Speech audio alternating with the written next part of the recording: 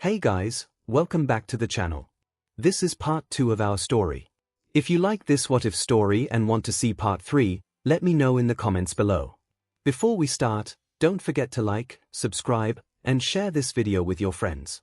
Also, check the description for more great content and my playlist.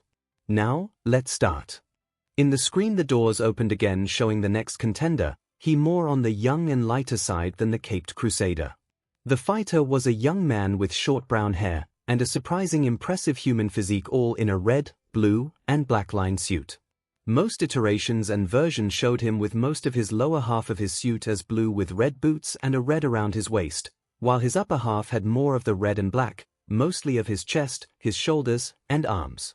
His face was also covered completely in a red and black lined mask with 2 white eyes. The black lines that were on the red of his costume were outlined similarly to spiderwebs.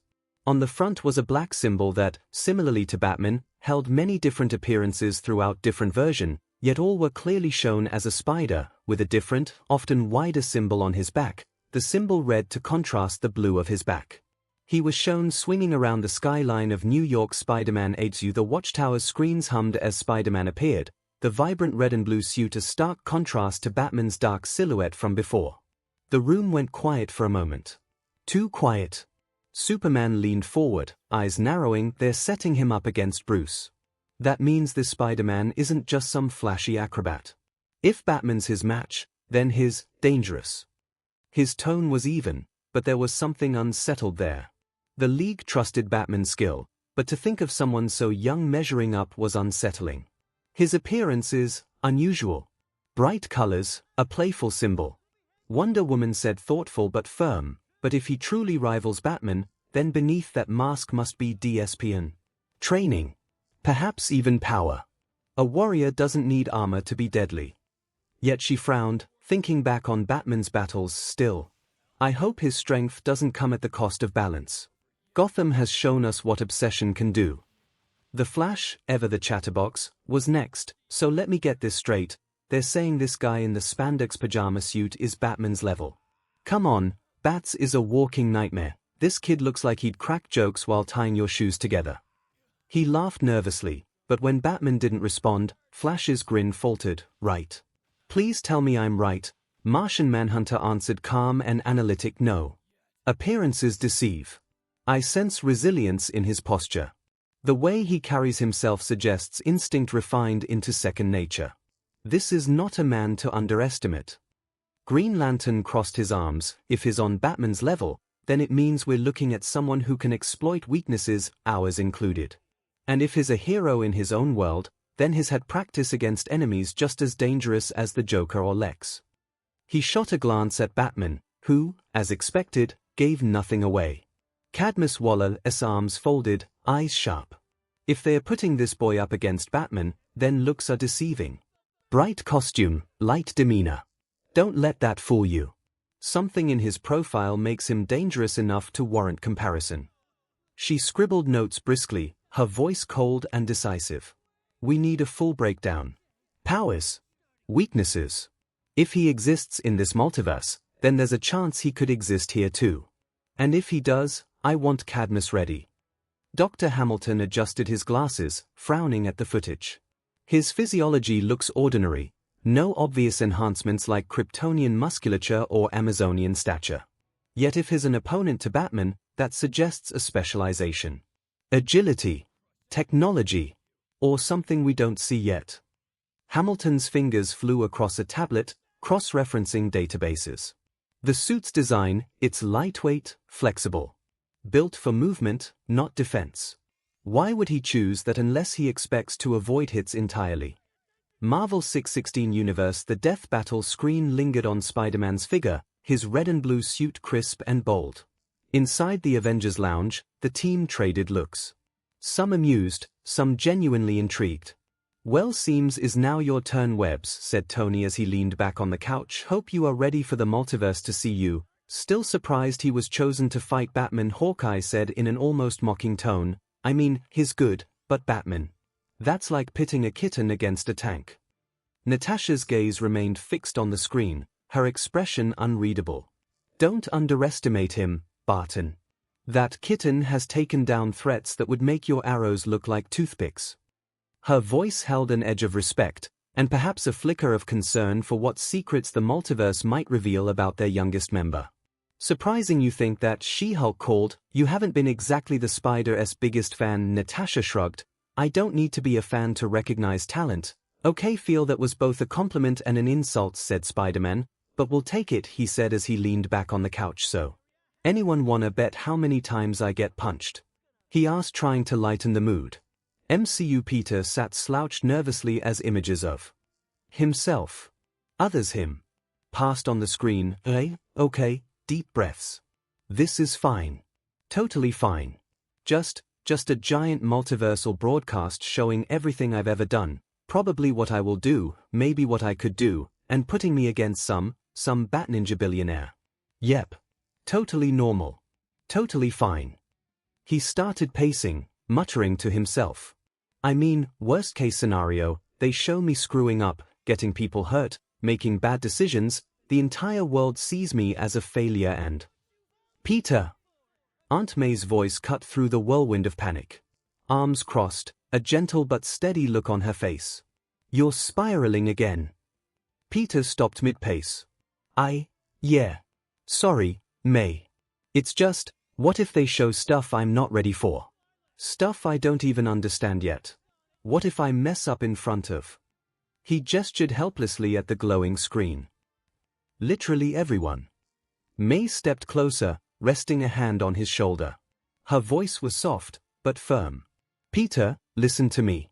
You don't need to carry the whole world on your shoulders, not right now. You're just a kid. You'll learn, you'll stumble, you'll grow. And if this thing shows your future, then we'll face it when it comes. Together. Peter's throat tightened. He stared at the mask, then at her. But what if Batman's better? What if everyone sees I don't belong out there? May cupped his cheek, making him look her in the eye. Then you show them the Peter I know. The boy who always gets back up, no matter how many times he falls. That's your power, even without the mask. For the first time since the announcement, Peter cracked a nervous smile. Thanks, May. The screen flickered again, Spider-Man's image rotating slowly, almost taunting him. Peter's smile faltered, and he muttered under his breath, but seriously, Batman? Why couldn't it have been, like, Squirrel Girl? Avengers compound. Tony Stark leaned forward on the couch, elbows on his knees, scotch untouched in his hand. His eyes darted over every pixel of the rotating emblem, calculating. Friday, he ordered, pull up everything we've got on the kid, Queen sightings, airport footage, even those blurry TikToks. If Batman's his dance partner, then I want to know why. Already compiling, boss, Friday replied. But, judging by the presentation, the analysis will reveal details far beyond any surveillance. Tony exhaled sharply. That's what I'm afraid of. Rhodey, sitting with his leg brace extended, crossed his arms. So let me get this straight. Whoever's running this circus thinks that your high school recruit is on the same tier as a billionaire ninja who takes down gods.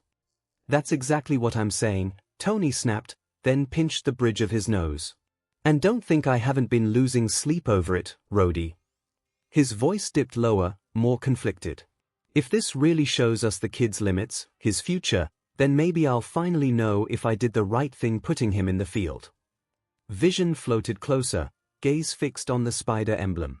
It is not unreasonable, Colonel Rhodes. Strength does not always lie in power. Perhaps this young man's importance rests in his resilience, or his ability to inspire. Rhodey gave a low grunt. Or he's just a kid being thrown to the wolves. Tony's jaw tightened. He didn't say anything, but the way his glass rattled against the table betrayed his unease. In the screen, the friendly neighborhood Spider-Man is one of the most popular and beloved superheroes of the Marvel Universe and beyond, and protects the streets of New York City. Whiz began Spidey's intro. Marvel's 616 universe. The words echoed across the tower's shared living space. The friendly neighborhood Spider-Man is one of the most popular and beloved superheroes of the Marvel Universe and beyond. Silence. Then Clint Barton snorted so hard his soda fizzed up his nose. Beloved? In what universe? Natasha smirked. Not this one. Peter, perched awkwardly near the back, tugged at his mask collar. Technically. I think they said beyond, so maybe some universes do like me more. His voice cracked halfway through, and the tips of his ears glowed red under the mask. Thor boomed with laughter, clapping him on the back so hard Peter nearly face-planted. Ha! Fear not, young Parker. Popularity is fleeting. Valor, however, endures. And you have that in abundance. Tony swirled a glass of bourbon, eyebrow-ped. Yeah, well, PR's never been your strong suit, kid. But if the multiverse thinks you're beloved, might mean you're doing something right, even if your Yelp score in New York still SC case. Peter groaned. Please, Tony, don't make Yelp reviews part of superheroing, curious. So our universe is called Marvel. Captain America interrupted, glancing between the screen and the others, and this Batman's universe is DC. He scratched his head, visibly struggling with the multiversal branding crisis. Good call, Cap. Tony muttered, rubbing his temples as if trying to stave off an existential headache. Do wonder if that's the name those two use to difference us from others or is like a general Watcher-esque classification. Well, we'll say like it. Make us sound kinda cool, said Spider-Manic. Marvel's Avengers sounds like a comic book, he joked. Tony scoffed into his drink. Kid, if you think branding is the weirdest part of this mess, I envy your optimism. His fingers drummed against the armrest, nails tapping out a staccato rhythm of restless energy. Baxter Building Johnny Storm immediately burst out laughing, nearly falling off the couch. Beloved. Oh, man. Parker's gonna milk that line forever if he hears it. Sue gave him a sharp look. Johnny, stop.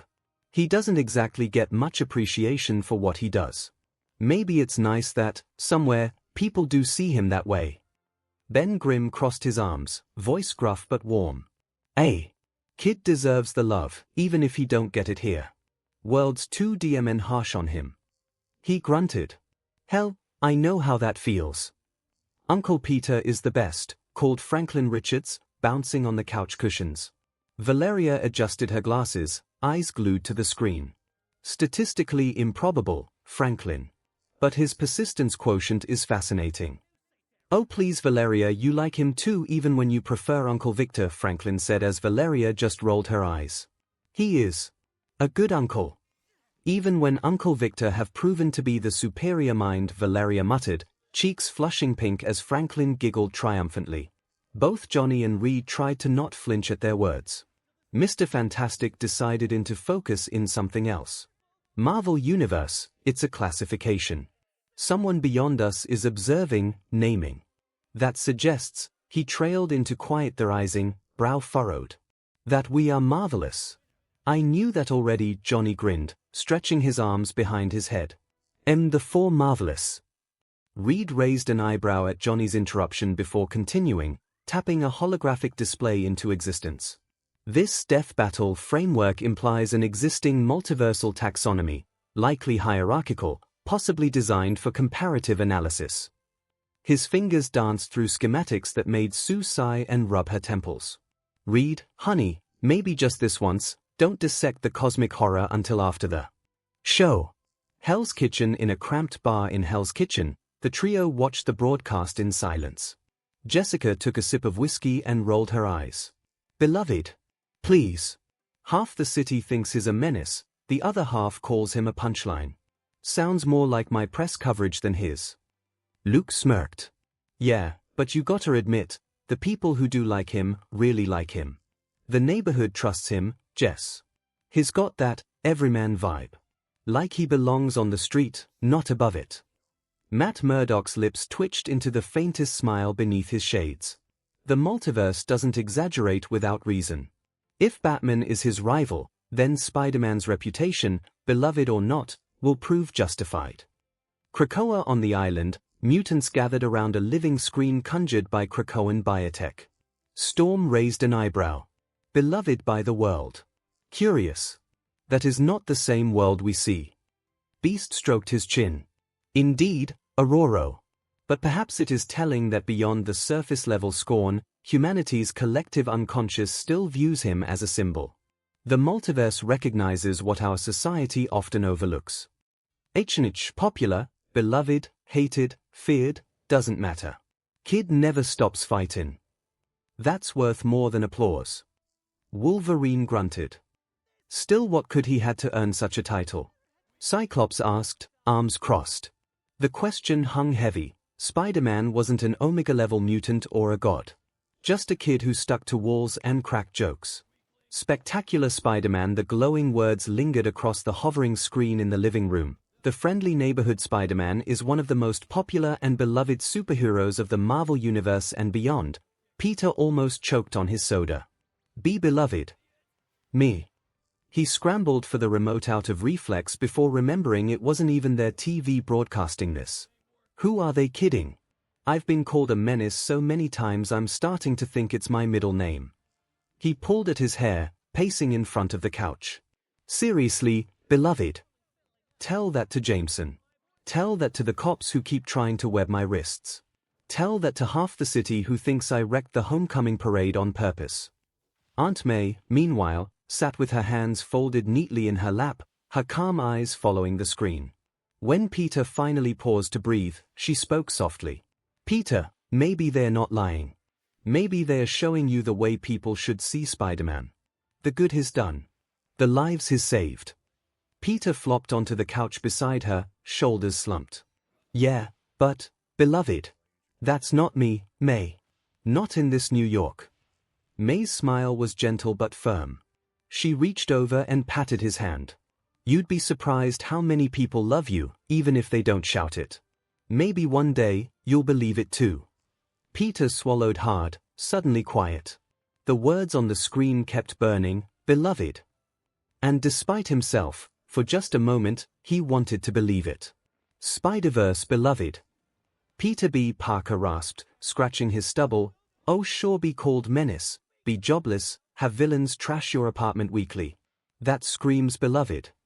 A slap on his shoulder called his attention to his wife, Mary Jane, and their baby Mayday. Well, excuse me, Mr. Hero, for not being able to love you more, Mary Jane said with a smirk as Peter B. groaned. You know what I mean, MJ. The multiverse clearly never had to deal with Jameson. You do realize that a multiverse also means infinite Jameson's right, she said, making him groan louder.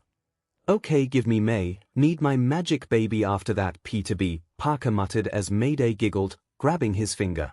Across dimensions, Gwen Stacy watched the descriptor with wry amusement. Beloved. Guess I missed that memo, she murmured, fingers tapping her drumsticks against her knees. In his own universe, Miles Morales looked down on the street, seeing crowds lower their heads in respect at the mention of their past hero, beloved. Yeah. That fits, he said softly, a bittersweet ache blooming in his chest as he remembered Peter Parker's final sacrifice. Below, an elderly woman placed flowers beneath a mural of Spider-Man swinging heroically. My Hero Academia universe present MIC nearly choked on his drink. The most beloved. Hey, that's supposed to be All Might's gig. Aizawa's eyes narrowed, arms crossed. If the multiverse calls him beloved, it means he's earned it. Labels like number one don't matter. What matters is how people feel when they see you. Midnight leaned forward, smirking faintly. Still, doesn't it make you wonder? All Might built an image, a symbol. This Spider-Man, if he reached beloved without stagecraft, that's something else. Well, he doesn't seem particular muscled nor have a name that impressive, Vlad King said.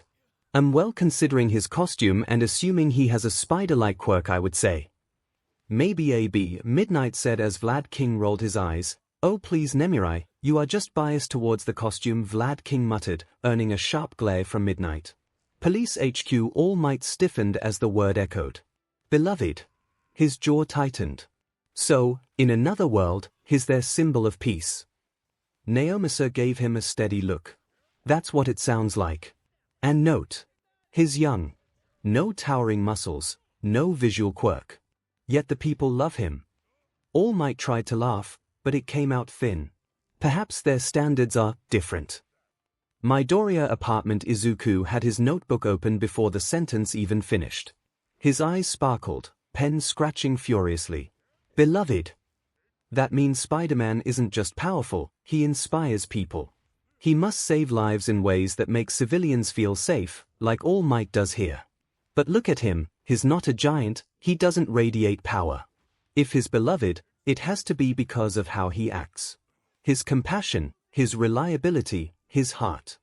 He clutched the pen to his chest, whispering, "A hero beloved without being the strongest, that's everything I dream of becoming." One Punch Man universe. The S-class heroes sat around the table, their reactions ranging from scoffs to thoughtful silence.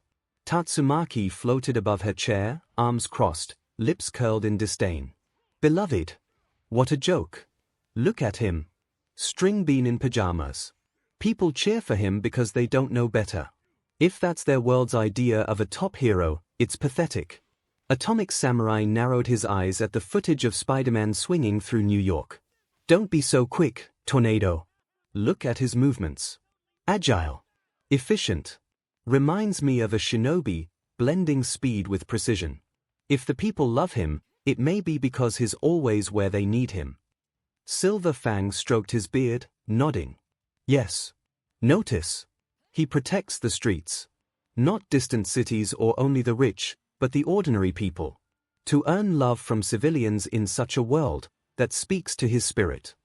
Metal Bat grinned, leaning back with his weapon resting on his shoulder. Beloved, here. Looks more like the type who'd get bullied in high school. But hey, if he's throwing fists and people cheer for him, guess he's doing something right. Drive Knight watched quietly, gears whirring, then muttered, Beloved. That word is dangerous. Adoration can cloud judgment. But it also means they trust him without question. That's a power no weapon can match. At the edge of the table, King fidgeted nervously, eyes glued to the screen. His beloved, here. He must save a lot of people. I wonder if that's why they never doubt him. Z-City Saitama slurped his ramen loudly, finally shrugging. Beloved, not beloved, whatever. Doesn't matter. If he saves people and they like him for it, good for him. He tilted his head. Spider Guy seems fun. In the screen once, Peter Parker was a wimpy, skinny, powerless nerd with no friends. Boomstick began too, showing a nerdier, skinnier Peter Parker being bullied. He was often bullied by a stereotypical blonde douchebag, and his infamous Parker luck had got him into trouble and humiliating repeated sessions of being locked inside his own locker. Peter was an orphan too, his parents dying in a plane crash, and lived with his supportive Uncle Ben and Aunt May. Wiz added, the former of whom gave the most inspirational and iconic, motivational quote of all time. Boomstick said, with great power comes great responsibility. Uncle Ben said to Peter in his car. Marvel 616 universe. Peter hunched forward, shoulders tense, as images of a scrawnier, lonelier version of himself being shoved into lockers filled the room. He muttered something under his breath, too low for anyone else to hear. But when Uncle Ben's voice echoed, with great power comes great responsibility, Peter's eyes locked on the screen, his jaw tightening. The phrase struck him like it always did, a wound that never fully healed, and a compass that never let him stray. Tony Stark leaned back in his chair, arms crossed, trying for levity but unable to hide the thread of admiration in his tone. So the kid's whole philosophy boils down to one sentence. Simple. Elegant. Honestly. Better than half the CRP I've written in company mission statements. He smirked, but then looked at Peter more seriously. Guess you're not just the bug with cool tech. That's conviction, Parker. Beside them, Steve Rogers nodded, voice steady and approving. That's duty. Pure and simple. Your uncle was a wise man. He placed a reassuring hand on Peter's shoulder, the kind of gesture that didn't need words.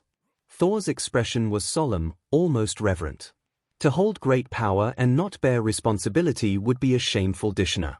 His words ring true even in Asgard. Hawkeye chuckled, but even his tone was tinged with respect. Kid's carrying something heavier than Mjolnir, and it ain't his web fluid. Well. At least now we know where that phrase come from, She-Hulk muttered, trying to lighten the mood. I'm pretty sure he has said where he got it, Carol said as Peter just shrugged, his eyes still fixed on Uncle Ben's image. Yeah, but hearing it like this, it's different. His voice was thick, and he quickly wiped at his mask lenses.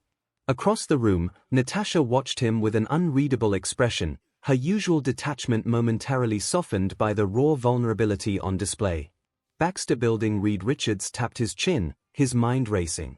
A simple phrase, but universal. Responsibility as the counterbalance to power, remarkable how a single tragedy crystallized such a philosophy. His voice was quiet, analytical, but tinged with respect. Sue Storm's eyes softened as she watched the young Peter. He had to grow up so fast. Johnny Storm had smirked at first, seeing Peter shoved into lockers, but his smile faltered when Uncle Ben spoke. Even he couldn't shrug off the weight behind those words. Ben Grimm grunted, his gravelly voice breaking the silence. Kid's tougher than he looks. Ain't just muscle, it's heart. Franklin and Valeria narrowed their eyes on the image of their uncle being pushed into lockers. Mentally making a note of check databases to find those bullies. And ask Uncle Victor if he could spare some doombots. Krakoa Storm smiled faintly, her voice soft, almost reverent. Even the smallest spark can light the darkest skies. His uncle gave him that flame. Wolverine let out a puff of smoke, shaking his head. Kid's been through hell, but he wears it better than most. That line. That's not just words.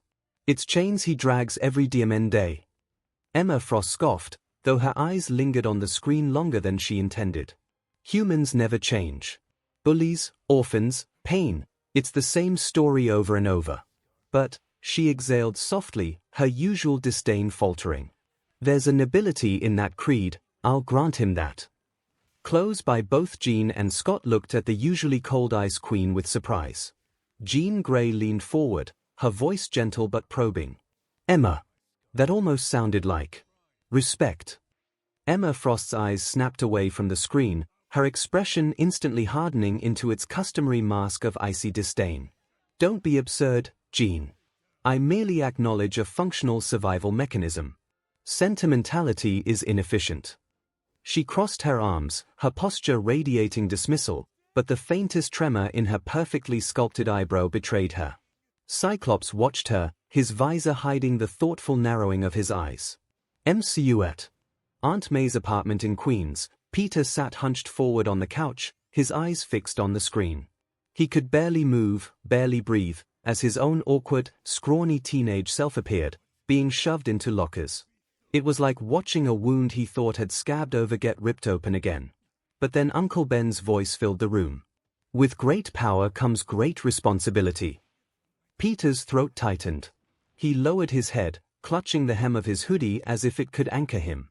The room seemed to go silent except for those words echoing in his head. Aunt May, sitting beside him, instinctively reached out, placing her hand over his. Her voice was gentle, steady. He'd be proud of you, Peter. More than you'll ever know. I try, Peter whispered, blinking hard. His voice cracked a little. But what if it's never enough? What if I mess it up? May gave him a small smile, brushing his hair back like she used to when he was younger. The fact that you ask that you care, that's why you won't fail. At the Avengers compound, the others had been watching too. Tony Stark leaned forward in his chair, the usual smirk gone. He'd seen 100 origin stories hell, he was one but this one hit him differently. Kids carrying his whole world on a single sentence. He muttered, almost to himself. Guess the old man knew what he was doing. Rhodey crossed his arms, nodding. That soldier talk right there. I've heard generals give pep talks with less impact. And this kid, he made it his code.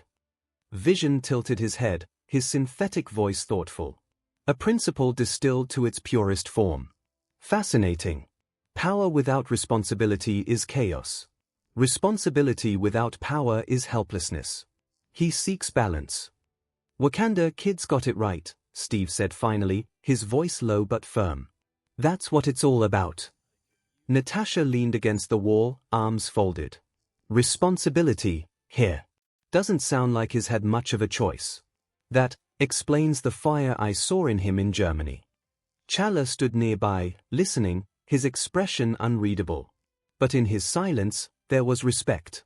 Space far beyond Earth, in the dark expanse of his sanctuary ship, Thanos sat watching the broadcast. His massive hands folded, expression unreadable as the image of a frail boy filled the screen. A boy with no throne, no armies, no power. Just pain, loss, and then words. With great power comes great responsibility. The Mad Titan leaned forward slightly, his deep voice echoing across the chamber. Yes, yes. The boy understands. Power is not gift. Power is burden. It demands sacrifice. His golden eyes narrowed, glinting with something almost like respect. The Black Order stood behind him in silence, uneasy at the rare hint of admiration in their MSDR's tone. Thanos clenched his gauntleted fist. But his view is small. His responsibility is his city, his world. Mine is the universe.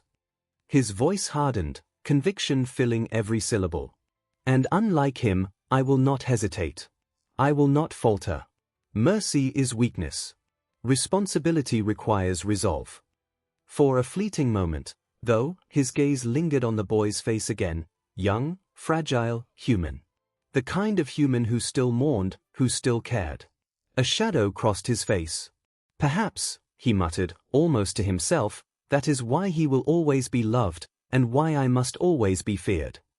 ADCU inside the watchtower, the League members sat quietly as Peter Parker's story unfolded. The image of a frail boy, bullied, orphaned, trying to make sense of the world, lingered on the massive screen. Superman's brow furrowed. His parents, gone in a crash. Raised by his aunt and uncle. That much pain at such a young age, his tone softened. It sounds familiar. His eyes flickered to Bruce. Wonder Woman nodded slowly. Another child marked by loss, yet who chose to rise instead of fall. A different path, but the same shadow cast. Well, now we have some reason for this pairing. Similar backstories with you both coming out as animal-theme heroes, Flash muttered, rubbing the back of his neck as Batman remained silent, though his fingers flexed subtly against his gauntlets, betraying the tension beneath the cowl's stoicism. But, Bruce. You ever get pushed into lockers? The attempt at levity fell flat when Batman's glare could have peeled paint off the watchtower walls. The camera had frozen on Uncle Ben, repeating the phrase, "With great power comes great responsibility." John Johns tilted his head, his telepathic senses picking up the weight of those words. He was given power through chance, not choice, yet chose to see it as duty. A principle, not unlike your own, Batman. All eyes shifted toward the Dark Knight. He remained silent, cape drawn, his jaw tight. Green Lantern smirked faintly, though there was no malice in it. Guess you're not the only brooding orphan who took a tragedy and turned it into a crusade. But Flash leaned back, serious for once. Yeah, but look at him. He's just a kid. A kid who still believes in responsibility. Not revenge. That's a heavy thing to carry when you're barely old enough for prom. Batman finally spoke, his voice low and even. Loss shapes us. But responsibility defines us. He didn't look at the screen again, but Diana noticed how his hands clenched ever so slightly. Cadmus Waller stood with arms crossed, her sharp eyes narrowed as the feed replayed Uncle Ben's words. With great power comes great responsibility. Responsibility, she muttered, her voice laced with equal parts scorn and respect. That's what makes him dangerous. Dr. Hamilton glanced at her, curious. You think a teenager with that kind of idealism is dangerous? Waller's lips tightened into a thin line. Idealism turns into stubbornness. Stubbornness into defiance. Same kind of spark Wayne carries. But this one's even worse, he's young. He's impressionable. And unlike Batman, he isn't fueled by vengeance alone. He believes he has a moral duty. People like that don't bend, Hamilton. They don't break. They stand in your way. On the monitors, Peter Parker's bullied, lonely childhood played back. His uncle's guiding voice contrasted with Batman's story of trauma and rage. One of Cadmus's operatives leaned in. Compared to the Bat, he seems softer. Less threatening. Waller shot him a glare sharp enough to cut steel. Never underestimate the ones who fight because they believe. Wayne fights to settle his demons. This Parker kid fights because he thinks he owes the world. That makes him relentless. And it makes him a liability if he ever steps onto our board. She turned back toward the screens, her mind already working a dozen scenarios. Keep watching. If is considered Batman's equal, then every detail matters. A boy with power and a philosophy. That's not a friendly neighbor, that's a potential problem. Danny Phantom Universe at Fenton Works, Danny, Sam, and Tucker sat glued to the glowing screen. The images of a skinny, bullied Peter Parker being shoved into lockers hit a little too close to home for Danny. Danny leaned back in his chair, expression tightening as Uncle Ben's voice echoed, "With great power comes great responsibility." "Yeah," Danny said softly, almost to himself. "That's exactly it. That's what I've been trying to do all this time." He glanced at his hands, remembering the day the accident gave him his powers. "I didn't ask for this. But I couldn't just ignore it either." His voice carried a quiet conviction, one Sam had heard only when Danny was at his most serious. Sam's lip curled in her usual dry sarcasm as the image of Flash Thompson tormenting Peter replayed. Of course. Even in another universe, the blonde jock bully cliché is an eternal constant. Can't have a good origin story without some meathead stuffing the nerd into a locker. Tucker snorted. Guess lockers across the multiverse are just destined to be weapons of mass humiliation. He adjusted his PDA, but his eyes lingered on Peter's lonely figure. "Man, kid had it rough. Almost like you, Danny. School loser, bullied, no one to really get it. Until the powers came along." Danny frowned, but there was empathy in his voice. "Yeah, but he had Uncle Ben and Aunt May, someone to guide him. All I had was figuring it out on my own." He paused, letting Uncle Ben's words sink in again. "Great power, great responsibility. Still, I get it. I really do." Sam's tone softened as she crossed her arms, giving Danny a sideways look. "And that's why you're one of the good ones, Danny. You didn't need anyone to give you a motto. You made your own. But it's nice to know even across universes, there are people who get it too." Danny nodded, his eyes drifting back to the screen. "Yeah. Guess me and Spider-Man, we're not all that different." One Punch Universe at Hero Association HQ, murmurs spread through the crowd of heroes gathered around the big screen. "With great power comes great responsibility, TCH. Sounds like something they'd slap on a recruitment poster," Atomic Samurai muttered, unimpressed. "Responsibility." Puri Puri Prisoner tilted his head. "Most heroes I know just take responsibility for their own egos and fan clubs." Flashy Flash rolled his eyes. "That kid looks like a weakling.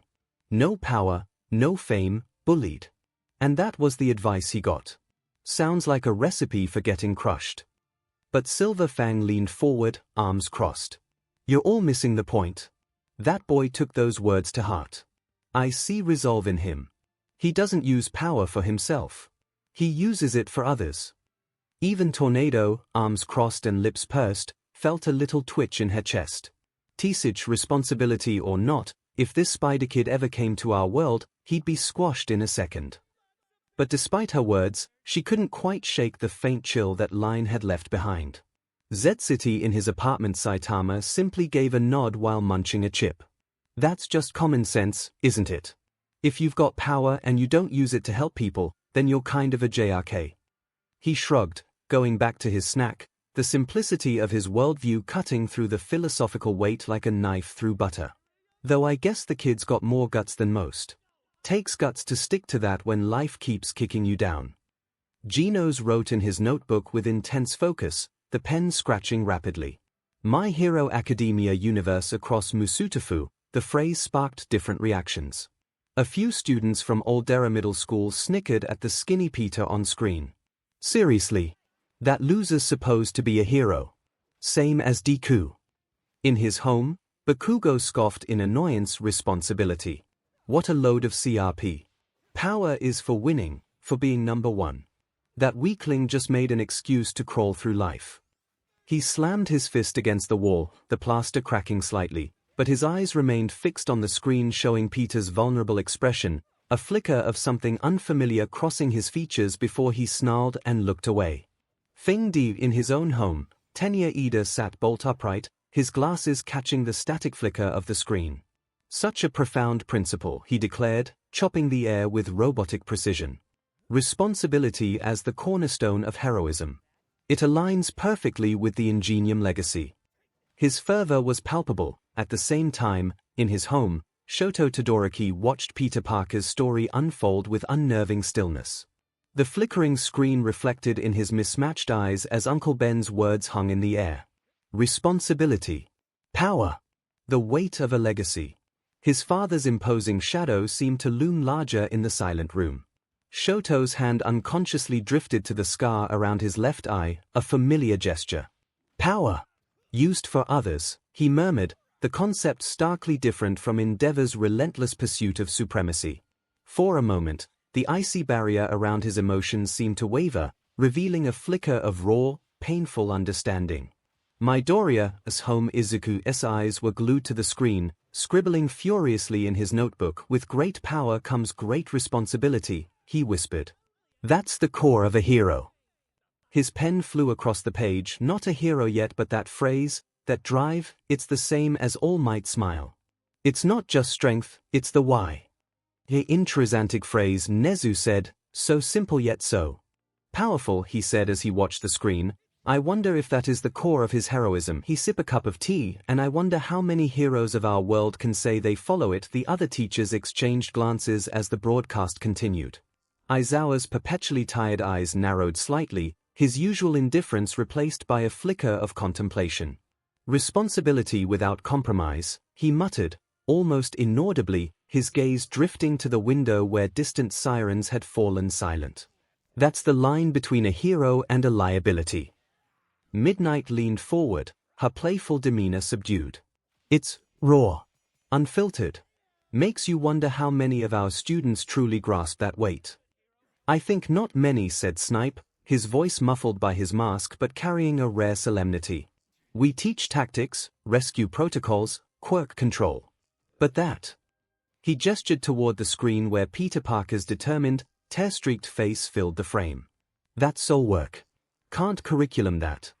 His gloved hand tightened around the brim of his hat.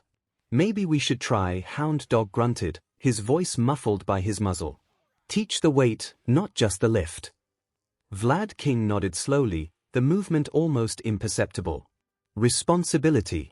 It's the gravity holding power together. Without it, you just have chaos. In an alley, Darby smirked, flicking a flame across his fingers. Sounds like the kind of CRP heroes feed kids to keep them in line. Responsibility, here. Heroes take responsibility for nothing. They get their licenses, strut around like celebrities, and when they fail, people like us get blamed. Toga twirled her knife, tilting her head. Still, it's kinda cute, isn't it? A boy who thinks he has to protect everyone, even when the world spits on him. I'd love to cut open that sense of responsibility and see what color it bleeds. Spinner frowned, surprisingly thoughtful. If quirks are power, then maybe that line should be true, but society doesn't live by it.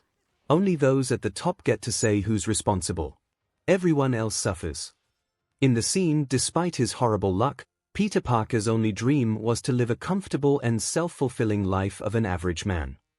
Wiz noted. Then one day the universe said F no, and he got bit by a radioactive spider that gave him the powers of a spider. Boomstick revealed, showing Peter getting bitten by an unusually colored spider and his genes mutating.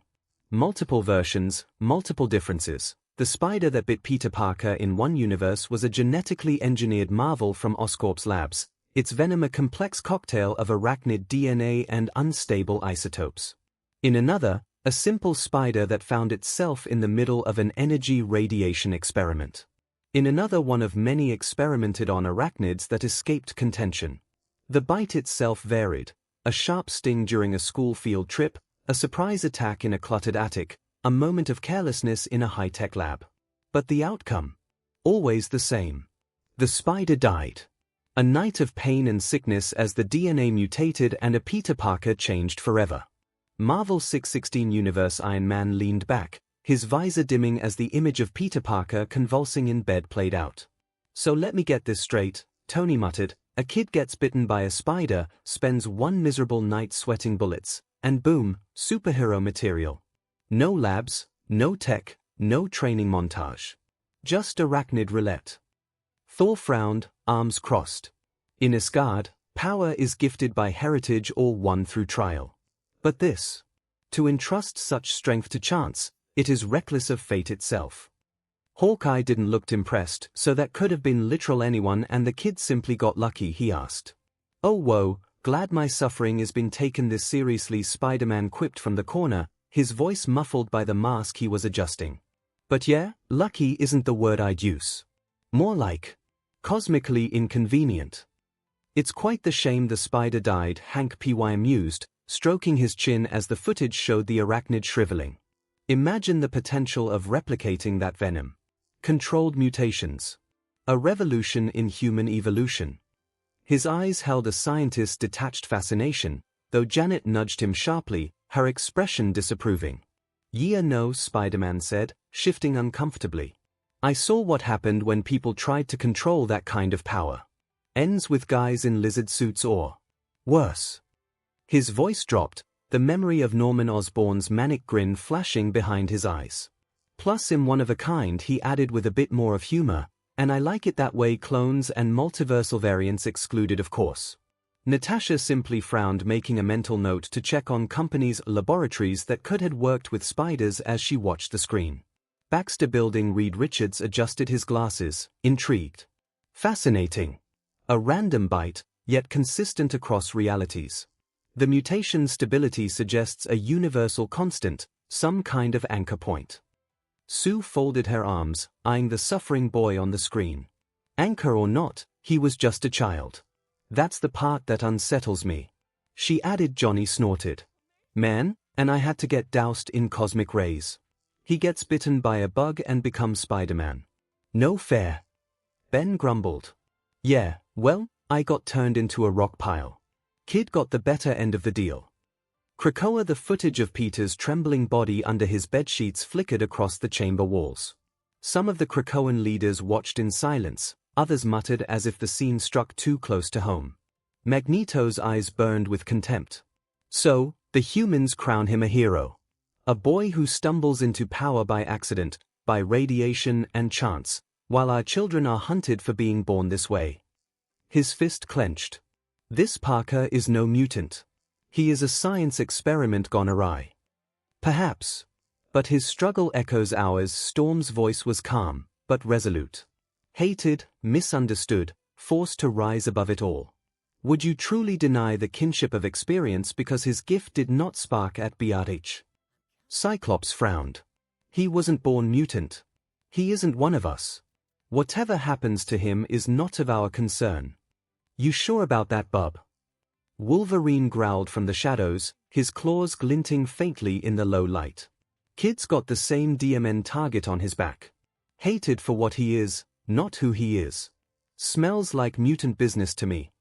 His gruff voice cut through the tension, a reminder that persecution often blurred the lines between accident and birthright. Hiding his face, hunted by authorities, protecting a world that fears him. Emma hummed, sound familiar, only difference he wasn't born with the power, he was given it by accident, she added with a smirk. And again, this aptitude made more than one look at her with suspicion.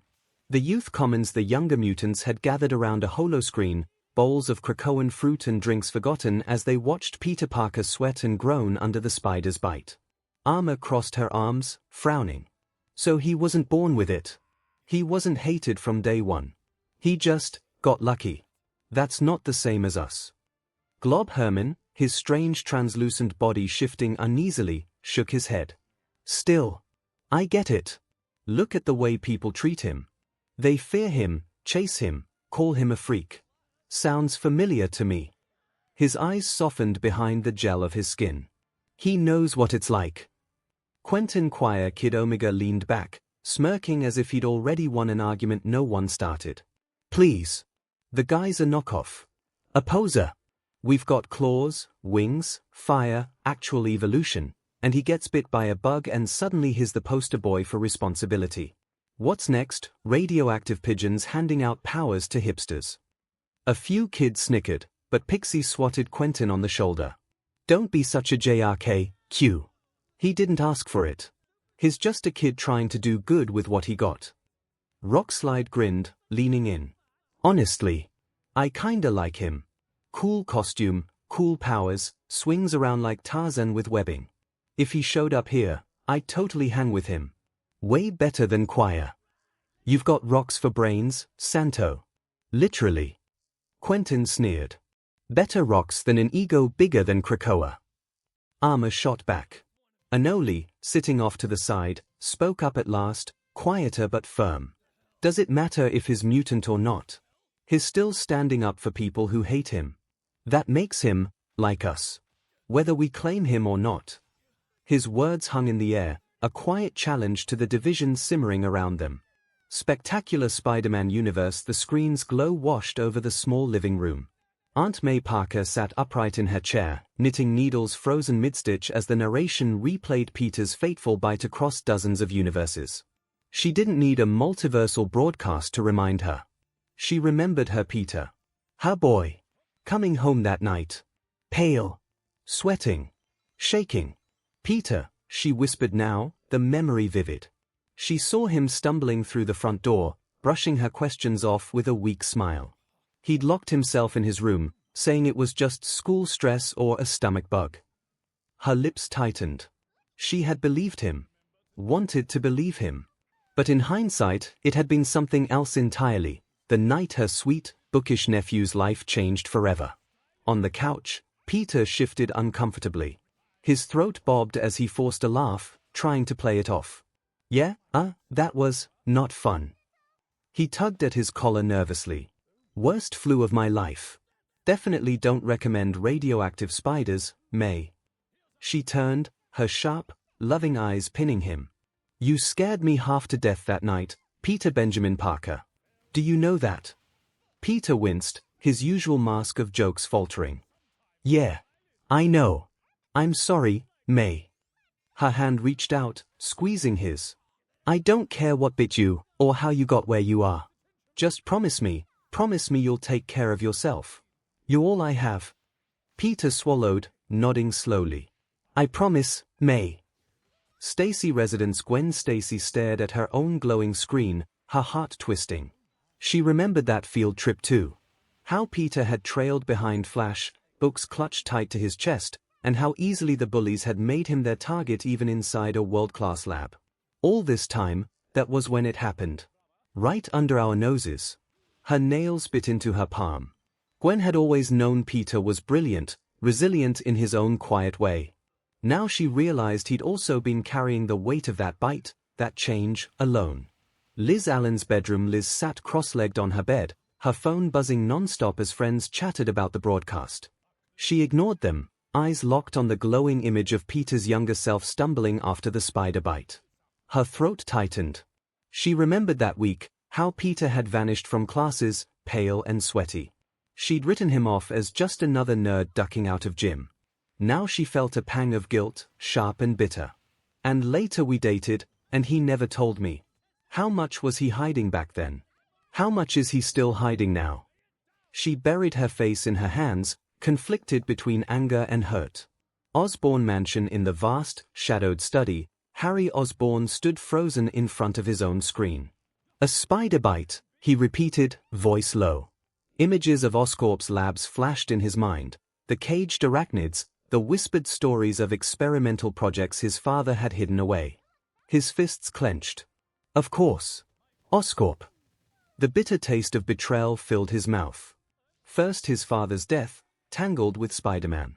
Now this, Spider-Man's 𝐵𝐻, woven directly into Oscorp's walls. Harry slammed his fist against the desk, the wood cracking beneath the blow. If that spider came from my father's work, his eyes narrowed. Then Spider-Man's BLD is just as much Osborn property as anything else. And I'm going to prove it. Ultimate Spider-Man Universe 𝐔𝐬 training base. The screens flickered across the lounge, projecting Peter Parker's origin story in all its painful detail.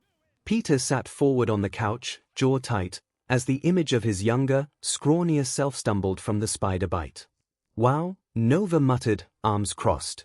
So it was just a bug. I thought maybe gamma rays, alien DNA, something cool. But nope, just dumb luck. Not luck. White Tiger cut in, her tone sharp. He turned it into something. Luck didn't train him. Luck didn't keep him alive this long. He did that. Peter rubbed the back of his neck awkwardly, not looking at any of them.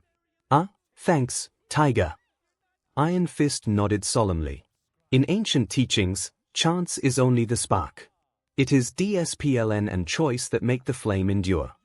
Yeah, wax poetic. Nova leaned back, smirking. Still sounds like a freak accident to me. Peter shot him a look.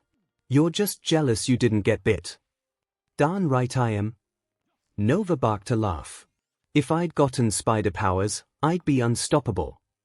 Or unbearably annoying, White Tiger muttered under her breath. On the couch's edge, Luke Cage finally spoke, voice low but steady.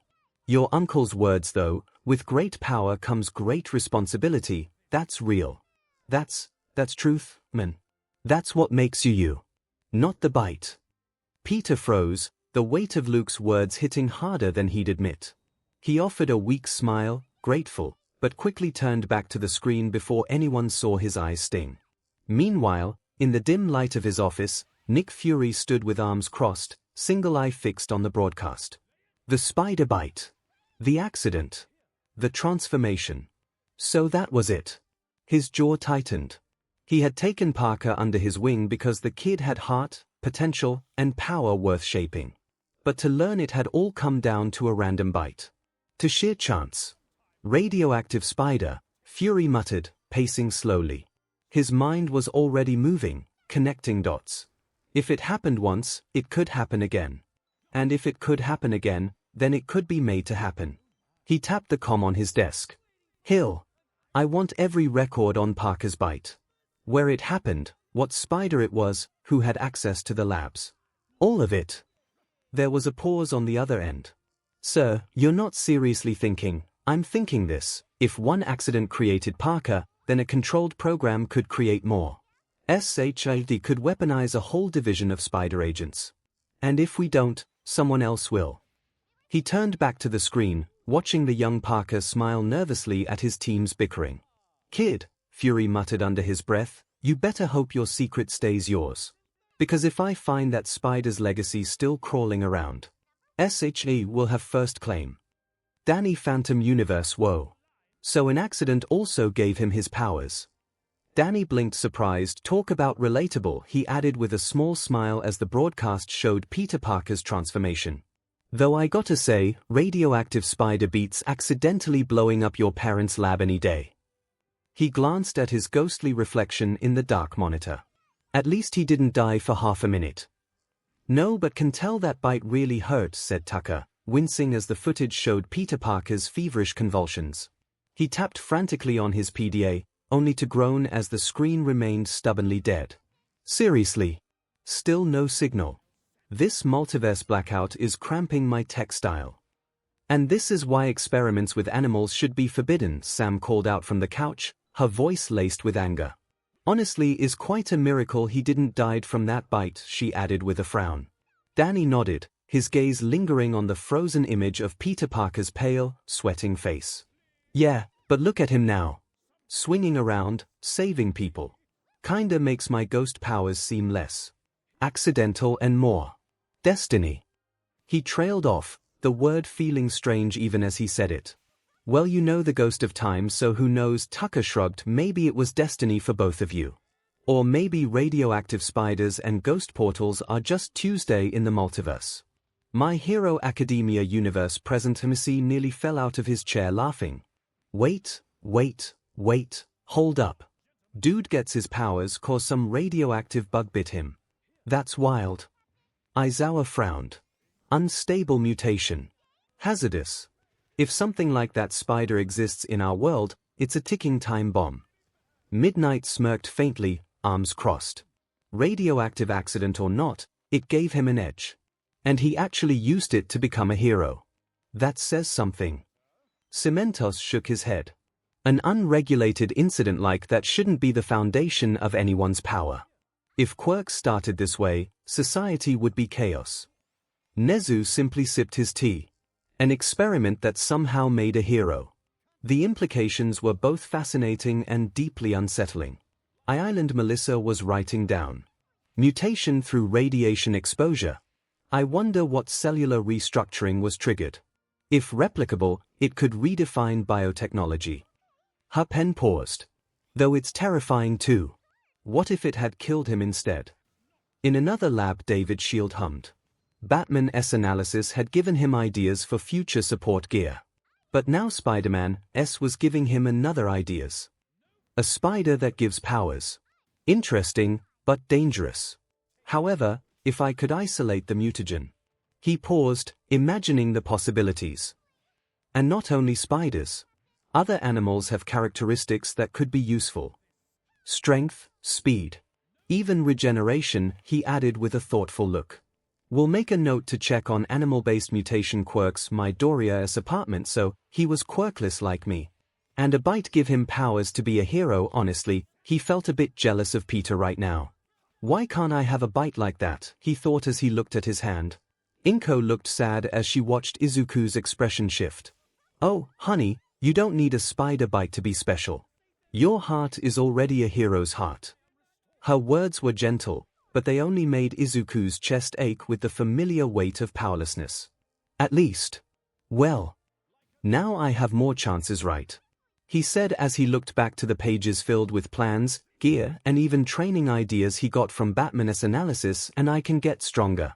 I can be a hero. Even without a quirk, he added with a small smile. MLP Universe Equestria, wait a darn minute, Applejack exclaimed. You telling me he got bitten by a spider and suddenly he can lift cars? That ain't how biology works. Her hooves stomped the floor as Twilight Sparkle's horn glowed brighter, scanning the frozen image of Peter's transformation. It's not just the bite, Applejack, Twilight said. During my time on the other side of the mirror I learned a bit about this thing called radiation. Her horn flickered as she projected a shimmering diagram of DNA strands. It causes mutations, rewriting the very building blocks of life unpredictably, she explained. The spider was irradiated, its venom altered, and when it bit Peter Parker, it rewrote him. The other ponies and Spike stared at the diagram, their expressions a mix of awe and horror. Pinkie Pie tilted her head as she processed the information. So, it's like when I eat too many cupcakes and get super-duper bounce powers. But permanent. She blinked, trying to reconcile chaotic dessert physics with genetic rewriting. More like the spell I used to turn us into breezes that one time, said Twilight. Only difference would be instead of giving us the shape and size of one, it would mean giving us the powers of one, she added, and without the magic to reverse it. Fluttershy gasped softly, pressing a hoof to her chest. Oh, the poor dear. Imagine waking up with spider legs. She shuddered, picturing extra limbs sprouting from Peter's back. Did he grow extra eyes too? Her voice was a worried whisper, filled with sympathy for the unseen horrors of mutation. Doesn't seem so, but let's keep watching. The analysis probably will tell us more, Twilight said as the broadcast continued. In the screen, and now he's a radioactive superhero with no friends. Or uncle. Boomstick revealed. After his transformation, he decided to cash in on his powers by gaining money wrestling. But when he was cheated out of it, a criminal robbed the man and Peter let the criminal go. Wiz revealed.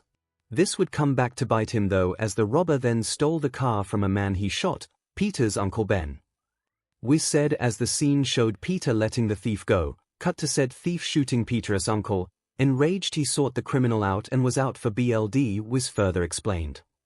But upon catching the man, he showed mercy, remembering his uncle's words, and handed him to the police and decided to use his great powers for the good of others and became a superhero. Marvel 616 Universe. The footage hit like a gut punch. The moment Peter turned his back on the robber. The gunshot. Uncle Ben falling. Silence settled over the room, broken only by Peter's ragged breath. He sat stiff on the couch, mask off, hands gripping his knees so tight his knuckles whitened. Peter, Steve Rogers said softly, his voice low with sympathy. You've been carrying that since you were a kid. He had heard of this before, the why of his mission. But seeing it, that was different. Peter's jaw clenched. Since day one. His voice cracked, but he forced himself to keep watching. That's why I do this. Why I can't stop. The image of Ben's crumpled form lingered on screen, a wound ripped open anew. Tony Stark, usually ready with a quip, stayed uncharacteristically quiet. His gaze lingered on the younger man. One mistake, one moment, and the kid built his entire life around it. The billionaire exhaled through his nose, suddenly feeling the weight of his own demons pressing harder. How many times he has made a mistake. How many times he chose to blame others but himself and then just pass out with a bottle, with a party, with a "I don't live in the past" attitude. He looked at Peter and saw a reflection of the responsibility he himself had run from for years. "Kid," he murmured, almost too low to hear, "you never told me it was that raw." Thor also was seeing a reflection of a young cocky boy thinking he was ready, that he was invincible, that he was worthy to rule. He had been there when the consequences of one's actions finally catch up. And like him, the spider stood back up, a warrior forged in guilt and responsibility. "A heavy burden," the thunder god murmured, his voice thick with empathy. "But one that shapes true heroes." Yes, like him. With the only difference that he actually made an effort to not fall in the same mistakes and become one of Midgard's greatest warriors with whom he was honored to fight alongside. "I welcome you to Valhalla, Ben Parker, as you raised a hero worthy of the gods," he added with a small smile. Nearby, Natasha's brow furrowed. She had blood on her own hands, plenty of it.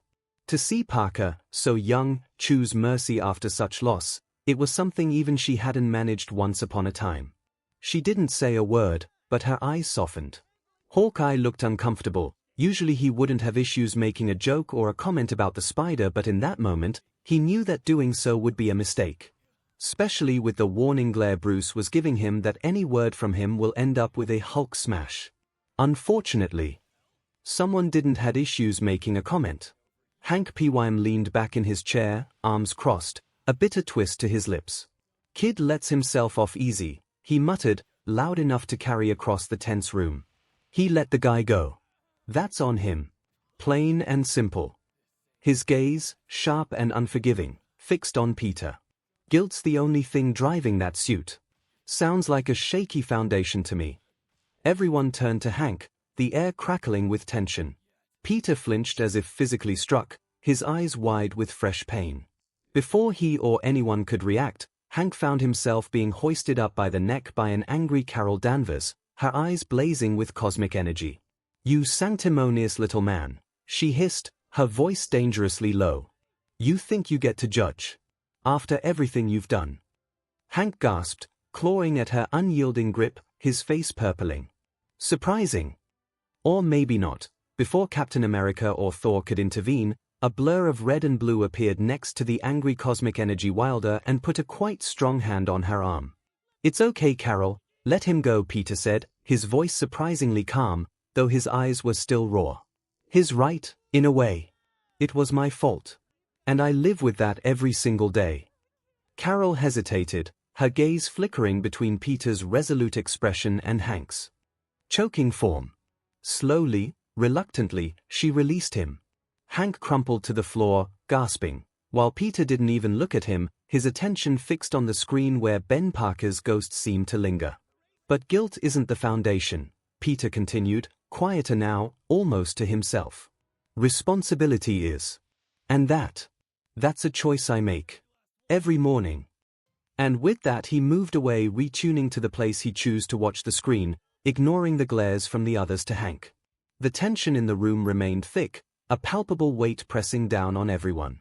"You make another comment, and I will personally make sure you get a trip into space, without suit," Carol growled at Hank, her voice a low, dangerous vibration that made the air crackle. Hank scrambled back, clutching his throat, his earlier arrogance replaced by raw terror as he met her burning gaze. He wisely kept his mouth shut, slinking to the far corner of the room under the silent, disapproving stares of the other Avengers. Baxter Building Sue Storm's hand flew to her mouth as the gunshot echoed. Reed's eyes narrowed, sadness flickering beneath his usual analytical detachment. Valeria, uncharacteristically quiet, whispered, He lost his uncle because of a choice he made." Franklin, fists balled at his sides, muttered, "That's not fair. He was just a kid." Reed laid a hand on both their shoulders. "Life rarely is, children. But Peter turned tragedy into responsibility. That is remarkable." Valeria frowned. Still, he blames himself, doesn't he? Reed's silence was the only answer she needed. Krakoa the mutants had mixed reactions. Jean Grey's face crumpled at the sight. That's why he's so driven. He thinks it's his fault.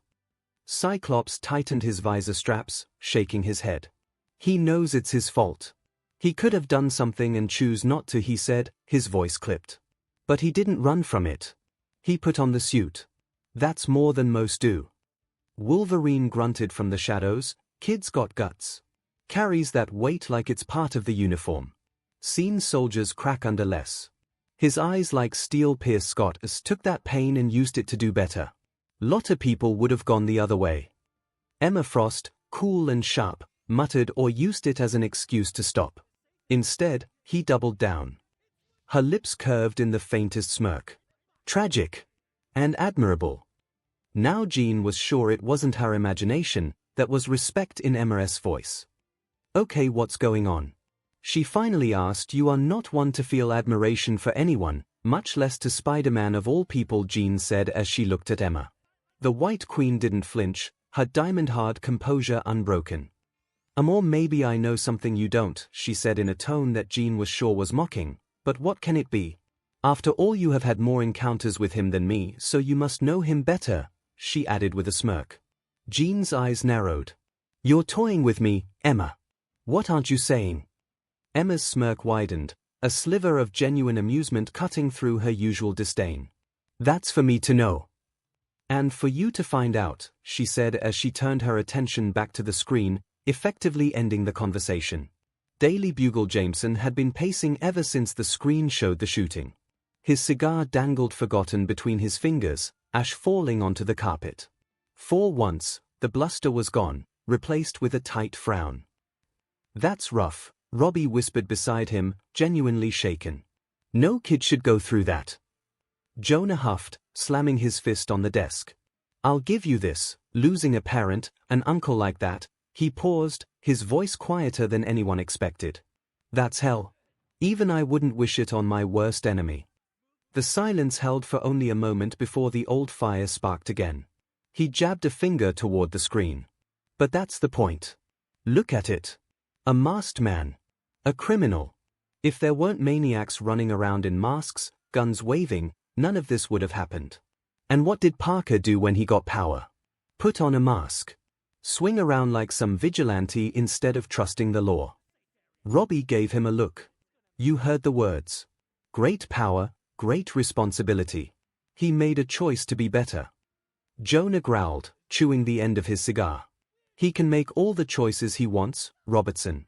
But mark my words, the masks always make more trouble than they solve. Osborn Penthouse Norman Osborn leaned back in his chair, a thin, cruel smile tugging at his lips. So that's the seed of it all, he murmured. A dead uncle. A guilty conscience. He tapped his glass of brandy. No wonder the boy's so obsessed with saving everyone. He's not driven by justice, he's driven by fear. Fear of failing again. His eyes glimmered with cruel satisfaction. Break the boy's spirit, remind him of that night, and Spider-Man crumbles. MCU Peter's knuckles were white where they gripped the arm of the couch. His throat felt tight, his mask folded on the table beside him as if it were watching too. When the gunshot echoed through the speakers, he flinched like it had happened yesterday. His breath came sharp, shallow. May's hand was on his shoulder instantly. She didn't look away from the screen, but her eyes glistened. Ben would be so proud of you, Peter. Not because of the powers. Because you chose to be better.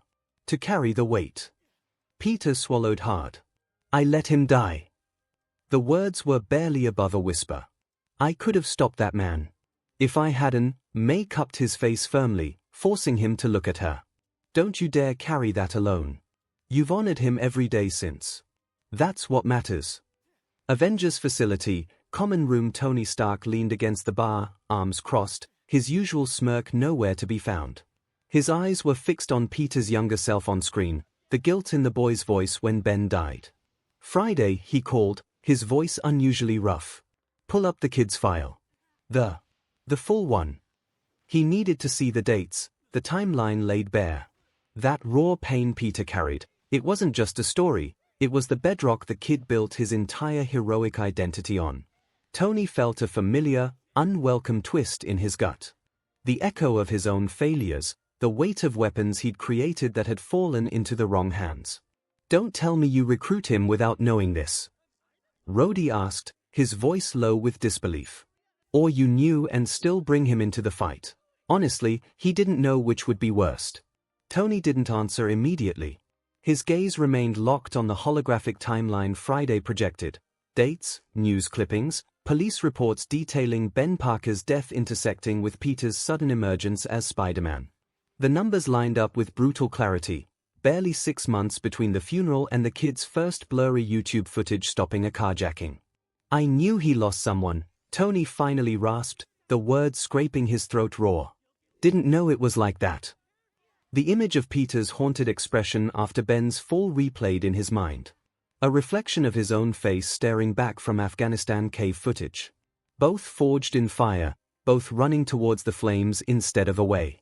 "That kind of guilt can be corrosive," Vision said. "We already saw what it can do thanks to the analysis of Batman," he added, his synthetic voice holding a strange gentleness as he watched Peter's holographic timeline flicker. Peter Parker transformed it into a moral compass. An impressive feat of psychological resilience, yet the risk of the mission becoming the sole anchor for identity remains. His gaze shifted subtly towards Tony, who was staring at the projection with unnerving stillness. "Then I make sure that his next suit is not a black one," Tony muttered, a dark joke masking the sudden ache in his chest. Wakanda. The screen dimmed, showing young Peter turning away from the thief who would later kill Uncle Ben. The moment the gun fired, silence fell heavy in the chamber. Steve Rogers closed his eyes, his jaw tightening. "So that's what drives him," he murmured. His voice carried both empathy and regret. "He's just a kid, and he's already lost more than most adults ever should." Natasha Romanoff's face was unreadable, though her eyes softened. "Loss like that, it either breaks you or turns you into something stronger. For him, it was both." She exhaled slowly. "It explains the guilt I saw in him. He carries it everywhere, like a shadow." T'Challa leaned forward, his hands clasped. "To carry such responsibility after such tragedy, it is both noble and dangerous. In Wakanda, we believe a child should never bear the weight of an adult's war.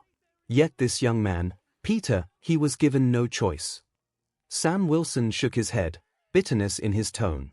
"Kid got robbed of his childhood. And now he's out there throwing himself into fights he's not ready for, just to make up for something he blames himself for." Steve looked at him, quiet but firm. "That's what makes him a hero, Sam. He knows what it costs, and still steps forward." Natasha's lips pressed into a thin line. She didn't argue, but her thoughts lingered, because she'd seen that same look before. In young operatives pushed too far, too soon. T'Challa broke the silence at last, his voice low and reflective. "The boy carries his uncle's words as his legacy. It is, not unlike how I carry my father's. A reminder that even in loss, there is purpose." Shuri, who had been unusually quiet, leaned back in her chair as the scene replayed. Peter letting the thief go, Uncle Ben falling, and Peter's first painful lesson. She folded her arms, her sharp eyes narrowing. "So he was bitten by a spider, gained incredible gifts, and the very first thing he learns is loss," she said, half to herself. "That kind of story doesn't just build a hero. It builds obsession." T'Challa gave her a look, but she pressed on. "Still, to turn all of that grief into purpose. That's rare. Most would collapse under it." Okoye, who had remained statuesque and silent until now, finally spoke. Her voice was calm, but carried the weight of respect. "He is young, but he carries himself like a warrior forged by fire. To take tragedy and not only endure it, but to rise and fight for others. That is the spirit of a true protector." Shuri smirked faintly, though her eyes softened. "A protector with questionable fashion sense, perhaps. But I'll admit, I see why people follow him. That quote, 'With great power comes great responsibility,' it's something even Wakanda could stand to remember." Okoye inclined her head. "If the boy were Wakandan, I would not hesitate to train him among the Dora. His heart is strong, and his resolve unshaken. Few his age could claim the same. Steve, listening, gave a small smile. Seems Spider-Man has impressed even the most difficult audience. For once, Okoye didn't argue. Her eyes stayed fixed on the screen, where Peter's choice had forever defined his path. Space Thanos observed the unfolding narrative with detached curiosity. The Titan's immense fingers steepled beneath his chin as Ben Parker's death played out. Loss, he rumbled, the word echoing in the sterile silence of his ship. The universe's most efficient teacher. This child learned responsibility. Others learn only vengeance.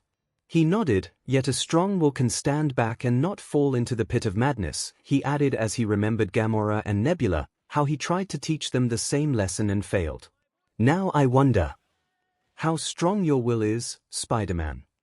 Spectacular Spider-Man universe. The screen faded from Uncle Ben's death to Spider-Man's first steps as a hero. The living room was quiet, heavy with a weight Peter felt in his chest all over again. He hunched on the couch, his fists clenched, trying to keep his eyes locked on the floor instead of the woman sitting beside him. May noticed. Of course she noticed. She always did. Peter, she said softly, but firmly enough that he had no chance to ignore her. He swallowed hard, shoulders trembling as he forced himself to look at her. The guilt was written plain on his face, and though he didn't say it aloud, it was there in his eyes. If I had stopped him. May's own eyes were glossy with unshed tears, but her voice didn't waver. She reached out and took his hand, her thumb brushing his knuckles. Listen to me. Peter, you did not kill your uncle. That man made his choice. And Ben, she took a breath, holding Peter's gaze when he tried to glance away again. Ben would be proud of you. He would be proud that you took the lesson he gave you and made it your life. That you took responsibility and used it to protect people. That is what matters. Peter's lips trembled, and he blinked hard. But I let him go. I let him go, Aunt May. If I had just, Peter. Her tone sharpened, but only for a second, before softening into that steady, motherly warmth he needed. You can't change what happened. None of us can. But you did change what came after. You've saved lives, countless lives. Every time you go out there and fight for people who can't fight for themselves, you honor him. For a moment, the weight in his chest loosened. Not gone, never gone, but lighter. He nodded, wiping his eyes on his sleeve. Thanks, Aunt May.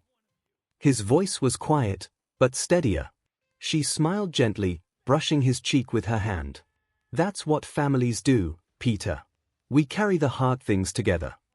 The screen continued to play, but for Peter Parker, that single moment with his aunt was worth more than anything. Stacy's home. Gwen sat on her bed, clutching her phone in both hands as she watched the footage. Her breath caught when Uncle Ben was shot. She'd known Peter all her life, seen his quiet grief, but never the truth behind it.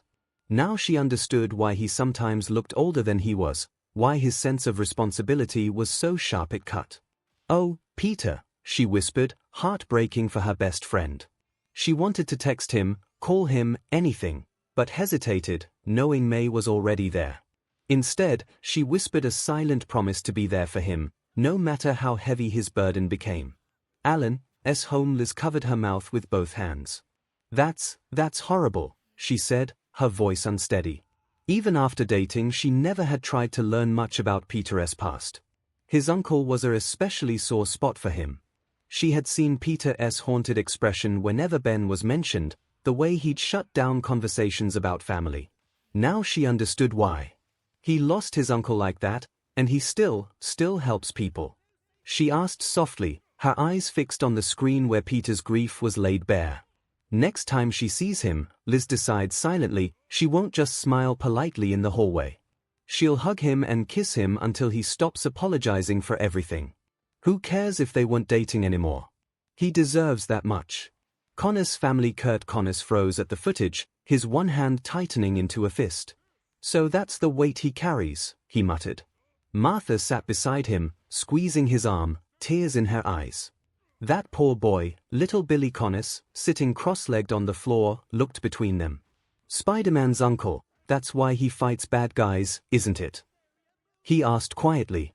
Martha pulled him into her arms. Yes, sweetie. That's exactly why. Kurt only frowned deeper, guilt prickling. And I've added to his burdens with my own mistakes. Thompson, as home Flash leaned back on his couch, arms crossed. At first he tried to laugh it off. Man, Parker's life is just one long Parker-like sob story. But as the reality sank in, his smirk faltered.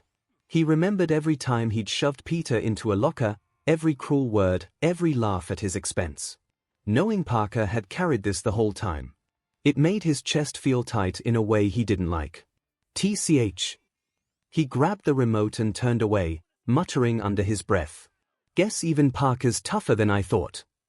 In a rooftop, Felicia sat in the dark, her eyes glued to the screen as the truth hit her. Uncle Ben's killer wasn't just a random thug. In this world, it was her father. Her hands trembled, nails digging into her palms.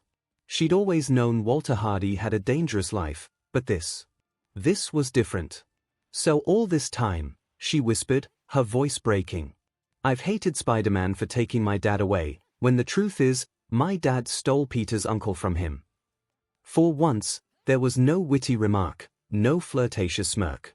Just a heavy silence as Felicia's heart cracked under the weight of the revelation. Daily Bugle. The newsroom was dead quiet as the footage played. For once, Jonah wasn't barking orders or chewing out an intern. He just stood there, arms crossed, jaw tight as he watched Ben Parker collapse to the ground. Dim in shame, Jonah muttered gruffly, almost to himself. No kid should go through that. His mustache twitched as he stared harder at the screen, voice softening. Explains a lot about the boy. Why he's always got that weight on his shoulders. Robbie raised an eyebrow, almost smiling. Jonah, are you saying you like Parker? That broke the spell instantly. Jonah's head snapped around, face red as he jabbed a finger toward Robbie. What?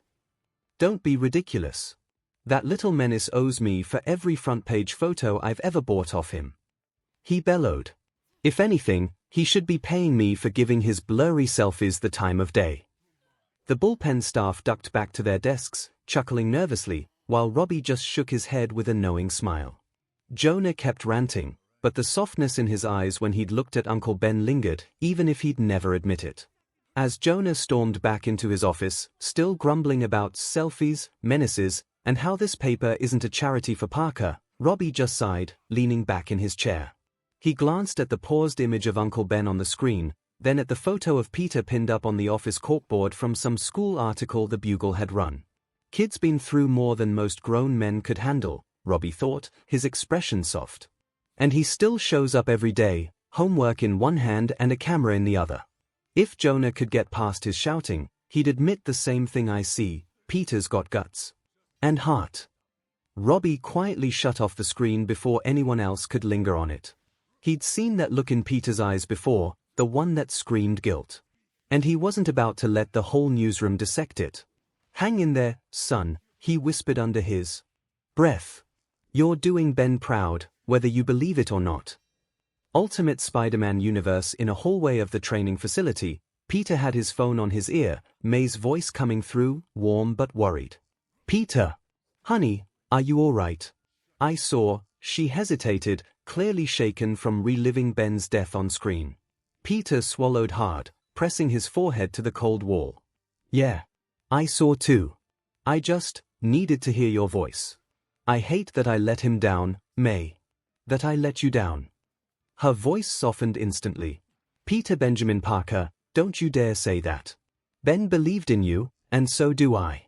You've done more good than either of us could have dreamed. You honor him every day you put that suit on. Every day you choose to help someone instead of walking away. A pause, then a gentle firmness. Now, promise me you'll stop blaming yourself. That's an order. Peter managed a shaky laugh. Okay, May. Promise. He paused. Thanks, May. I needed that. Always, darling, she said, her voice breaking just a little. Now get back to your friends. You're not alone anymore. Peter smiled faintly, wiping his eyes before pulling the mask back on. Yeah. I guess I'm not. Meanwhile, in the main room, the team was still processing what they saw. Loss, the harshest teacher of all, Danny said with a slow, respectful nod. Turning pain into purpose, That is the way of true warriors. Your uncle's words live through you, Peter. Man. Okay, that is harsh, Nova breathed, rubbing the back of his neck. I knew Parker had baggage but… DMN. His usual cocky grin was absent, replaced by genuine sympathy as he glanced toward the hallway where Peter had vanished. I mean, the way he acts, one couldn't have guessed. White Tiger folded her arms, brows knit. And that was the point, he didn't wanted anyone to know, she said softly. He carries it alone. Because he thinks he has to. She knew more than anyone what it was to carry such weight, but while she built walls of anger, isolation, and an aptitude for violence, Peter built a mask of bad jokes, fake humor, and an almost insane need to be better, to do good. Fuius office. Nick Fury stood with his arms crossed, one eye locked on the frozen image of Uncle Ben's last moments. Maria Hill stood beside him, stiff as always, though even she looked slightly uneasy. That's it, Fury said finally. That's the core of Parker. Guilt, grief, regret. But most importantly, responsibility. Hill raised an eyebrow. And you're saying that's a good thing? I'm saying it's predictable, Fury corrected, voice low and sharp. Kid made a mistake, and has been punishing himself for it every day since. That means he'll do whatever it takes to make sure it doesn't happen again. He gave a humorless smirk. That kind of drive. You can't teach it. You can only guide it. Hill frowned. Or exploit it. Fury didn't answer, though the flicker in his good eye said enough. He tapped the datapad in his hand, bringing up profiles. We find out who the mugger is in this dimension. Lock it down, control the variable. Because if Parker ever decides to go looking, we want him to find the answers we put there. He turned sharply, coat flaring as he strode toward the command center. The kid's motivated by guilt. Fine. Then we make sure that guilt always keeps him in line. Hill glanced once more at the screen, then followed, her expression unreadable. Agent Coulson lingered by the screen, his usual calm demeanor shadowed with unease.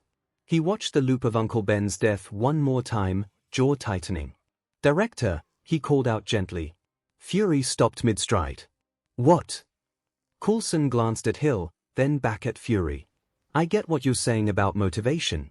But this, he motioned to the screen, this isn't just leverage. It's trauma. And trauma breaks people as often as it shapes them. Fury's single eye narrowed.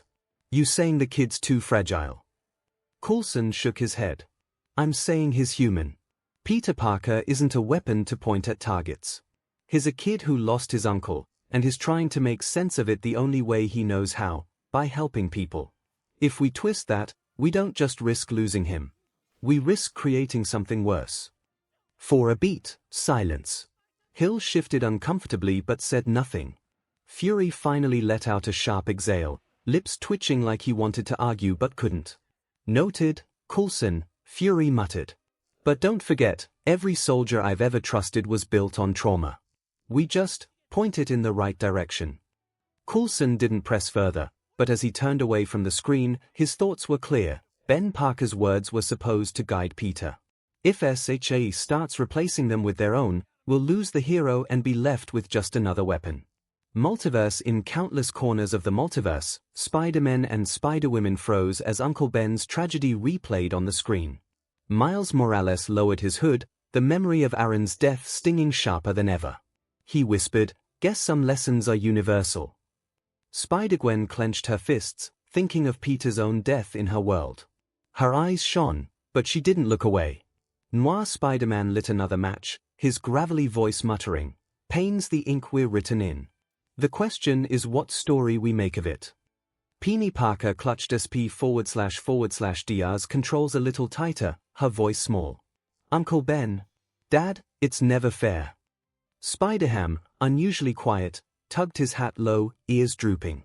Even he couldn't joke his way out of this moment. Every spider remembered their own losses.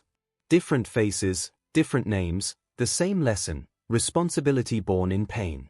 ADCU in the watchtower. Clark Kent's hands curled into fists at his sides. He'd known loss, his entire planet, his parents, countless innocents. But seeing the exact moment that shaped Spider-Man struck him hard. Losing someone because of inaction. I wouldn't wish that on anyone, he murmured, voice heavy. Diana folded her arms, brow furrowed. This young man blames himself for his uncle's death. That weight will never leave him. Yet, she tilted her head, it also gave him the conviction to fight for others. That resolve is admirable. 𝐂𝐲𝐽 snorted. Admirable. Or dangerous. Guilt like that, people crack under it. Flash looked up, unusually somber. Yeah, but sometimes it's what keeps us running. Guy like that, he's not fighting for glory. He's fighting because he can't let anyone else go through what he did. Jon Stewart sighed. Part of him, the Marine and Lantern side, wanted to say something about teens thinking to get full of themselves and this being just one of them having the consequences of his actions well received. Yet another part, the part that remembered the sting of failure, the lives lost under his watch, couldn't dismiss it. He's young, Jon said finally. Carrying that weight. It changes you. Either you bend under it, or you forge yourself into something stronger. He glanced at Batman, whose gaze remained fixed on the screen. What do you think? Batman had remained silent, watching Spider-Man's sorrow with an intensity only a few noticed. His jaw tightened beneath the cowl. I think. I'm understanding why we are being paired in this fight. Batman's voice was low, gravel scraping stone. Guilt is a relentless motivator. It doesn't fade. It sharpens. His gloved hand tightened imperceptibly, a fleeting echo of another alley, another gunshot, pearls scattering on wet pavement. He didn't elaborate, but the silence that followed was thick with unspoken understanding. This Spider-Man carries a burden born of tragedy, much like some of us here. The question is, will his strength endure, or will it consume him? Jon said softly, his telepathic senses brushing against the raw edges of Spider-Man's grief radiating from the screen, a psychic wound that felt disturbingly familiar. The Batman universe. Robin's eyes widened first. That's just like you, Batman. He lost his family, and that's what made him fight back. No wonder they're putting him against you. His voice carried awe, but also unease. Batgirl leaned forward in her chair, studying Spider-Man's face as he chased down the killer but showed mercy. He turned his pain into a promise. Same as you did. He could have gone down a darker path, but he didn't. That's kinda inspiring. Bruce's face remained unreadable, but inside, the similarity hit like a strike to the chest. He murmured quietly, almost to himself. A boy driven by loss, shaped by guilt, bound by a vow he'll never escape. Alfred, polishing a tray nearby, raised an eyebrow. Forgive me, sir, but I'd say the resemblance is uncanny. Though at least this young man didn't decide to don wings and frighten the city's populace. He paused. Well, not bat wings, at least. Bruce didn't react outwardly, but his mind raced. The parallels were undeniable. The catalyst, the relentless drive fueled by failure. Yet Spider-Man's path diverged sharply, brighter colors, public quips, and apparently beloved by the city. Bruce's own vow had forged him in shadow and isolation. Peter Parker's seemed to bind him to the light, even as it clearly weighed him down. The footage lingered on Spider-Man's exhausted slump after sparing Ben's killer, a mercy Bruce Wayne rarely afforded. Alfred's dry observation hung in the air, sharpening Bruce's silent assessment. He fights his darkness differently. Perhaps, better. Young Justice Universe silence hung heavy when Spider-Man's mistake and Uncle Ben's death played out. Hawkwoman shook her head. Letting the criminal go. That's not a hero's choice. Green Lantern Jon Stewart frowned, arms folded. But it is a human one. He wasn't a soldier. Not yet. He remembered his own early mistakes, hesitation that cost lives. Spider-Man's lapse wasn't malice, it was youthful arrogance, painfully relatable. Wonder Woman's tone was stern. A warrior takes responsibility from the moment they wield power. His inaction condemned a life. Superman exhaled slowly, conflicted. And yet, he was a boy. A boy who turned tragedy into a mission. I can't condemn that. I know what losing parents feels like. His eyes flicked toward Batman's empty seat before he fell silent.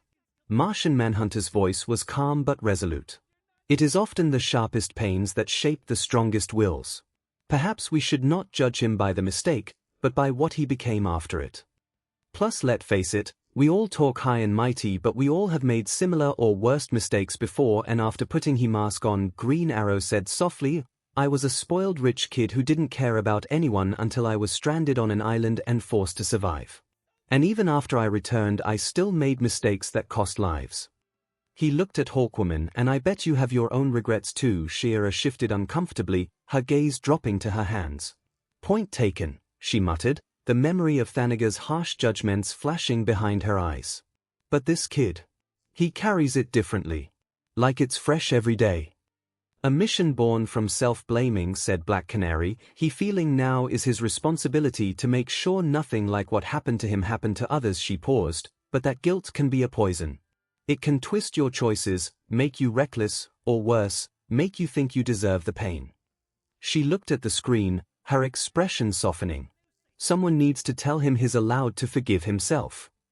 Mount Justice. The younger heroes were far less diplomatic. Kid Flash threw up his hands. Seriously? He just lets the guy walk. And then his uncle gets killed. What kind of hero story is that?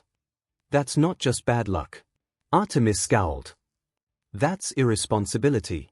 If you've got power, you use it. End of story. Superboy growled, pacing. Someone died because he did nothing. That's weakness. He never should have been out there in the first place. But he was just a kid. Like us. And he learned. Doesn't that mean something? Miss Martian hugged herself, voice soft. Calder raised a steady hand. It does. He carries his uncle's words now as his guiding star. We must not overlook that. Robin had been quiet until then, staring at the screen with a clenched jaw. Finally, he muttered, you don't get it. Making mistakes is part of it. What matters is what you do after. He took the worst day of his life and made it his reason to fight. That sounds like a hero to me. The others glanced at him, recognizing the weight in his tone but leaving it unspoken. The Batcave. The cavern was quiet except for the hum of the Bat computer, its glow painting Bruce's face in pale light. He hadn't looked away from the screen since Spider-Man's uncle fell. Alfred approached with a tray of untouched tea, his voice calm but edged with sympathy. A boy, burdened by the weight of a single choice. You see yourself in him, don't you, Mr. Bruce? Batman's jaw tightened. He was careless. He had power, and he failed to act. His uncle paid the price. His voice was flat, but his gloved fist clenched against the console. Alfred studied him carefully. And yet, from that failure, he found resolve. You, of all people, should understand what it means to turn grief into a crusade. For a moment, Batman didn't respond. His eyes lingered on Peter's anguished face replaying on the screen. Finally, in a voice barely above a whisper, he muttered, he'll carry that night forever. Just like I do. Alfred set the tray down and rested a hand on Bruce's shoulder. Perhaps that is why fate has set him opposite you in this death battle. Not because of your differences, but because of what binds you both. Bruce said nothing more, but his silence carried an unspoken acknowledgement. His gaze stayed fixed, not in judgment now, but in a rare flicker of respect. My Hero Academia universe. A heavy silence hung in the lounge that was broke with a low growl. Hound Dog, half risen from his seat, claws digging lightly into the desk, bared his teeth. Kid had the instinct. The power. But he froze. Let selfishness take over. That kind of mistake scars deeper than any wound. His tail lashed. I see it every day with problem students. They don't act when they should, or they act for the wrong reasons. It eats them alive. Aizawa leaned back in his chair, arms crossed, eyes narrowing. So that's his big turning point. He had the power to stop the criminal and didn't. Then people hold him up as an example. That's a rookie mistake, a deadly one. His voice was flat, but the judgment sharp. Come on, Eraser. The kid was blindsided. Present MIC frowned. One day he's a nobody, next day he's got crazy powers. No manual, no mentor. Most teens would have done something selfish first. He paused. I have seen adults do so too. He shook his head, but he learned. That's what matters, right? Midnight tapped her finger against her chin. I see both sides. His hesitation cost a life, but guilt reshaped him into who he became. Isn't that part of heroism? falling, then rising stronger. True, but imagine this happening in our society.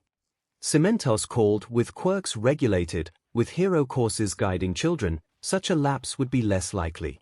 His world lacks that infrastructure. Snipe exhaled through his scarf. Still, makes YA think. How many of our own students would do the same if they weren't trained? Hero education ain't just about power, it's about mindset. Nezu, who had been silent, finally spoke. His pause steepled, his smile calm but his eyes sharp. Fascinating, isn't it? A world where power manifests randomly, without regulation, without support. And yet, from such chaos, emerges someone capable of rivaling even Batman. He leaned forward. We see his mistake as tragic. But I see it as instructive. Aizawa's eyebrow twitched. Instructive. The principal's grin widened. Every student here will fail at some point. But Spider-Man shows us this. A single failure can either end you or define you. His uncle's death became his guiding principle.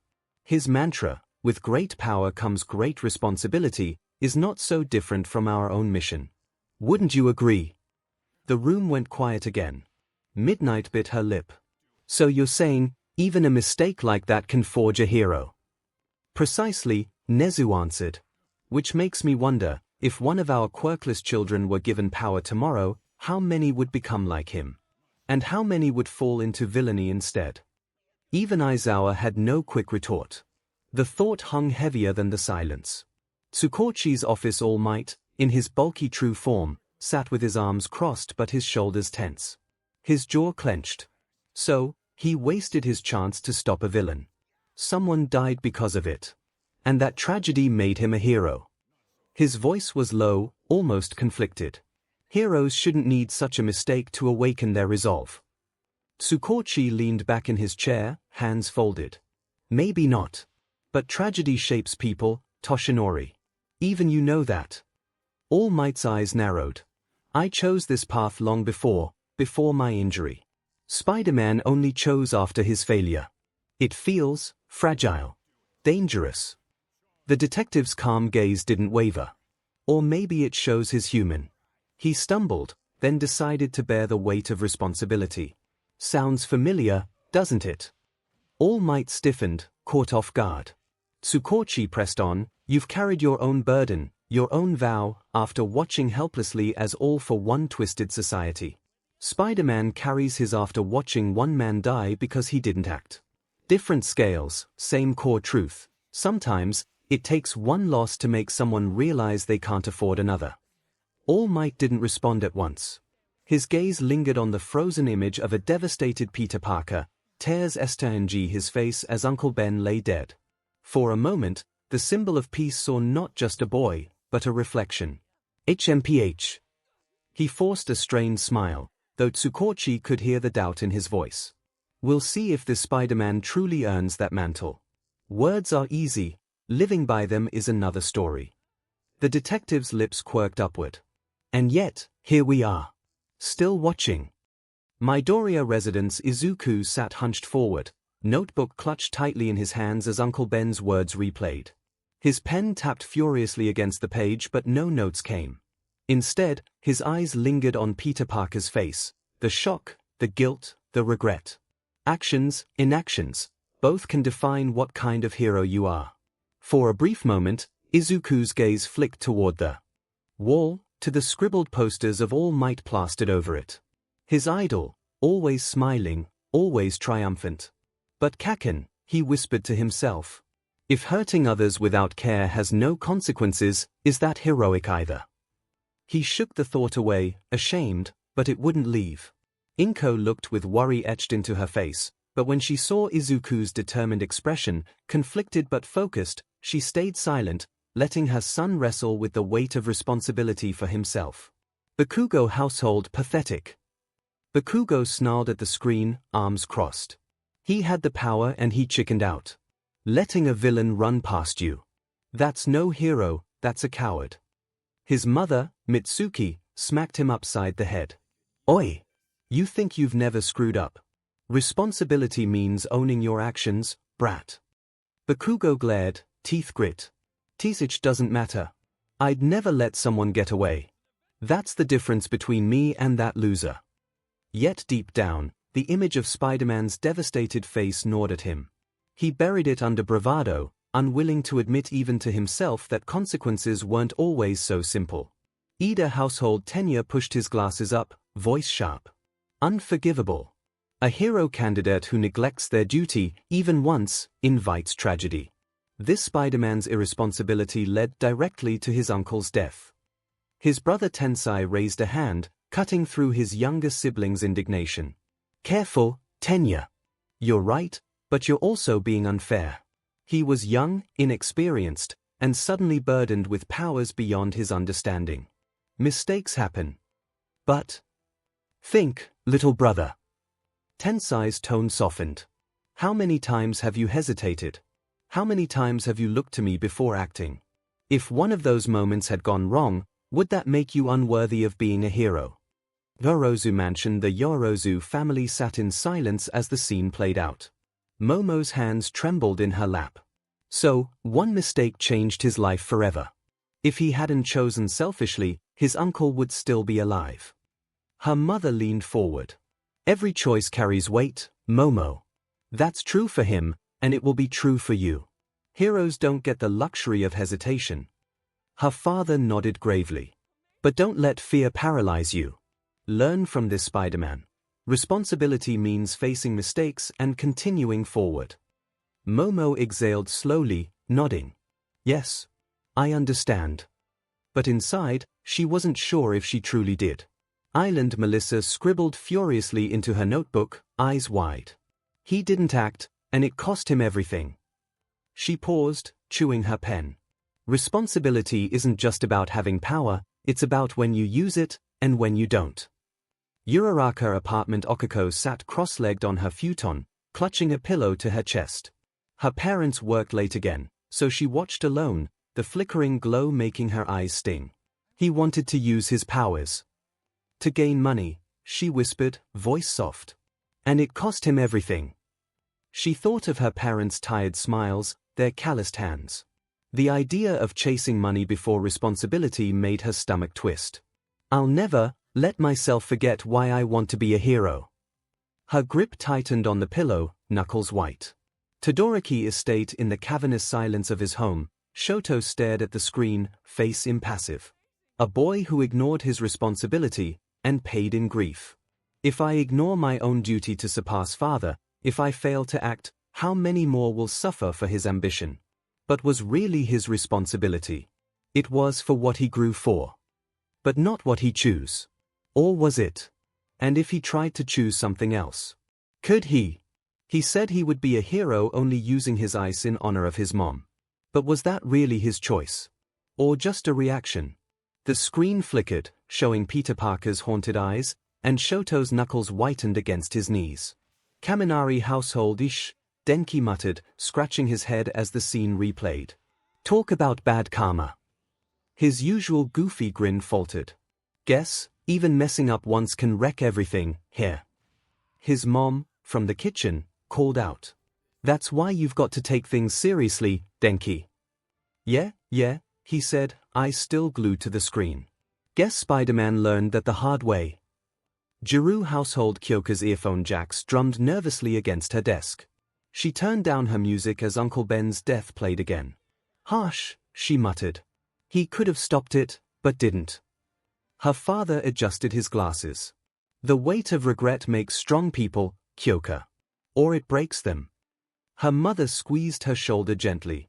Maybe that's what makes him a hero now. Jiru folded her arms, conflicted. Would I freeze up too? Kirishima household. Kirishima's fists clenched.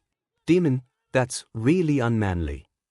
His voice shook, though his eyes were full of pity rather than scorn. But he didn't stop there. He owned it. He took that pain and made himself better. His mom smiled sadly. That's the kind of heart you admire, isn't it? Kirishima nodded, fire lighting in his chest. That's real strength. Ashido household. Mina hugged a blanket around herself, eyes wide. He just let him go. And then his uncle, oh, no, she covered her mouth. Her parents exchanged uneasy looks but didn't speak. Mina swallowed hard. Heroes can't hesitate like that. 𝐼𝐺 dabbed at his eyes with a silk handkerchief. Mon Dieu, so tragic, so cinematic. He sniffled, but then his smile faltered. But to let such a chance slip, it tarnishes the sparkle of a hero, non. His parents nodded dramatically in agreement.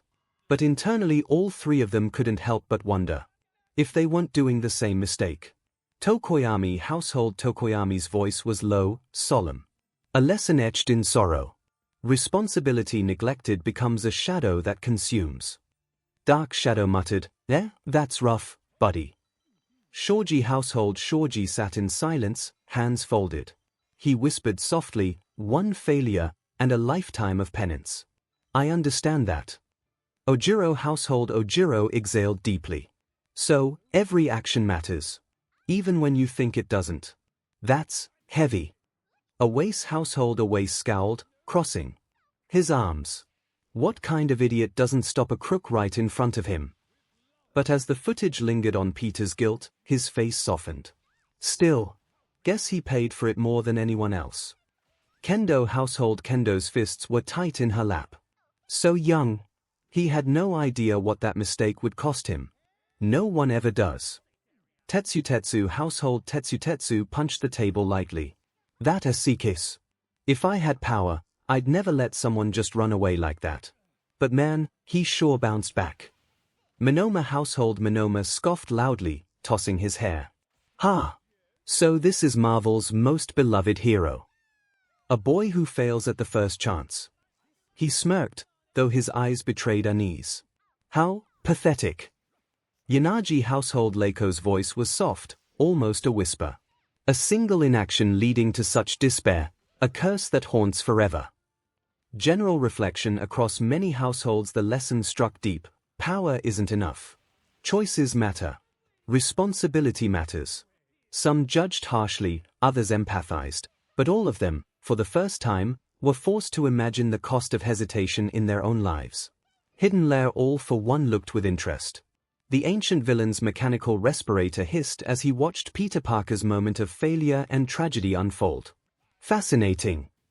His voice was calm, almost amused. All it took was one selfish decision. One lapse, and the boy's entire destiny was rewritten. He leaned forward slightly. Power, when divorced from responsibility, breeds ruin. When tied to guilt, it breeds obsession. Tell me, Shigaraki, do you see? This is how one molds a weapon, take their greatest regret and forge it into chains. In the bar, Shigaraki scratched at his neck furiously. Th, so this spider kid let the guy go, and it got his uncle killed. That's stupid. He should have just killed the thief right there and then. His red eyes gleamed with a mix of disdain and morbid fascination. But, if one little mistake can break someone that badly, maybe heroes are weaker than I thought. In an alley, Darby chuckled, low and bitter. So, he had the chance to act, didn't, and someone close to him died for it. Sounds familiar. Blue flames licked his fingers before he snapped them out. Difference is, he blamed himself and decided to play hero. Me. I know exactly who's to blame, and I'm burning them all down. Toga hugged her knees, eyes wide and unsettlingly bright. Oh, poor Spidey, he lost his uncle, all because he didn't act.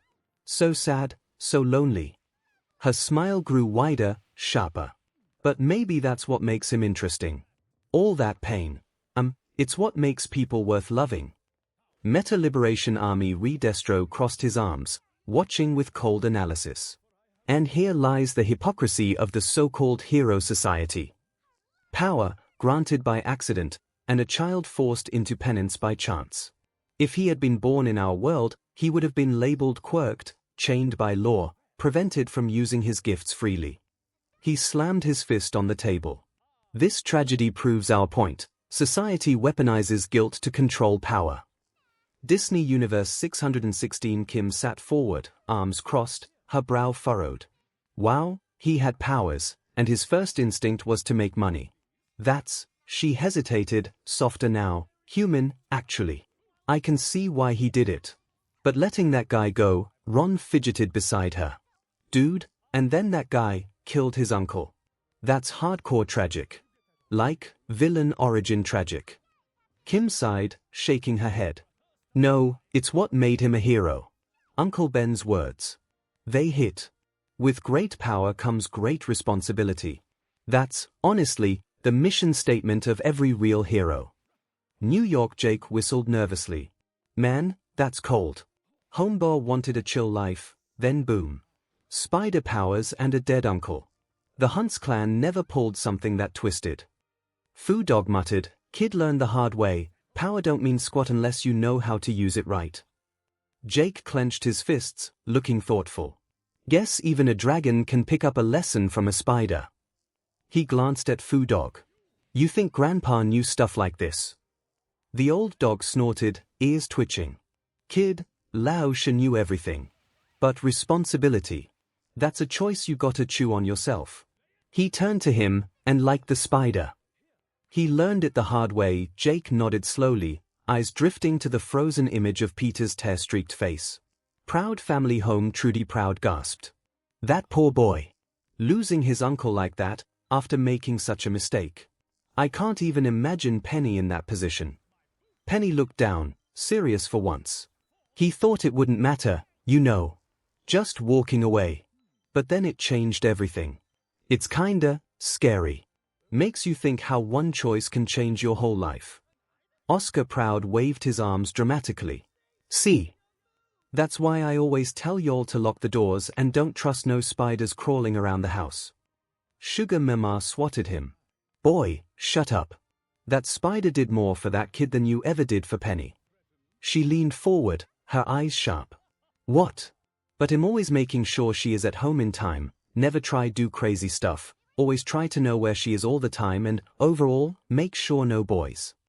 Oscar protested, puffing his chest. Sugar Mama just rolled her eyes and proceeded to smack her cane of her son's head, her gaze still locked on the screen where Peter Parker knelt beside Uncle Ben. Responsibility ain't about locking doors, Oscar. It's about knowing when you gotta open, even when it hurts. She turned to his son, what you do is just inviting that, she pointed to the screen to happen. Oscar looked confused, but in doing the opposite. Sugar Mama sighed, you are locking Penny away from the world, Oscar. That boy locked himself away from his responsibility. And look what happened, Penny shifted uncomfortably, the lesson hitting closer than she'd admit. Schoolyard TJ and his crew sat stunned. That's rough, TJ finally muttered. I mean, he just wanted to be normal, like us. Then wham, responsibility hits. Gretchen adjusted her glasses. It's a classic example of the butterfly effect. One tiny decision spirals into massive consequences. Spinelli frowned. That's not just consequences, Gretch. That's guilt. He's carrying that forever. And he's still a kid. Mikey clasped his hands. But he turned it into something good. Like poetry, rising above pain to help others. Vince sighed, shaking his head. Man, that's heavier than anything we deal with here. Respect to Spidey, though. From the school's building the teachers also watched. Oh dear, Miss Grotka gasped, I'm not sure the kids should have seen that, she said softly. It's quite graphic. But ain't that the true of the world? Finster muttered, her expression as harsh as always. Better they see it now than learn it bleeding out in some alley. Hawaii Lilo's eyes watered. He lost his uncle because of one mistake, and now he's trying to make it right. That's Ohana. Stitch let out a sympathetic growl. Tuka. Spider-Boy lonely. But family always with him. Nani rubbed Lilo's shoulder. It's a harsh lesson. But, it sounds like he's trying to live up to his uncle's words. That's something to respect. Jumba folded his arms, humming. 𝐒𝐭𝐚𝐲, spider powers from bite, tragic origin, sounds like accidental genetic tampering. Classic earth science blunder. But, effective hero motivation. Pleakily dabbed at his eyes with a handkerchief. Oh, the drama. The heartbreak. It's like a galactic soap opera. Danny Phantom Universe, wow, Jazz finally said, making them all jump. First Batman, now Spider-Man. I think I just found enough material for 2 semester papers. Danny groaned. Jazz, She smirked knowingly. What? Don't give me that look. Both of them are practically walking case studies. Batman. Classic trauma obsession.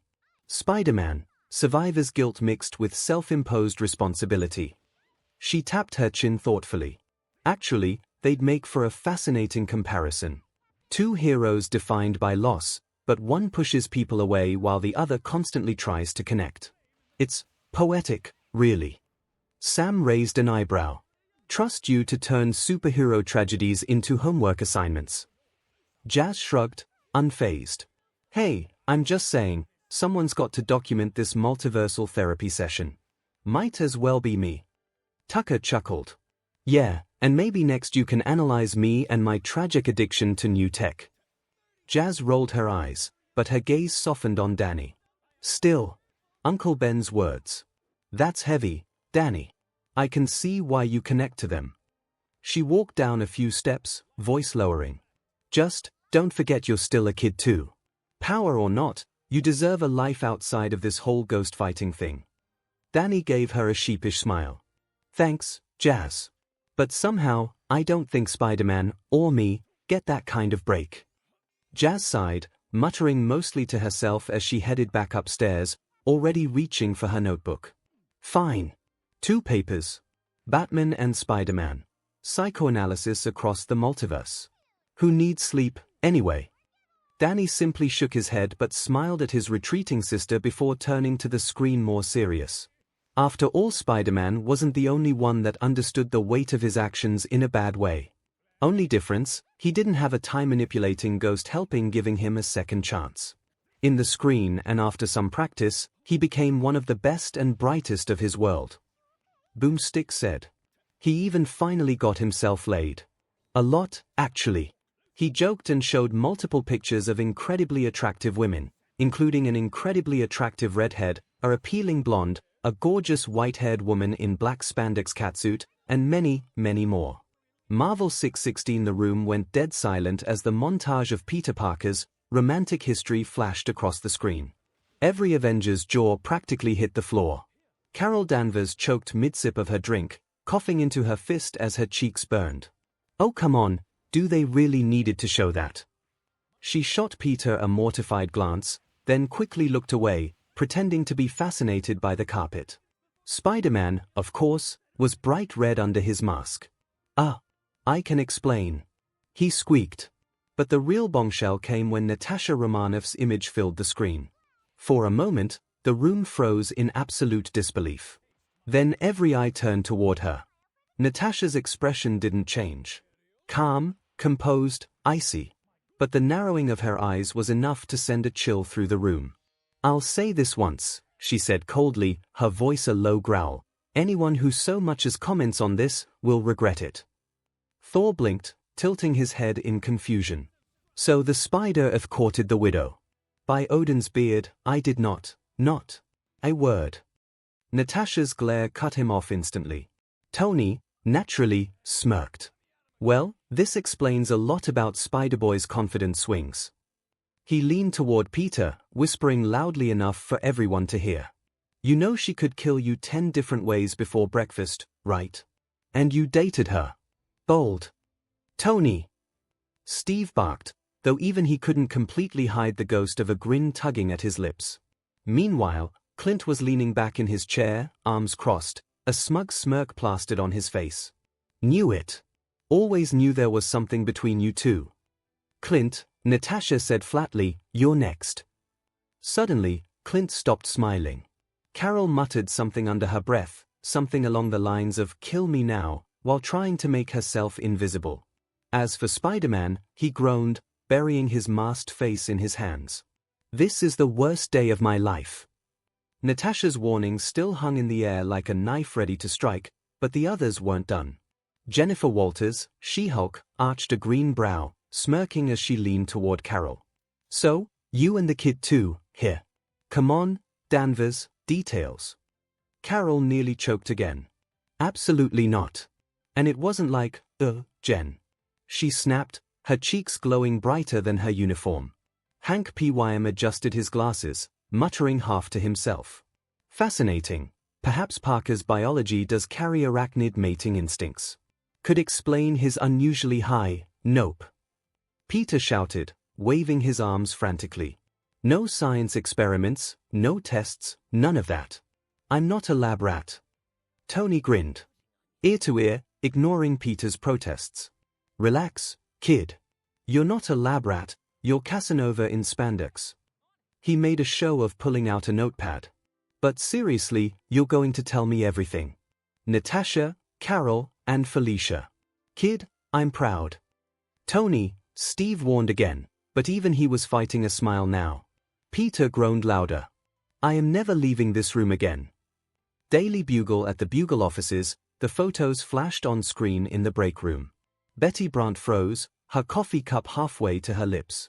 I didn't know, she whispered, staring wide-eyed at the image of Peter with Gwen. I didn't know he was Spider-Man. Robbie put a hand on her shoulder. Betty, none of us did. Jameson stormed in, red-faced and shouting. What did I say? Masked men bring nothing but scandal and heartbreak. This is proof I've been right all along. Menace. Betty shot him a glare. He's not a menace, Jonah. Jameson pointed at the screen. Not a menace.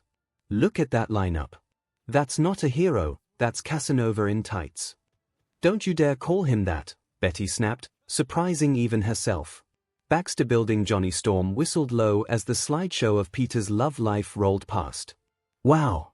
And here I thought I was the heartthrob of New York. He leaned back, arms crossed, clearly impressed. Props to Webhead. Kid's got game. Reed ignored him, eyes fixed on the genetic mutations of the radioactive spider earlier in the analysis. Sue rolled her eyes at her brother, muttering, honestly, Johnny, you'd cheer for anyone as long as they're not Reed. Hey, I give respect where it's due, Johnny grinned. Guess Spidey's not as much of a dork as I thought. Krakoa among the mutants, reactions were much sharper. Scott Summers stiffened, his jaw tightening as his eyes landed on a certain picture. Emma Frost, younger, radiant, smirking in Peter Parker's direction. Seriously? Scott muttered, his voice clipped. Emma. Emma, standing nearby, let a coy smile play across her lips. What can I say? I appreciate potential. She let her words drip like honey, enjoying Scott's glare. Relax, Scott. It was just flirtation. A girl likes to have fun. Kitty Pryde, meanwhile, wasn't so lucky. A few images of her laughing alongside Peter had the younger mutants whispering and nudging her. So, Kitty, Jubilee teased, gonna tell us when you dated Spider-Man. It wasn't like that. Kitty huffed, her face turning red as Kurt chuckled and Piotr awkwardly looked away. Watson's apartment. MJ sat on her couch, arms crossed, eyes narrowing as the string of images flickered across the screen. Gwen. Felicia. Carol. Natasha. Even Felicia in her tight black suit, smirking like she owned the world.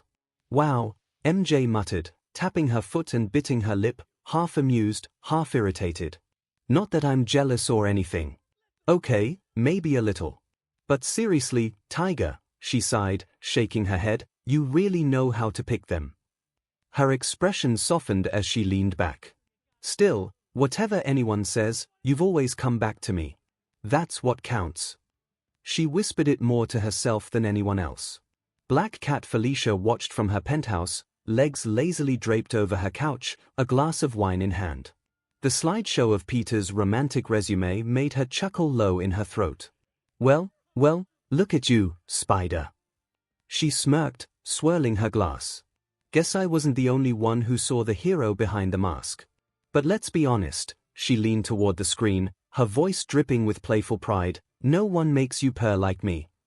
Her smirk faltered just a fraction as the image of MJ flashed by. Still, she whispered, you always did run back to the redhead, didn't you? Symkaria in her private chamber, Silver Sable dismissed her advisors the moment Spider-Man's name came up on the broadcast. Alone, she folded her arms, watching the images carefully. Her lips curved into the faintest of smiles when she saw herself flash by, standing shoulder to shoulder with Peter, weapons drawn, back when they had fought side by side. So they know, she murmured, of the bond we shared. But as the other women scrolled past, her expression cooled into something more bittersweet. "He was never mine to claim," she whispered.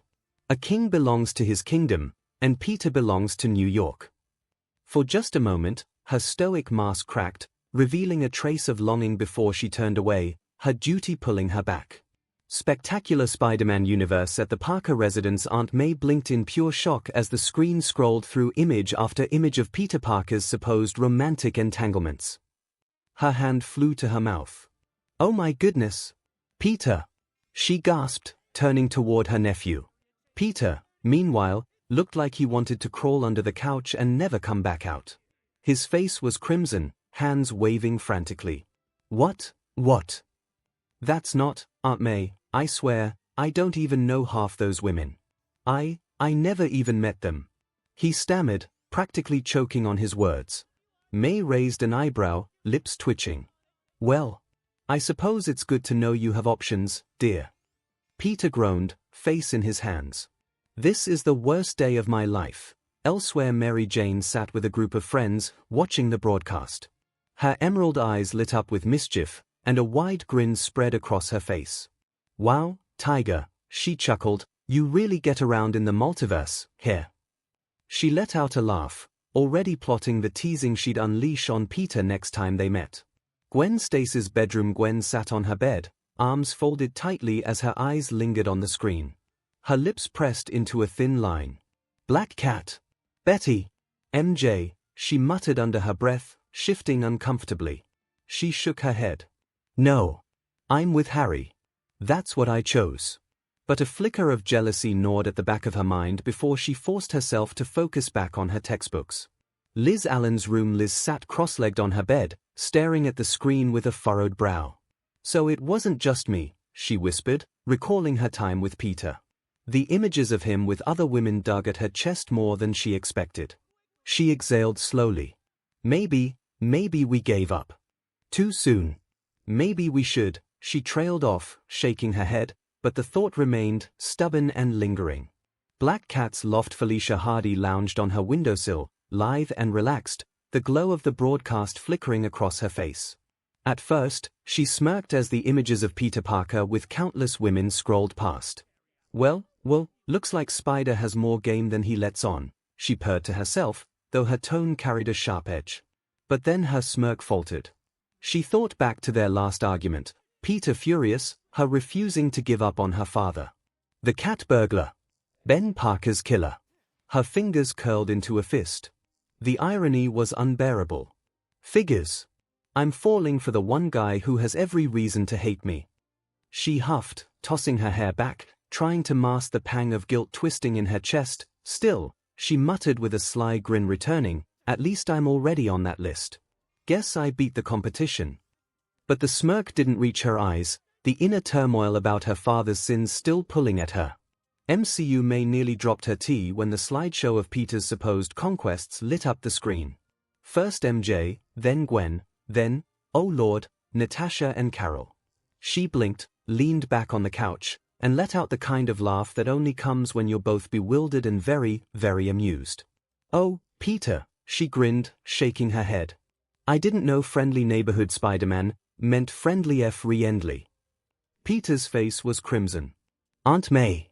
That's not, most of those didn't even happen in this universe." He waved his hands frantically. I've literally never even met some of those women." May raised an eyebrow with a teasing smile. Sure.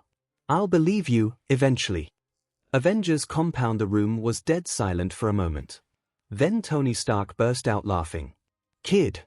I thought you were awkward with girls, but wow. You've officially dethroned me as the most surprising ladies' man in the Avengers. I'm not sure if I'm proud or terrified." Rhodey groaned into his hands. "Great. There are 2 Tonys now. God help us all." Wakanda Chala, Okoye, Shuri and the rest watched in quiet amusement. When a frame briefly included an image of Natasha from another reality, a ripple of surprise passed through the circle. Shuri snorted. "Alternate universe Natasha. That could be interesting." She half laughed, already thinking of data comparisons.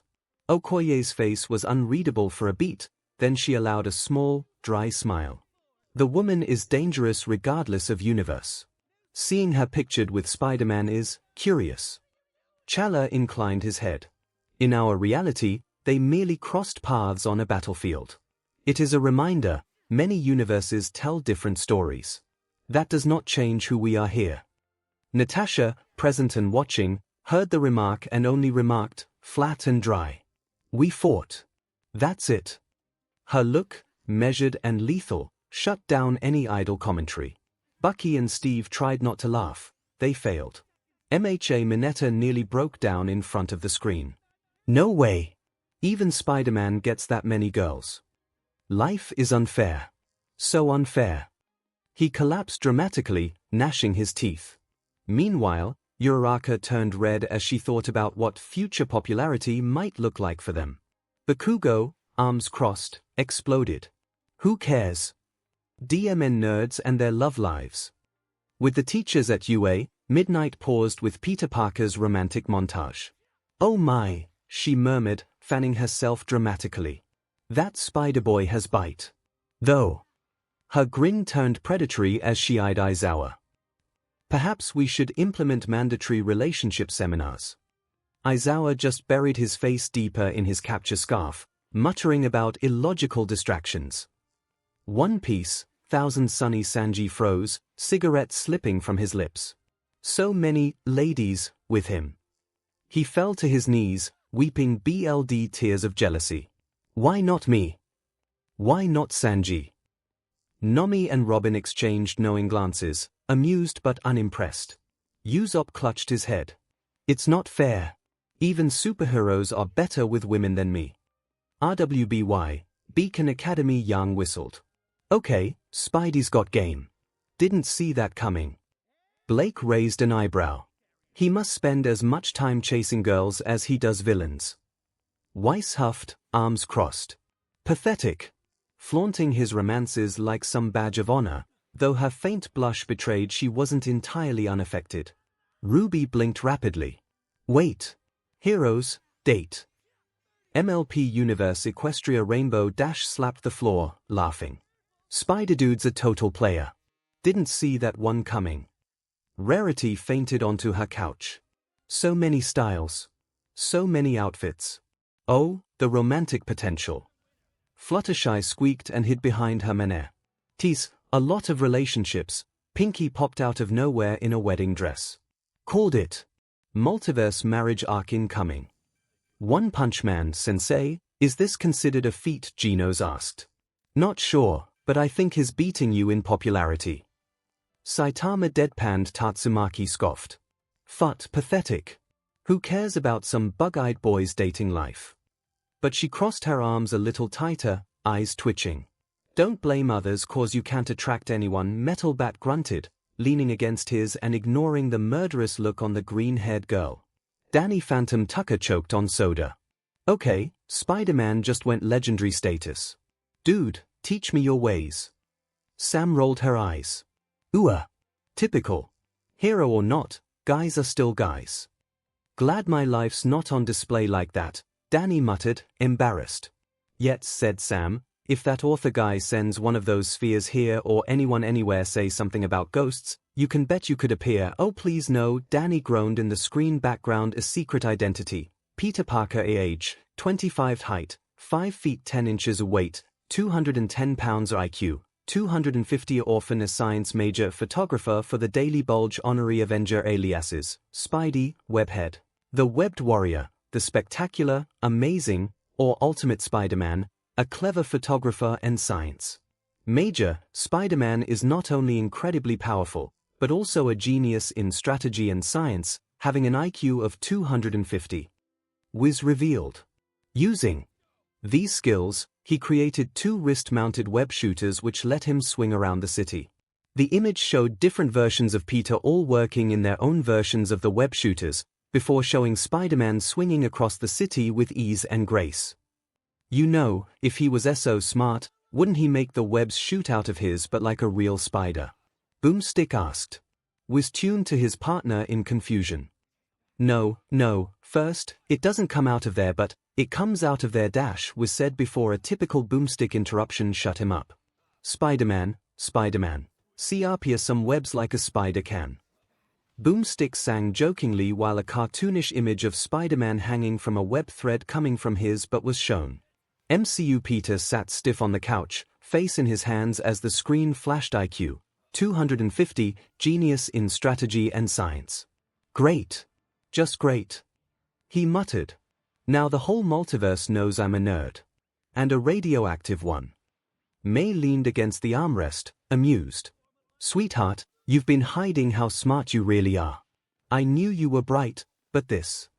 She gestured at the screen. You're practically Einstein in spandex. Peter groaned louder. Yeah, Einstein didn't swing around Brooklyn in his pajamas. Then Boomstick's Spider-Man, see some webs like a spider can, filled the room. The cartoon image of Webbutt Spidey appeared. May gasped, then burst into uncontrollable laughter. Oh, Peter, oh my goodness. She had to grab a tissue as tears ran down her cheeks. Peter buried his face in a pillow. I'm never leaving this house again. Avengers compound Tony Stark nearly spit out his coffee when the IQ 250 flashed. Hold on. Kid's been hiding that brain from me. That's a Stark level number. You've been holding out, Spider Baby. Rhodey side-eyed him. So what you're telling me is, there are now 2 Tonys. That's terrifying. Tony grinned. No, he's like Diet Tony. Still genius, still sharp, but with fewer bad habits. Give it time though, he'll catch up. Then the cartoon played. Rhodey choked. Oh no. Nope. I didn't sign up to see that. Tony pointed at the screen with mock horror. That's it. He's fired. Stark internship revoked. No butt web shooters in my tower. Wakanda's Steve rubbed the back of his neck, eyebrows raised. IQ 250. That's impressive. His what? 15. Natasha smirked faintly. Makes sense. The kid was clever enough at the airport. Webbing up both your arms wasn't exactly beginner's work. Sam snorted. Still can't believe a kid with spider pajamas held his own against us. Chala leaned forward, expression thoughtful. To innovate such technology at his age, web shooters strong enough to restrain enhanced individuals, he is remarkable. Wakanda respects minds as much as warriors. Bucky muttered, arms crossed. Kid's lucky I didn't throw him through a wall. Sam shot him a look. Yeah, because you totally could have broken free. Admit it, Barnes, the kid's legit. Bucky grunted, but didn't argue. In the screen web shooters, twin wrist-mounted shooters carousel loaded a webbing dissolves in 1 hour. A web fluid cartridges pressurized at 300 psi. A webbing is strong enough to restrain the Hulk compressed web bullets. Cough. Each web shooter cartridge can hold a large amount of pressurized web fluid. Wiz coughed and tried to continue. And so can his girlfriends. Boomstick interrupted again. I'll be here all week. Many girls in the Marvel universes blushed. And features a rotating carousel to replace the empty ones. Wiz continued, annoyed.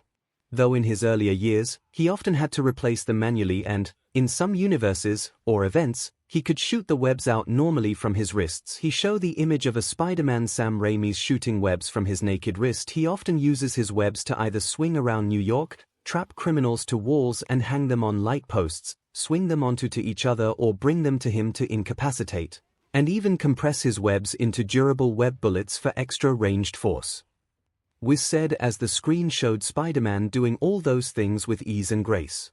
And you can tell that IQ number is not for show, said Boomstick, as Peter here not only have built those things from scrap metal, but he himself thought and created his web fluid with nothing more than chemicals one can find in a public school's lab, and with time, experience, and access to better equipment, he has been able to make his web strong enough to capture and contain some of Marvel's strongest hitters like Colossus, Juggernaut, and even the Incredible Hulk himself, Wiz said as the screen showed Spider-Man trapping each of them in thick layers of webbing, with Hulk roaring in frustration as the webs held him for several crucial moments. His standard web fluid dissolves after about an hour, preventing environmental damage, but his strongest formulations can last for days. Marvel 616 Universe. Tony Stark leaned back in his chair. eyebrows shooting up as Spider-Man's web shooters appeared on screen. Well, Parker. Homemade gadgets, pressurized at 300 psi, dissolving webs, and a formula that can restrain the Hulk. Tell me again why you're wasting your time at the Bugle instead of working in my lab. Spider-Man scratched the back of his neck, muttering, because, rent. Thor squinted at the footage of Spider-Man binding Juggernaut. Verily, these spider threads are mightier than the golden chains of the dwarfs. How dost thou spin such sorcery, young arachnid? Carol Danvers gave Peter a sideways grin. Kid, remind me never to get webbed in one of those unless it's training. Or, hell, actually, maybe especially in training. Natasha Romanoff only smirked slightly, but her eyes were calculating. This was the kind of tech she'd expect to see in S.H.I.E.L.D.'s Black Ops labs. Self-made chemical formula. Pressure containment. On-the-fly application. His wasted on newspapers. Rhodey muttered under his breath. Great. Another Tony Stark in the making. Just what the world needs. Peter groaned. Guys. Please. You're making this weird. He gestured helplessly at the screen showing Hulk straining against thick white strands. It's just sticky science. Yeah. I wouldn't call it like that, Banner called, feeling a migraine at Hulk screaming inside him about no webs being able to stop him. It's just sticky. But sticky enough to pierce him off. Oh great, now I have Hulk sessed at me, Peter groaned. Well, sorry, but I think I want to test those webs myself first, She-Hulk called out. I mean, if they can hold Hulky, I gotta know how they feel. TMI Jen. Banner groaned, rubbing his temples. Baxter Building Reed Richards was practically leaning into the screen, eyes wide. Cartridge-based DLVOI, carousel reloading system. You designed a dissolving polymer that balances tensile strength with a self-decay timer. His voice cracked in excitement. Peter, do you have any idea what that could mean for medical science? For infrastructure? For space travel? I think Reed's about to adopt another superhero. Sue chuckled. Nah, he just wants to get his hands on the web fluid so he can swing around pretending to be Spider-Man. Johnny grinned, elbowing Ben. Ben grumbled, crossing his arms. I gotta admit, that's some demon tough stuff if it can hold me down. Valeria Richards scribbled furiously in her notebook. If I re-engineer the polymer to account for zero-gravity application and tweak the chemical balance, it could serve as a containment field, Franklin simply cheered. Uncle Peter's webs are the coolest. Krakoa the mutants weren't unanimous.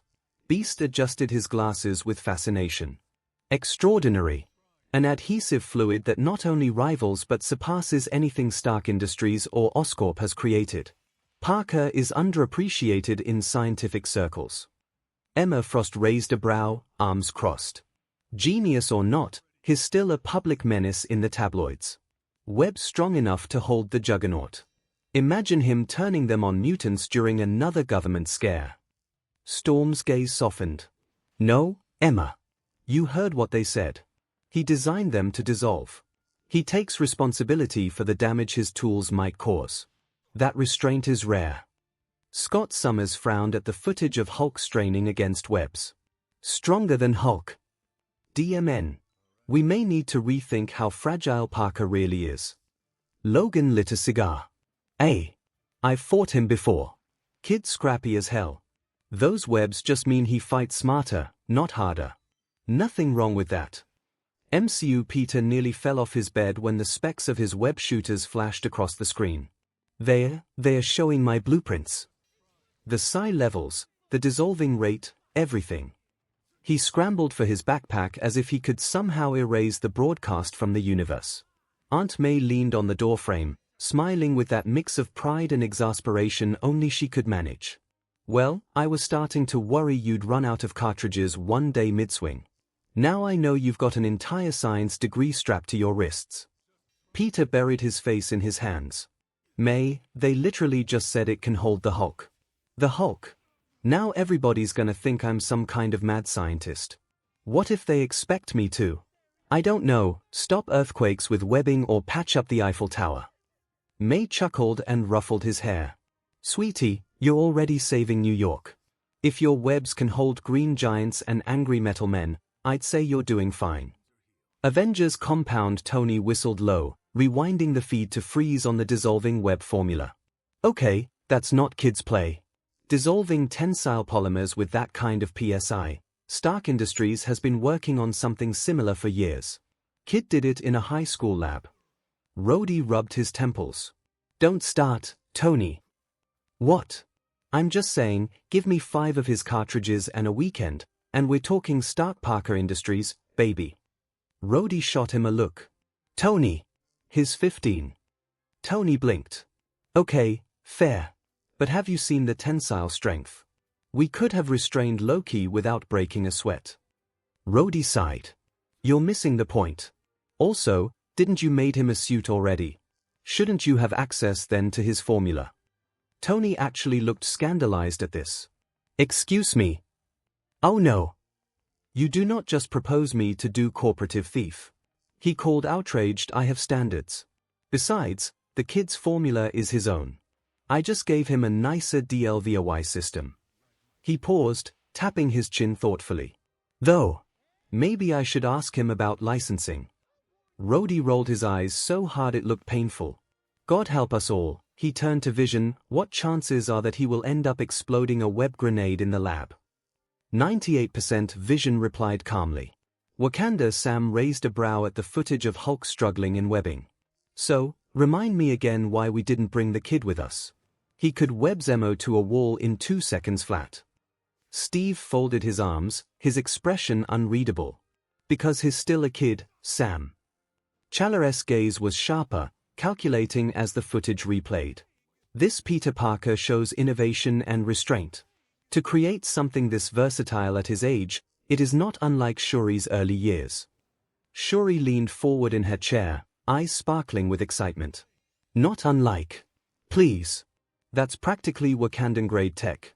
Dissolving polymers, tensile strength above vibranium mesh. If I had 3 hours with him in the lab, I could upgrade those shooters to hold a jet in place. Natasha, sitting quietly, finally spoke up with a faint smirk. Careful, Shuri. He might out-invent you. Shuri gasped, feigning outrage. Excuse me. Not possible. But, maybe I'll invite him to Wakanda anyway. He'd love it here. Steve chuckled softly. I think the kid would faint before you even finished your sales pitch. My Hero Academia universe. The teacher's lounge was dead silent as the specks of Spider-Man's web shooters flickered on screen. Power Loader's hands twitched, the inventor in him practically vibrating. 300 psi. A dissolving tensile polymer strong enough to restrain someone like that Hulk fellow. This isn't just hero tech. This is revolutionary. Forget the support course, this kid could teach me. He leaned forward, muttering about chemical formulas, cartridge design, and tensile stress. Cementos whistled low. So the boy not only fights crime but engineers his own weapons. Snipe scratched under his hat. Kinda put some of our so-called pros to shame, doesn't it? Ectoplasm's voice was thoughtful. It's not unlike Batman, quirkless at first, yet using intellect and preparation to rise above. But unlike Batman, this Parker boy made his power with his own hands. Aizawa's eyes narrowed. And he doesn't just depend on a quirk. It's also his mind what makes him dangerous and inspiring. He didn't add which one he leaned toward more. Nezu chuckled as he made a note for a web-based trap to be added to the security measures of the school. Island Melissa was glued to her screen, sketching furiously on a digital pad. He made that. From scratch. With school equipment. She muttered, eyes wide behind her glasses. Her mind was already racing. If I could combine his polymer formula with Papa's barrier tech, no, first figure out the dissolving timer. She paused, sketching faster. Imagine trapping villains without harming infrastructure. Midoriya, as Home Izuku had his face buried in a notebook, his pen scratching at full speed. Web shooters, tensile polymers, he made his own quirk with science. This means anyone could, no, not anyone, but someone who trains and studies enough could. He clutched the book to his chest, his eyes wide. He's just like Batman, but younger. He made his own power. Across town, Bakugo snarled at the screen showing Spider-Man trapping Juggernaut. Deku's gonna be insufferable after this, stupid nerd spider, he scoffed. Teach. Who cares how many toys he builds? Against a real quirk, he'd be toast. Gadgets break. Explosions don't. Still, his scowl was a little tighter than usual. Verozu Mansion Momo, watching with her parents, felt her father stiffen beside her. He made all of that without funding. Her mother murmured. Her father adjusted his glasses. If that boy can do this with scraps, imagine what our resources could add to your growth, Momo. Momo flushed, pride and pressure mixing uncomfortably. Hatsume's workshop, yes. Yes, my soulmate of inventions exists. Mai clutched a half-built grappling device to her chest. Web shooters that dissolve. Compressed web bullets. I will find this boy, and we will make super babies, her parents sighed. Mai, please don't kidnap interdimensional inventors, her mom said, even less if they are boys, her dad added tiredly with his wife giving him an amused look. Hidden layer, the footage of Spider-Man's webs pinning the Hulk froze on the monitor. The room was quiet, save for Shigaraki's scratching. All for one tilted his head ever so slightly. His voice was calm, thoughtful, but behind it lay that glint of hungry curiosity. That boy restrained a creature of that size, with something he built himself. Dr. Garaki leaned closer to the screen, adjusting his glasses. Fascinating. A synthetic tensile polymer with dissolving properties on a timer, ingenious. Crude, yet effective. With the right resources, AFO's baritone cut him off, low and deliberate. Doctor, do you think you could replicate such a thing? Shigaraki scoffed, scratching harder at his neck. Why waste time with toys? We have quirks. AFO chuckled. And what happens, Tomura, when the toys work against quirks? Those men he bound, he gestured at Hulk's struggling frame, Juggernaut snarling in place. Even I can sense their strength. Greater than All Might's, perhaps. And yet, they were held. Not defeated, but delayed. And sometimes, his unseen smile grew sharper. Delay is victory enough. Garaki nodded rapidly, already scribbling notes. I'll begin experimenting with bioadhesives and synthetic silk strands. If he could achieve this as a mere boy in a school lab, imagine what we could do. Shigaraki grumbled, glaring at the frozen screen of Spider-Man swinging over New York. So now we're taking lessons from quirkless brats. AFO only hummed in amusement. Never underestimate a mind that refuses to accept its limits. After all, his hidden eyes gleamed. Isn't that what we do? ADCU, the League members leaned forward as Spider-Man's webs held monsters like Juggernaut and the Hulk in place. Flash blinked. Wait, you're telling me that kid whipped that up in, like, a high school lab? I couldn't even pass chemistry class without nearly burning down the classroom. Green Lantern snorted. Kid's got brains.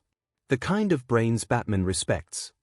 He gave a sideways look at the Dark Knight, who stood silent, cape draped, eyes fixed on the monitor. Superman's expression was softer, almost proud. He built his own way of fighting crime. With no powers, no alien heritage, no billions to back him. Just science and will. He glanced at Bruce again. Remind you of someone? Diana folded her arms, thoughtful. A warrior without gifts of the gods who makes his own weapons. That is DSPLN and ingenuity worthy of respect. Batman finally spoke, voice low but cutting, improvised, untested, volatile. A strength and a liability. Yet in his eyes, behind the cowl, there was something else, recognition. Cadmus Waller's eyes narrowed at the sight of Spider-Man's webs binding monsters that even looked on par with their world's strongest metahumans. HMPH. Another universe, another kid who proves brains can be just as dangerous as power. That formula of his, if it can hold something like that, she jabbed a finger at the paused image of the Hulk snarling, then it's not the monster I'm worried about. It's the mind that made it. One of the Cadmus scientists cleared his throat. Director, you think he'd be a threat if he existed here? Waller gave him a cold, thin smile. I think if a teenage genius with spider webs can stand toe-to-toe with gods and juggernauts in any reality, we're lucky he's not ours to deal with. Young Justice Universe, the senior leaguers sat in the meeting chamber, expressions mixed. Green Arrow leaned back, whistling low. So the kid's not just swinging around on strings. He's making chemical rope that can hog-tie heavy hitters. That's a game changer. Black Canary frowned. It's also unstable. We've all seen what happens when children experiment with power they don't fully understand. Superman folded his arms. Still, he's done more with science alone than most who've been handed gifts at BIH. If someone like that existed here, he'd already be on our radar. Wonder Woman gave a firm nod. It shows that strength is not only physical. Intellect can be a weapon. A weapon that must be tempered by wisdom. Martian Manhunter, voice low and distant, added. And wisdom often comes at the cost of pain. His tone carried a weight that silenced the table for a moment. Mount Justice, the younger heroes gathered in front of the monitor, buzzing with reactions. Kid Flash shot forward, eyes wide. Wait, you're telling me that guy makes all of his webbing by hand? Like, DIY? That's insane. Robin smirked beneath the domino mask. Smart, too. He engineered something versatile enough to immobilize threats way above his weight class. I'd like to see his schematics. Aqualad was more reserved. Impressive, yes. But also reckless. Such devices could fail in the heat of battle. But he still made them. Isn't that inspiring? Miss Martian tilted her head. He believed in himself enough to create what he needed. Superboss scoffed. Doesn't change the fact he's just a kid. A kid making weapons and throwing himself at monsters. Sounds like a good way to get killed. Artemis crossed her arms. Takes guts. More than some of us had at that age. The group fell into silence as they replayed the moment Spider-Man's webs held the Hulk at bay. Inspiring or reckless, one thing was clear, this wasn't just some kid with webs. Batcave Bruce sat forward, eyes narrowed, analyzing the chemical dispersal diagrams the Death Battle breakdown displayed. An elastic polymer strong enough to restrain a being with Hulk's musculature, he muttered to himself. Compressed, rapid deployment, dissolves within an hour. Simple chemistry, but elegant. Portable. His gloved fingers tapped the console. I'll need to see if Gotham's labs can replicate the base formula. Could be a contingency, or a countermeasure. From behind, Alfred sighed, carrying a tray of tea he knew Bruce wouldn't touch. Of course, Mr. Wayne. Because clearly you don't already have enough contingencies to make a chess grandmaster weep. Bruce didn't look away from the screen. Preparation is survival, Alfred. If someone like that existed here, friend or foe, we can't ignore the potential. Alfred raised an eyebrow. Potential to save lives, you mean? Or potential to make the world wonder if the Dark Knight has gone into the business of weaving doilies in his spare time? For the first time, the faintest flicker of a smirk crossed Bruce's lips. But it vanished as quickly as it appeared, replaced by his usual cold focus. Get me the chemical breakdown. I want to know exactly what that boy created, and how it might be countered. Heaven forbid Emissary Bruce see an invention and not immediately plot 12 different ways to weaponize it, Alfred muttered under his breath as he set the tea down. Ultimate Spider-Man universe. The young heroes leaned closer as the feed replayed Spider-Man webbing up Juggernaut and even Hulk, holding them long enough to matter. Nova whistled low. Man, that's insane. You're telling me this dinky stuff you fire off every day could hold that? He pointed at Hulk raging on screen. Iron Fist tilted his head thoughtfully. It isn't just the power. It's the control. A fighter who can change the battlefield itself, bind an opponent, redirect their force, create paths where there are none, that's dangerous. That's DSPLN. White Tiger folded her arms. DSPLN or not, it's still shocking. All this time we've been treating his webs like, well, spider silk and duct tape. Turns out, they're advanced tech no one else on Earth has. She shot Peter a sharp look. You really undersell yourself. Luke chuckled, nudging Spidey's shoulder. Guess you're more of a genius than you let on, man. Brain and brawn. Peter, however, wasn't laughing. His mask hid most of his expression, but his voice betrayed a touch of unease. I used to be. The web shooters, the formula. That was all me, before SHE swooped in and gave me access to bigger toys. He rubbed the back of his neck, thinking.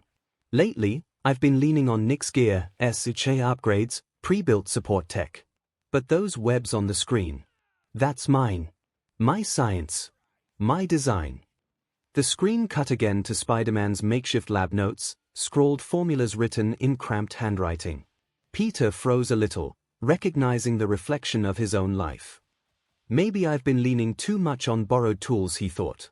If I could take my shooters back to the basics, refine the formula myself, push it further, I could make webs that hold even monsters. That's not SHIELD. Spider-Man. That's just me. Nick Fury, silent as he watched through the cameras, raised an eyebrow as if he could read Peter's thoughts. His one eye gleamed knowingly, but he said nothing, letting the kid stew in his own realization. Avengers Tower. The Avengers sat in the common room as the footage looped again, Spider-Man's webs pinning down Juggernaut and then, unthinkably, holding Hulk in place for more than a few seconds. Thor's booming laughter filled the room. By Odin's beard. Young Spider-Man's silken threads binding even the Hulk. Verily, Midgard never ceases to surprise me. Hawkeye leaned back in his chair, smirking. Guess we've been underestimating Webhead. Kids' tech might actually be more useful than half the Stark gadgets lying around here. Cap gave a small nod, arms crossed. It's not just the strength. He engineered this himself. Out of scraps. Shows a level of resourcefulness that most heroes don't have, especially at his age. He glanced toward Tony with a knowing half-smile. Reminds me of someone. Tony raised his glass of scotch with mock offense. Hey, don't drag me into this. Though, he gestured toward the screen with the glass, I will say, webbing strong enough to hold Banner. That's not just impressive. That's terrifying. If Parker decided to sell this formula, half the world would line up with blank checks. The room rumbled suddenly as Hulk rose from his spot, eyes narrowing at the scene playing out again. Puny Bugman's string, no stronger than Hulk. Hulk breaks all strings. He stomped toward the door, fists clenching. Or, here we go, groaned Natasha, standing up quickly. Banner, wait. Cap's voice cut sharp as he moved to intercept. Yeah, big guy, maybe don't go on a web hunt in the middle of New York, Clint added, twirling an arrow between his fingers. Thor, still grinning, placed a massive hand on Hulk's shoulder. Come now, green friend. Surely there will be time to test thy might against the spider in fair combat. But for now, let us watch. Mayhap these visions shall show thee how the spider restrained thee. The green Goliath snorted, clearly unconvinced, but allowed himself to be sat back down, grumbling under his breath, Hulk smash bug. Hulk smash web. Hulk strongest there is. Tony smirked at Natasha. See. Totally calm. 100% rational. Natasha rolled her eyes. You deal with him when he finds Parker later. Ben 10 Universe. Ben leaned forward in his chair, eyes glued to the footage of Spider-Man swinging and binding Hulk with his webs. Dude, radioactive spider bite, homemade web shooters, IQ off the charts. That's so cool. It's like the Omnitrix, but he built it himself instead of being handed alien tech. Gwen crossed her arms, thoughtful. Actually, it's even crazier. That formula had to be chemically engineered to withstand insane pressure and stress. That's not something you just WHP up at school. Peter Parker might not just be a superhero. He might have the smartest minds of his world. Kevin whistled. Stronger than steel, sticky enough to hold a giant green rage monster. Yeah, I wouldn't mind loading my ride with some of that. He grinned, imagining webbing launchers on his car. Gwen shot him a glare. Or you'd wrap yourself inside it. Hey! Kevin scowled. It's a valid combat upgrade. Danny Phantom Universe. He made all that with just brains and scraps. And it works against guys like Hulk. Man, I really need to step up my ghost gear, Danny murmured. Jack Fenton slapped his hands together in excitement, towering over Danny. That's the spirit, son. Did you see the PSI on that cartridge? Imagine a Fenton web shooter. You could trap a ghost, sling it across town, and splat it right into the Fenton thermos. POW. Maddie Fenton, arms folded and skeptical but intrigued, adjusted her goggles. The chemical balance fascinates me. A fluid strong enough to bind someone with superhuman strength, yet time to dissolve without trace. That's an elegant weapon. Practical. And scientific. Whoever designed that is brilliant. Danny muttered. Yeah, brilliant enough to make me look lazy. Jazz peeked in from the stairs, eyebrow raised. Danny, you realize Mom and Dad are already thinking of ways to copy it, right? Maddie nodded calmly. Of course.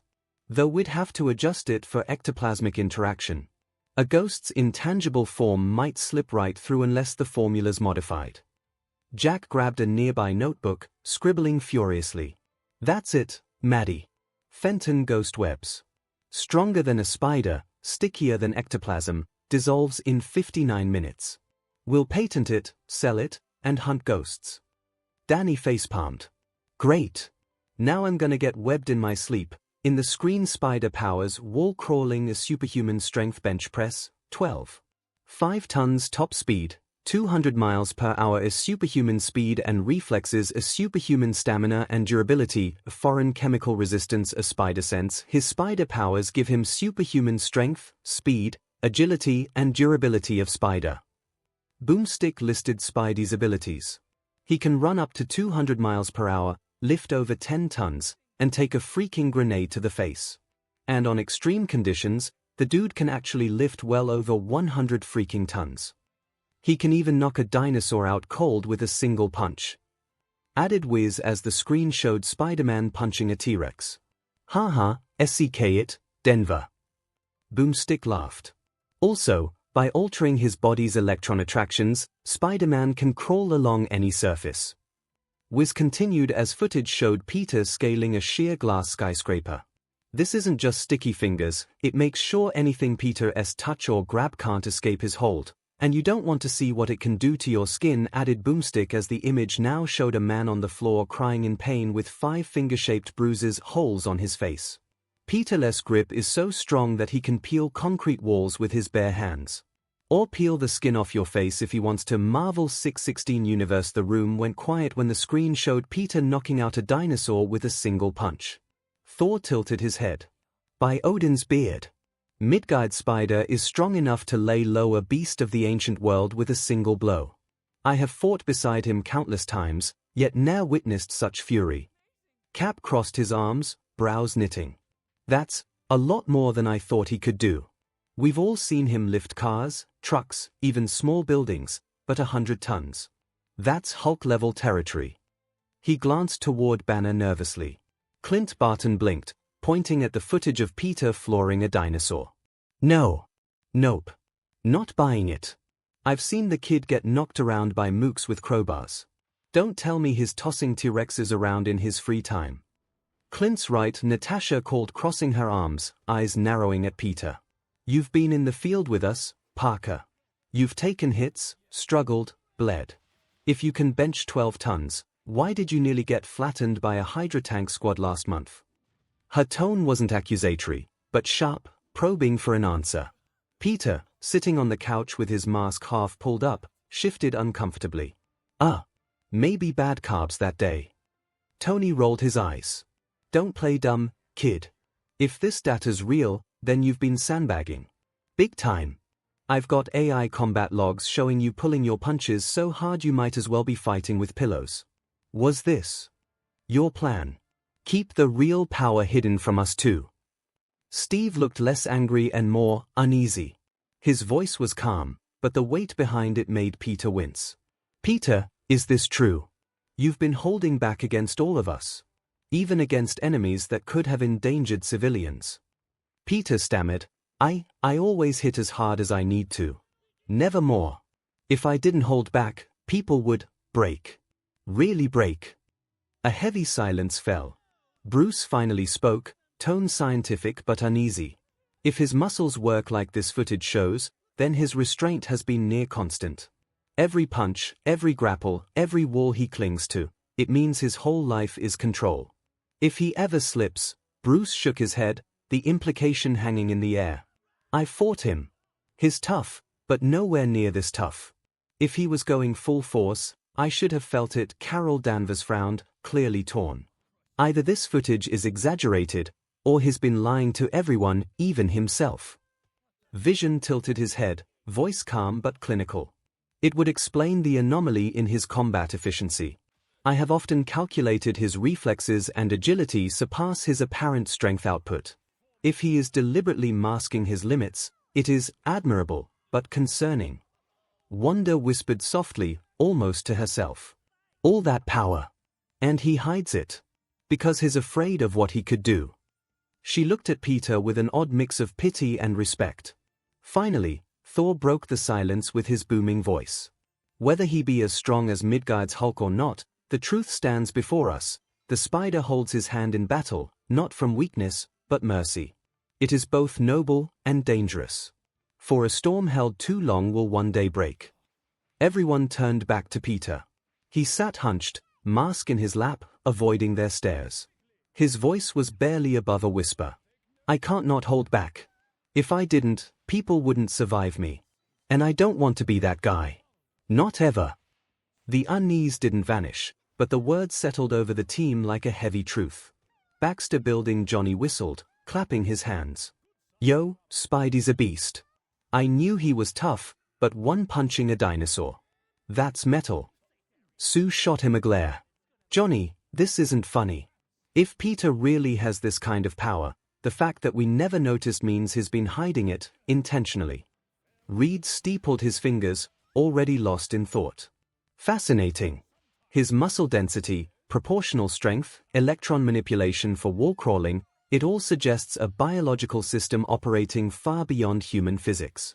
But this skin-peeling potential, if he doesn't have perfect control, the implications are horrifying. So you're telling me Spidey could rip a guy's face clean off, and all these years he's been pulling his punches on me? Great. Just great. Makes me feel real special, stretch. Ben snorted. Krakoa. The mutants gathered in one of Krakoa's great halls were not silent, but restless. Logan was the first to break it, letting out a sharp bark of laughter that made some of the younger mutants jump. Ha! Figures. Knew the kid was tougher than he let on. Took my hits, bounced back like nothing. Guess he was pulling his claws in every demon time. Can't say I don't respect it. Cyclops didn't look amused. His jaw was tight, arms crossed. If this is accurate, then he's been deceiving every single person who's ever fought beside him. That's not restraint, that's dangerous. He turned sharply toward Logan. If one of us pulled punches like that, and it cost lives, what then? Logan growled back. Difference is, Slim, he's never let it cost lives. That's the whole point. Jean interjected, her expression thoughtful but uneasy. Scott, think about the control that takes. Every moment of his life, he's aware of exactly how much he can give. He's not hiding to deceive. He's hiding to protect. Storm sat straighter, eyes narrowed on the screen. To endure such a burden, to restrain oneself at all times, it is a DSPLN worthy of admiration. But it is also a recipe for breaking. When he slips, what then? What happens when mercy falters for only a heartbeat? A murmur went through the room. Some students looked nervous. Others whispered about how Spidey had tossed Juggernaut once. Emma Frost rolled her eyes, breaking the tension with her trademark bite. Oh, don't look so scandalized. You're just upset the friendly neighborhood clown is stronger than half of you combined. Must sting the egos a bit, him. Colossus shifted uncomfortably. I fought beside Spider-Man before. He moved quickly, hit hard, but not like this. If what they say is true, then every strike he ever gave me, he held back. Greatly. His expression darkened. It is humbling and unsettling. Nightcrawler, ever thoughtful, chimed in softly. He chooses not to hurt people. That is what matters. Many of us could do far worse if we lost control. Does this not make him, like us, a mutant in spirit, even if not by BLD? That sparked a heated side discussion. Some, like Iceman, laughed nervously. Great. So Spider-Man's basically been cosplaying as one of us this whole time. I don't know if I should be flattered or insulted. Others, like Magneto, bristled. He is not a mutant. His gifts are an accident, a fluke of science, not the evolutionary destiny of our kind. Do not confuse the two. The younger mutants Glob Herman, Rockslide, Armor, etc. buzzed with equal parts awe and fear. Meanwhile, Professor Xavier, quiet in his seat, steepled his fingers and said only, "It seems Peter Parker has been carrying far more than his neighborhood on his shoulders. Perhaps more than anyone gave him credit for." The ego stung hardest for those who'd once fought Spidey. Beast finally exhaled, adjusting his glasses. "I once calculated his strength to be in the several-ton range at most. Evidently, my calculations were off. Quite off.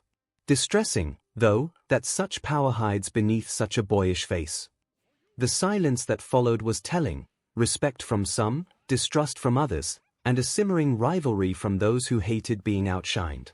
Spectacular Spider-Man universe. Peter slumped back against the couch, pale as the numbers hit the screen. 12 tons. 200 miles per hour. Grenades to the face. His heart pounded. He muttered under his breath, "That can't be me, can it?" Okay, he had taken explosions before, but grenade point blank. He remembered the sting of shrapnel, the bruises that faded too fast. Was he really that durable? The thought made him nauseous. Aunt May glanced from the TV to her nephew, her lips pressed tight. "Peter, is that really what you've been putting yourself through?" Her voice trembled with worry more than anger. Peter tried to laugh it off, failing miserably. Well, science exaggerations, you know how these things are." But May wasn't convinced. She put a hand on his shoulder, eyes shimmering with fear. "No science exaggeration could explain my boy lifting 12 cars at once." Stacy's home. Gwen hugged her knees as she sat cross-legged on her bed, eyes glued to the broadcast. "He's been fighting like this the whole time.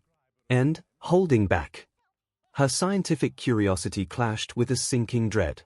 If Peter can do all this, then every fight I've ever seen him in, he's been playing careful, making sure no one got hurt more than necessary. Alan's room. Liz sat stiffly on her bed, chewing her nails. "So, Parker's that strong. He could have crushed Flash with one punch," she shuddered, but then softer, "But he didn't. Not once. He never even snapped at me." Thompson's home. Flash's jaw nearly hit the floor. "No. No way. This is a prank. A scam." Puny Parker couldn't bench a grocery bag without whining. He laughed nervously, throwing the remote at the wall. "You're telling me he could knock out a dinosaur?" "Bull." But under the anger, doubt gnawed at him. Connor's home. Connor leaned forward, adjusting his glasses, muttering to himself as his scientist's brain ran wild. Incredible, his musculature must have adapted on a cellular level to maintain that tensile density without tearing ligaments. The adhesion effect, altered electron attraction. Remarkable. Martha shot him a look from the kitchen. "Kurt, that's Peter Parker you're dissecting like a lab subject." Connor froze, guilt flashing across his face. "Yes. Peter," his tone softened. "That poor boy's carrying more than he should." New York. In some dingy hideout, Alex Ohan, Rhino, watched the footage, a beer halfway to his mouth. His eyes narrowed. 12 tons. That bug's been toying with me. He crushed the can in his hand, foam spraying. "He made me look like a joke, holding back the whole demon time." His roar rattled the walls. Adrian Toombs cackled bitterly from his cluttered workshop. "Ha! So the whelp's stronger than he lets on. No wonder he keeps slipping through my claws. But strength fades. Age comes. I'll outlast him, and when he stumbles, I'll strike." Herman Schultz flinched at the numbers. No, that can't be right. If he's really that strong, then every time he tapped me, he could have smeared me on the pavement." His breathing quickened. "Oh God, why's he holding back? What's he waiting for?" Black Cat Lounge. Felicia smirked at the broadcast, lips curling into a mischievous grin. "So, the spider's a lot deadlier than I thought. Guess this kitty's been luckier than she realized. One wrong move and he could have shredded me. She liked her lips. Dangerous and gentle. Just my type.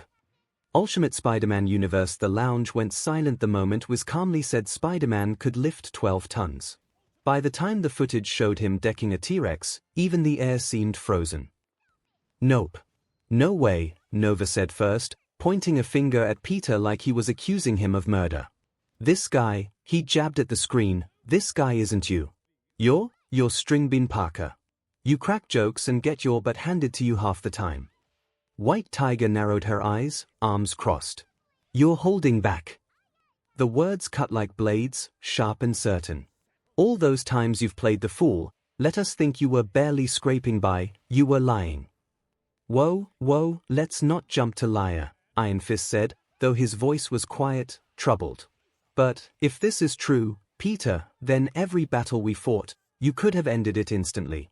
Why didn't you? Yeah. Exactly. Nova shouted, throwing his arms up. You mean I've been busting my butt tanking laser blasts while you could one-punch a dinosaur?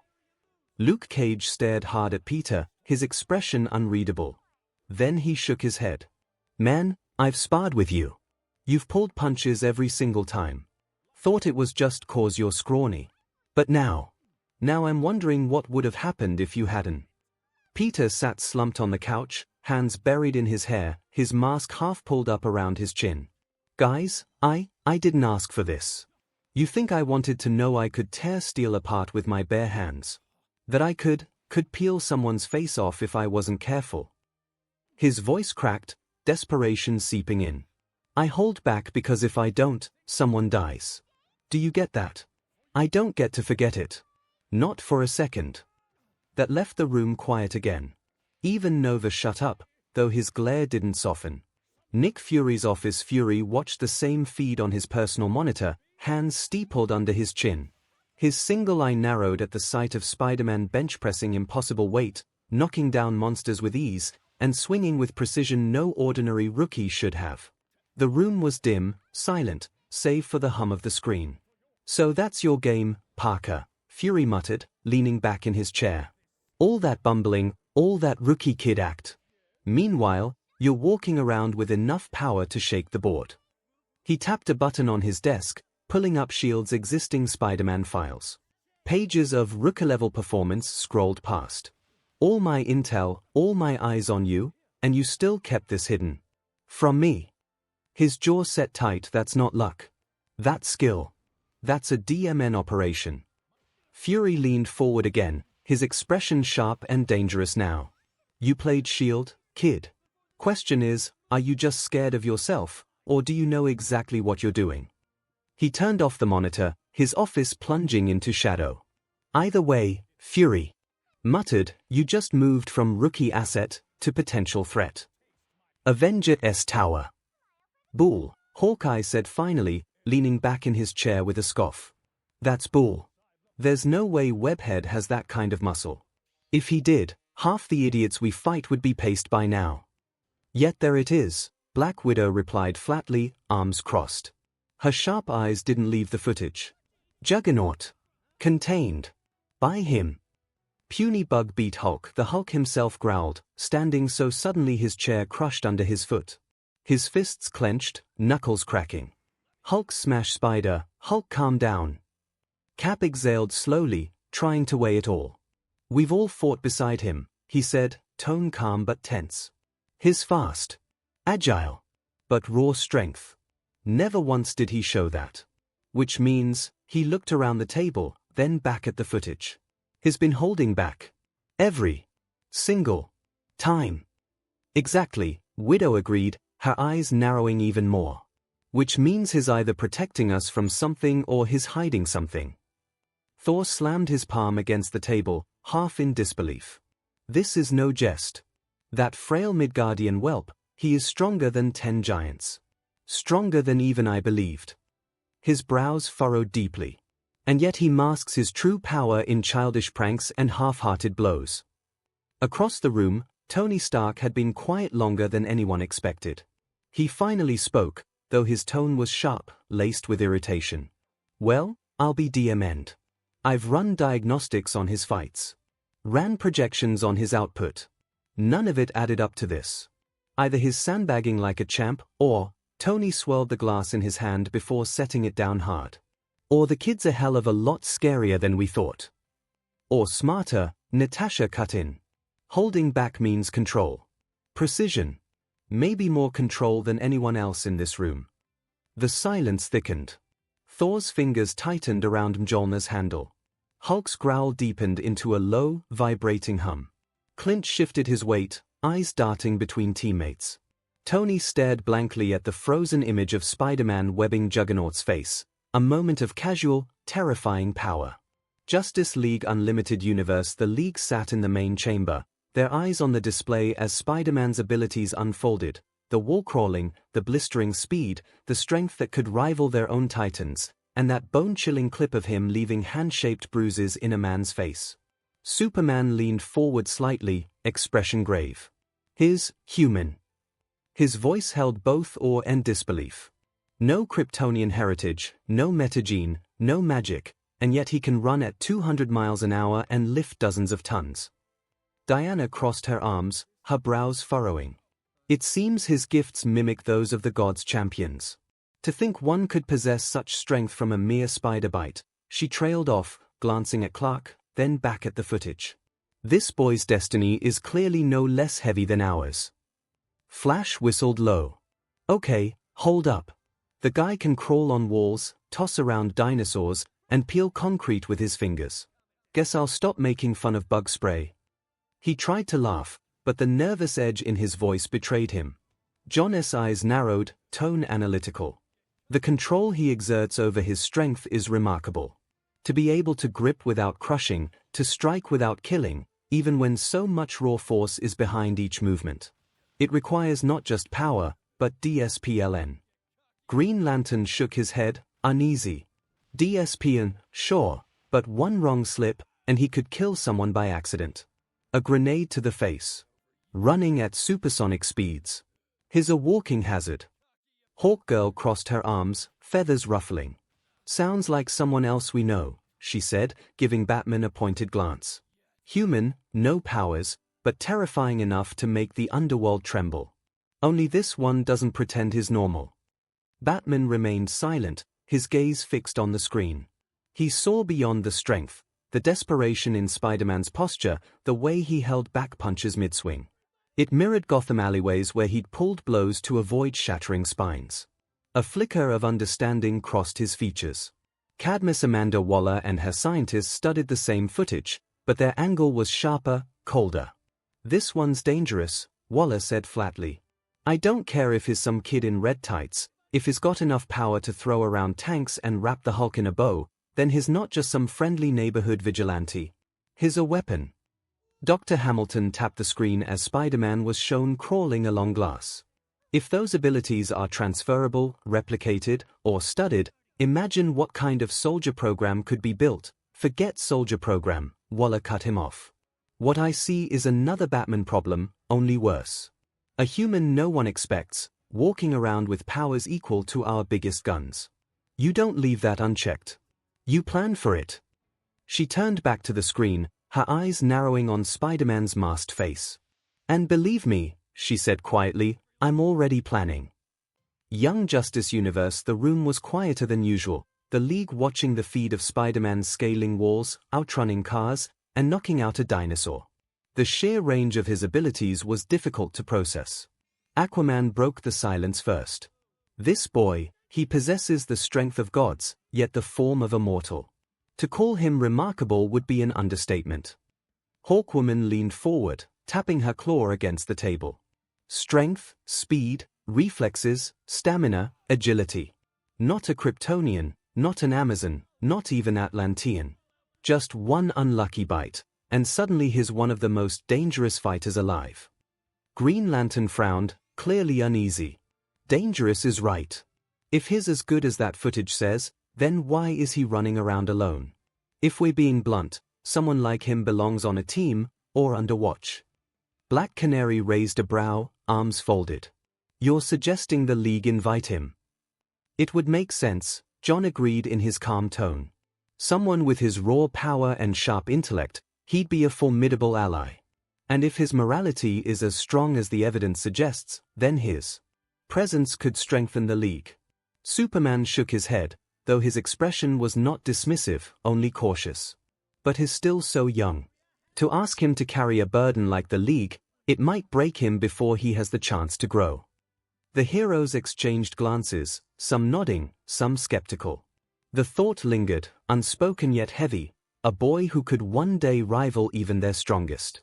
Batcave Batman's jaw tightened, though his voice remained steady. He's powerful. Smarter than most. But power doesn't guarantee control. What I see is potential and risk. Alfred studied the frozen frame of Spider-Man punching the T-Rex unconscious. And yet, he reminds me of someone else who took an impossible burden on his shoulders at an equally young age. Batman said nothing. His eyes flicked over files he was already compiling, strength comparisons, weaknesses in webbing, possible counters to his spider sense. Always planning. Always preparing. Alfred sighed, giving the faintest of smiles. I suppose it's too much to hope you'd consider him an ally rather than a contingency. Batman didn't answer. But his silence said enough. Mount Justice, the younger heroes sprawled around the living area, eyes glued to the massive screen. Footage of Spider-Man sprinting faster than speeding cars, lifting rubble the size of tanks, and swinging across skyscrapers had their jaws practically on the floor. Did he just knock out a dinosaur? Kid Flash blurted, zipping closer to the screen. Like, bam. Right in the jaw. Instant lights out. Focus, Wally, Artemis shot back, though even she couldn't hide her astonishment. The guy's got strength, reflexes, and stamina that put half of us to shame. Miss Martian tilted her head, eyes wide with curiosity. And he's human. No alien DNA, no magic, no training from a League mentor. Just a spider bite. Not just a spider bite, Aqualad corrected, arms folded. He adapted to his gift with intellect and DSPLN. His webbing alone shows advanced understanding of chemistry and engineering. His tone carried respect. Superboss scoffed, crossing his arms. Doesn't matter. He still let someone die before he decided to be a hero. That tells me enough. His bitterness hung heavy in the air. Connor, M'Gann frowned, gently reaching for his hand, but Superboss turned his gaze away. Robin, meanwhile, stayed unusually quiet, studying the footage. A kid with that much raw power, no safety net, no league to train him, and he still manages to fight for people who don't even like him. He smirked faintly under his mask. I get why Batman would pay attention to him. Kid Flash blinked. Whoa, wait. Are you saying you like this guy? Robin shrugged. I'm saying, I respect him. Artemis rolled her eyes, but couldn't help muttering under her breath. Great. One brooding bug guy isn't enough. Now we've got a spider version of you. The team broke into laughter, though the awe and a trace of unease lingered. My Hero Academia universe Izuku's hands trembled as he scribbled notes, wide green eyes glued to the screen. 200 miles per hour, 10 tons, spider sense that warns him of danger. Mom, this is incredible. He got these powers by accident, but he uses them to save people anyway. 𝐒𝐭 looked at her son's sparkling eyes and the frenzied pace of his pencil. She smiled softly, though concern lingered in her voice. Izu, you're shaking. Are you jealous? He froze, then whispered, well, maybe. He was like me once, Mom. Quirkless. Just ordinary. And then this happened and he became a hero. It's like, what if his voice trailed off, guilt flashing across his face. 𝐒𝐭 gently cupped his cheek. You don't need to be bitten by a spider to be special. You already are. She said softly, her voice trembling slightly with emotion. Plus, you saw Batman, he doesn't have any power and I bet you already think of him as a great hero. Izuku nodded, swallowing hard as he glanced back at the screen. Yeah. Both of them prove power isn't everything. His notebook lay open to a fresh page, already half-filled with feverish sketches of Spider-Man's web patterns alongside Batman's grappling hook trajectories. The pencil trembled less now, replaced by deliberate strokes mapping hypothetical applications. Bakugo, as home Katsuki scowled at the screen, fists clenched. TCH. A stupid bug bite makes him stronger than everyone else. That's CRP. Heroes should be the best from the start, not some weak nobody who got lucky. His mom Mitsuki smacked the back of his head. Quit barking, Katsuki. Power or no power, that boy's saving lives. Maybe you could learn a thing or two about humility. Bakugo gritted his teeth, muttering, like hell, no bug-bitten loser's better than me. 𝐔𝐬𝐽𝐝 𝐔𝐬𝐽𝐝 gasped. He can climb walls. And swing like that. That's wow. She turned to her parents, eyes shining. And he still tries to help people, even with powers that could scare anyone. That's really heroic, right? Her dad chuckled. Sure is, 𝐒𝐭𝐚𝐲. Reminds me of you when you see someone in need, always ready to help. Her mom, though, looked worried. But he got all that by accident. Can you imagine if something like that happened here? To a child. 𝐒𝐩𝐽𝐼 sat bolt upright, glasses glinting. This Spider-Man gained power through happenstance and yet chose to fight for justice. That is commendable, but also reckless. Heroes must be trained, regulated, and, Tensai chuckled, interrupting. Easy, Tenya. You sound like dad lecturing. The kid's heart is in the right place. If anything, it shows responsibility doesn't need rules, sometimes it's a choice. UA Teacher's Lounge. The screen froze on Spider-Man's stats, his fists buried in a T-Rex's jaw. Silence lingered until Aizawa finally broke it. 12.5 tons. 200 miles an hour. Reflexes fast enough to dodge bullets. And no training academy. No hero license. Just him. His voice was flat, but his eyes were half open, studying closely. Present MIC whistled. Why the guy's like a one-man hero festival. Wall crawling, web slinging, dino punching. Midnight crossed her arms. That skin-peeling bit gives me shivers. He's strong enough to hold back, but what if he doesn't? It's almost cruel that one accident gave him power to rival some top pros. Snipe adjusted his hat. This kinda wild-carded never make it past the commission here. They'd slap cuffs on him before letting him swing around unsupervised. Nezu, however, was smiling in that unsettling, calculating way. Fascinating, isn't it? A boy with no prior status or support, who gained miraculous abilities by chance, and rather than be consumed by them, he chose to direct them towards protection. His restraint is the most impressive data point. He chooses not to peel flesh when his hands could. Power Loader leaned forward, scribbling. Forget restraint, I want a closer look at those web shooters. Pressurized cartridges at 300 psi. Kid made that with high school lab gear. If we had him in our support course, Aizawa cut him off. He'd never make it past day one. His kind doesn't follow systems. The room quieted, the weight of the truth hanging in the air. Tsukochi's office All Might leaned heavily against the wall, his gaunt frame shadowed by the desk lamp.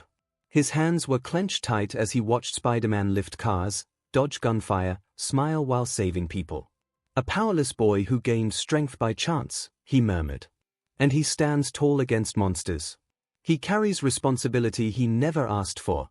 Tsukochi raised an eyebrow, pen tapping his notepad. You're comparing him to yourself again. All Might didn't deny it. His eyes narrowed, troubled. But look closer. He was given power, by chance. He didn't earn it through DSPLN or lineage. That's dangerous, Naomasa. If he falters even once, people could die. What kind of world allows, ours does. Tsukochi's voice was sharp, cutting him off. You're just upset because it challenges your belief that only those born with power, or chosen for it, deserve to be heroes. All Might flinched at the words, shame flickering in his gaze. The detective side. Don't get me wrong. I see the risks. But I also see a kid who could have abused all that power, yet didn't. That tells me enough. Maybe you should ask yourself if your own faith in humanity is too rigid. All Might looked back at the screen. Spider-Man swinging free through his city, smiling despite it all. For a moment, Toshinori's chest tightened with something he hadn't felt in years, doubt. Villains hide out. The flickering screen bathed the dark room in pale light as Spider-Man flattened a dinosaur with one punch. Tomura scoffed loudly, scratching at his neck. TCH. So what? Another flashy freak who got lucky with powers. Strong or not, he'd crumble against me. Against decay. He flexed his hand as if imagining Spider-Man's mask and suit disintegrating into dust. Kurogiri's voice was calm as always. And yet, Shigaraki, he withstood blasts, impacts, and feats well beyond most pro heroes. To dismiss such data so quickly would be unwise. From the shadows, a low, rasping chuckle echoed. All for one spoke, each word deliberate. Interesting. A child, burdened with sudden power, and instead of ruling with it, he restrains himself. But look past the nobility, his abilities. Agility far beyond normal limits. Instincts to anticipate attacks before they happen. Strength to restrain titans, combined with an artificial chemical creation that binds even the strongest. He tapped a single gloved finger against his armrest, the metal claw gleaming. "Doctor," he murmured.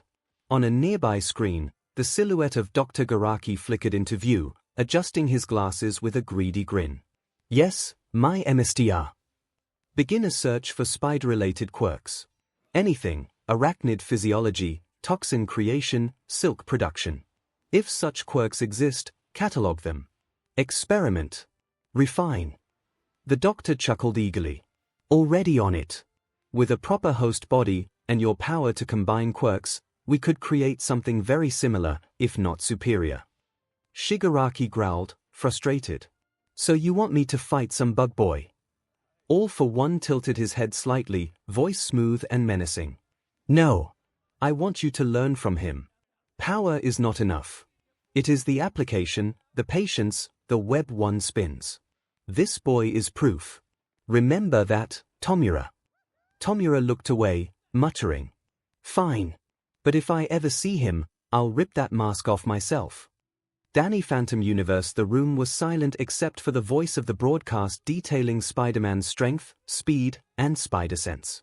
Images of Peter lifting cars, outrunning explosions, and clinging to skyscrapers played across the screen. Tucker leaned back on the couch, eyes wide. "Okay, so let me get this straight. Spider-Man can bench press 12.5 tons, run 200 miles an hour, and literally stick to walls. That's... Danny, dude, that's almost you, minus the webs." Danny scratched the back of his neck, his ghost aura flickering faintly as he shifted uncomfortably. "Yeah. I mean, his human, though. That's way different. My powers are ghost energy. His basically, what, a radioactive bug guy." Sam squeezed his hand and smirked. "Doesn't matter how he got them. He's still doing the same thing you do, using those powers to protect people. Kind of like looking in a mirror." Jazz crossed her arms, giving Danny a knowing look. "And struggling with responsibility, too. Sound familiar, little brother?" Danny groaned. "Great, so now I've got a multiversal twin." Maddie leaned forward, her eyes gleaming with scientific fascination. "The biological applications are astounding. Spider silk that can restrain beings as powerful as this Hulk, enhanced durability to shrug off explosives, and a danger precognition system. Danny, this is parallel research gold. Imagine what combining ghost core energy with spider DNA could yield." Jack slapped a meaty hand against his knee, beaming. "Fenton's sticky anti-ghost webs. Stronger than ecto energy, guaranteed to snare any phantom. We'll have to WHP up a prototype, Maddie." Danny's face drained of color. Mom, Dad, maybe don't try to mix ghost powers and spider DNA.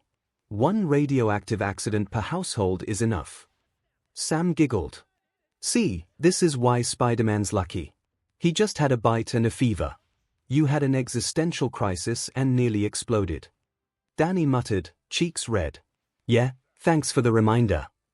Tucker grinned, holding up his PDA. "Well, at least now we know. Spider-Man, your superhero cousin from another universe. Maybe you two should team up, Ghost Spider and Invisor Spider." Danny and Sam groaned in unison. "No." Disney 626 Universe. Kim leaned forward on the couch, arms crossed as Spider-Man's powers were listed. Super strength, agility, reflexes, spider sense. His like me, but turned up to 11. Ron blinked. KP. More like turned up to 11,000. The guy can lift a dinosaur and punch it out. A dinosaur. And peel someone's face off. That's not friendly neighborhood, that's don't mess with me or I'll exfoliate you permanently. Kim smirked, though her eyes betrayed respect. Doesn't matter. He still chose to save people with that power. That's the important part. Great power, great responsibility, it's kind of my thing too. New York Jake's jaw dropped. Yo, the dude can web up a giant green monster and win. That's mad power, like dragon level. Man, imagine if I had webs and dragon fire, I'd be unstoppable. Foo Dog side-eyed him with a smirk. Kid, let's be real, you just web yourself to your skateboard and faceplant into traffic. Jake groaned. Come on, Foo. I'd at least look epic doing it. Gramps, meanwhile, looked pensive in the background. Power of this kind, it can corrupt if not guided. But this Spider-Man fights to protect, even at risk to himself. There is wisdom in this. 𝐒𝐻𝐢𝐫 gasped, eyes wide at the footage. Stitch. Look. He climbs walls like you. And he's super strong and fast and, oh my gosh, it's like you're related. Stitch tilted his head, then let out his classic growl purr. Spider-Man is good cousin. Little less fluffy. Little less laser Y. He flexed his claws proudly. But still good. Nani leaned over, frowning slightly. If he's that strong, I just hope he doesn't get carried away. Having power like that, it's dangerous. Jumba chuckled with scientific glee. Ah, but fascinating. Arachnid-human hybridization producing such efficient musculature and tensile adhesion. I must replicate. Imagine galactic army of spider jumbas. Mwaha. Pleakily shrieked, waving his arms. No, no, no. One Spider-Man is enough. The galaxy doesn't need an army of Spider-You in the screen, but his most advantageous power is the spider sense. Wiz revealed, it acts kinda like a warning signal, like caller ID when your ex-wife's calling for alimony. Boomstick said. Actually, the spider sense is much more than a simple alarm. Wiz corrected. It gives Peter omnipresent detection to his surroundings. This is how he swings around New York without looking where he shoots his webs. And unlike his human senses, it is not affected by gases or toxins unless specifically tailored to the spider sense itself. However, it's up to Spider-Man to recognize and react to his warning, so it can be tricked if he doesn't think he's in danger. Still, combine that with his speed, Spider-Man is almost untouchable. He can even dodge automatic fire. Boomstick exclaimed. The screen showed a Spider-Man Andrew Garfield's being shot at while mid-eye by a bald man with a machine gun. The scene was set in slow motion, bullets tracing fiery paths through the air. Spider-Man twisted, flipped, and contorted his body with impossible fluidity, each movement evading the bullets by a hair. Feats has defeated the Hulk, honorary member of the Fantastic Four and Avengers, developed unique way of the spider martial art, has more girlfriends, love interests than any other superhero, a destined teacher of Hope Summers, the ultimate mutant, and mentor to Miles Morales, a largest rogues gallery of villains in the Marvel Universe, center of the web of life, defeated the Sinister Six multiple times, survived against Thanos, can match and outbox Captain America, his unique martial art. The Way of the Spider utilizes the spider sense to its fullest. Wiz explained. With it, Spider-Man can go toe-to-toe with the most advanced MSTIs of combat, like Captain America, even while Bond fled. The screen shifted to show Spider-Man effortlessly flipping over Cap's shield toss, landing a precise kick to the super soldier's jaw. The fluidity of his movements contrasted sharply with Cap's disciplined technique, wild yet unnervingly precise. And combined with his strength and quick mind has allowing him to survive encounters with heavy hitters like the Mad Titan Thanos, the Phoenix Force-powered X-Men, and even knocked out the Incredible Hulk himself. The screen flashed to Spider-Man delivering a devastating uppercut that sent the Hulk staggering backward. Marvel 616 universe. The tower was quiet, all eyes fixed on the footage of Spider-Man twisting through bullets like water slipping through cracks. Tony Stark whistled low, leaning back in his seat. Dodging bullets mid-air with nothing but spandex and teenage metabolism. That's not reflexes, that's precognition light. Kid, if you weren't already on payroll, I'd be trying to steal you. Carol Danvers folded her arms, brow furrowed. I've gone hand-to-hand with him. I knew he was fast, but this. His reading moves before they're even thrown. Steve Rogers, watching the clip of Spidey sparring Bond fled with him, nodded grimly. He's built a whole fighting style around it. That's not improvisation, that's DSPLN. He adapts faster than anyone I've seen. Peter rubbed the back of his neck. It's just practice, you know. Like dodgeball. With guns. And supervillains. And giant lizards. Thor clapped him hard on the back, nearly toppling him. Truly, Midgard hides its fiercest warriors in the strangest shells. The spider sense is a gift worthy of the gods. Then came the line, knocked out the Hulk. Bruce Banner's head dropped into his hands with a groan. Oh no, he muttered, massaging his temple. He's in there yelling. Screaming that he wants a rematch. His eyes darted nervously to Peter. Thanks for the headache. Peter winced. Sorry. Natasha raised an eyebrow. Don't apologize. If you put the Hulk down, even once, it means you figured out how. That's scarier than brute strength. Hawkeye, lounging with his arms crossed, squinted at the next line of text, center of the web of life. Web of life. Anyone else wondering what the hell that means? Natasha hummed in agreement, her sharp eyes narrowing. Sounds like more than just a cute title. Some kind of code name. Or something bigger. Tony leaned forward, tapping the screen like he could hack the phrase itself. Yeah, Web of Life. Capital letters. That's a big deal title if I ever saw one. Come on, kid. Spill. Peter nearly jumped out of his chair, hands waving fast. W8, wait, it's nothing. Just branding. You know, Marvel loves their taglines. His voice cracked. Like a friendly neighborhood Spider-Man. Catchy, right? The Avengers didn't look convinced. Steve gave Peter a steady, almost parental look. Branding or not, it means something. We'll figure it out. Peter slumped in his chair, whispering under his breath. Please don't. Krakoa. The screen flickered with footage of Spider-Man weaving through machine gun fire, trading blows with Captain America, even uppercutting the Hulk into the ground. Mutants from every corner of Krakoa gathered around, whispers growing louder with each passing feat. Magneto sat back in his chair, eyes narrowed. This boy is no mutant, yet he wields gifts that would place him among our strongest. To withstand toxins, deflect bullets with movement alone, and subdue titans, his lip curled faintly. And humanity calls him human still. Don't sound so envious, Eric. Emma Frost, arms crossed, smirked faintly though her tone was sharp. It isn't a birthright, it's an accident. A spider bite, wasn't it? Hardly the grand destiny of mutant kind. But when the line center of the Web of Life appeared on screen, her smile faltered. Though I admit, that phrasing makes me uneasy. Storm leaned forward, regal and composed. I know what you mean, something about it resonates. Deeper. Her voice softened, thoughtful. Like the name carries weight beyond titles, a connection woven into existence itself.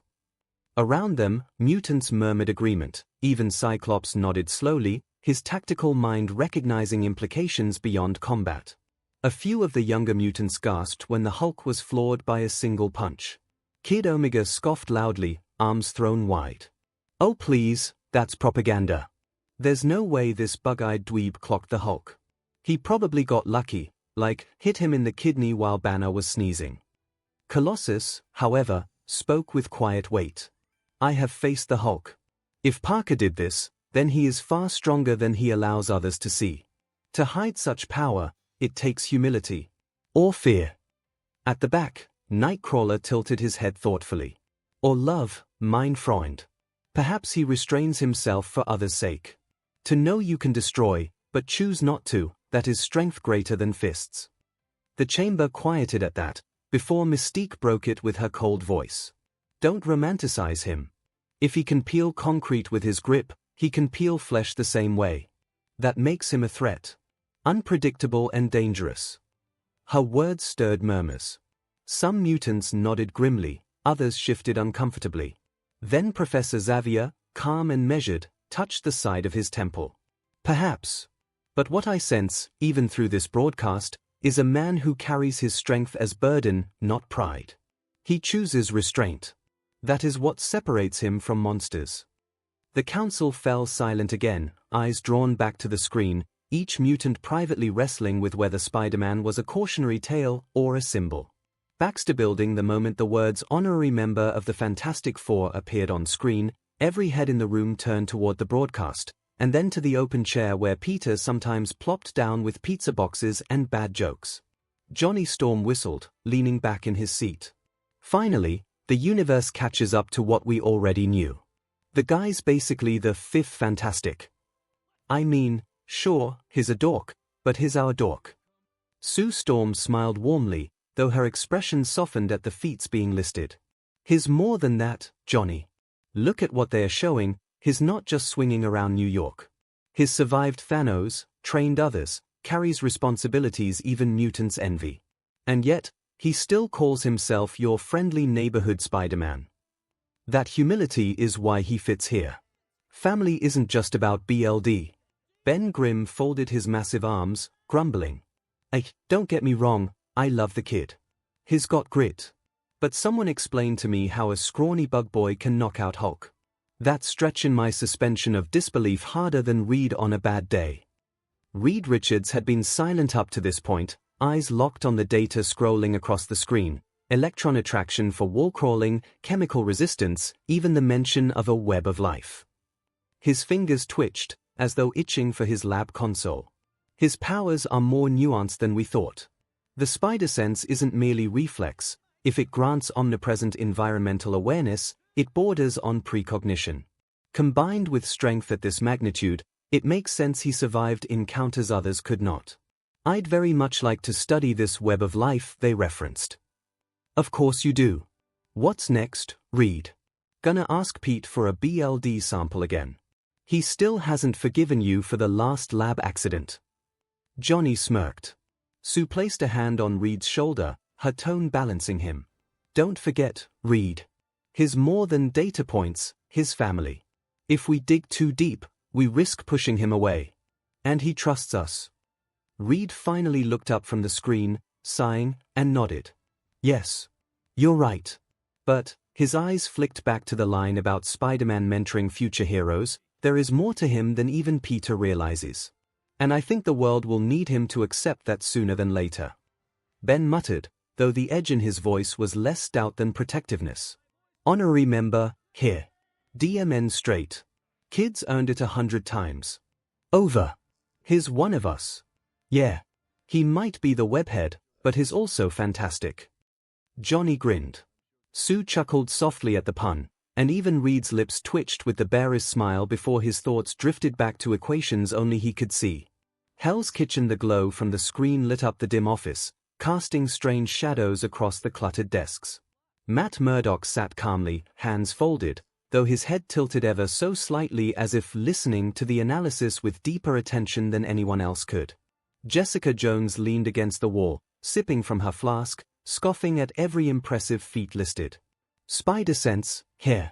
Sounds like a branded knockoff of what Matt's got going on. Only difference is, this guy gets a catchy name for it, while you get called a freak. Matt gave a small chuckle. It's not the same, Jessica. My senses are heightened because I lost one. I'm interpreting the world in ways a normal human wouldn't. Spider-Man's, it's instinct. Like precognition. A step ahead, not just an awareness. Luke Cage crossed his arms, his expression skeptical. Precognition or not, you telling me this kid can dodge machine gun fire in midair? That's more than instinct. That's borderline supernatural. Almost makes me glad he's on our side. He frowned slightly. But if it's really that sharp, how come he still gets hit? I've seen him busted up before. Because, Matt said softly, awareness is only half the battle. Even if he feels the danger, he still has to choose how to act. And choice can be flawed. Jessica snorted. Yeah, tell that to my rent bill. Some spider sense. Didn't stop him from getting JJJ to smear his butt across every paper in New York. Luke cracked a smile despite himself. To be fair, Jess, you'd make headlines too if you weren't so busy hiding in bars. Jessica raised her flask in mock salute. DMN right. And proud of it. From the corner, Foggy Nelson muttered while staring at the screen. Forget spider sense, I'm still stuck on the part where he knocked out Hulk. Titchy Hulk. That's the kind of thing you don't joke about. If this kid really can do that, He trailed off, a mixture of awe and unease on his face. Matt's expression grew more serious, thoughtful. If it's true, then Spider-Man isn't just an agile kid in tights. He's one of the most dangerous men alive, whether he wants to be or not. And that burden. His tone softened. That's heavier than anything I carry. Jessica rolled her eyes but didn't argue. For once, she just took another sip and muttered, "Yeah, well, hope he doesn't crack under it." Luke finally sighed, gaze still on the glowing screen. Guess the neighborhood ain't big enough for just one protector anymore. MCU Peter sat cross-legged on his bed, his eyes glued to the glowing screen. His mouth dropped open as Wiz's words hit him. Spider sense. That's what the tingle is. He blurted, pointing at the screen like he'd just solved a math problem. His expression shifted between awe and panic. Wait, hold on. Dodging bullets. Predicting moves. Going toe-to-toe with Captain America. I barely lasted 5 minutes against him. From the kitchen, Aunt May poked her head out, drying her hands with a towel. So that's what you've been calling a tingle? Sounds a little more serious than that, hun. Peter buried his face in his hands. Oh my God, May, this means... I don't even know what this means. Have I been holding back? Or not even tapping into it? May smiled gently, walking over and ruffling his hair. It means you're still figuring yourself out. Don't panic just because some cosmic TV show says you're supposed to be amazing already. She paused, then smirked. Although the whole bullet dodging thing. That would be very nice for my peace of mind. Peter groaned. Not helping, May. Avengers compound. Tony reclined with a tablet on his knee, a grin that was more hypothesis than mirth curling his mouth. Precognitive reflexes, he said, more to his console than anyone. That's not a tingle. That's an early warning combat system. He tapped the screen where the feed listed feats, dodges, automatic fire, developed way of the spider, the cryptic web of life, and raised an eyebrow. We brought talent into the mix thinking we understood the boy. Maybe we only saw what he wanted us to. Rhodey, pragmatic as ever, folded his arms. So what? We give him medals or we put him through a proper regimen. Kid's been on ops with us. I don't like surprises. If he's holding back, we need to know why. He glanced to a corner where training schedules and telemetry data hummed. And if he's hiding the big stuff from us? That's not cute, Tony. That's an asset with a blind spot. Tony chuckled, but the music of it was thin. Or an asset with a fuse. Either way, mentor time. Or retrofit time. We'll figure which after coffee.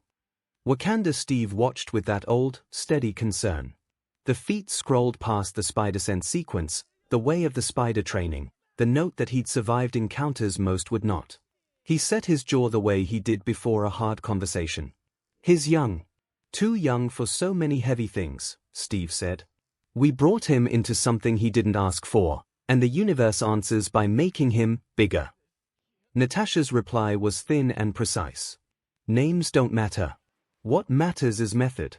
If his sense is a reflex he can hone into tactics, he's invaluable. If it's something he doesn't control, he's a liability. Her eyes flicked to the word web of life on the screen and then back to Steve. We should watch him. Train him. Not because we don't trust him, but because he trusts himself sometimes too much. Steve nodded once. We'll be careful. He's got a good heart. If he can learn to carry this, and not let it carry him, he'll be all the better for it. Meanwhile, Falco chuckled. So that's how he was able to give us so much troubles, he said to Bucky, and here I thought he was just lucky. Bucky grunted. Kid moves like he's fighting in slow motion. Explains why he dodged me in Berlin. His fingers flexed unconsciously.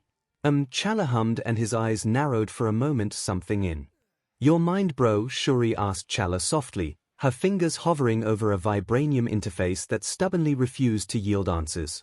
The king didn't immediately respond, his gaze fixed on the frozen image of Spider-Man mid-swing.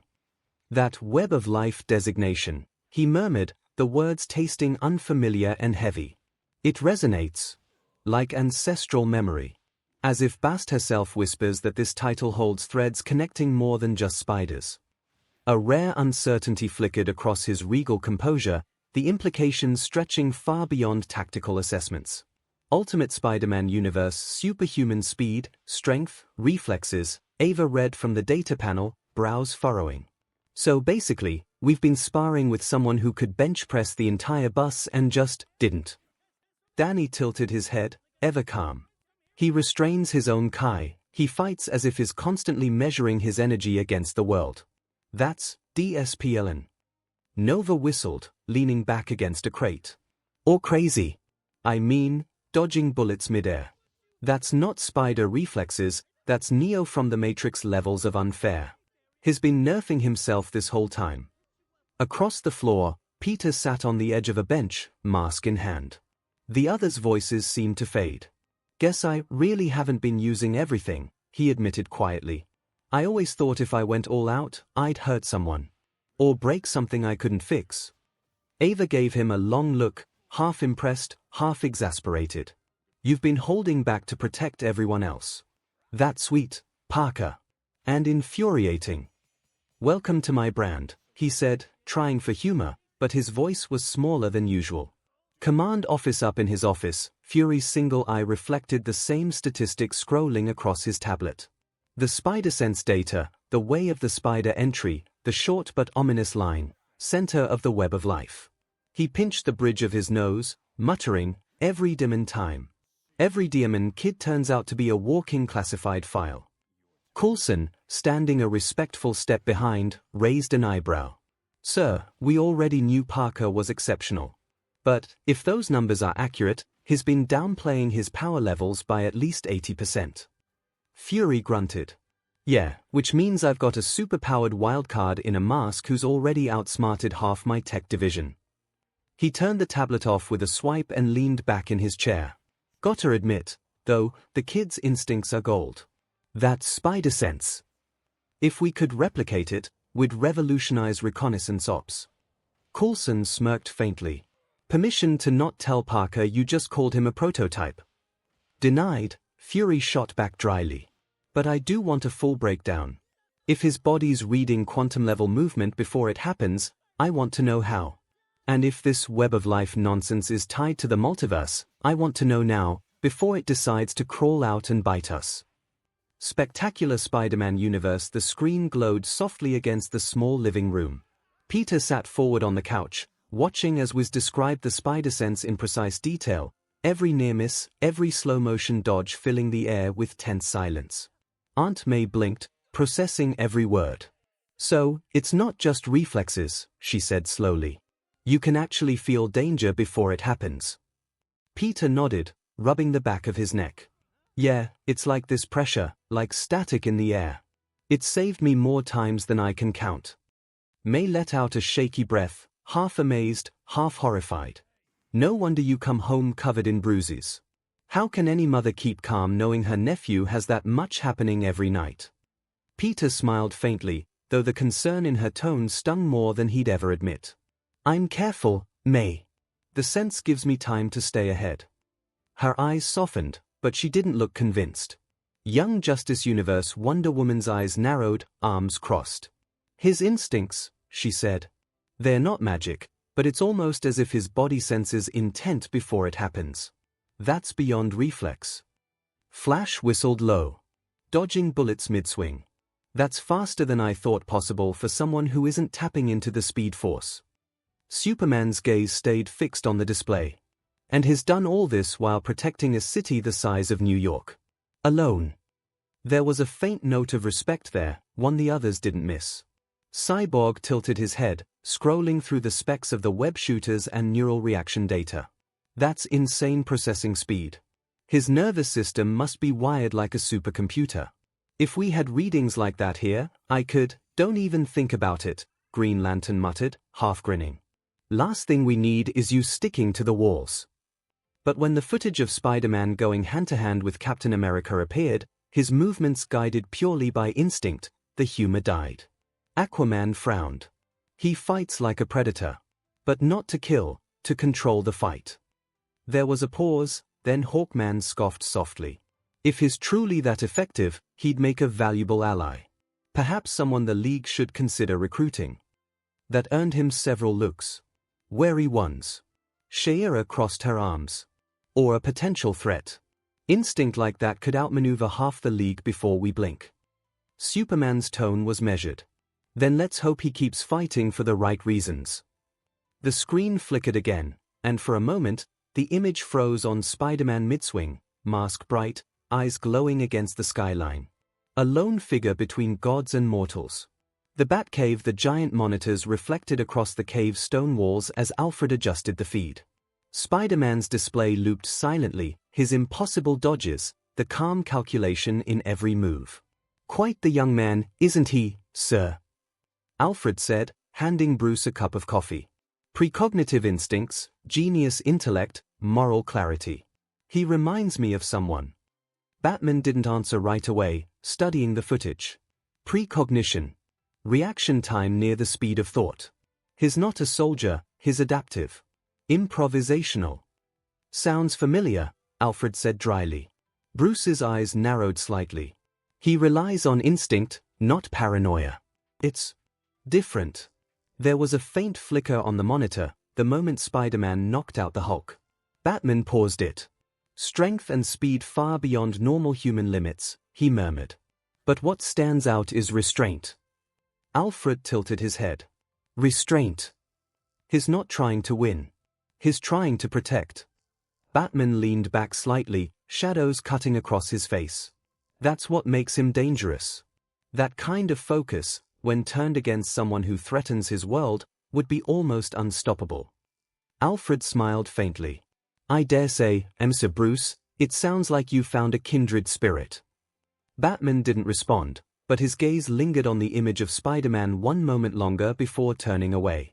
My Hero Academia universe. The image of Spider-Man twisting through gunfire replayed on the large screen. None of the teachers spoke at first, the quiet hum of the projector filled the room. Aizawa leaned against the wall, his scarf half wrapped around his shoulders. So this spider sense lets him react before he even consciously registers danger, he muttered, frowning. That's not instinct.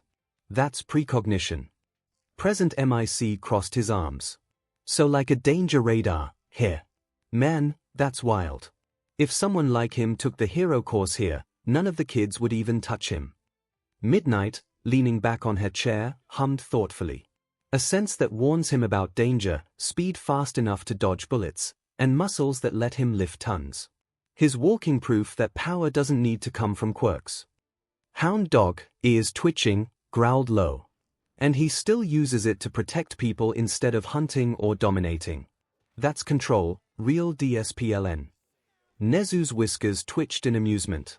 Indeed, quite a fascinating young man.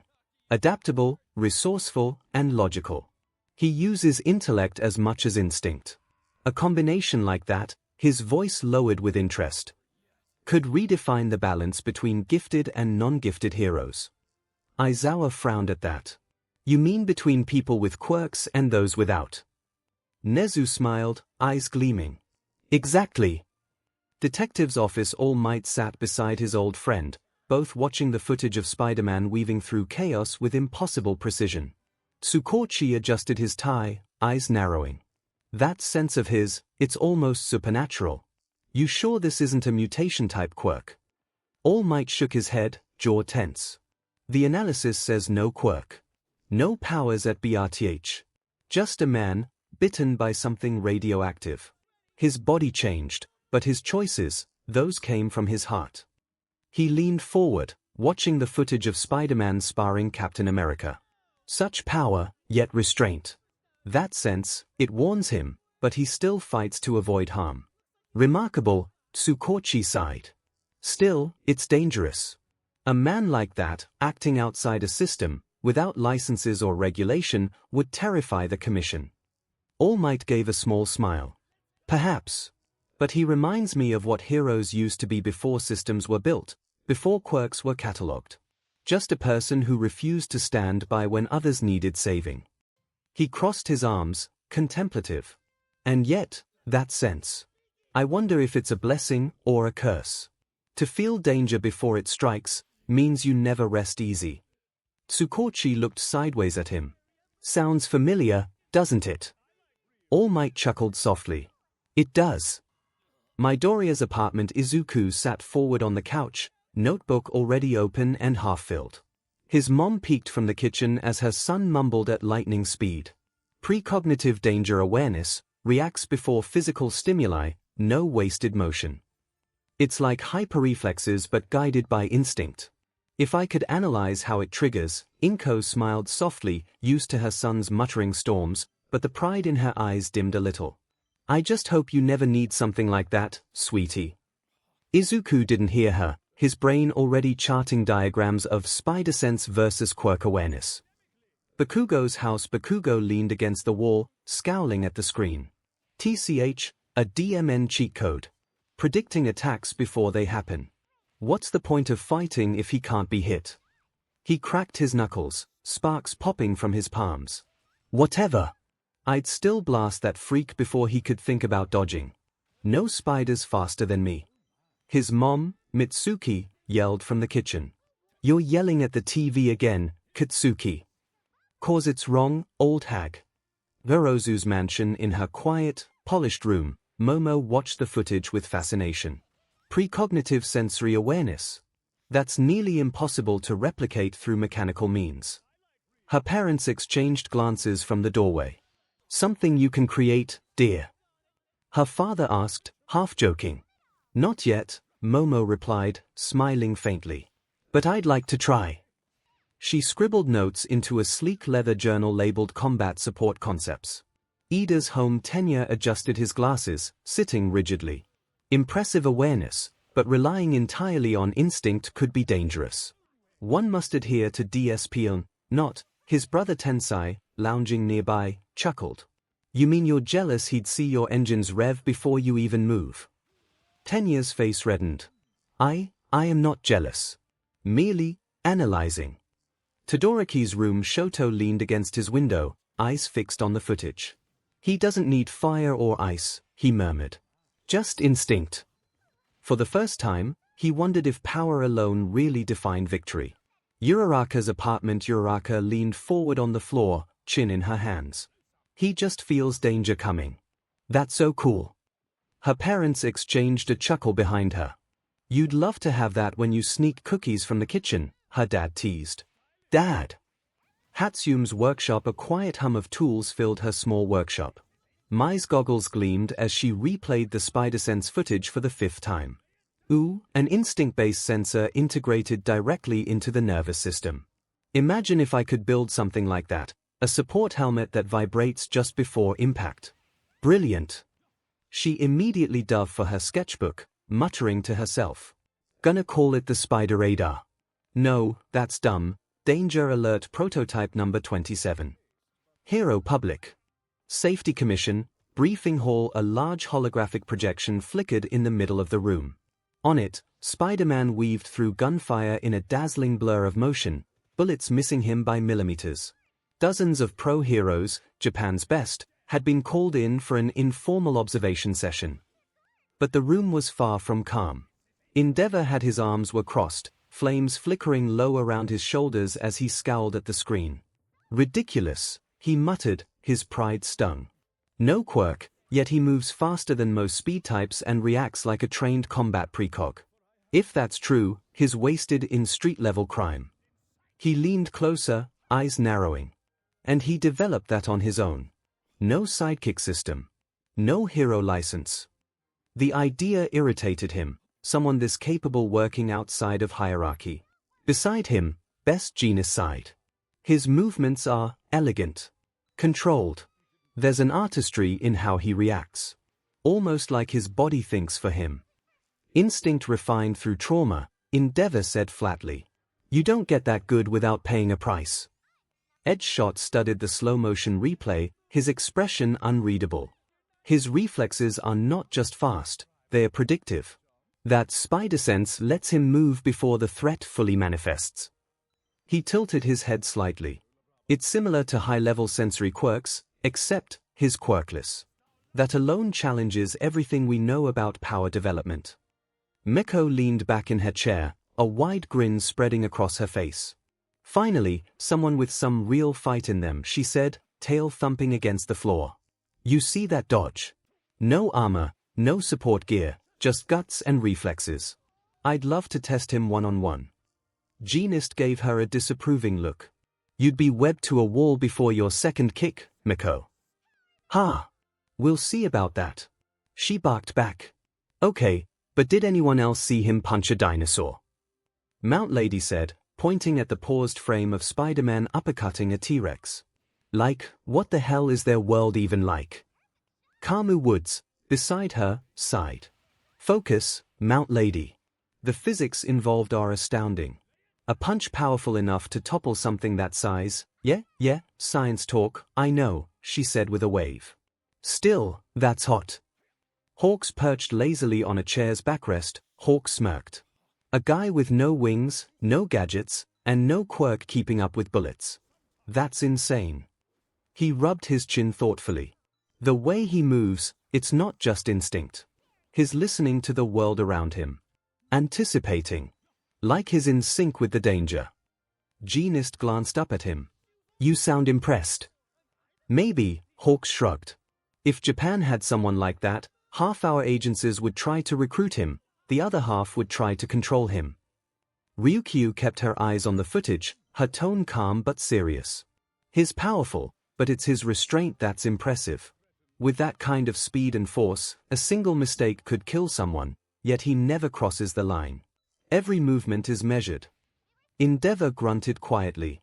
Restraint isn't always a virtue. Sometimes holding back lets monsters live. Ryukyu met his gaze coolly. And yet he's still alive. That tells me his way works. The commission director standed in the back of the room. A quirkless individual with power and influence like that is dangerous. Her voice cut through the murmurs. No registration. No oversight. Purely self-taught. In our world, that would never be allowed. The room fell silent for a moment. Only Hawks dared to whisper with a smirk, yeah, and maybe that's why he's still free. Villain's hideout. The cracked TV flickered inside the dim bar. Spider-Man blurred across the screen, twisting through gunfire like liquid light, every bullet missing by a hair. The words Spider Sense, Predictive Awareness glowed in the corner. Tomura Shigaraki's grin faltered. What the hell is that? He muttered, scratching at his neck. He just knew where every shot would go. How are you supposed to land a hit on something like that? Behind him, Dr. Garaki adjusted his glasses, pausing the frame right as Spider-Man arced over the gunfire. Fascinating. It's not speed, it's precognition, a neurological reaction preceding external stimuli. If I could isolate that neural pattern, you can't, came all for one smooth voice from the monitor, his silhouette haloed by static. Because he isn't ours to tamper with. Still, impressive, isn't it? A quirkless boy whose instincts surpass even our fastest assassins. Shigaraki clicked his tongue, irritated. So what, you're saying I couldn't take him? All for one chuckled, a low, pleased rumble. My dear Tomura, not without a plan.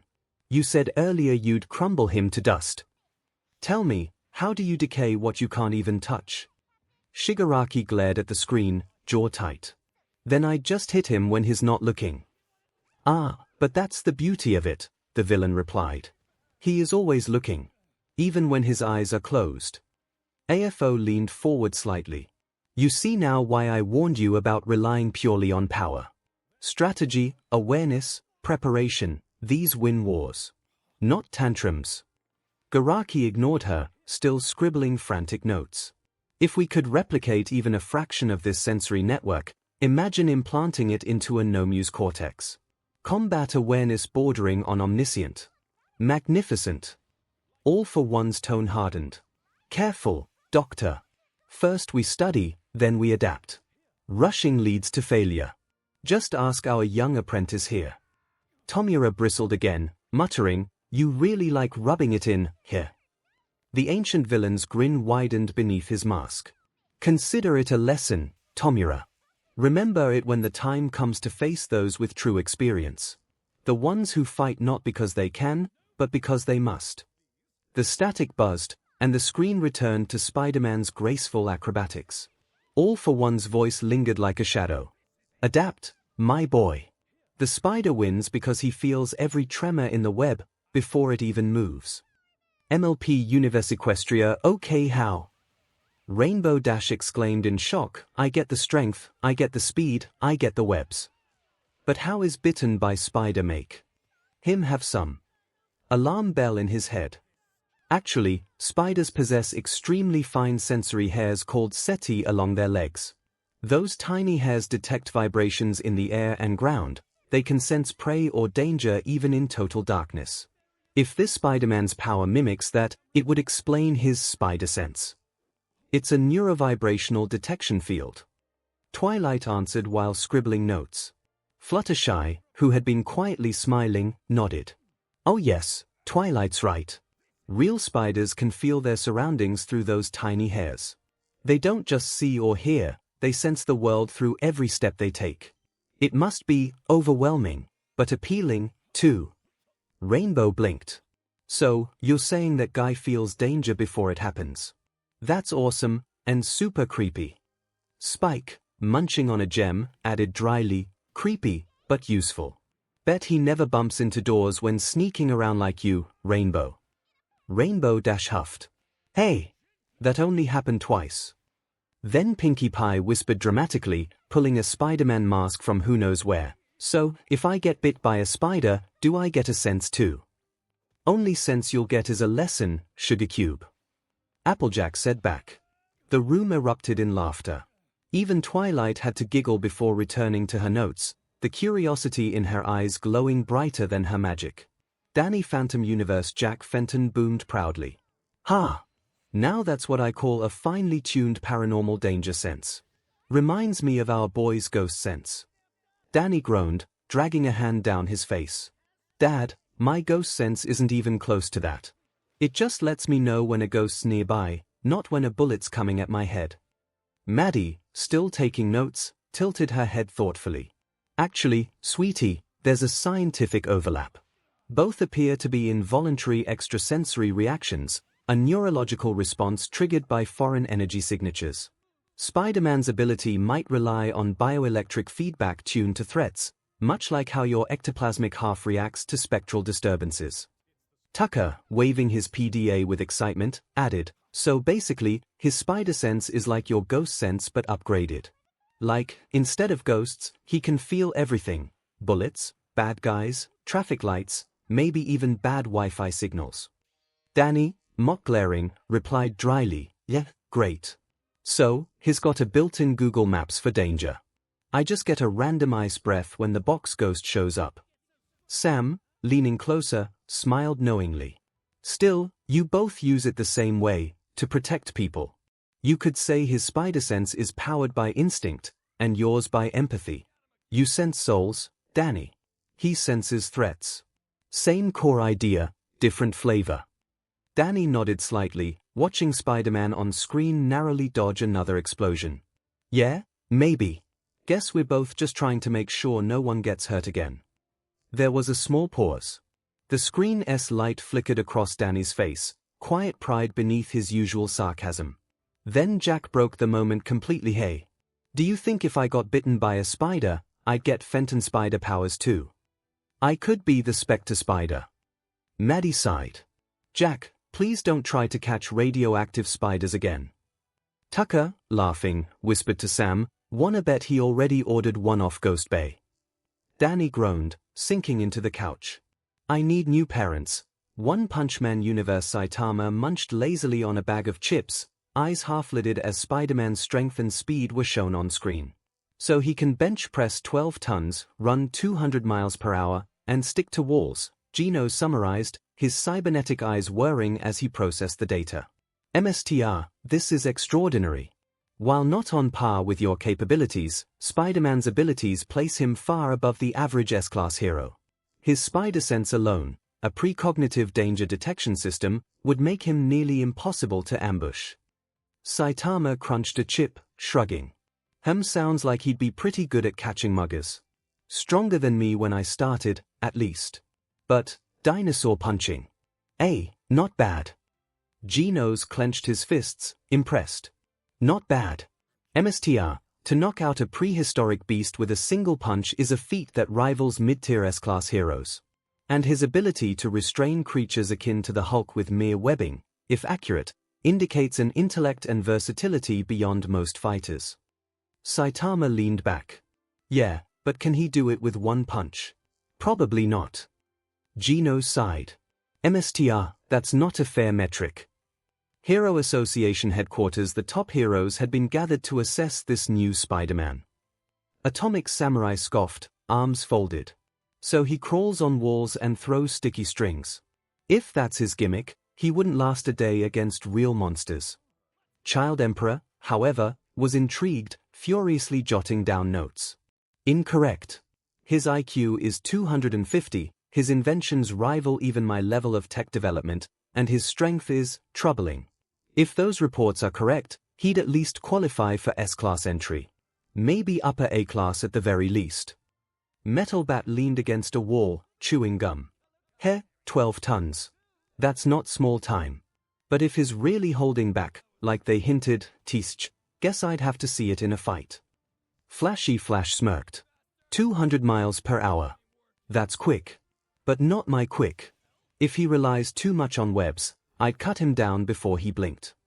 Tatsumaki floated above them, arms crossed, unimpressed but uneasy. HMPH. Another bug crawling around. I don't care how strong he is, if he stuck his little webs on me, I'd crush him like a fly. Still, that danger sensibility, she frowned faintly, as though admitting, even to herself, that it would make Spider-Man annoyingly hard to deal with. Bang stroked his beard, thoughtful. You're all focusing on his powers, but his story, losing his uncle, learning responsibility, that gives him the mindset of a true hero. In that, he may surpass many of us. The room went quiet. Even the arrogant ones hesitated at that. Executive chamber screens flickered with footage of Spider-Man's feats, wall crawling, lifting tons of steel, outrunning cars, and incapacitating a massive green brute with his webs. A group of executives sat around a long, polished table, murmuring heatedly. Director Agoni adjusted his glasses, his tone grave. This Spider-Man possesses a combination of raw power, speed, durability, and intellect that rivals or exceeds most of our current S-class heroes. His spider sense, in particular, would make him virtually untouchable in combat. If we were to rank him, S-class would be the only logical choice. Executive 1 frowned, tapping a pen nervously. But his combat record shows hesitation. He doesn't kill. He restrains criminals and hands them to authorities, even when it would be easier to end them. That's inefficient compared to what we expect from our top heroes. Executive 2 leaned forward, shaking his head. On the contrary, his restraint could improve public image. Citizens want heroes who capture without collateral damage. He would be marketable, popular, even. We could brand him as a symbol, perhaps akin to how we market Tatsumaki or King. Executive 3 snorted. You're forgetting one crucial thing, he's a vigilante. He made his own gear. No Hero Association license, no regulation. He could be another Metal Knight, independent, uncontrollable. Worse, his intellect means he might resist our directives. A rogue with that much potential could destabilize the system. The room grew quiet until Agoni spoke again, steepling his fingers. Then the question is simple. Do we recruit him, or neutralize him before he becomes a threat to the association's authority? The tension was heavy. On the screens, Spider-Man swung through New York, leaving a trail of webbing. His laughter echoed faintly, almost mocking the heated bureaucrats. In the screen, no wonder other superheroes don't like this guy. Boomstick said. I mean, the freaking Spider-Sense does everything for him. Well, that and also he talks. A lot. Spider-Man often blabs and makes quips during battle with his foes. Wiz explained. However, while many would dismiss this as being arrogant or childish, Spider-Man uses it to both hide his own insecurities and fears in battle and to rile up his enemies to the point where they make a mistake in which he can exploit. Marvel's 616 universe at Avengers Tower, the room filled with groans, smirks, and knowing looks as Boomstick mentioned the talks a lot part. Talks a lot. Tony let out a snort. That's the understatement of the century. The guy never shuts up. I once counted 63 quips in a 5-minute fight. 64, corrected Steve, half smiling remembering that fight. He threw one at me when I told him to focus. Natasha folded her arms, expression unreadable. It's tactical. I've seen him do it. His mouth is a weapon. He distracts you, makes you angry, sloppy. Wanda tilted her head. You mean? He jokes because he's afraid. Peter, sitting awkwardly at the back, rubbed his neck. Yeah, kinda my coping mechanism, you know. Makes things less terrifying when something 10 feet tall is trying to crush you. Rhodey chuckled. Guess everyone's got their armor, here. Tony gave a faint nod. Yeah, kids just happens to be made of sarcasm. Krakoa Scott Summers groaned, pinching the bridge of his nose. Yeah, that sounds like him all right. Non-stop chatter even when he's outnumbered 10-1. Jean chuckled softly. It's his way of keeping calm, Scott. You can feel it if you read his surface thoughts. That constant talking keeps him from panicking. Storm gave a small, approving nod. A warrior's humor can be a shield. Many of us cope through confidence. He uses laughter. Then Logan, who'd been leaning against the wall, arms crossed and cigar in hand, spoke up gruffly. Kid's mouth runs more than a busted faucet. Yeah, but I'll tell you something. Everyone turned to him. When the webhead stops talking, he took a slow drag, eyes narrowing at the screen. That's when you know things just got real. That's when he's not joking anymore. That's when he's gonna end it. A quiet murmur followed. Even those who had fought Spider-Man before, like Nightcrawler and Beast, knew Logan wasn't exaggerating. Beast hummed thoughtfully. A fascinating psychological balance, humor as both offense and defense. Truly, Parker's mind is as remarkable as his strength. Yeah, Logan muttered, flicking Ash aside. And if you ever hear him fightin' without marking a wisecrack, best pray you're not the one he's after. Justice League Unlimited Universe. The League's meeting room was filled with mixed expressions. Green Lantern folded his arms with a skeptical snort. So, this Spider-Man guy just trash talks his enemies mid-fight. Yeah, real professional. Flash grinned from his chair. Hey, come on. I like him already. Gotta respect a man who knows the value of keeping things light on the job. Wonder Woman's brow furrowed. He mocks his opponents to provoke them. That is, undisciplined. It's psychological warfare. Batman replied. That earned a few surprised looks from the others. Distraction, tension, emotional manipulation. He continued, his tone analytical. He uses humor as a weapon. Not unlike how I use fear. Superman tilted his head slightly, thinking. So, the jokes, they're strategy. Partly, Batman said. And partly to keep himself steady. Fear and guilt, he channels both through humor. Keeps him from breaking. Flash leaned back with a shrug. Guess we all got our coping mechanisms. Some people brood in the shadows, others tell jokes while punching dinosaurs. A faint, rare smirk almost tugged at Batman's mouth, almost. Just make sure your jokes don't give your position away, Flash. The others chuckled, tension easing as the screen continued, showing Spider-Man quipping through explosions and danger, a light-hearted contrast to the grim, silent Dark Knight they all knew. Young Justice Universe. The feed played on the large holographic screen. Spider-Man flipped through a hail of debris, laughing off near-death blows and tossing out one-liners faster than Flash could run. Green Arrow chuckled under his breath. Gotta admit, kid's got style. If I had half that sense of humor back in the day, I might have lived through my first dozen Arrow wounds with a smile. Hawkwoman shook her head. Or your first dozen lectures from Batman. Both painful, Arrow shot back with a grin. Superman folded his arms. It's reckless. He's taunting people who are trying to kill him. Black Canary leaned forward slightly. It's not recklessness, it's control. He's reading the fight, keeping his nerves steady. That kind of mental balance doesn't come from arrogance. It comes from trauma. Aquaman frowned. So the chatter is camouflage. Emotional armor, Canary said simply. Some use fear. He uses humor. For a moment the League fell quiet, watching Spider-Man web-sling through chaos, cracking jokes that barely masked the fatigue in his movements. Even Superman seemed to sense the weight behind the wisecracks. Mount Justice Kid Flash nearly fell off the couch laughing. Oh man, I love this guy. Did you see that flip? And the joke? I'm stealing that one. Robin smirked, analyzing the fight footage.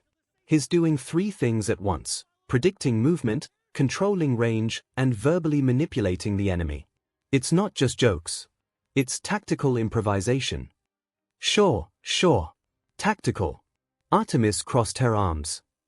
Or maybe he just likes hearing himself talk. Miss Martian giggled. He reminds me of Wall-E. Thank you, Wall-E said proudly. Until Robin muttered, that wasn't a compliment. Aqualad observed quietly. If this Spider-Man fights with laughter, it hides great pain. I recognize that pattern. The room went still for a beat before Wall-E broke the tension again. Yeah, well, pain or not, he's awesome. The guy's basically me with super strength and better one-liners. My Hero Academia universe. Aizawa slumped on his seat, arms crossed. If one of my students ran their mouth that much in combat, I'd tape them shut. His eyes narrowed. Or expel them. Oh, come on, Eraser. Present MIC laughed. The kid style is all flair. His lively. Reminds me of myself in my prime. You still think you're in your prime? Aizawa shot back. Cementos tilted his head. Still, it's clever. Talking keeps the mind alert. He's keeping fear at bay. Yup, Snipe nodded, a loud brain's a steady trigger finger. Silence can make nerves worse. Psychological warfare. Midnight twirled her WHP idly. He's making his enemies underestimate him, or lose focus. Cute and cunning. Hound Dog scratched behind his ear, brow furrowed. That much chatter means the kid's coping with anxiety. He hides it behind energy. Nezu chuckled from his desk. And yet, that coping mechanism also refines his strategy. Truly fascinating. A perfect case of emotional resilience turned into tactical art. Tsukochi's office All Might leaned back in his chair, eyes narrowing as Spider-Man joked mid-battle. He taunts villains. That's reckless. He could provoke unnecessary aggression. Tsukochi didn't answer right away. You used to smile in every fight too, Toshinori. He finally laughed, and laugh at the end of each All Might blinked. That's different. I was reassuring the people. Was it? The detective asked quietly. Or were you hiding fear too? All Might didn't reply. He just watched Spider-Man laugh on the screen, light-hearted, confident, and felt something stir uncomfortably in his chest. Danny Phantom Universe. Danny lounged on the couch, arms behind his head, a grin forming. Ha! See? I'm not the only guy who trash-talks villains mid-fight. Sam smirked beside him. Yeah, except your jokes usually involve ice puns and people screaming. Why are you like this? Danny shrugged, still watching Spidey swing past explosions. It works, doesn't it? Keeps me from freaking out. Sam's expression softened. Exactly. He's doing what you do, covering up the fear so people don't see it. Tucker leaned forward, eyes glued to the footage. Man, imagine teaming him up with you. The two of you could snark a ghost to death. Or annoy them until they leave, Sam muttered. From the kitchen, Maddie Fenton called out while taking notes on her datapad. Actually, that humor response is fascinating. It's a psychological countermeasure against combat stress. Both Spider-Man and Danny show identical resilience patterns. Jack popped his head out behind her, still wearing his orange jumpsuit. So what you're saying is my boy's scientifically funny? He declared proudly. Maddie rolled her eyes. More like scientifically deflective, dear. Jazz walked in just as Spider-Man launched a webbed counterattack. It's kind of sad, though, she said softly. He jokes to stay sane. I've read studies. Trauma victims often use humor as armor. Danny blinked, glancing at her. You make that sound way too deep for a Saturday. She smiled faintly. So do you, little brother. Admit it, dude, if you two ever met, it'd be a comedy war. Tucker laughed. The ghostly neighborhood Spider-Man duo. Danny grinned, eyes flashing green for a moment. Yeah, I'd like that. In the screen, well, I suppose that makes sense, said Boomstick, especially considering how many villains Spider-Man has to face off, sometimes in the daily basics. The screen was filled with an image of many villain-looking individuals. Something the arachnid-themed superhero shares with Batman is that he also has one of the, if not the biggest and largest collection of villains ever in the Marvel Universe. 𝐻𝐸, showing images of multiple of Spider-Man's villains with over 100 villains. Spider-Man has fought against foes ranging from street-level criminals like Shocker and Tombstone, to organized crime lords like Kingpin, to enhanced individuals like Rhino and Scorpion, to metahumans like Hydra Man and Sandman, to aliens like the psychotic Butcher Carnage, to even interdimensional threats like the vampiric spider hunter Morlun and the Inheritors. Images filled the screen showing Spider-Man battling a dizzying array of foes, the Vulture slicing through the air, Electro crackling with raw power, Dr. Octopus tentacles whipping through concrete, and Venom's monstrous form dripping black symbiote. The sheer diversity was staggering: street thugs, tech-enhanced monstrosities, cosmic horrors, all woven into the tapestry of Spider-Man's life. And let's not forget the big three of villainy for the Spider-added boomsticks, starting with the hulking, evil spider copy of Venom. The image showed Venom roaring, the evil genius, vengeful-driven Doc Ock appeared, tentacles coiled menacingly, and the 𝐻𝐸𝐽 crazy Green Goblin. Green Goblin cackled atop his glider, pumpkin bomb in hand. These guys have made their mission to make Spider-Man's life a living hell. The screen was filled with images of each and all villains in their glory moments. As was continued, each villain Spider-Man faces has a distinct motive: greed, revenge, obsession, or sheer madness, forcing him to adapt constantly. Unlike heroes who specialize against cosmic or magical threats, Spider-Man operates primarily at street level, making him uniquely vulnerable yet resilient. The montage shifted to show Spider-Man bruised and battered but always rising, dodging Rhino's charge in a crumbling alley, webbing Shocker's gauntlets mid-beaten blast, his mask torn but eyes determined as Carnage lunged, being electrocuted by Electro, facing a literal sandstorm by Sandman, etc. The sheer relentless onslaught painted a picture of a hero perpetually on the brink, yet never broken.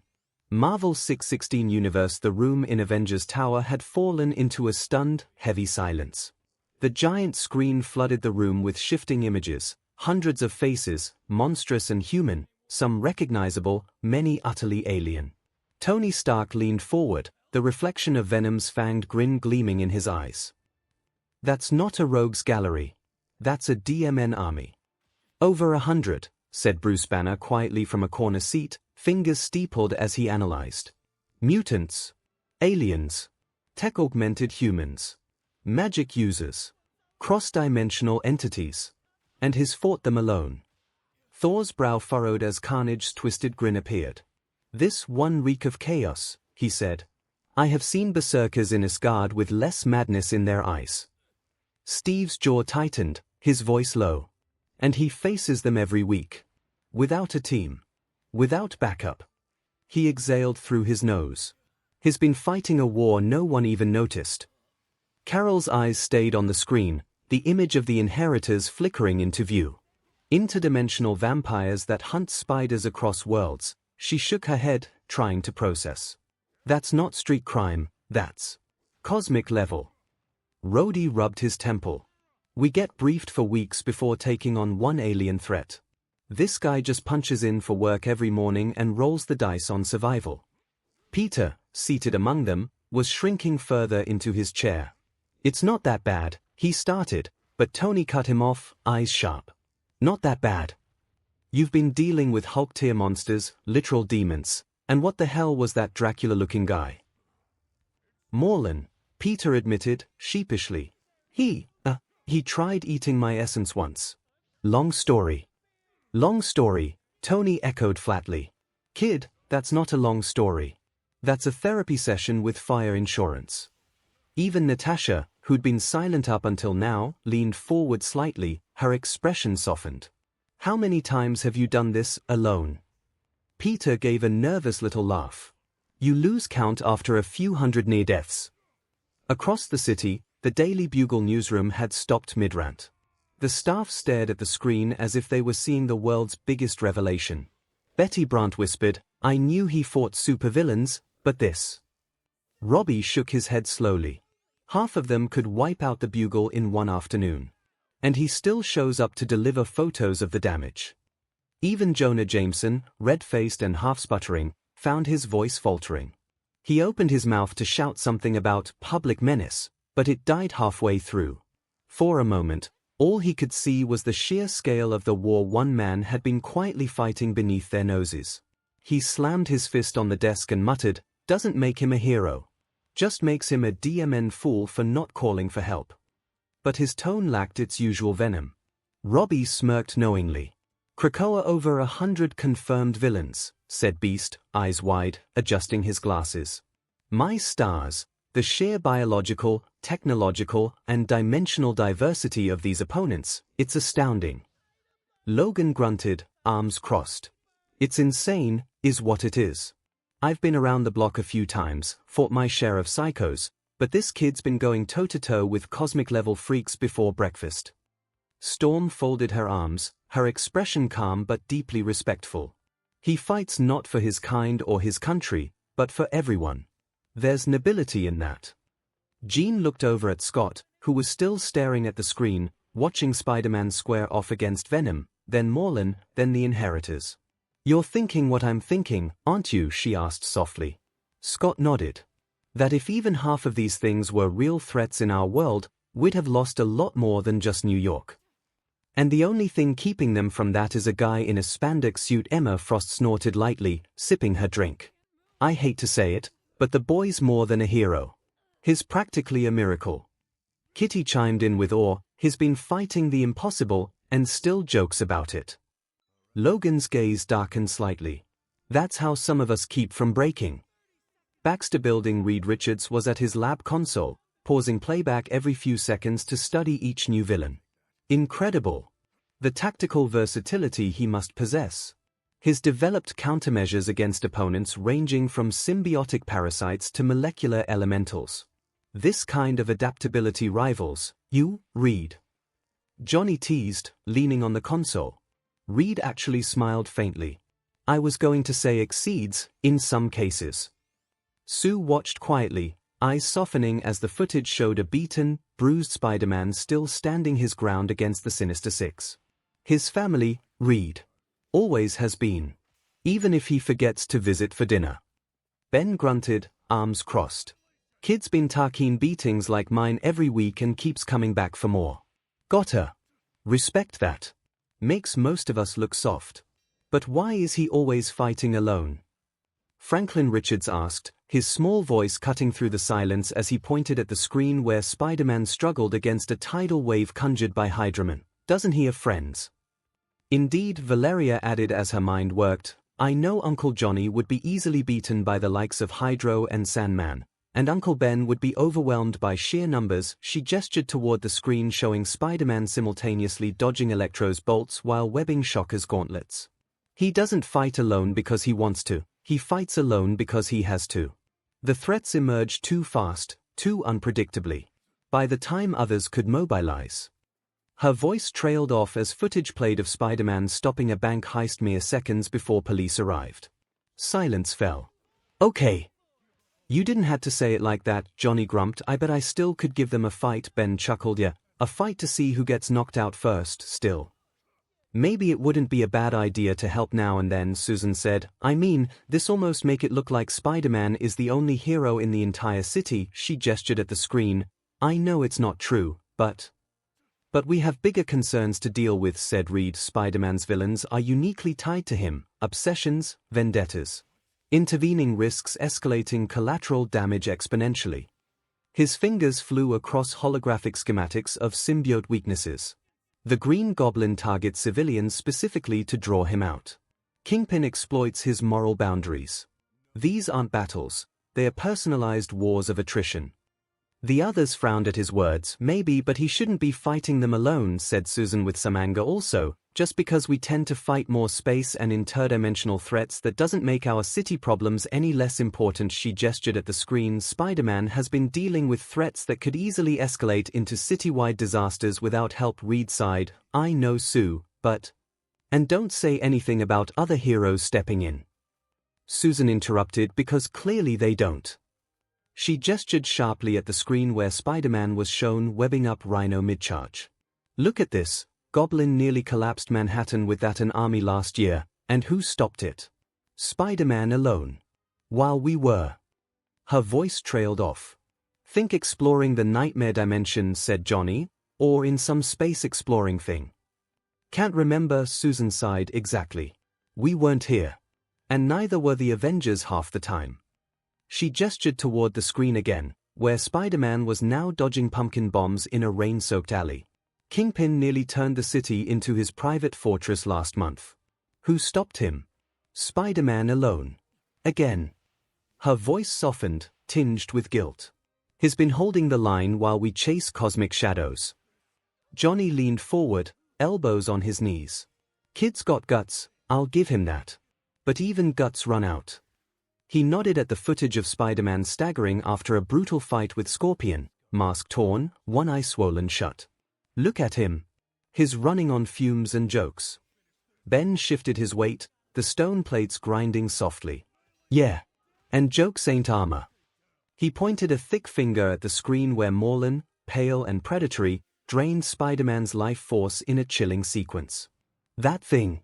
That ain't something you laugh off. That's the kind of fight that leaves marks you don't see. Franklin tugged at Sue's sleeve, his voice small but insistent. Mom, can't we invite him over? For dinner.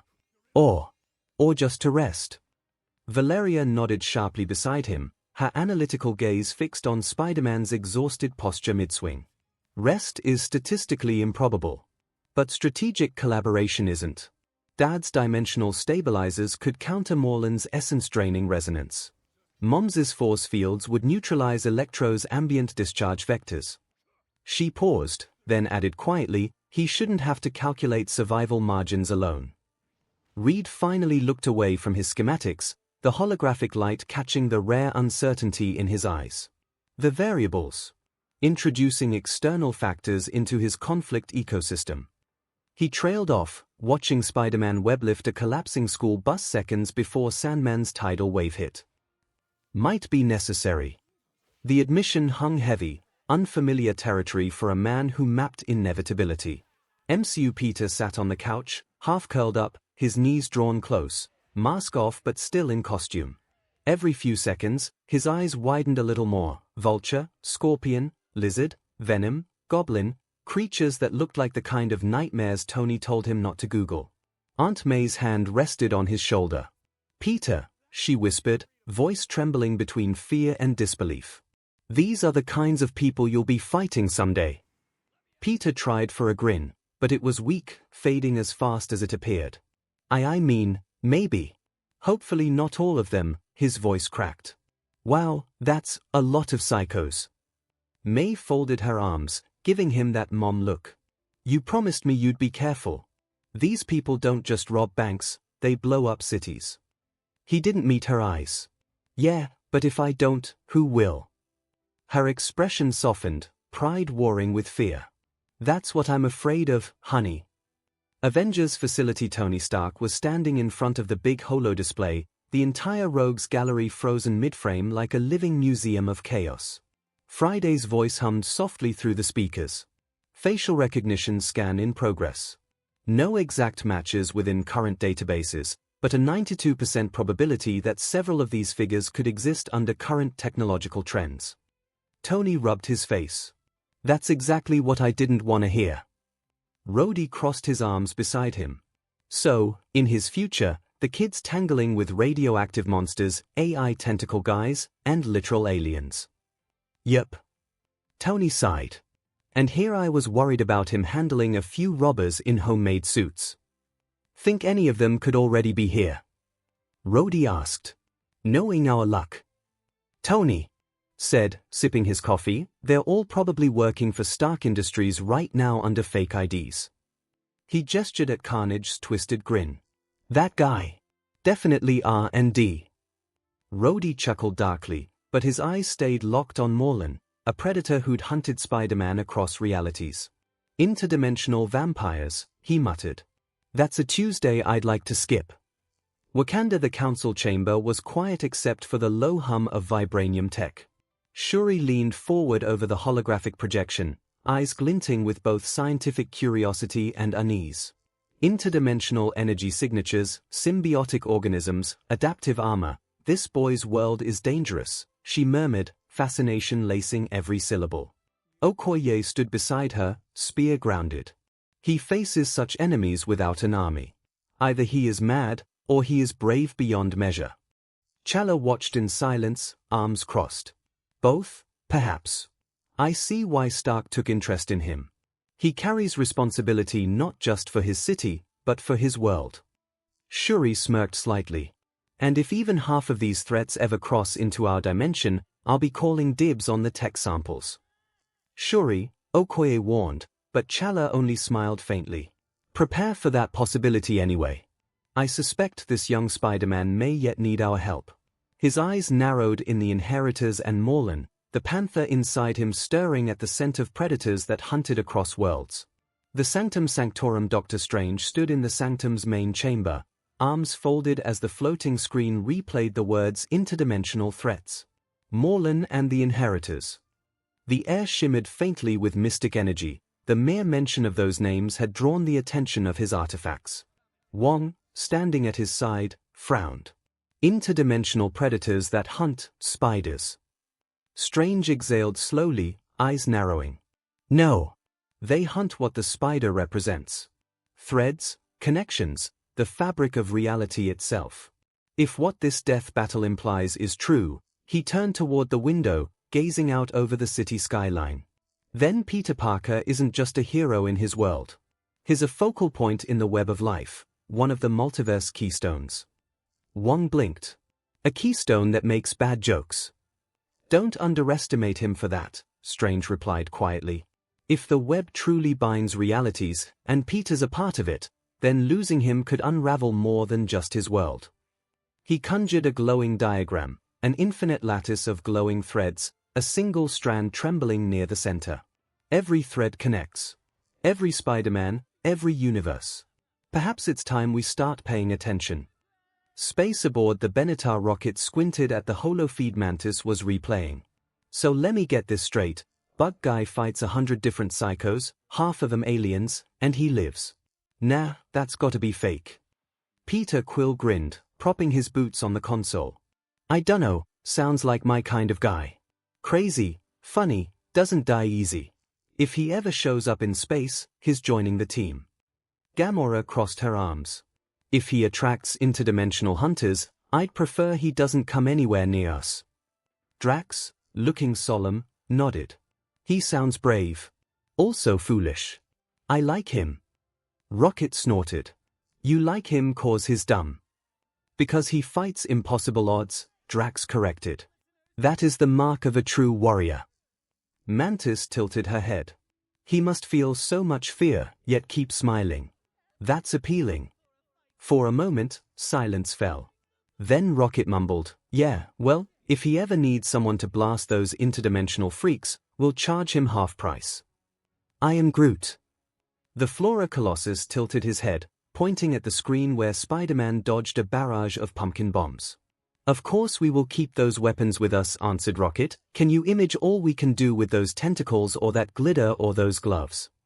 He rubbed his paws together. We just need to find this Spider-Man, the TVA. Somewhere beyond time a quiet buzz filled the room as Miss Minutes flickered over Mobius' shoulder. Whoa, look at all them Spideys, partner, she chirped. If what that fella said's true, we got whole branches just crawling with variants. Mobius sighed, sipping his coffee. Yeah, and every one of 'em's holding the multiverse together by accident. Great. That's all we need, a bunch of quippy teenagers keeping the timeline stable. He turned to B. Keep an eye out for anomalies matching these inheritors. If they're out there feeding on universes, that's our problem. B-50 nodded. If one of them ever breaches, we'll be ready. Mobius smiled faintly. Good. 'Cause something tells me the kid's gonna need all the help he can get. Ultimate Spider-Man Universe. The entire young hero team sat around the large central screen as the endless parade of villains flashed before them. Each new name, Venom, Doc Ock, Green Goblin, 𝐿. Drew gasps or low whistles. Nova leaned forward, wide-eyed. Dude, how many maniacs does this guy even fight? So many paths of conflict. Each one unique. Iron Fist spoke calmly but with a hint of awe. The balance he maintains must take years of discipline. White Tiger folded her arms. More like years of bad luck. Look at that lineup, half of them are muscle-bound psychos, and the other half are mad scientists. She gave Peter a sharp look. You sure you're not some sort of villain magnet, Parker? Peter swallowed, tugging at his collar. Hey, don't look at me. I didn't hand out recruitment flyers for the Let's Ruin Spider-Man's Life Club. As the screen showed Venom roaring, Luke Cage muttered. Man, we've fought that slimeball, but this says he's only one of the big three. There's worse. The feed cut to Carnage shredding through walls and Morlun draining the life from another Spider-Man. The room went silent. Nova blinked. Okay, that guy's officially nightmare fuel. He eats spiders. Peter tried to joke, his voice uneasy. Guess I'm not on his diet plan yet. White Tiger frowned. Interdimensional vampires.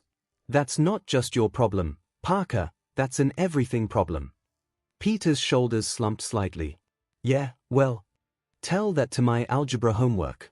That made more than one eye twitch. How can he keep making jokes? Director's office Nick Fury sat in the dim light of his monitor, the cigarette in his hand forgotten as one villain after another filled the screen. Venom. Doc Ock. Green Goblin. Carnage. Morlun. Each new face looked like a classified threat list all by itself. Over 100, he muttered, one gloved finger tapping the desk. All of them aimed at one kid. Behind him, Maria Hill crossed her arms. That's more than some country's total rogue count. No wonder the kids got jokes, it's either that or a breakdown.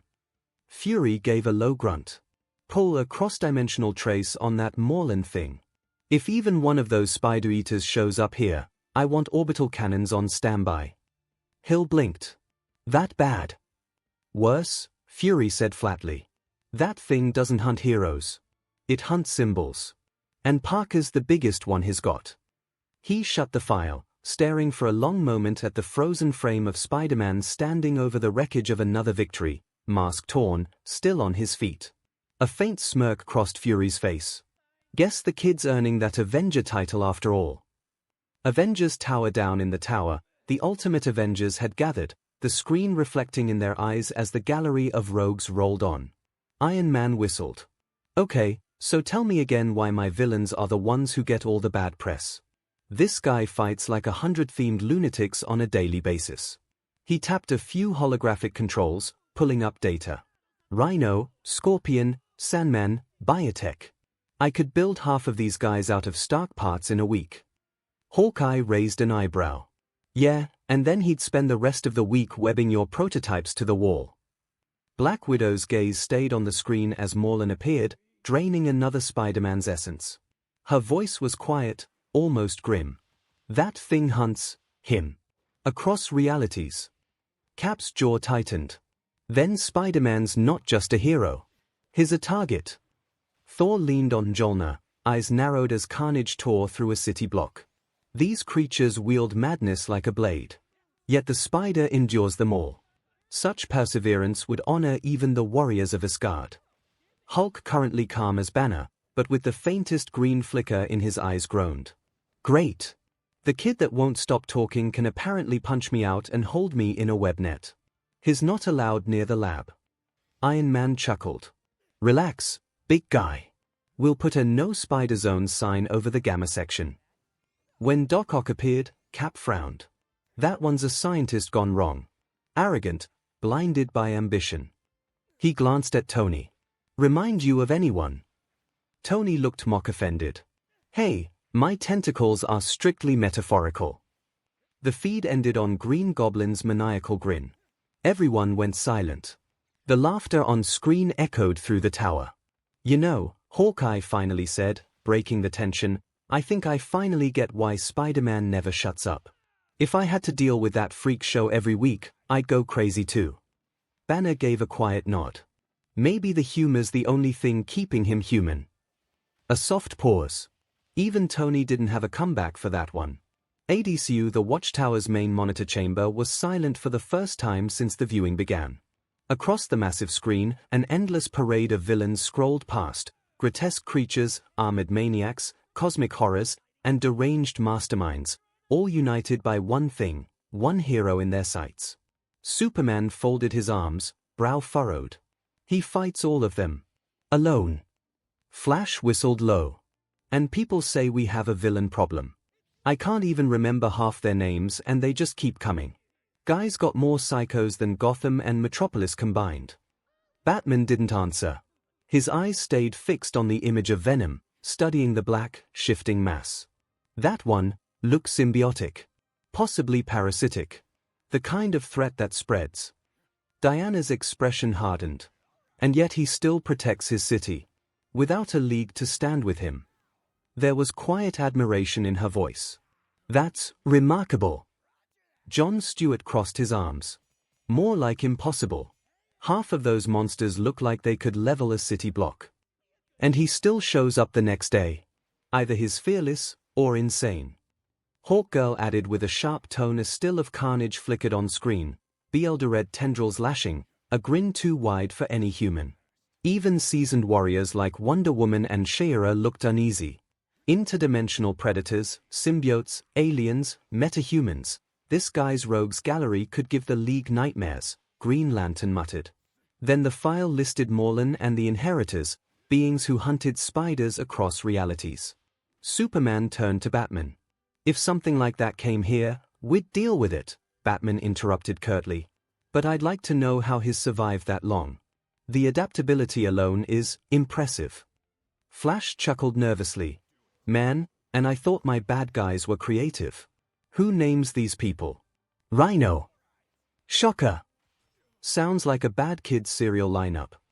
Bruce shot him a sidelong glare. Laugh all you want. If half of these files are accurate, every one of them has nearly killed him at least once. The speedster went quiet. Jon's calm voice broke the silence. He faces chaos every day and still finds humor in it. That kind of resilience is rare. Superman nodded slowly. He reminds me of someone else. His glance shifted toward Batman. The Dark Knight didn't respond, but the smallest twitch in his jaw betrayed the thought. Too many enemies. Too much pain. And still, he fights. Lex Luthor's office, Metropolis. The office was dark, save for the glow of the monitor reflecting off Lex Luthor's composed face. He sat back in his chair, fingers steepled as Spider-Man's rogues gallery flashed across the screen. Venom, Dr. Octopus, the Green Goblin, Carnage, and countless others. He leaned forward slightly, pausing on the image of Venom. A symbiote, merging with a human host to create perfect synergy. Terrifying, but efficient. Lex poured himself a drink, the ice clinking softly. This Spider-Man survives that world. Then he's either as brilliant as they say, or just as reckless as the Bat. His reflection smiled back at him in the glass. And either way, he's worth studying. Joker's hideout. The sound of manic laughter filled the room as the Joker kicked his feet up on a broken TV set, watching Spider-Man swing between images of his countless villains. Ha ha. Oh, would you look at that rogues gallery. Over 100 freaks. And I thought Gotham was crowded. Harley Quinn munched on popcorn beside him, eyes wide. Mr. J, you think this spider guy's like Batsy? I mean, he's got all them weirdos chasing him, too. Joker's grin widened, stretching unnaturally. Oh, Harley girl, that's the beauty of it. He's just like our dear Batsy, tragedy, trauma, tights. But with jokes. He's like me and him rolled into one deliciously miserable bug. He leaned close to the screen as Green Goblin cackled. Oh, Gobi, Gobi, Gobi, you magnificent loon. I like your style. Pumpkin bombs. Explosions. You and I should talk someday. He turned away, laughing hysterically. Batsy better keep up. Seems the spider's stealing his spotlight. 𝐒𝐻𝐻. Iceberg Lounge Penguin sipped his martini as he watched the broadcast from a private booth, his expression shifting between disgust and admiration. Blimey, and here I thought Gotham had problems. This webslinger's city makes my clientele look downright civilized. He chuckled, shaking his head as Rhino charged through a building on screen. Now that's muscle. Big, dumb, and unstoppable, reminds me of Bane, only cheaper to feed. Lighting a cigar, Penguin smirked. And Venom, That one's marketable. Maybe I should send a business card. Cobblepot Enterprises. Weapons, tech, and fine dining for all your villainous needs. The bartender eyed him nervously. Relax, lad. I'm not moving to New York in another universe. I'm no fool, that city's a bloody death trap. Arkham Asylum. Scarecrow's cell. In the dim light of his padded cell, Scarecrow watched the flickering monitor, his thin fingers tapping against the desk rhythmically. Fascinating, so many deranged minds concentrated around one man. Fear, obsession, guilt, all manifesting in endless variation. His hollow eyes followed the footage of carnage rampaging through the streets. A symbiotic killer born of chaos and hatred. A perfect study in the psychology of madness. He scrawled notes onto a scrap of paper. Spider-Man doesn't just fight monsters. He creates them, through fear, through guilt, through proximity. The boy is a walking case study in trauma. A slow grin crept across his face. I'd very much like to see what he fears most, once the toxin takes hold. Gotham City Police Department. The precinct was unusually quiet. Papers rustled, the low hum of the old TVs filling the space as the officers gathered near the bullpen screen. Spider-Man's endless list of villains flashed in sequence: Venom, Green Goblin, Carnage, and so many more. Detective Harvey Bullock whistled low. Well, I'll be DM'd. An entire zoo of nut jobs in spandex. And I thought Gotham had the market cornered on crazy. Renee Montoya crossed her arms. You're kidding. That's his rogues gallery. No wonder the guy never gets a break. Bullock jabbed a thumb toward the monitor. Look at that, half of them are mutants, the other half are mad scientists. Our freaks at least got the decency to rob banks. Commissioner Gordon stepped out of his office, coffee in hand, eyes locked on the screen as Carnage's massacre played. His voice was calm, but tight. Different city, same story. A hero drowning in crime, villains breeding like roaches. Reminds me too much of home.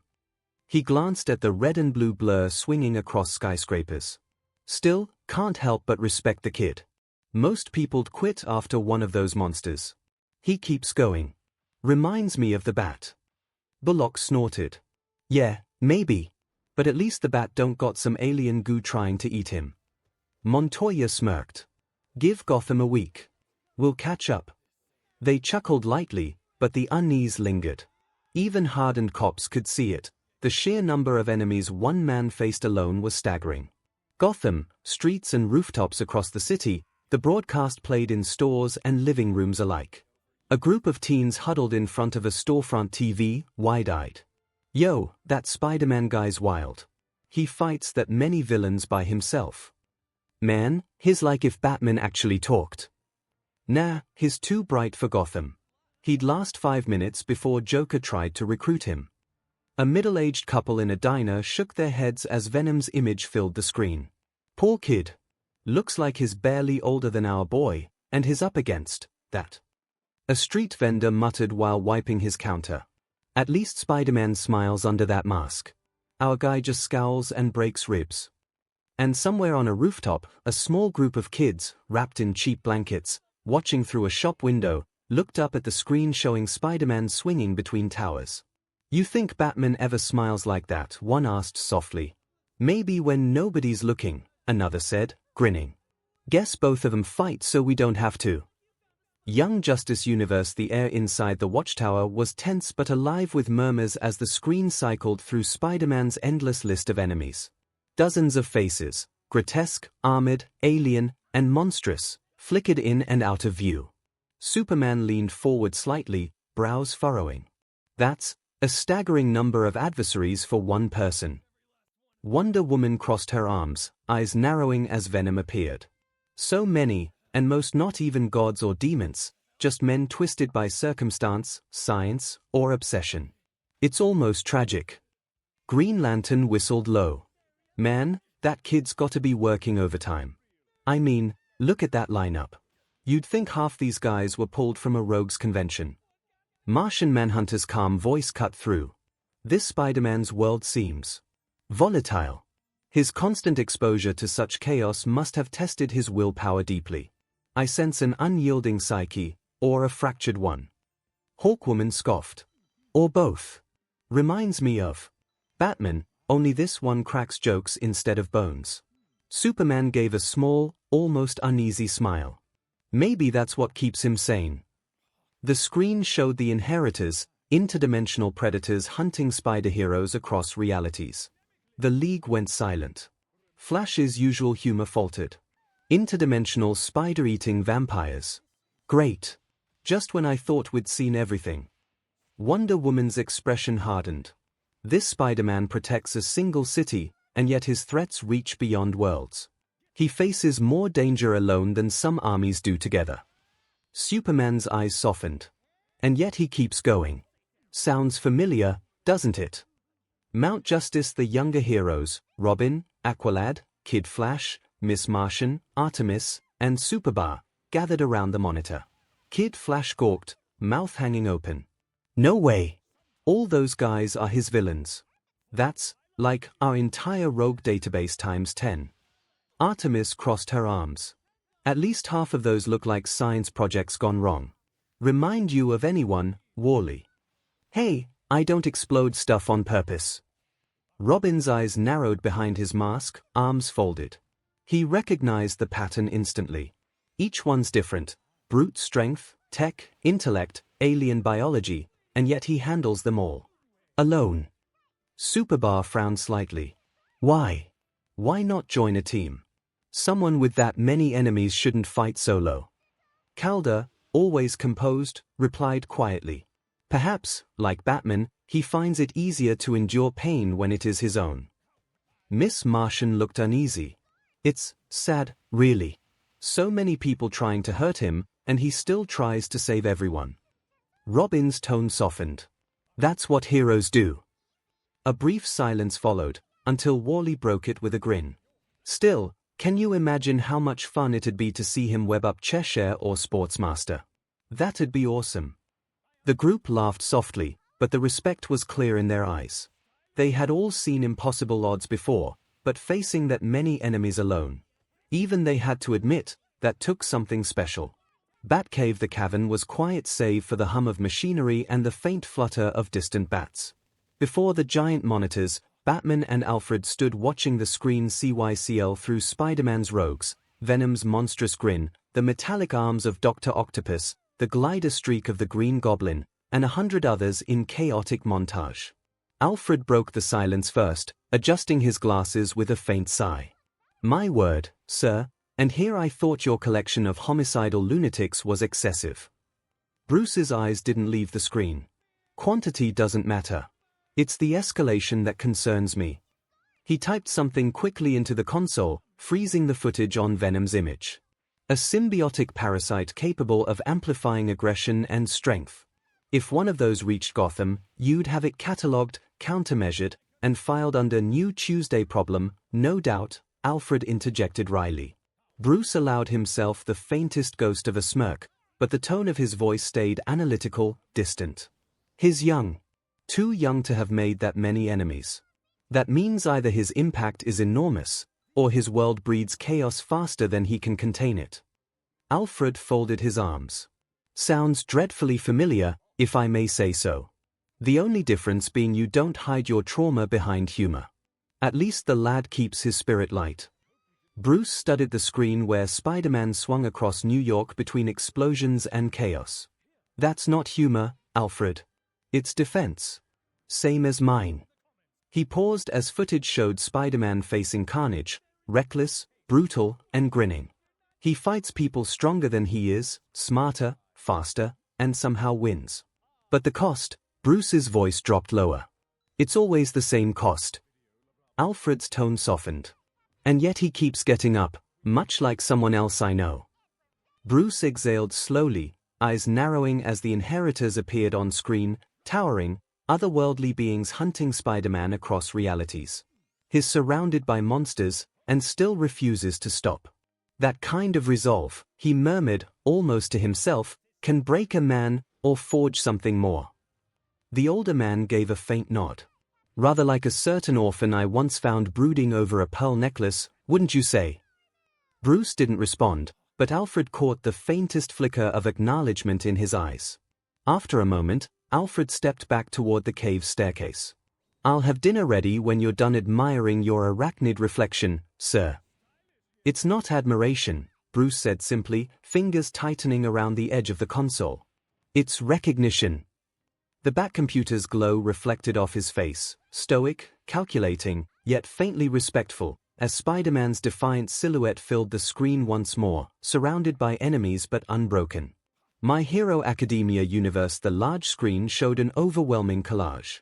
Villains of every shape and power level clashing against Spider-Man. The faculty sat frozen in collective silence as names and faces flashed by: Venom, Dr. Octopus, Carnage, Green Goblin, Morlun. The sheer number was dizzying. Aizawa leaned forward, elbow on knee, his tired eyes narrowing. "He deals with this every day."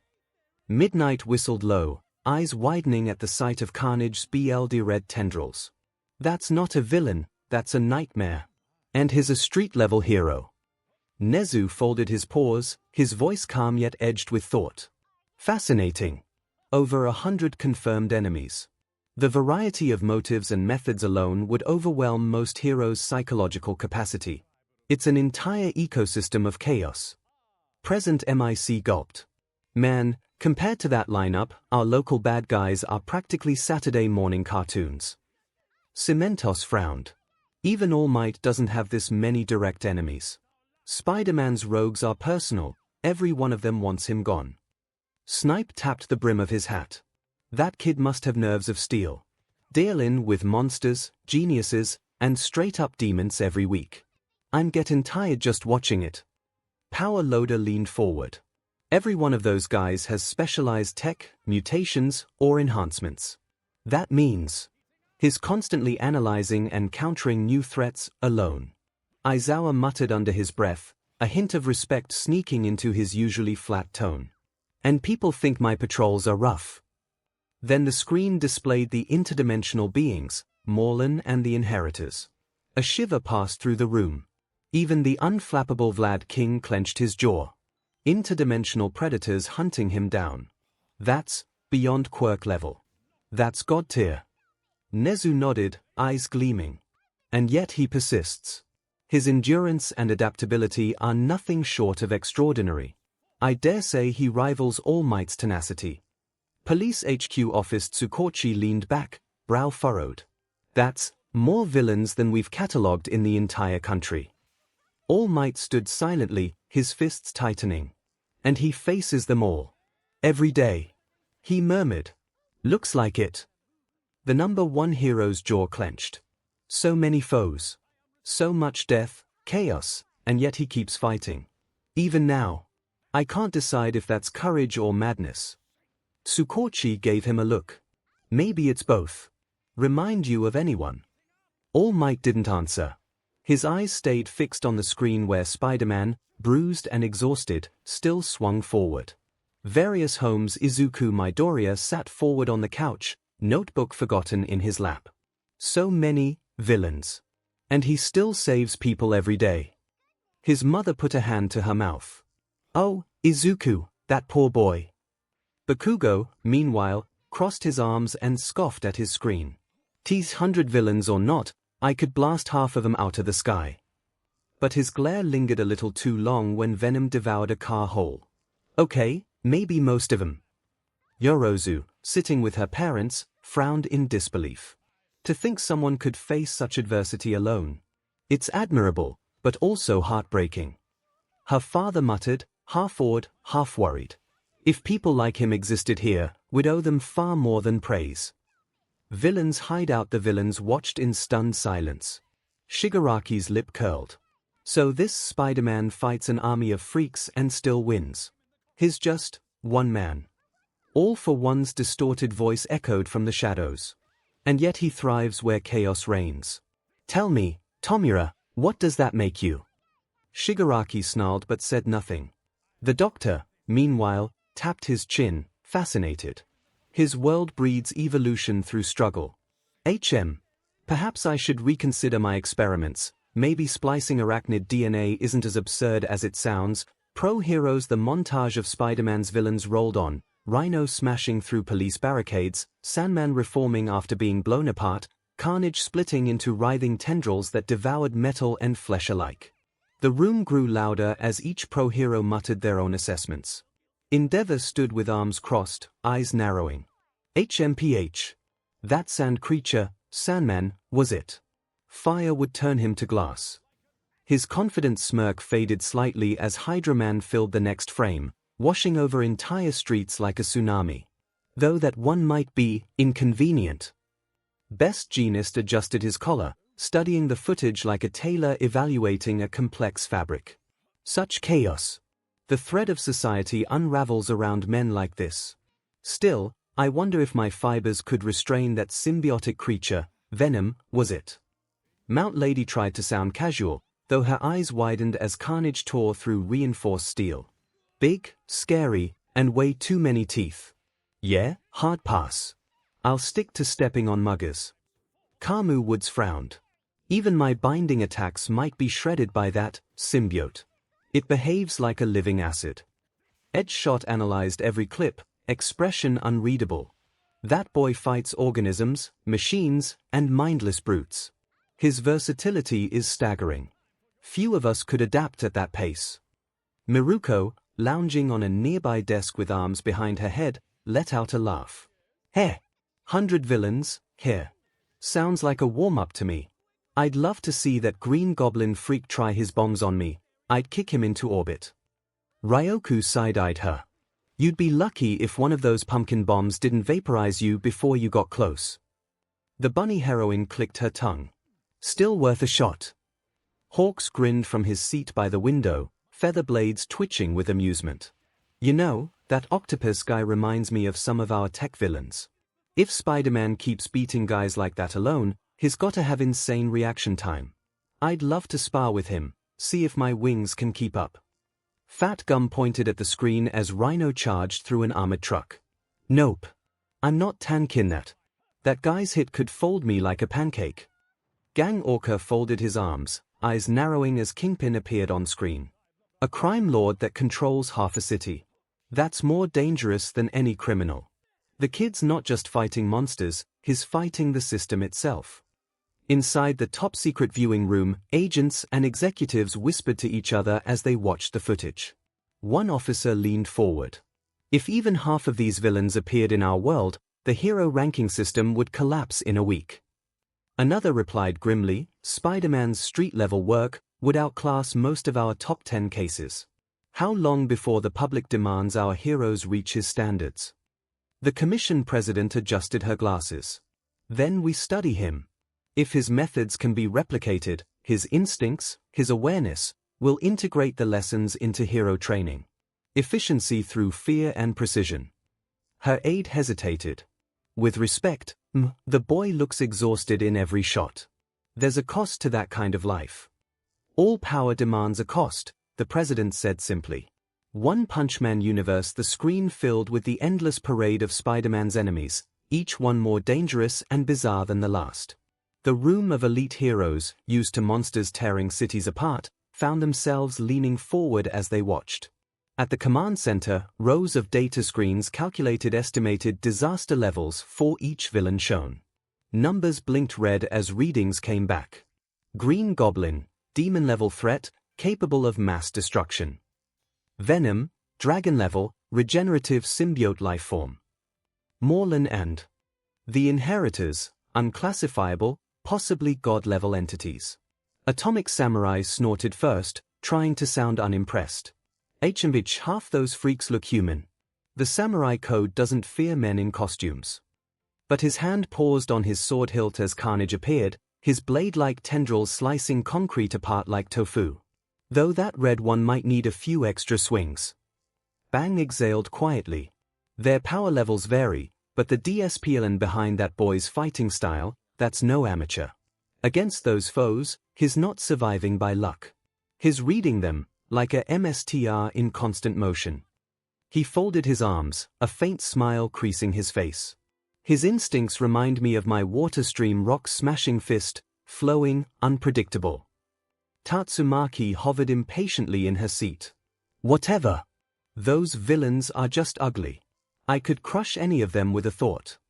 She said it with her usual arrogance, but when the footage showed Sandman reforming after being vaporized, even she blinked in mild surprise. Okay, maybe that one would be messy. King sat stiffly, beads of sweat running down his temple as Venom's hulking form appeared. Well, looks like Spider-Man's doing a great job. Ha ha. I'll, cheer him on, then added in his mind, from a safe distance. Metal Bat slammed his bat against the table, grinning. Now we're talking. That rhino guy looks fun to hit. And that lizard freak, what was it? Lizard. I'd knock his teeth in. He leaned forward, smirk fading slightly as Electro detonated a city block. Or maybe I'd bring Genos with me for backup. Just in case. Speaking of, where is he? Emperor Kid asked, scanning the room. I thought that by now he would be here. I think I know where he is. So don't worry, he probably is also seeing this, said Silver Fang as he pointed at the screen. Z-City Genos, ever serious, was studying the footage like a scientist. The diversity of his opponents is astounding. Energy manipulators, shapeshifters, elemental life forms. For a single hero to adapt to all of them suggests a combat AI of staggering complexity, or pure human genius. He turned to Saitama. Sensei, what would you rank these threats? Saitama, eating chips lazily on the couch beside him, shrugged. Probably dragon level. They'd wipe out a few cities if no one stopped them. He took another bite. But that Spider-Man guy looks cool. Works hard. Reminds me of you, Genos, all serious and sweaty. Genos nearly short-circuited. Thank you, Sensei. Saitama stretched. He's strong. But mostly, he's tired. He smiled faintly. I get that. Although probably for the opposite reasons, he added as he leaned back, eyes drifting back to the screen where Spider-Man dodged a barrage of pumpkin bombs. Kinda makes me wanna cheer for him. Disney 626 universe. The moment the screen filled with Spider-Man's villains, Kim and Ron sat frozen, jaws dropped. Rufus peeked from Ron's pocket with wide eyes, squeaking in disbelief as carnage tore through a police barricade. Ron flailed dramatically. Okay, hold up. Are we sure these are just Spider-Man's villains? That's like a whole terror organization times 10. Rufus nodded, hiding behind Ron's arm. Bad guys. Bad guys. Kim leaned forward, her expression thoughtful, analytical, classic mission mode. No kidding. He's dealing with everything from small-time crooks to full-on mutants and aliens. That's next level. She crossed her arms. No wonder the guy's exhausted. And look at the variety: cyborgs, monsters, psychos, scientists gone wrong. He's fighting basically every type of villain possible. Ron tilted his head. Pun intended. Kim smirked slightly. Maybe. Then came Venom on screen, hulking and dripping with black goo. Kim actually blinked. Okay, I'd definitely call in Wade for backup on that one. Right on cue, Wade's voice came from her communicator, already running data. So I'm scanning this dude. KP, this symbiote thing would eat Bueno Nacho workers alive. Literally. Ron whimpered. Then it's official, we're never going to New York. Kim glanced back at the screen, where Spider-Man stood surrounded by enemies, mask torn but still standing tall. Despite the danger, there was something that impressed her. Still, he faces all that alone. No team, no gadgets from a government agency. Just himself and what he built. That's actually kind of inspiring. Ron's expression softened too, his tone more genuine for once. Yeah. Guess even heroes like us have it easy compared to that dude. Rufus crossed his little arms and nodded sagely. Spider tough. Kim smiled faintly. He really is. New York City. Jake Long was sprawled on the couch watching the feed with Foo Dog lounging beside him and Grandpa Lao sipping tea quietly. Yo. This dude's got moves. Like kung fu mixed with breakdance and gymnastics. Jake's eyes widened as Spider-Man swung across the skyline, battling Rhino and Vulture at the same time. Foo Dog barked a laugh. Yeah, kid, but look at the odds he's up against. Dragons don't even get that many enemies in a lifetime. Jake shifted into partial dragon form, tail flicking with excitement. Man, he's just human. How's he handling monsters like that without scales or claws? Grandpa Laosha spoke calmly, eyes on the screen. DSPLN. Balance. Spider-Man has found the harmony between power and responsibility. He looked to Jake meaningfully. A lesson not unlike the one every dragon guardian must learn. Jake blinked. So, he's kinda like a guardian, here. Protects his city, keeps peace between the weird and normal. Exactly, Grandpa replied. But his enemies are relentless. Such strength invites challenge. Fu smirked. And talk about the crazy gallery. That green goblin guy. Classic case of mad scientist syndrome. You'd think people would stop messing with chemicals that turn you into Halloween rejects. Jake chuckled, then leaned back, thoughtful. Still, gotta respect the dude. No magic, no dragon fire. Just guts, brains, and webs. He grinned, flipping his tail lazily. If he ever came here, though, I'd totally team up with him. Spider and dragon. Bro, that's a show right there. Fu Dog snorted. Kid, you can't even finish your homework on time. Leave multiverse crime fighting for the overachievers. Jake ignored him, still staring at the image of Spider-Man webbing down the Green Goblin. Yeah, but he makes it look worth it. Danny Phantom Universe. The Fenton's living room glowed faintly from the flickering screen, Spider-Man's massive gallery of villains flashing across it, each one meaner and stranger than the last. Danny, slouched on the couch with a soda in hand, blinked slowly. Okay, hold up. This guy's fighting how many people on a regular basis? Tucker's jaw practically hit the floor. Dude, that's like, half the Ghost Zone decided to go on vacation to New York and make his life miserable. He scrolled through the paused feed on his PD, counting fast. He's got evil scientists, mutants, monsters, aliens. That's not a rogues gallery, that's a paranormal convention. Sam crossed her arms, her eyes narrowing as the images of venom and carnage flashed by. And half of them are basically symbiotic nightmares or walking metaphors for human corruption. Kind of reminds me of someone who deals with angry dead people every week. Danny rolled his eyes. Yeah, I get it. The Ghost Kid and the Spider Guy both need a calendar just to keep track of who's trying to kill them next. Jack Fenton slapped a meaty hand on Danny's shoulder, beaming with fatherly pride. That's the spirit, son. It's good to see there's another brave young man out there who dedicates his life to fighting unnatural abominations. Maybe he'd like to borrow one of my Fenton anti-ghost blasters. Maddie sighed, rolling her eyes. Jack, he's not fighting ghosts, he's fighting criminals and genetically altered beings. Totally different energy signatures. Then, thoughtful, she added, although, if he really is fighting alien symbiotes and dimensional vampires, I'd love to analyze one of those samples. Imagine the ectoplasmic crossover potential. Tucker blinked. Ectoplasmic what now? Danny groaned. Please don't give Mom ideas about dissecting superheroes. Sam leaned forward, tapping her chin. Still, think about it, this guy deals with all that alone. No backup, no government protection, just him and a city that mostly hates him. Her tone softened, almost proud. That's kind of admirable. Danny nodded quietly. Yeah, it really is. The screen showed Spider-Man, bruised and torn, still swinging through explosions to save civilians. Danny's green eyes reflected the light of the footage, and for a second, he saw a bit of himself there. You know. I get it now. He's like me. Doesn't matter how many bad guys there are, how weird or impossible things get, he still goes out there. Because someone's got to do it. Tucker grinned, nudging him. So basically, he's like the human version of you. Danny smirked faintly. Guess that makes me the ghost version of him. Sam chuckled under her breath. Somehow, that sounds like the start of a very chaotic team-up.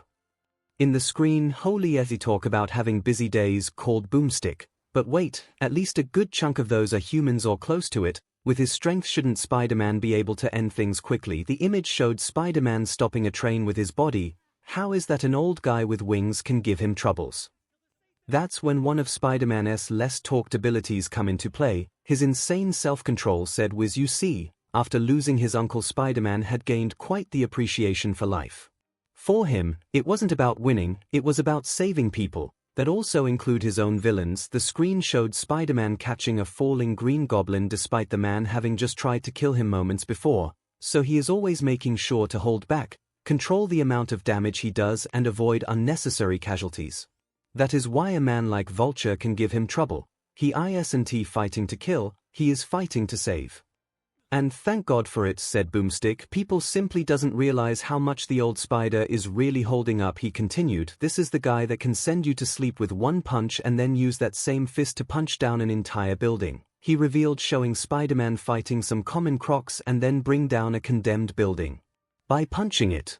Peter knows how strong he is and somehow has been able to regulate his strength in ways that are, well, quite impossible. A chalkboard appear on the screen. The force needed to knock out a normal human is of at least 150 pounds, 68 kilogram. To shatter someone's skull is of 1100 pounds, 499 kilogram, and to break concrete it's needed 3000 pounds, 1361 kilogram, and yet Spider-Man is capable of using the exact amount of force needed to knock someone out without causing permanent damage. The screen showed Spider-Man punching a criminal and then the same criminal waking up in a jail cell. That is the equivalent of using a sledgehammer to crack an egg without breaking it. And he does it while swinging, dodging bullets and cracking jokes.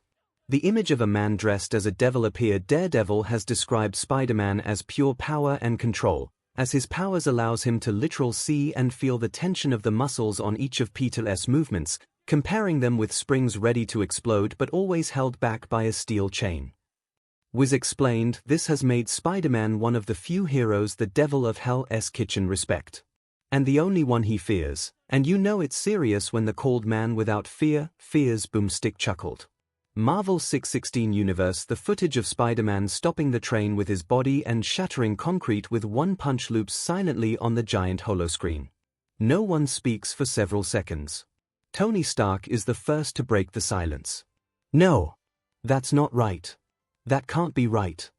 He rewinded the moment, watching again the frame where Spider-Man's muscles lock against the train's metal. He's 25, he's barely my turn, and he's been walking around with that kind of power. Thor's expression hardened with something close to reverence. To wield such might and choose mercy, that is not weakness. That is divinity restrained. He glanced toward Peter, who sits frozen on the couch, staring at the screen. I didn't know it looked like that, the Spider said, his voice is barely above a whisper. I just hold back. That's all. Carol Danvers exhales sharply, arms crossed. Hold back. You've been tanking hits from cosmic-class opponents and treating it like warm-ups. We could have used that kind of muscle more than once, kid. Peter flinched. Yeah, and maybe the moment I stop holding back, I kill someone. You want that on your conscience. 'Cause I don't. Peter's knuckles whitened around the edge of the couch cushion. A low murmur spreads through the room. Vision's synthetic eyes flicker as he studies the readings from the footage. His kinetic output levels, they exceed the limits of human biology. The android called the precision to restrain such force mid-motion is statistically improbable. Yet he does so instinctively. Even Natasha, ever calm, felt her throat tighten. You mean to tell me that every time we trained, every hit he took, every sparring session, he was letting us win? She asked, feeling both insulted and a bit scared. Tony's jaw tightened. You're telling me this nerdy kid from Queens could knock out the Hulk, and has been pretending not to? Bruce Banner, pale, mutters as if answering a voice only he can hear. He wasn't pretending. He was protecting. That's the difference. Spider hold back. Spider strong. Hulk, respect. Hulk rumble from Banner's mind. Bruce shudders and pushes his glasses up. Even he gets it. Man, and I thought Cap was scary when he got serious. Rhodey whistled low. You're telling me I mocked this kid for talking too much during fights, and he could have pulped me into pace the whole time. Clint shook his head. Oh, I'm gonna have nightmares tonight. Tony leaned back, suddenly weary. Remind me never to PSS you off, Parker. Like, ever. Peter sank deeper into the couch cushions, eyes fixed on the looping footage of his own fist shattering concrete. The silence stretched thick, suffocating. No jokes, no quips, just the hum of disbelief vibrating through the room. Hell's Kitchen Matt Murdock was still at his desk, his fingers trembling over the table's edge. The low hum of the screen vibrated faintly in his skull through the Spider-Man narration. That's it. That's the feeling I've always sensed in him. Coiled energy, like every cell in his body's ready to explode, but he never lets it. Foggy frowned. You're saying he could have, killed people by accident? Easily. If he wanted to. Daredevil answered, his expression darkening, and that's what makes him dangerous, but also the most disciplined man I've ever met. He paused, the memory of every sparring session flashing through his mind, the way Spider-Man always danced around him, playful, never pressing too hard. He hides fear behind jokes. Because if he doesn't, he'll lose control. Daily Bugle, editorial office. The newsroom was dead silent. Jonah Jameson's cigar dropped out of his mouth, smoldering on the carpet. He can, stop a train with his bare hands. Betty and Robbie exchanged wary looks. Jonah, you might want to rethink calling him a menace. He stated only to be interrupted. A menace? He's a walking nuclear bomb. JJJ exploded, turning to Betty, pointing a shaking finger. Get me a new headline. Spider-Man, too powerful for his own good. And capitalize too. You're just scared. Betty deadpanned, of course I'm scared. If I tick him off, he could throw my car into Jersey. Kingpin's office. Wilson Fisk watches the entire segment twice, silent as stone. When it ends, he turns off the screen and stares at his reflection in the dark glass. 10 tons of muscle bound by conscience, no wonder my men keep failing. He poured himself a drink, voice low and deliberate. Such restraint is admirable and exploitable. He looked toward the shadowy figure of the arranger waiting by the door. Find out what happens when that restraint is broken. Baxter Building. Reed Richards has filled the room with equations. His muttering about impact ratios, muscle density, and tissue resilience. It shouldn't be biologically possible. A human nervous system shouldn't regulate that kind of output without catastrophic strain. Johnny bursted out laughing. Guess Pete's just better than science, here. He laughed. No, Johnny. He's better because he cares. Sue declared, smiling softly. Kid always was tougher than he looked. Ben added, grinning. Guess I can stop feeling bad for not pulling punches. Reed looked up from his notes. You should probably start. Reed's voice was unusually quiet, his gaze fixed on the complex equations swirling before him. The implications, if Peter ever lost that control. He trailed off, the unspoken horror hanging thick in the air. Krakoa Storm's voice cut through the low murmurs. He fights monsters daily, yet refuses to become one. That, my friends, is strength. She said with respect. Cyclops looked conflicted, running a hand through his hair. Holding back that much? He could crush Sentinel armor like cardboard. And yet he fights like he's afraid to break us. Jean nodded slowly. Because he values life, even the lives that try to take his. Wolverine snorted, lighting a cigar. Told you, bub. When he stops cracking jokes. Pray you're not in his way. A few younger mutants exchange nervous looks. Even Omega level ones feel a chill. I don't know. Wouldn't mind seeing him in a serious moment. Emma Frost mused, swirling her drink as the footage played again. Imagine that raw power channeled without restraint, pure, terrifying potential. You are a MSSE. Logan deadpanned. And you sound scared, Cyclops retorted, though his knuckles whitened around the armrest. Bub threw me through an anti-missile window once 'cause I poked him at a bad time, Logan growled, tapping ash from his cigar. Kid's got a temper buried under all that chirpy bullshit. MCU. The living room was quiet except for the soft hum of the screen. The death battle footage replayed the moment Spider-Man stops the train.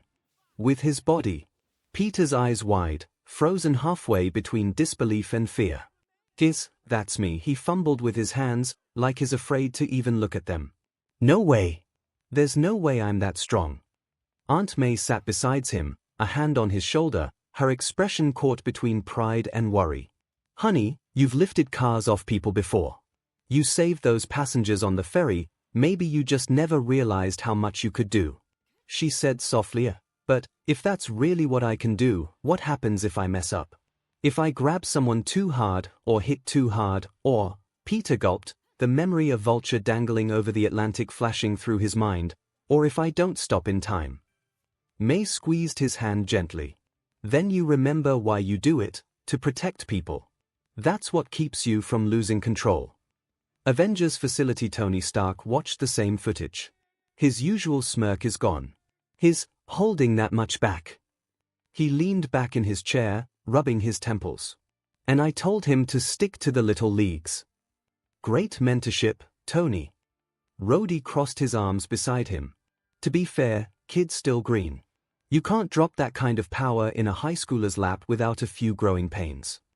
Tony exhaled, flicking his fingers toward the holographic readout Friday projects. Based on the readings, Spider-Man's kinetic force output during the train sequence surpasses several enhanced individuals, including Captain Rogers and Barnes combined, the AI announced. You're kidding me. Tony said, lost for words. I am not programmed for humor, sir.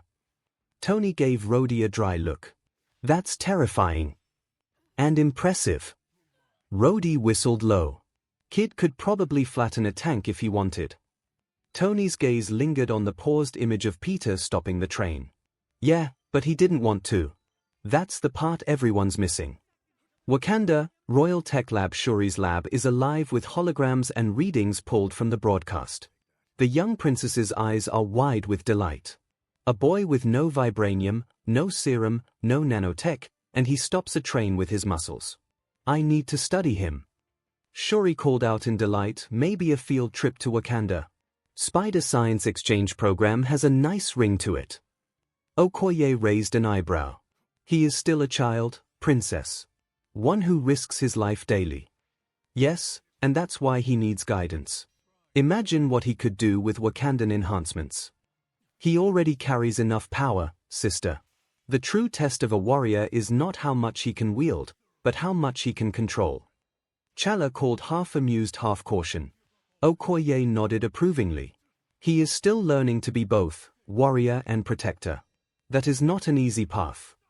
Ultimate Spider-Man Universe. The screen replayed the death battle footage for the small crowd of young heroes.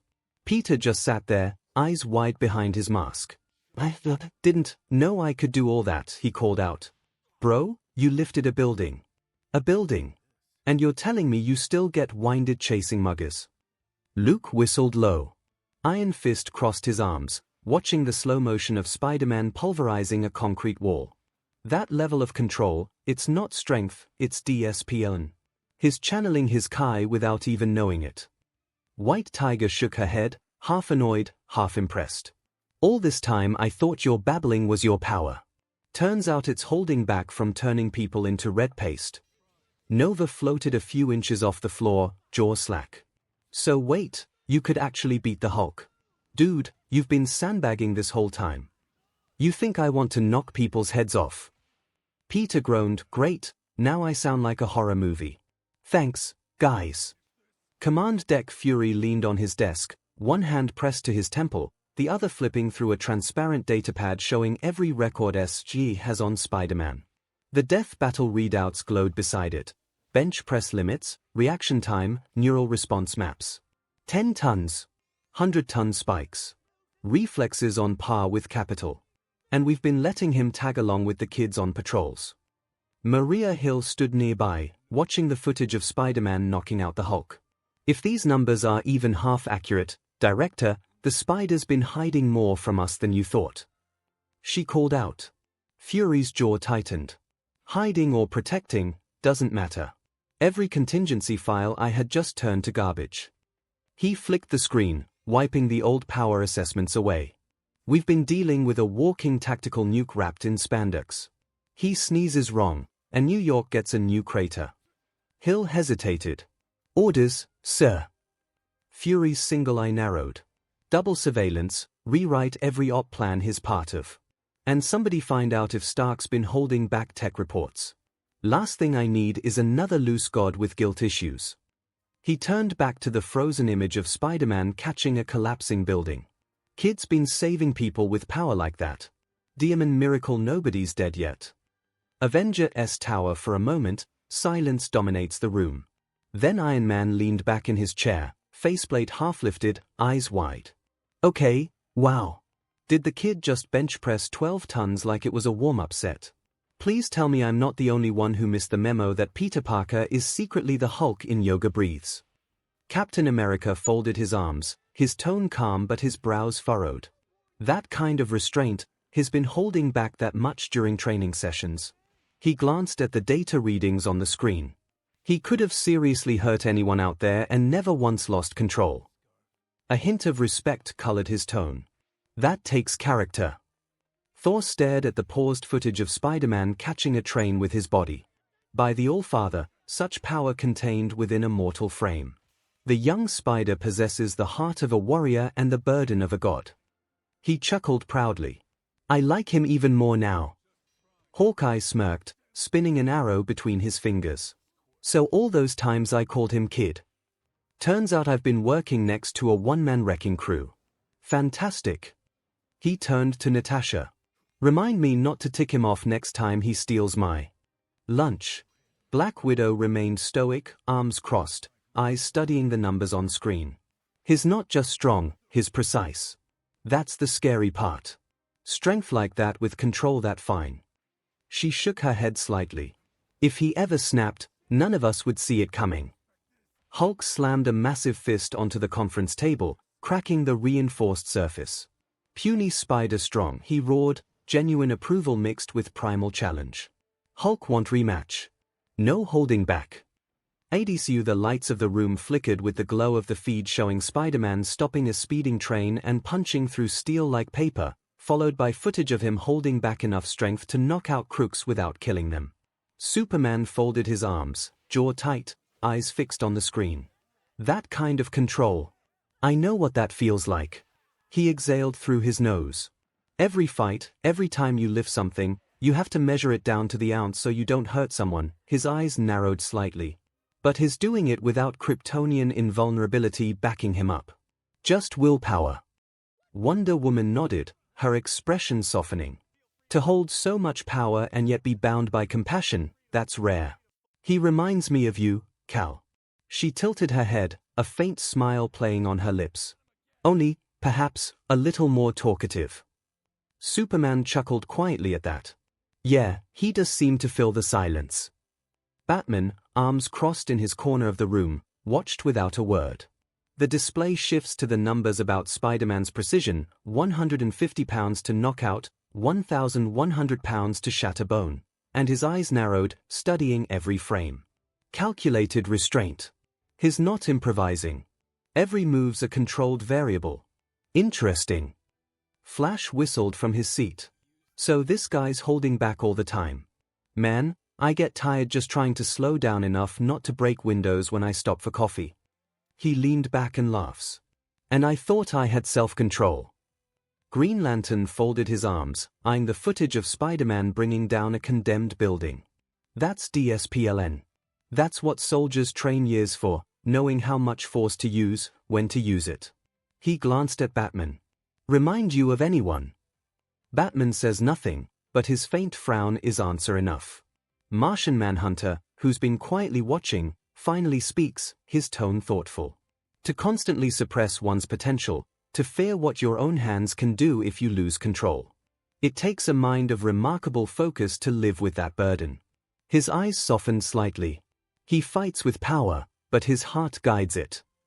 Yeah, well, I'd like to see him hold back when he's staring down a Thanagarian warship, Hawkgirl said with a scoff, twirling her mace in one hand. That kind of restraint can get you killed. Still, there's a flicker of respect in her smirk. Guess it works for him though. Superman glanced at her, half smiling. That's the difference between a warrior and a protector, Shaira. She rolled her eyes but doesn't argue. He fights to save everyone, even the ones trying to kill him. He glanced toward Batman. Sounds like someone we know. Batman didn't answer, but the faintest, almost imperceptible smirk crossed his lips. Gotham City. A crowd gathered on a park watch Spider-Man catching a collapsing building with his webs, saving dozens. "Man, wish our guys could do that without wrecking half the block," someone said. "Yeah, but can you imagine living in a city where that's daily life?" another said. "We already do. Only our bat's scarier," a third added. A small kid tugged his father's sleeve, eyes wide. "Dad, you think Batman and Spider-Man would be friends?" he asked. The father hesitated, then smiled faintly. "Maybe. Or maybe they just scare the hell out of the bad guys together." Joker's hideout. "Oh, now this I like. A smiling little bug boy who could pulp a man but chooses not to. That's comedy. All that power, and he's still playing tag with muggers." Joker laughed. Harley Quinn, sprawled on the couch, snickered. "Puddin' sounds like he's just one bad day away from snapping. Kinda reminds me of someone." Joker threw a handful of popcorn at her and cackles. "Please, Harley, I know how to enjoy my bad days. This guy's wasting his." He twirled a knife thoughtfully. "Still, all that control. Sooner or later, control cracks." His grin widened. "I'd pay to see the punch he's been holding back." The Iceberg Lounge. Oswald Cobblepot watched from behind his bar, monocle glinting. 12 tons, they said. Good grief, the man could flatten an armored truck. And he chooses not to. Amateur. He swirled his drink, beak-like nose twitching. "If he ever visits Gotham, I'd hire him for crowd control." He smirked. Then again, that much strength with that much conscience, he'd never take the job. Arkham Asylum. Scarecrow's cell. Dr. Jonathan Crane tilted his head as the video of Spider-Man's strength tests loops again. Fascinating, a man defined by restraint. True fear is the loss of control. His nightmare would be losing it. He scribbled a note on the wall. Test fear toxin against arachnid hero, control variable. Cadmus headquarters. A superhuman with a moral code that tight, and no government oversight. Her eyes narrowed. That's either a godsend or a liability. Beside her, a tech analyst stammers. His control parameters are off the charts. He regulates lethal force better than most AI combat models. Exactly my point. Waller crosses her arms. If this Spider-Man ever existed here, he'd be a recruitment priority, or a containment one. The feed replayed the Daredevil quote, "Pure power and control. Pure control breaks under pressure." She turned to another agent. "Get me Batman's contingency index. If the Bat ever crossed paths with this kid, I want to know what he'd do about it." Young Justice Universe. The last words of the broadcast, Daredevil's assessment of their subject, still seemed to echo in the sudden silence, pure power and control. For a few long seconds, no one spoke. The chamber, usually alive with the subtle, comforting hum of the orbiting station, felt heavy. Weighted by the sheer, restrained force they had just witnessed. Superman was the first to move, his brow furrowed. He folded his mighty arms across his chest, his eyes narrowed on the holographic data projected above the central table. Lifting 12 tons, stopping a train, and he does it every day without losing control. A quiet admiration underscored his voice, but there was also a profound sense of recognition. He lowered his gaze slightly, speaking almost to himself. "It's not easy holding back. One slip, and someone dies. I know that feeling too." Wonder Woman nodded slowly, her expression thoughtful. "To carry such strength and still show mercy, that is not weakness. That is mastery." Her eyes drifted to the final, iconic piece of footage, Spider-Man catching the falling Green Goblin. She spoke quietly, almost wistfully. In another world, he would make a fine warrior of Themyscira. Green Lantern Hal Jordan leaned back, his eyebrows raised in a mixture of exasperation and respect. "Yeah, but come on, even I don't juggle that much power and that much chatter. Guy's practically a motor mouth with a gym membership." He chuckled, though the sound was laced with genuine respect. "Still, I'll admit it, takes serious guts to hold back like that every second." The Flash whistled softly, clearly impressed. "The dude dodged bullets in midair. You know how fast you have to think for that. His brain's doing the 𝐒𝐭𝐻𝐿, like light speed." A confident smirk crossed his face. "I'd love to race him sometime. If he can even keep up. Martian Manhunter, John Johns, remained composed, tilting his head just slightly. His mind must operate with remarkable discipline. To restrain such instinctive power, he may fear his own strength as much as his enemies.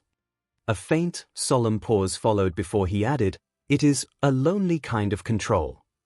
Across the table, Hawkwoman crossed her arms, her posture both unimpressed and intrigued.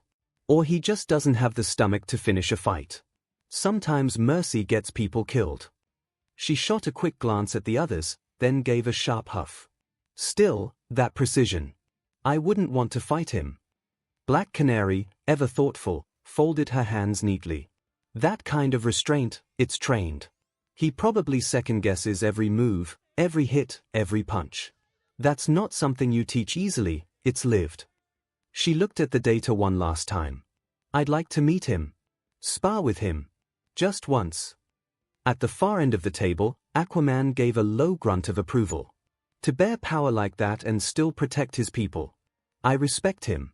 It takes a king's DSPN to put others first like that. A quiet understanding settled over the League. Spider-Man wasn't merely strong, he was profoundly controlled. It was a kind of inner DSPN that each of them, in their own powerful ways, both admired and struggled to maintain. Mount Justice, the massive screen, was showing the same footage the Senior League had just finished viewing. Spider-Man punching a hole clean through the side of a burning building, only to then use his webbing with surgical precision to gently secure the falling, unconscious criminal onto a safe rooftop.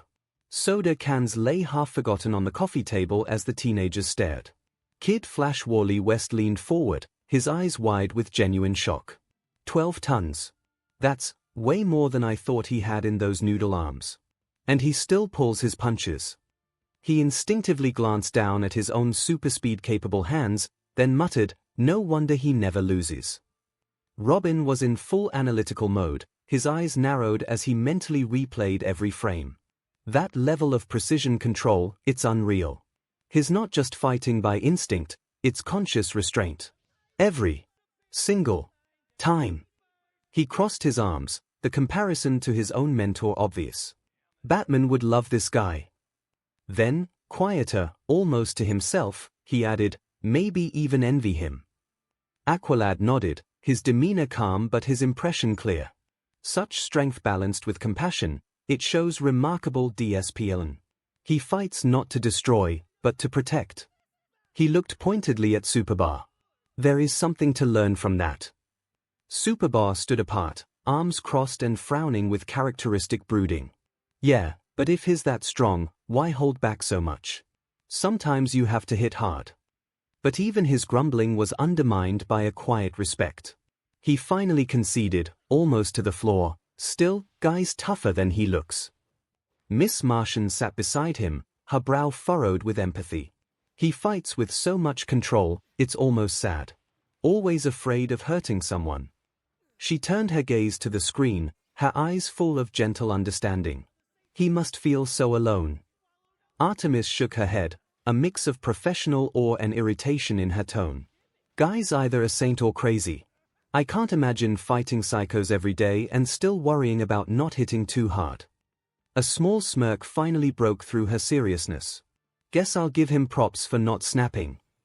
Zatanna, who had been the quietest of the group, whispered softly, capturing the profound nature of the hero's choice. He could stop hearts with his hands and still chooses not to. A small smile touched her lips as she finished, that's real power. My Hero Academia universe on the screen, the young hero was a blur of motion, stopping a speeding train with bare hands, securing falling enemies in webs, and pulling every punch with uncanny, terrifying precision.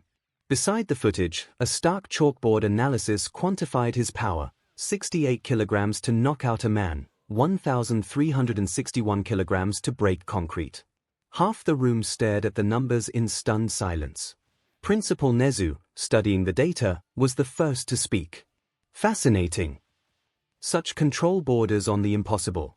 His regulating more raw power than All Might in his prime, yet he does so subconsciously. A marvel of neurological balance and moral restraint. He clapped his tiny paws together, his eyes glittering. Imagine teaching that kind of ethical instinct, A hero who wins without destroying. Aizawa stood with his arms crossed, his voice dry. Yeah. Tell that to our students. Half of them still punch like they're trying to demolish a building. He glanced toward the frozen image of Spider-Man securing a criminal mid-fall. Kid reminds me of a problem child who actually learned his lesson before enrolling. Present MIC gave an appreciative whistle. Yo, dude's got moves. You see that? Dodging, quipping, and measuring his hits like a scientist. Wish some of our kids could multitask like that. Midnight leaned forward, her chin resting thoughtfully on her hand. He's not just fighting, he's protecting. Even his enemies. That takes real emotional DSPLN. And, she added, her tone softening the room, pain. Cementos gave a gruff assessment. He fights like he's scared of his own strength. Not scared, Aizawa corrected, his eyes fixed on the screen. Aware. A short, heavy silence followed as the video replayed the devastating, yet controlled, train-stopping scene. Hound Dog let out a low growl that was less warning and more profound respect. Holding back that much every day would drive most people insane. One mistake, and you could kill someone. But he does it anyway. Power Loader muttered, his focus locked on the footage of Spider-Man shattering and then restraining a collapsing building with his bare hands. Precision engineering through muscle memory. If we could analyze how he translates intent into movement, Aizawa immediately interrupted, his warning sharp. Don't even think about experimenting on that, Yosetsu. Power Loader grinned under his helmet, unrepentant. You can't blame me for being curious. Police HQ. The video replayed Spider-Man stopping a train with his body, every muscle locked, but no one harmed. No fatalities. Trying to have minimal collateral. Even in chaos, he calculates mercy. Tsukochi said All Might's eyes were narrowed but thoughtful, almost wistful. He knows what it's like to live one mistake away from tragedy. A hero who fights with restraint, not pride. He folded his arms. It's harder than it looks. That kind of control, he smiled faintly, that strength even I struggle with. And maybe something the next generation needs to learn sooner rather than later. Tsukochi added. Midoriya,'s home Izuku sat cross-legged on the floor beside his mother, staring wide-eyed at the screen. The scene played, Spider-Man catching a collapsing building's worth of rubble on his shoulders without crushing a single person. His holding all that back, just to protect them. Izuku's voice was barely a whisper, thick with quiet admiration. That's what a real hero does. Inko Midoriya smiled softly at her son's earnestness, though a familiar worry touched her expression. Bakugo,'s home Katsuki Bakugo leaned forward on his couch in a different part of the city, eyes narrowed in irritation. He scoffed, his hands tensing. What a joke. All that power and he doesn't even use it. That's weakness, not heroism. From another room, his mother's voice rang out, sharp and amused. Sounds like someone's jealous. Bakugo merely let out a low growl, choosing not to argue as he watched the web-slinger continue his display of perfect control. Leader,'s home Tenya Ida sat ramrod stiff in his living room, muttering his professional assessment to himself. Restraint and accountability. That's admirable DSPLN, but letting enemies survive. That risks civilians. His older brother, Tensai, smiled knowingly from the couch. Maybe. Or maybe it's what makes him better than most of us. Todoroki's home Shoto Todoroki, watching the display quietly beside his mother, Rei, tilted his head. He fights to save even his enemies. Rei smiled, her voice gentle. Then maybe he's not fighting them, he's fighting the pain inside them. Uraraka's home. In her modest home, Ochako Uraraka whispered, her focus on the hero's gentle movements as he secured falling civilians mid-battle. He's so careful. Every move just to keep someone else safe. Shoji's home Mizo Shoji, watching alone, gave one small, firm nod. Control is strength. Kaminari's home, I'd fry someone by accident in a second. Denki Kaminari muttered between mouthfuls of chips, completely overwhelmed by the responsibility Spider-Man accepted. Hero Public Safety Commission rows of pro-heroes sat before the large projection screen, each one a monument to power and responsibility. Every eye was fixed on the concluding moment of the footage, Spider-Man catching the falling Green Goblin, saving the same man who had just minutes before tried to kill him. The narrator's words about restraint echoed, filling the sudden silence. Then, the room erupted. Endeavor slammed a gloved fist into his armrest, flames momentarily rippling in his irritation. So he can lift buildings and still holds back. Ridiculous. Power exists to end threats, not entertain them. Best Jeanist, seated nearby, adjusted his meticulously tailored tie, his disagreement smooth and professional. No. That is the mark of refinement, Endeavor. True strength lies in control. His mastery of restraint is beyond most of us. Edgeshot, sitting cross-legged in a pose that defied physics, simply nodded in agreement with Jeanist. His precision is terrifying. That level of bodily awareness takes decades of focus. Mount Lady, meanwhile, let out a dismissive snort. Please. If I had that kind of power, I'd show it. No holding back, one web swing and I'd have every villain begging for mercy. Edgeshot's quiet reply cut through the noise. And that's why you're not Spider-Man. Kamu Woods gave her a pointed side eye. Also, that's why civilians keep filing property complaints against you. A quiet, restrained chuckle spread through the rows until Ryukyu spoke, her voice calm but firm, drawing the focus back to the core issue. His right to be cautious. You can't save people if you destroy everything around them. His control turns mercy into strength. Even Fat Gum, his arms crossed in front of him, was nodding with a warm smile. He's the kind of guy I'd trust to fight next to civilians. Big heart, big power, even bigger DSPN. From the sidelines, Miko snorted in raw amusement. Or he's scared of his own strength. Heroes who hesitate don't last long. Best Jeanist closed the brief exchange with a philosophical thought. Or perhaps he's the kind that lasts because he hesitates. The debate continued, half admiration, half challenge, but beneath all the professional arguments, everyone in the room felt the same quiet awe. This Spider-Man had quietly, profoundly, reshaped the meaning of restraint in the heroic profession. One Punch Man universe at the Hero Association headquarters, the room of S-Class heroes was unusually quiet as the footage continued. Even the loudest among them were caught off guard watching Spider-Man lift a train with his back, not in rage, not in desperation, but with control, as if carefully measuring every ounce of force he used. Bang was the first to speak. That kind of restraint, it's beyond rare, he said, his voice low and thoughtful. The boy has mastered more than his body, he's mastered his heart. Atomic Samurai crossed his arms, frowning. HMPH too soft. A real warrior ends a fight, not drags it out. Maybe, Bang countered, but real strength lies in choosing not to kill. Tornado floated higher in her chair, rolling her eyes. Oh please.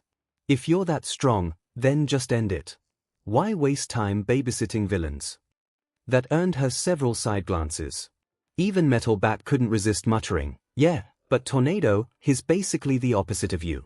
Doesn't throw buildings just cause someone sneezed at him. Her aura flared, and she turned crimson. What was that? Child Emperor ignored the argument, typing quickly on his tablet. If this Spider-Man really can regulate force like that, it means his combat instincts function almost like an adaptive system, nearly perfect reaction and response control. It's impressive. Zombie Man, half smoking in the corner, grunted. He's dangerous. Someone who can kill without meaning to, and still refuses to, that's the kind you should be afraid of. Tank Top MSTR nodded. Yeah, no kidding. Imagine if one of us could do that. Would save a lot of lives. Even Flashy Flash had to admit, though quietly, the precision is admirable. Bang chuckled faintly, sipping his tea. There's balance in that boy's chaos. Even his fear is part of his strength.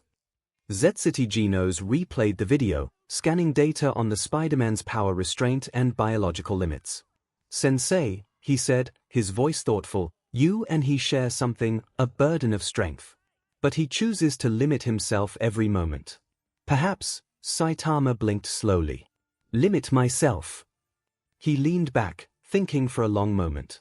Nah. I don't really think about it. But maybe that's the difference. His fighting to protect people. I just fight 'cause it's what I do. He stared at the frozen image of Spider-Man smiling behind the mask, standing tall despite bruises and exhaustion. Still, Saitama added after a moment, guy's got guts. I like him. Danny Phantom Universe. The footage of Spider-Man stopping a train with his bare hands, and later shattering a building's foundation, played across the screen in stunned silence. Danny let out a low whistle. Man. I mean, I pull back with my blasts sometimes, sure, but when it comes to punches, I don't really hold back like that. Tucker looked up from his PDA. Yeah, but you're usually fighting ghosts, dude. They don't exactly bruise. Sam crossed her arms. Exactly. Peter's dealing with regular people. They can bleed, break, die. You've been lucky, you don't have to think about that line. Danny frowned, sinking back into the couch. The idea unsettled him more than he wanted to admit. Guess I never thought about it like that. Jack clapped a heavy hand on his son's shoulder, missing the nuance entirely. That's why we built the Fenton thermos. Contain, don't destroy. Ha! Maddie, though, had that scientist's glint in her eyes. Still, that kind of strength control is extraordinary. Imagine being able to calculate the exact amount of kinetic energy to knock out a target without internal damage. She trailed off, already jotting mental equations. Jazz, sitting nearby with a notepad, added softly, he's doing emotionally what you do instinctively, Danny, keeping his power from hurting people. Except his fighting humans, and that's a whole different kind of pressure. Danny looked back at the screen, where Spider-Man caught a falling criminal by the wrist and lowered him safely to the ground. Yeah, he murmured, I guess saving people isn't just about what you fight, it's how you fight. Sam gave him a faint smile. Welcome to the responsibility part of hero work, Ghost Boy. Danny chuckled, but his eyes lingered on the image of Spider-Man swinging away over New York.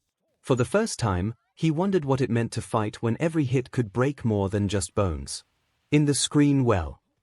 It's a shame no one actually sees that, said Boomstick, 'cause although the Spider has been and still is admired outside New York, in his own city, well, the screen was filled with newspaper articles like Spider-Menace strikes again, and webbed vigilante destroys city property. Followed by images of people throwing trash at Spider-Man, kids running away in fear from him even when the Spider just helped them, images of the police shooting at him. And finally an image of Spider-Man sitting alone on a rooftop at night, looking down at the city. Looking tired and sad. Like the Dark Knight, Spider-Man has a history of often unjust criticism and slander from the very people he protects, mostly from his own boss at the Daily Bugle, J. Jonah Jameson. Wiz explained. He's a menace to the entire city. I want that wall-crawling arachnid prosecuted. An entire collage of multiple versions of Jameson screaming played across the multiversal screens. I want Spider-Man. Across the multiverse, multiple individuals with any shape of superhearing winced simultaneously as Jameson's amplified fury echoed through dimensions. Marvel 616 Universe. Peter buried his face in his hands. Of course they showed that, he groaned. Carol tried to hide a small smile. You've got to admit, it's kind of impressive how consistently he hates you. Tony leaned back in his chair, scrolling through a holographic projection of the Bugle headlines. Man spends millions running a smear campaign on a guy who saves the world for free. That's dedication. Or obsession, murmured Natasha, arms crossed, clearly reading the deeper implication, the mental toll of being demonized by the city you protect. Down at the Daily Bugle, the staff didn't dare speak. The building was filled with an almost tangible tension. Robbie Robertson rubbed his temples and muttered, he's going to blow a fuse, just as Jameson's roar echoed through the city feeds. Jameson stood frozen after his own recorded rants echoed through the multiversal broadcast. For a split second, there was something almost ashamed in his eyes, before he bellowed. What are you all staring at? Get back to work. The staff winced. It was like listening to an angry god of journalism demanding a human sacrifice. He'll never say it out loud, but I think he knows he's wrong. Betty Brant sighed softly. New York, even among the villains, there was a moment of quiet recognition. Some smirked, others scoffed, but a few like Sandman looked uneasy. Some been saved by the webhead more than once, and seeing the guy slandered again struck something oddly close to guilt. And in Queens, ordinary citizens stopped mid-scroll as the footage played. Mothers who'd once pulled their kids away from Spider-Man frowned, realizing how familiar the sadness in his posture looked. The exhaustion of someone who kept helping despite being hated for it. In diners, apartments, and subway cars, the reactions rippled. Some muttered the same old lines: menace, mask, probably staged, but others looked uneasy now. A mother clutching her child's hand whispered, "He caught that building before it fell, my brother was in there. Maybe he's not what they say." A taxi driver scoffed but didn't argue. An old man sweeping the steps of a church murmured as he glanced at the sky, "If the papers hate him, that's how you know he's doing something right." In a cramped Queens apartment, a construction worker who'd been pulled from rubble by webbing years ago paused his dinner, staring at the screen. Always thought he was just some kid in spandex, he admitted to his wife, voice thick. Didn't realize he carried all that alone. Outside a bodega, a group of teenagers who'd mocked Spider-Man posters just last week fell silent. One kicked at the pavement, avoiding his friend's eyes. "My cousin," he mumbled, "Spidey got her out when that Doc Ock thing collapsed the bridge." She said he sounded tired. In a cramped studio apartment, an elderly woman paused her knitting, her gaze fixed on the screen showing Spider-Man's solitary vigil. She remembered the winter he'd webbed her groceries back to her doorstep after a mugging, his voice a muffled, cheerful hum through the mask. Now, seeing the slump of his shoulders under the neon glow, she whispered, "They don't see, do they? All that weight he carries." A group of street artists paused their mural work, spray cans hanging limp at their sides. One, whose brother had been pulled from a burning car by webbing years ago, wiped paint-smeared hands on his jeans. "Man's out here fighting demons we can't even see," he muttered, the admission sharp in the sudden quiet. Beside him, a girl who'd once thrown a soda can at Spider-Man during a chaotic battle shifted her weight, eyes fixed on the screen's replay of him catching a falling child. Guess he's gotta fight ours too." In a Hell's Kitchen soup kitchen, Sister Margaret paused mid-ladle, her usual stern expression softening as the montage played on a donated TV in the corner. Homeless veterans and struggling families watched silently. "They call him a menace," she said, her voice cutting through the clatter of trays, "but I've seen him leave his own coat on a shivering addict. Only a saint or a fool walks that line." A grizzled man in a threadbare army jacket nodded slowly. "Or someone who knows what it's like to hit bottom." Across the East River in Brooklyn, a street musician's violin fell silent mid-note as the footage shifted to Spider-Man dodging police bullets. Her bow hovered over the strings, remembering the night he'd webbed her stolen tip jar back into her hands after a mugger fled. "He moves like music," she murmured to no one, the city's noise suddenly deafening. All those headlines, they never printed the rhythm of him saving us. In a cramped Queens laundromat, the thrum of dryers masked the shaky breath of one Mrs. Delgado, who clutched a faded photo of her grandson. Spider-Man had pulled the boy from a collapsed storefront during the Rhino's rampage. Now, seeing the hero hunched and alone on screen, her knuckles whitened. "Mijo," she whispered, the word thick with old grief and fresh guilt. "We never even thanked him."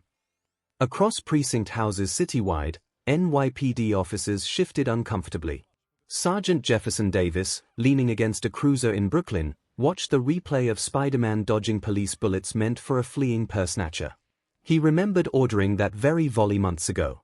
The screen cut to a close-up of Spider-Man's mask, torn, weary eyes visible through the fabric. Davis spat bitterly onto the pavement. "We been shootin' at the guy who saved my niece from that crane collapse," he muttered to his partner, who just stared at his boots.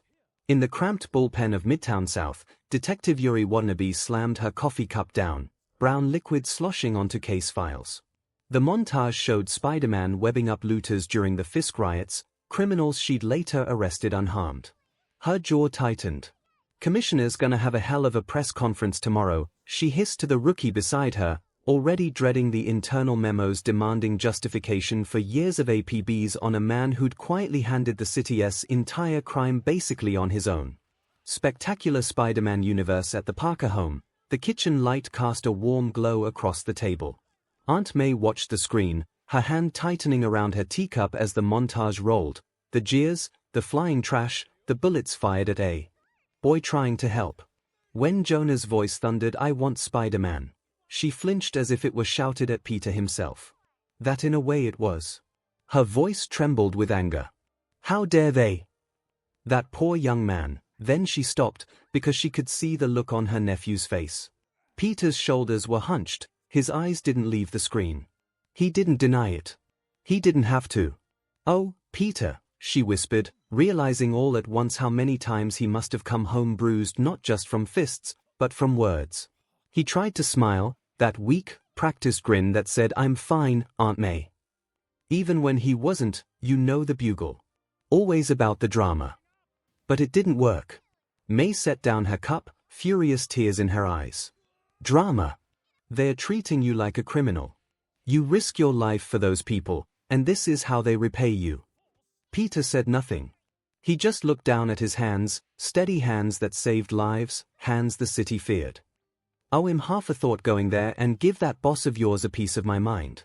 May Parker's voice trembled with protective fury, her knuckles white around her teacup handle.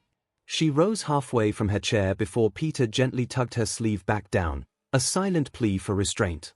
Across town, Gwen and Liz watched in stunned silence from their homes. Gwen's father, Captain Stacy, frowned at the broadcast too, muttering, "Jonah's gone too far this time." Flash Thompson, alone in his room, felt something twist in his gut. He'd always shouted about Spider-Man being the best hero. And seeing the city turn on him like this made his chest tighten with anger. "Bunch of idiots," he muttered. "He's out there saving them." And in the Bugle building itself, the staff shifted uncomfortably as Jonah's outbursts replayed on screen. Randy whispered to Betty, "Kinda looks bad when the multiverse watching." "Yeah," Betty replied softly, "especially when we all know he's one of the good ones." But Jonah only crossed his arms tighter, jaw set. He'd never admit it, not even to himself, that maybe, just maybe, he'd gone too far. MCU Aunt May crossed her arms, glare sharp enough to pierce the screen. Menace. His saving people. How can anyone call that a menace? She looked toward her nephew. Peter hunched lower on the couch, pretending to be fascinated by the carpet. "Guess I'm not everyone's friendly neighborhood Spider-Man in every world," he mumbled. May's look softened, her hand resting gently on Peter's shoulder. "You my friendly neighborhood Spider-Man," she murmured, the tremor in her voice betraying her fierce pride. Avenger Compound Rhodey groaned, rubbing the bridge of his nose. "Man, this guy's got louder lungs than a jet engine. How does Peter deal with this every day?" Vision tilted his head, analyzing the broadcast. His diction is impressive. His reasoning, however, is tragically flawed. Mr. Jameson appears to suffer from confirmation bias amplified by mass media influence. Tony snorted. Translation, he's an idiot with a camera. He leaned back in his chair, swirling the holographic interface Friday projected before him, the headline frozen mid-scream. "Still, idiots like this shape public opinion. Maybe I should just buy the DMN channel. Rebrand it the Friendly Neighborhood Network. Throw in some upbeat theme music, maybe a spider logo." Rhodey shot him a look. "You're not helping, Tones." Tony shrugged. "What? You've seen what bad press does. Kid saves a bus, they blame him for traffic. I know that game." He paused, watching the next clip, Spider-Man perched alone on a rooftop, the city lights flickering below. His smirk faded. "Still, no kid should have to play it." Vision folded his hands behind his back, his voice soft. "Yet he endures it, as you once did. A curious reflection of mentorship, don't you think?" Tony gave a half laugh, half sigh. "Yeah. Only difference is, I built my armor to hide from the world. He built his to carry it." For a long moment, the three sat in silence as the screen replayed Jameson's rant. Rhodey finally muttered, "Guess the kid really is following in your footsteps, fame, slander, and all." Tony exhaled. "Yeah, and that's exactly what I'm afraid of." Across Marvel universes, similar scenes unfolded, mothers shielding children's eyes from the slanderous headlines, construction workers pausing mid-lunch to argue over Spider-Man's latest rescue versus alleged property damage, the weight of public perception shifting like tectonic plates beneath heroes' feet. Other Aunt Mays echoed the sentiment, some with tearful smiles, others with clenched fists aimed at Phantom Jamesons. The broadcast wasn't just revealing secrets, it was exposing the quiet, daily toll of heroism. ADCU Green Lantern winced, cutting the sound. Man, I've been called names before, but that guy's got it down to an art form. Flash folded his arms, brows furrowed. What's with people down there? Guy saves their lives and they chuck trash at him. Talk about gratitude. Wonder Woman frowned. It mirrors how Gotham treats Batman, yet this is worse. Fear may drive Gotham, but this is cruelty disguised as journalism. Superman's gaze lingered on the image of Spider-Man sitting alone on that rooftop, the glow of the city beneath him. He's just a kid. You can hear it in his voice when he jokes. And they are tearing him apart for trying to help. John nodded solemnly. Humanity often fears what it cannot control. The stronger the protector, the greater the suspicion. Batman, standing in the shadows, said nothing. But his jaw tightened beneath the cowl. A good man blamed for doing good? Yeah, I know that story. Wally muttered, trying to break the tension. I dunno, Bats. Maybe we should send this guy a care package. I could run a pizza over in, like, 2 seconds. Batman shot him a look, but there was a faint smirk in his tone when he replied, he'd probably appreciate it. Young Justice, Mount Justice. The younger heroes watched the same segment on the briefing room screen. Kid Flash blinked. Okay, that's messed up. Dude saves lives and still gets hate mail. What's wrong with that city? You ever notice how the people who need saving the most are the ones who scream the loudest when someone actually does it? Artemis called, crossing her arms. Miss Martian looked disheartened. He must feel so alone, to keep smiling while everyone's against him. Robin leaned forward, the light of the hologram glinting off his mask. He hides behind humor. It's how he keeps it together. Trust me, I get it. Superbar frowned at the image of the crowd jeering Spider-Man. They wouldn't say that to his face. Aqualad placed a hand on his shoulder. Perhaps. But restraint in the face of misunderstanding is the mark of a true hero. The room grew quiet for a moment before Zatanna sighed. Remind me never to read the comment section if we ever go public. Danny Phantom Universe. Maddie winced. Good grief, that man's lungs could outdo a ghost whale. Jack leaned forward, munching on a bag of chips. He's just mad the kid stealing the spotlight. Poor Spider Guy. Reminds me of when everyone in Amity thought you were the menace, Danny boy. Danny gave a faint, almost rueful smile. Yeah. Phantom Menace, remember. He rubbed the back of his neck. Guess it's kinda a universal thing. Save people, get hated for it. Sam crossed her arms, scowling at the screen. Typical. People freak out at anything different. Doesn't matter if it's ghosts or guys in red tights. Fear first, questions later. Tucker adjusted his glasses, trying to lighten the mood. At least you never had A.J. Jonah Jameson screaming your name every 5 minutes. Imagine that guy on Channel 9. He mock-impressed his voice, Danny Phantom. Ghost nuisance of Amity Park. Jack laughed heartily, but Maddie shot him a look. It's not funny, Jack. We did that once, remember? Before we knew the truth. Her tone softened, and she reached over to pat Danny's shoulder. And I still regret it. Danny glanced back at the screen, where Spider-Man sat alone atop the city, the same loneliness he'd once felt mirrored in that shot. He keeps doing it anyway. Even when they hate him. Sam nodded, her voice quieter now. That's what makes him a real hero, Danny. Same as you. Jazz, standing by the doorframe, added with a small smile, yeah. He doesn't do it for the thanks, he does it because someone has to. Tucker grinned. And because let's face it, swinging through New York looks way cooler than floating through Amity Park. Danny chuckled at that, the tension easing. Maybe.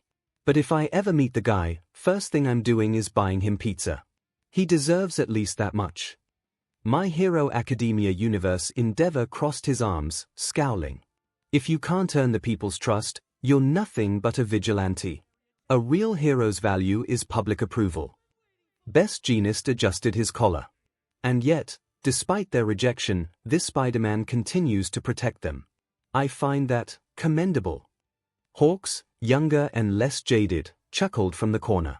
Hey, guess this guy doesn't care about the spotlight. Makes half our celebrity heroes look shallow. If he's still fighting while everyone hates him, that just means he's the real deal.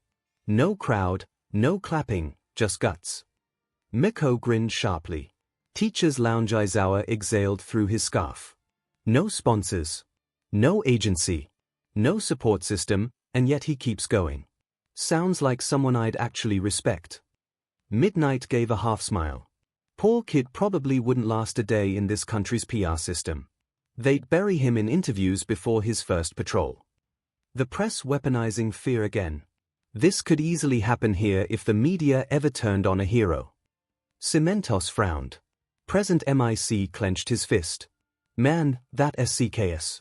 He's out there risking his life, and people throw trash at him. Nezu's small eyes glimmered. There's a lesson here. Praise is fleeting, but conviction lasts. Detective Office All Might sat with Detective Tsukochi, both silent as Spider-Man's lonely image appeared. The young hero slumped on a rooftop, the city below him filled with lights he protected but could never share in.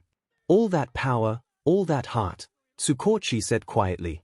And still the people turn on him. All Might frowned deeply. Heroes are symbols of hope. Without the people's faith, they fall. He hesitated, eyes shadowed. And yet, he doesn't. He keeps standing. Tsukochi looked at him. Maybe he doesn't need to be a symbol, Toshinori. Maybe he just needs to be himself. Midoriya residents Izuku watched with wide eyes, fists clenched on his knees. They hate him. Even after everything he does for them. Inko placed a gentle hand on her son's shoulder. Not everyone understands heroes, dear. Some people only see what they are afraid of. Izuku shook his head, heart pounding. No, they just don't see him. They don't know how hard he's trying. I'd tell him if I could, that he's doing the right thing. The boy's notebook was already open, pages filling with notes, public distrust response. Emotional endurance. Hero without validation, true hero. And beneath it, one word circled 3 times, resolve. Bakugu's apartment. Bakugu sat cross-legged on his bed, the room lit only by the flickering screen. Trash, insults, even gunfire, all aimed at the red and blue hero who just saved those same people. Are you kidding me? He barked, his voice cracking with disbelief. They treat him like dirt and he still saves their buttes. What's wrong with that world? He gritted his teeth, his pride sparking. Teach, if that were me, I'd make them respect me. Blow up every camera till they did. Then, under his breath, barely audible, still, he doesn't quit. Even when everyone turns on him. Damn it, that's kinda badass. Urozu residence Momo, as mother pressed a hand to her chest. Poor young man, to be despised for doing good. Her father adjusted his glasses. It shows that wealth or status isn't enough to buy admiration. True heroes earn respect, though sometimes, it never comes. Momo bit her lip, conflicted. He keeps helping, not for glory or reputation, but because it's right. That's what All Might says a hero should be. And quietly, she added to herself, that's what I want to be too. Kirishima's home. Kirishima clenched his fists. Man, that's so unmanly. He's fighting villains every day and people still boo him. Asui family living room. Tsuyu tilted her head, arms folded. He saves people who don't even say thank you. Ribbit. That's real selflessness. Her younger brother croaked. But wouldn't that make him sad? Tsuyu smiled softly. Maybe. But sadness doesn't stop a hero. It reminds them why they help. Uraraka's apartment. Okako sat on her small couch, eyes misting. He just keeps helping even though they hate him. He's not even rich or famous. She hugged a pillow to her chest. That's the kind of hero I want to be. Someone who helps because she wants to, not because anyone's watching. Ida household. It's admirable, Tensai said. He continues despite rejection. Few heroes could bear that kind of pressure. Tenya frowned, conflicted. But, a hero must also maintain public trust. Isn't that part of responsibility? Tensai placed a firm hand on his brother's shoulder. Sometimes the public doesn't understand, Tenya. But a hero's duty is to act rightly, even when misunderstood. Tenya looked back at the screen, Spider-Man facing the jeering crowd, and felt something stir beneath his rigid ideals. Jiru's room, Kyoka snorted from her desk, earbuds dangling. So he saves their lives and they still talk CRP. Yeah, sounds like half the music industry. She leaned back with a smirk. Guess being hated doesn't mean you're wrong. Sometimes it means you're ahead. Hatsume's workshop. My had paused her tinkering, staring at the footage with goggles perched on her head. Here. So even that level of genius and gear doesn't buy respect. Guess tech's only half the story. Then she grinned. Still, imagine the support items I could make for him. Anti-trash flinger web mods, crowd repulsion drones. Oh yeah, he'd never walk alone again. Villain's hideout. The screen's glow flickered against the dusty bar walls. Trash and insults rained on Spider-Man, the sound of crowds booing him echoing through the small room. Shigaraki slouched in his chair, fingers twitching near his face. He saves them, and they hate him for it. He scoffed, a humorless laugh bubbling out. Guess even that world's full of idiots. People always destroy what helps them. He leaned forward, voice low. Maybe he's the only one in that universe who actually gets it. What's the point of saving a world that doesn't deserve you? Kurogiri's mist thickened quietly beside him. And yet, he continues. That's what separates him from you, Tomura. He endures hate without becoming consumed by it. Shigaraki's red eyes flicked toward the screen, the lonely rooftop, the hero staring down at a city that despised him. His smirk faded. Yeah. Give him long enough, he'll crack. The elder villain watched from the shadows, the light of the screen reflecting off the machinery that kept him alive. How fascinating, his deep, calm voice murmured. A hero worshipped and hated in equal measure. He possesses immense power yet refuses to rule. He folded his hands. That is both his greatest strength and his fatal flaw. The doctor adjusted his goggles, uneasy. He endures suffering that would break most men, MSTR. All the more reason, All for One replied, to learn how he does it. A world that rejects its savior is a world ripe for corruption.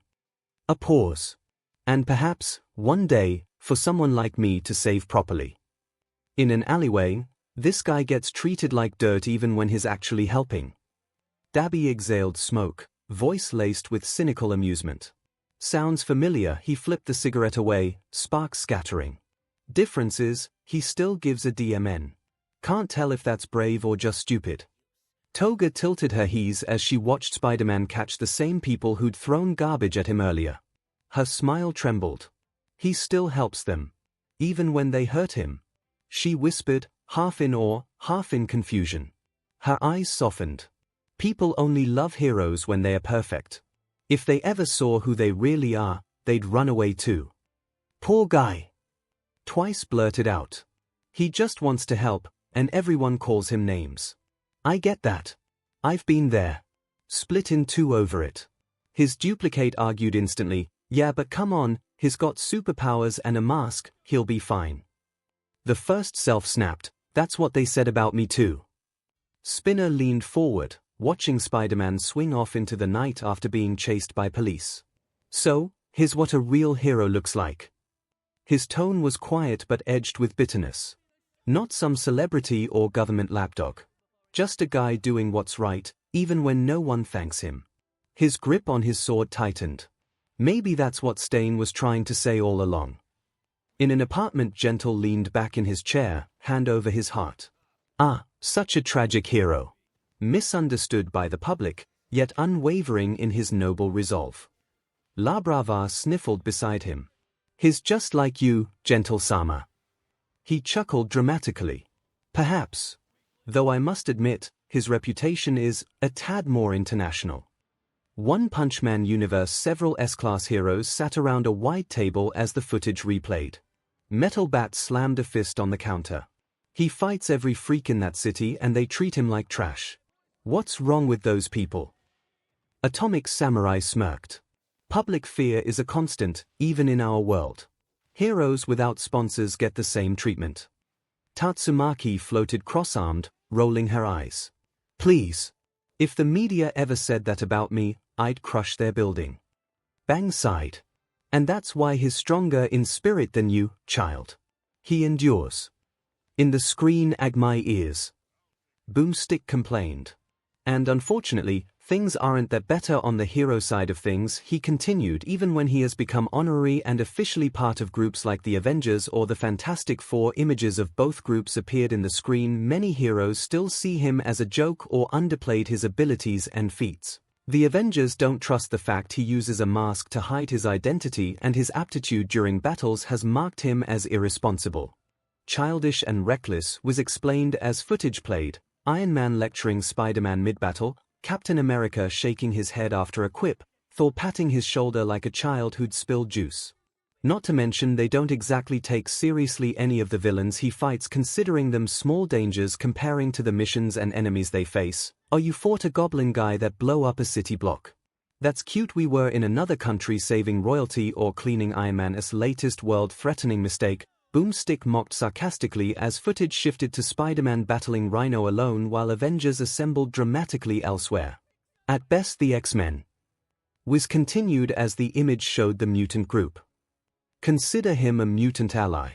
But not one of them. Footage flickered, Spider-Man dodging Sentinels alongside Wolverine, Storm giving him a respectful nod before flying off alone. At worst they think of him as an insult, a posse pretending to be a mutant or even an enemy just because he had, a couple of times, looked for ways to cure himself of his powers. Well, excuse me for not have been born with a special gene or for feel that maybe having spider powers isn't the best thing to have. Boomstick mocked in a high-pitched voice as footage showed Spider-Man looking for help of the mutants. Only to be turned down and kicked out the mansion. And even when he is considered something akin to family to the Fantastic Four, was continued, footage showing Spider-Man laughing with Human Torch over pizza, spending time with Sue and her kids, helping Reed with experiments, and Ben giving him a friendly pat on the shoulder. He is still seen as the annoying kid brother who doesn't take things seriously. Footage shifted, Reed Richards lecturing Peter about responsibility, Ben Grimm rolling his eyes at a quip, Johnny Storm teasing him mercilessly. Remind me again, who is the guy that keeps the crime in the city lower than 20% while they go field tripping to space or other dimensions while still calling themselves New York's heroes? Boomstick muttered as the footage dissolved into Spider-Man swinging alone through rain-slicked streets. And we are not saying their work isn't important or that they don't save the day more than once, but come on. Give the kid some credit. Marvel's 616 universe. The air in Avengers Tower was tight with awkward silence as the footage rolled. Spider-Man fighting alone, the montage of side glances and dismissive smirks from heroes who'd once lectured or doubted him. Tony Stark was the first to break the silence, unsurprisingly, with a deflection. Okay, let's get one thing straight, irresponsible isn't the word I'd use. The guy quips mid-battle and runs headfirst into danger. That's not reckless, that's confidence with terrible PR. Tony. Steve's voice was low. No, seriously, Tony went on, pointing at the screen. Half those guys he fights. Shocker. Trapper. Vulture. You'd think the kid's fighting a circus act. We're out there handling alien invasions and time travel. Excuse me for assuming the guy dealing with birdmen and guys in rhino suits was fine. Yet he isn't fine, Natasha cut in, voice cold. That circus act kills people. And he's the one cleaning up while you build suits and speeches. Steve frowned, arms crossed. He doesn't ask for help either. Not really. Always says he has it handled. If he'd called, Peter, half hiding behind the couch, muttered, because every time I did, someone told me I was in over my head or you were busying fighting Loki or Ultron for like the 100th time. The bitterness in his voice was sharp, unexpected. Natasha's gaze didn't waver. We underestimated you. That's on us. Her admission hung in the air, stark against Tony's restless pacing. But you never showed us the stakes. Not really. You made it look like a game. Steve stepped forward, shield lowered. It's not just about asking, Peter. It's about trust going both ways. You wear the mask to protect your people, but it kept us from seeing how deep this cut. His eyes flicked to the screen, Spider-Man pinned under debris, straining to lift it as civilians fled. We saw the quips, not the cost. Tony spun, gauntleted hand slicing the air. Oh, come off the high road, Rogers. You think I don't know what it's like? The world calls me a merchant of death one Tuesday, a savior the next. He jabbed a finger at Peter. But he never corrected the record. Never showed us the bank statements, the eviction notices, the what? The human mess behind the web shooters. And he needed to. Carol asked, a frown growing in her face. He was a kid when he started, Tony. A kid. You think he owed us his trauma? Her eyes narrowed, glowing faintly. We were supposed to be the adults. The professionals. We saw a teenager in spandex laughing through punches and called it immaturity, not survival. Remind me again, Danvers, Stark retorted, who here likes to expend months in space probably not even worrying if the planet still exists while partying with the Guardians. He asked with a smirk. I mean, I know I do, but at least I admit it. A glow appearing in her hand made more than one took a step back. You are on thin ice, Stark, Carol growled, her fist crackling with cosmic energy. Whoa, whoa, whoa, let's calm down. Wasp called out, shrinking to avoid the crackling energy as the tension in Avengers Tower thickened to ozone levels. We're supposed to be watching a fight, not starting one. Her voice, amplified by her suit, cut through the brewing storm. Seriously, Carol, put the cosmic fireworks away before you redecorate with Tony-shaped holes again. Honestly, let's not be all hypocrites, Ant-Man called. It's not secret none of us thought much about Spider-Man's villains nor his situation, he sighed. I mean, I thought he was a kid trying to do good, but I never actually asked how he was doing. Or how bad things were for him, he admitted. I guess we all got used to him just being there. That made the room fall silent. Even Tony stopped pacing, his usual smirk replaced by a rare, uncomfortable frown. He glanced at Peter, really looked at him, seeing not just the hero, but the exhausted slump of his shoulders, the way his mask lenses dipped toward the floor. The kid had been carrying New York's nightmares alone while they debated alien politics. Hey, don't worry, the spider called, trying to use humor, noticing everyone watching him. I'm used to it, so no reasons to start another civil war over me, he said with a small wave of his hand. Steve frowned. That's not the point, Peter. We're supposed to be a team. His gaze drifted to the screen where Spider-Man struggled alone against Vulture. You shouldn't have to be used to carrying that weight by yourself. Baxter Building. Reed paused the footage right when Boomstick's sarcastic line about field trips to space played. His brow twitched. For the record, he began defensively, our expeditions are not field trips. They are essential to multiversal research and still left the kids soloing half of New York while you were in negative zone. Bingo, Johnny interrupted, smirking. Reed glared, but Sue's tone was gentler. His right, Reed. Peter's carried more than we ever realized. Ben grunted, arms crossed.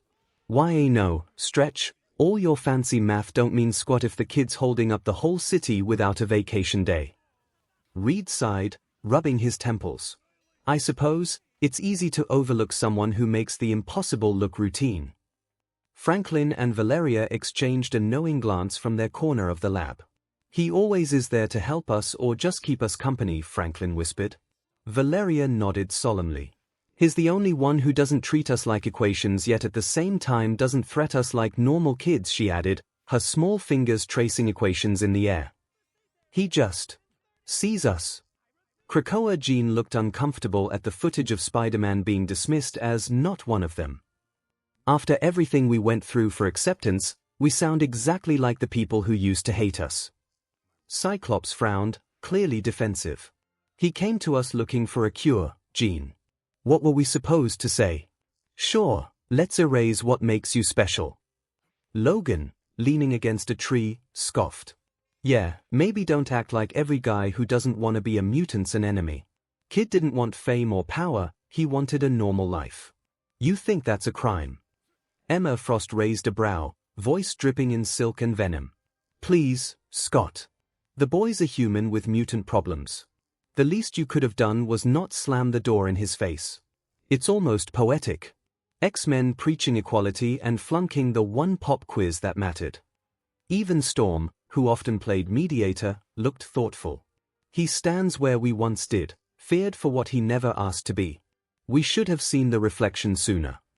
Nightcrawler perched on a rooftop, his tail flicking uneasily as he watched the footage replay. Mein Gott, he breathed, crossing himself. To carry such loneliness even among allies. It reminds me of the circus days, when they called me demon but bought tickets to gawk. His yellow eyes narrowed.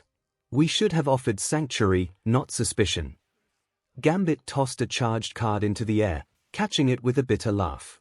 Petit Rainy got more heart than half this island. We turn away a hero cause he ain't born with his powers. Sounds like Magneto's old rants about purity. Rogue floated beside him, her expression haunted. Suga, we let our own scars make us blind. That boy. He knows what it's like to hide what you are every single day. Over in the quiet council chamber, Magneto's gauntleted fist clenched as the screen showed Spider-Man being turned away from the X-Mansion. Fools, he rumbled, the air humming with suppressed power. They reject one who understands persecution instinctively, while begging the humans who cage them for crumbs of acceptance. His contempt was a tangible force. The spider chose to stand alone rather than kneel. There is dignity in that. Kitty Pryde phased through the wall, arms crossed. Dignity. He was a scared kid asking for help, Eric. We lecture humans about compassion but couldn't spare any for him. Yes, Charles. Couldn't you? The MSTR of magnetism turned to Xavier, have at least offered him a place to stay. Or perhaps a word of comfort. Xavier's hoverchair hummed softly as he met Magneto's gaze. I believed his path was separate from ours, Eric. A miscalculation, one I now see carried the weight of our own biases. His telepathic presence brushed against the council's minds, carrying a rare flicker of regret. We demanded the world see our humanity while denying another's pain simply because its origin differed. For a brief moment, the proud mutant nation was silent, humbled by the mirror the analysis held up to them. Ultimate Spider-Man universe. The room was unusually quiet for once. The team sat or stood scattered around the helicarrier's lounge as the narration rolled on, the footage showing Spider-Man mocked, doubted, and dismissed by his supposed peers. Nova broke the silence first, throwing his hands up. Seriously? Even the Avengers don't respect him. You. Dude, that's messed up. White Tiger frowned, crossing her arms, her sharp eyes lingering on the line about Spider-Man being seen as irresponsible. That's not fair. You've risked your life more times than any of them have counted. Peter gave a small shrug, forcing a half-smile. Hey, welcome to my life. People like the Avengers save planets, I save DLVOI guys from falling scaffolds. Guess it's not as flashy. Power Man shook his head. Still, this is cold, man. You take down monsters, aliens, psychos, and they treat you like a trainee. Iron Fist spoke calmly but with quiet conviction. True strength doesn't need acknowledgement. The spider moves unseen, yet the web holds everything together. Peter tilted his head at him. That's actually really poetic. Kinda wish you'd tell them that. In the screen, this has led to some really ridiculous, mind-breaking and down-insulting moments, said Wiz, like the time he and Johnny exchanged jobs cause the Human Torch thought Spider-Man-s was easier. Footage played with Johnny covering for Spider-Man while he went with the other three Fantastic 2. A trip into another dimension. Reed's ship suffered a major failure that threatened to break it apart. Spider-Man thought quickly and used his web to seal the whole thing and give it time to return home. Images showed Spider-Man webbing the entire ship. One would think they would be thankful. But the image showed Reed and Sue scolding Spider-Man since his maneuver made them lose important data, ending with them kicking him off the building. Meanwhile, Johnny stopped a single criminal gang. And somehow that was enough for him to get the key of the city. Footage showed Johnny Storm getting a medal while Spider-Man was kicked out of the Baxter building. What?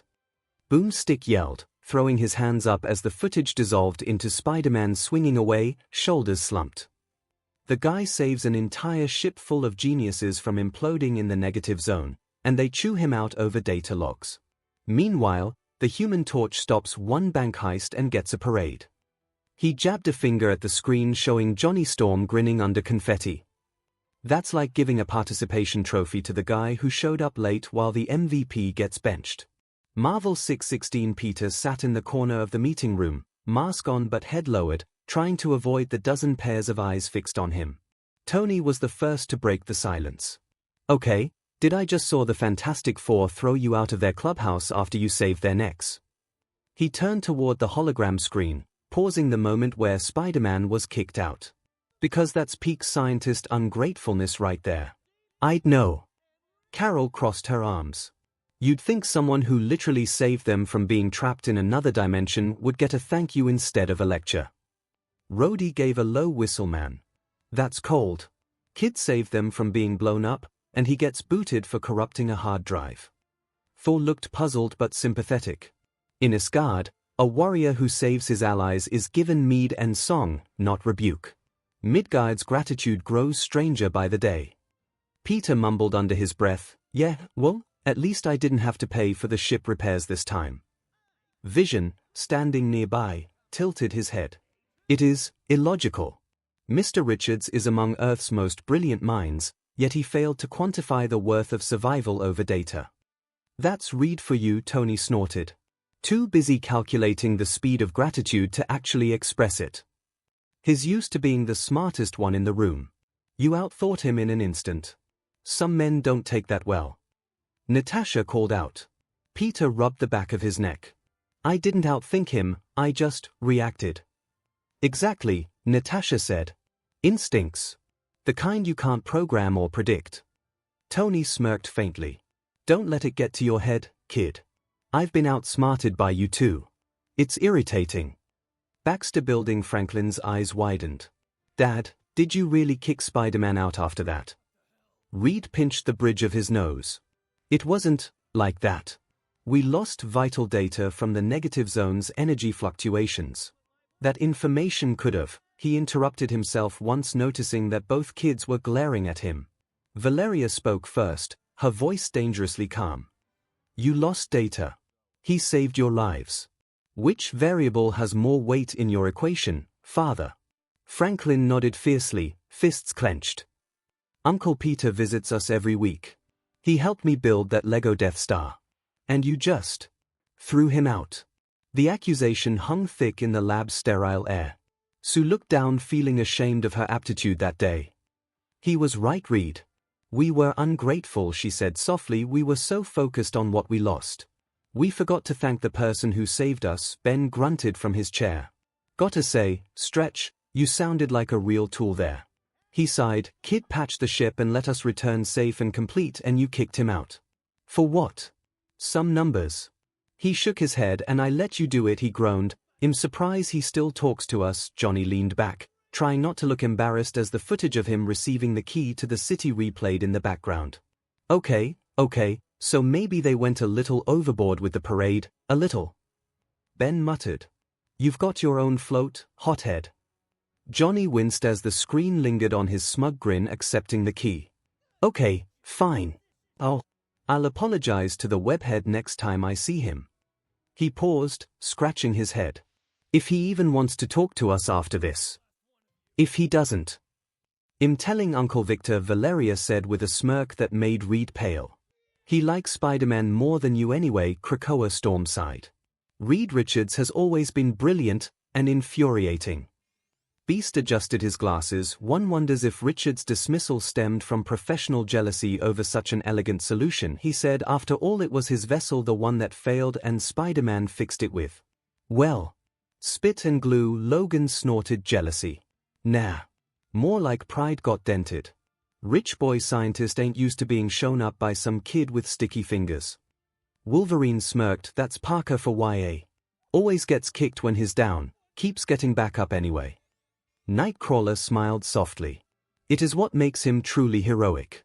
Not the powers, but the heart behind them." Emma Frost rolled her eyes but smirked slightly. "Well, at least now Richards looks like the pompous blowhard I've been telling everyone he is." Scott sighed. "Emma, what?" "I'm just saying what everyone's thinking." Emma's smirk widened as she examined her nails. "Richards' ego is thicker than his unstable molecules. Honestly, darling, that footage is the most entertaining thing I've seen since Shaw tried to buy Genosha." Her diamond-hard gaze flickered toward Scott. "Perhaps we should send Spider-Man a fruit basket." With a note, Sorry, our leaders have the emotional intelligence of sentinels. Latveria. The walls of Castle Doom glowed dimly with the flickering light of holographic projections. The broadcast of the multiversal analysis echoed through the metallic throne room. The screen froze at the moment Reed Richards was chastising Spider-Man, voice sharp, posture condescending, while the young hero, still breathless from saving their lives, was being scrayed out. For a long, dreadful second, silence reigned. Then, pathetic. Doom's voice was low at first, but it carried the venom of an avalanche waiting to break. He rose from his throne, metal gauntlets creaking, green cape flaring behind him. Richards, the self-proclaimed man of reason, berating the one who saved his miserable hide. The monarch's eyes narrowed behind his mask as the scene replayed again. Reed's angry words, Spider-Man's quiet retreat. You lose priceless data. You lost your dignity, fool. Doom's metal fist slammed against the armrest, and the sound reverberated like thunder through the hall. One of his Doombots, ever obedient, turned toward the projection. Analysis, sire. The subject-designated Spider-Man exhibits exceptional ingenuity and reflexes, surpassing typical human. Silence. Doom raised a hand, cutting off the machine. I do not require an analysis to recognize brilliance when I see it. This boy, this child, accomplished in seconds what Richards, with all his vaunted intellect, could not. He leaned closer to the screen, eyes narrowing to slits of molten fury. You mock the young man for lacking credentials, Richards, yet it is he who acts while you calculate. He who creates while you deliberate. And now the multiverse witnesses your arrogance, broadcast for all worlds to see. A smirk, cruel and satisfied, curved Doom's lips beneath the mask. At last, proof eternal that Victor Von Doom is not the only genius to recognize your hypocrisy. Even the cosmos now bears witness. He straightened, cloak swirling dramatically. Prepare a dossier on this Spider-Man, he commanded to his Doombots. Any mind capable of humbling Reed Richards so effortlessly is a mind Doom will understand, or perhaps one day, employ. He paused, almost contemplative, before adding, with chilling amusement, and if this youth ever wishes for a mentor who appreciates genius, Doom's door will be open. At least until I am finished using him. He turned back toward the window overlooking his kingdom, voice lowering to a dark purr. Reed Richards, you have been shamed by a child in red and blue tights. And it was glorious. Lightning cracked outside the castle, illuminating Doom's silhouette in all its imperial satisfaction. In the screen, well, what about the time Doc Ock do the unthinkable and mind-swap bodies with Spider-Man? We said, footage flickering to show Dr. Octopus grinning inside Peter Parker's skin, lifting a car with effortless strength. Octavius become a more violent, although debatable more efficient, Spider-Man that didn't shy from using his full powers nor clashing heads with the Avengers. Images showed superior Spider-Man webbing Iron Man's repulsors mid-blast, beating Wolverine with contemptuous ease, and pinning Captain America's shield to a wall with a single strand of impact webbing. Yet in the months that this lasted, not a single Avenger noticed something was wrong with their reckless kid. Boomstick snorted, nor they noticed Green Goblin kidnapping an army worth of people from the city, expose them to his goblin formula and turn them into his personal goblin army with which he, literal, set the city ablaze and almost took it over. Only for Peter to recover his body and stop them. Alone. Footage showed King Goblin and his troops, next Spider-Man fighting an entire army of goblinized citizens and finally him beating King Goblin and helping cure the citizens. The Boomstick slammed his fist on the virtual console, pixels scattering. Months. Months of Doc Ock playing dress-up with Peter's life, punching way above Spidey's usual weight class, and Earth's mightiest Morons didn't smell a rat. Not even when Peter started tossing cars at bank robbers. Footage flickered, superior Spider-Man webbing a fleeing thief's face directly into a brick wall, the sickening thud echoing unnaturally. Meanwhile the other crazy guy brews a literal goblin plague under their noses. And Peter cleans up both messes solo. The screen showed Spider-Man, battered but standing amidst cured civilians, Goblin unconscious at his feet. Talk about failing the sniff test. Marvel's 616 universe inside Avengers Tower, the silence that followed the footage was suffocating. Screens still flickered with images of the superior Spider-Man throwing cars, brutalizing crooks, and battling an army of goblins, all in Peter Parker's body. Tony broke the silence first, voice low but sharp. Before anyone says it, yes, we did run tests. He brought up holograms of old reports. Behavioral scans, medical diagnostics, even biosignature matching. Everything checked out. The readings were Peter's. He sighed, raking a hand through his hair. We didn't do neural resonance mapping. That's the only test that could have caught a mind swap, but that's not exactly standard protocol, you know. Peter gave a small, exhausted chuckle. Yeah, I know. I remember all of it. All eyes turned to him. The tone in his voice made even Thor fall silent. I was trapped inside my own mind. Could see everything he did. Everything you all thought I did. The only thing I could move was one hand. Just long enough to try and draw you a message. Captain America frowned slightly. A message? Peter nodded, rubbing the back of his neck awkwardly. Yeah, my art probably didn't help much. Guess I should have taken more drawing classes. Natasha's eyes widened, the faintest hint of guilt freezing her usually unreadable expression. Wait, that was you. The sketch we found, the one of that weird spider symbol. Peter nodded again, more serious now. That wasn't a spider. It was an octopus drone. The Octoberbot. The thing that started all this. There was a beat of silence. A realization hitting the room all at once. They'd had the warning the whole time, and none of them had seen it. Tony exhaled hard, clearly trying not to swear. So not only did we not notice a mind swap, we ignored the literal message you managed to claw out from the inside. Great. Just great. Cap's expression softened, guilt and shame. Mixing with understanding. You were calling for help, and we didn't listen. Peter just shrugged, though his eyes were heavy. You couldn't have known. Honestly, I didn't think I could do anything at all. I just tried. Thor rested a massive hand on his shoulder. And still, thou prevailed. That, young spider, is valor beyond measure. Across the room, Hawkeye leaned against a console, arms crossed.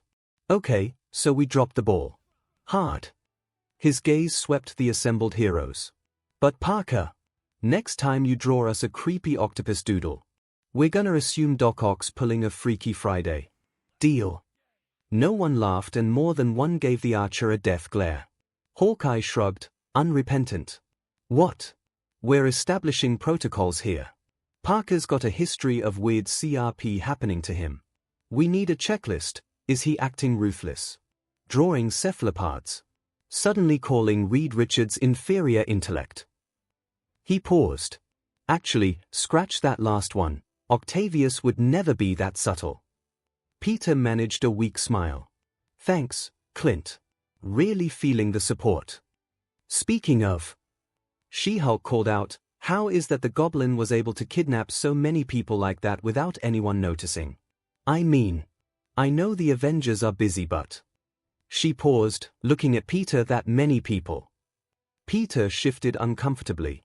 Norman. He's smart. For what I got later, he used abandoned subway tunnels and the SAW network to target first people who wouldn't be missed quickly. Homeless, undocumented immigrants, folks living off-grid, even thieves and criminals. Before openly taking people off the street, his voice tightened. He knew the systems were overloaded. New heroes were distracted by bigger threats. Footage flashed, glimpses of terrified faces dragged into darkness, goblin formula vials glinting. By the time anyone noticed the missing persons reports piling up, it was too late. She-Hulk slammed a fist onto the console, cracking the reinforced surface. Systems. That's the problem. We prioritize alien invasions over human trafficking in our own city. Her emerald skin flushed darker.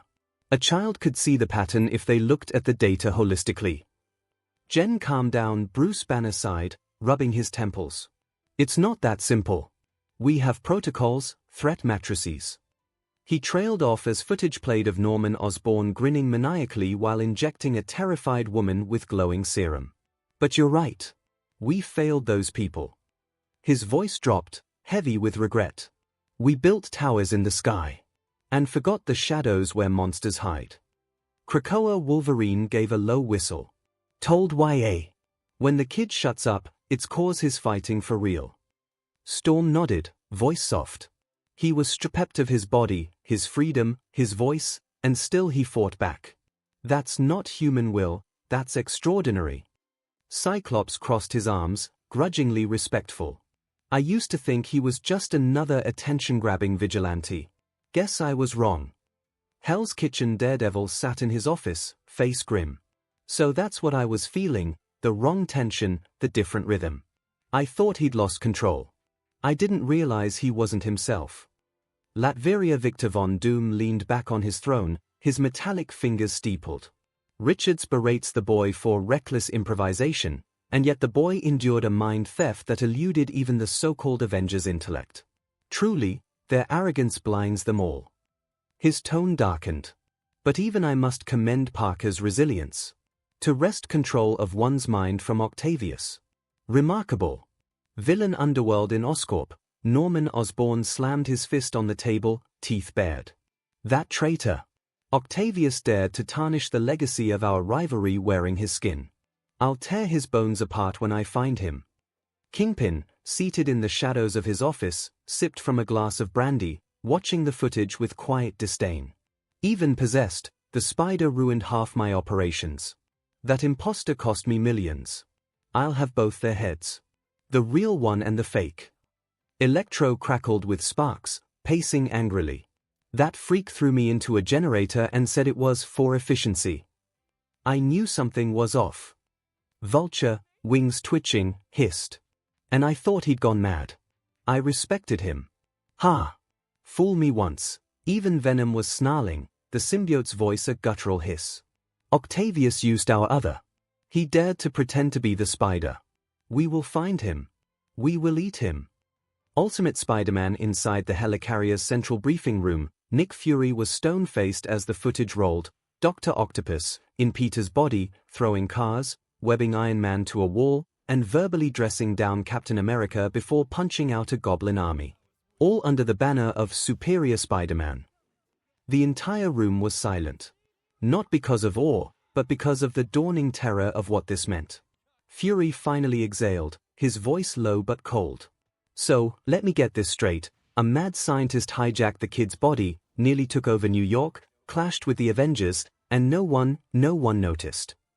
Coulson looked at the screen, visibly disturbed. Sir, that kind of neural transfer would require precision on a level we've barely seen. He didn't just swap memories. He overwrote motor patterns, reflexes, even speech rhythm. That's monstrous. Hill crossed her arms, her tone tight. And the worst part is, he did it cleanly. No traces, no psychic residue. It's the kind of trick even our telepaths wouldn't catch unless they knew exactly what to look for. Fury's expression darkened. Then we start looking. Effective immediately, all field agents and powered operatives go through mandatory neural resonance scans before and after missions. I don't care if it's a headache. I want to make sure no one's walking around with someone else behind the wheel. He turned his gaze to the screen again, to the image of Spider-Man, beaten but victorious, cradling the device that had swapped his mind back. And as for Otto Octavius, Fury's eye narrowed. That man just got moved from containment risk to top-tier global threat. If he's breathing in any world, I want his name on every SHL.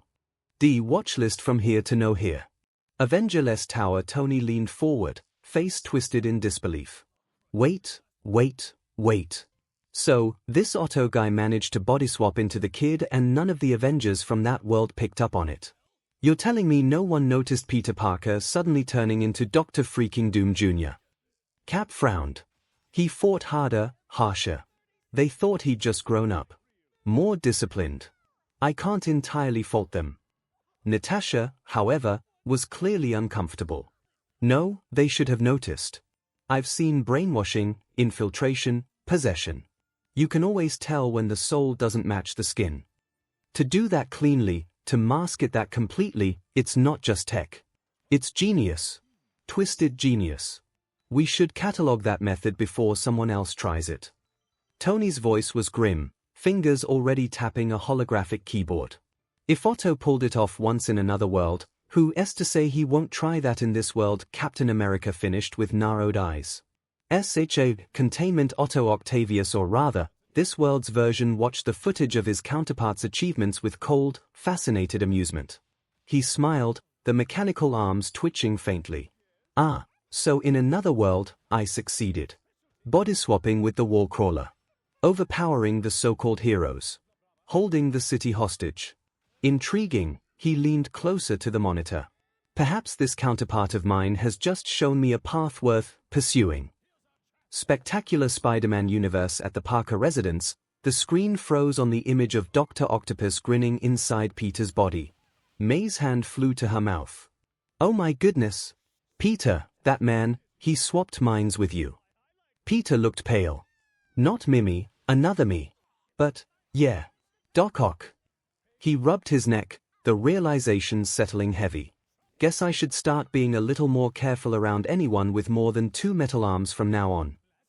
Across town, Dr. Kurt Connors was visibly shaken, watching from his living room with Martha and Billy. If those calculations are accurate, Otto achieved a complete neural transference, he murmured. That's far beyond anything ethical. Or stable. Martha gave him a sharp look. You've worked with Otto before, haven't you? He nodded slowly, dread in his tone. Yes, and I've seen the ambition in his eyes. If he ever reached this point here, he trailed off, unconsciously flexing his right arm, the one he'd lost. MCU at the Parker apartment, Peter and May sat on the couch, the glow from the TV painting their faces pale. He what? May gasped as the footage replayed of Doc Ock controlling another Peter. Peter blinked rapidly. Mind swap. That's actually possible. His mind spun, already cataloging the implications. He grabbed his notebook from the coffee table, scribbling half-formed equations. If neural pathways could be mapped through AI feedback loops, no, that'd be insane. May placed a gentle hand on his shoulder. Sweetheart, maybe stop trying to invent it right now.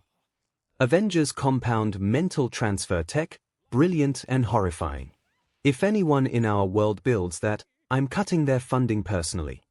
Tony called out. In fact, Friday.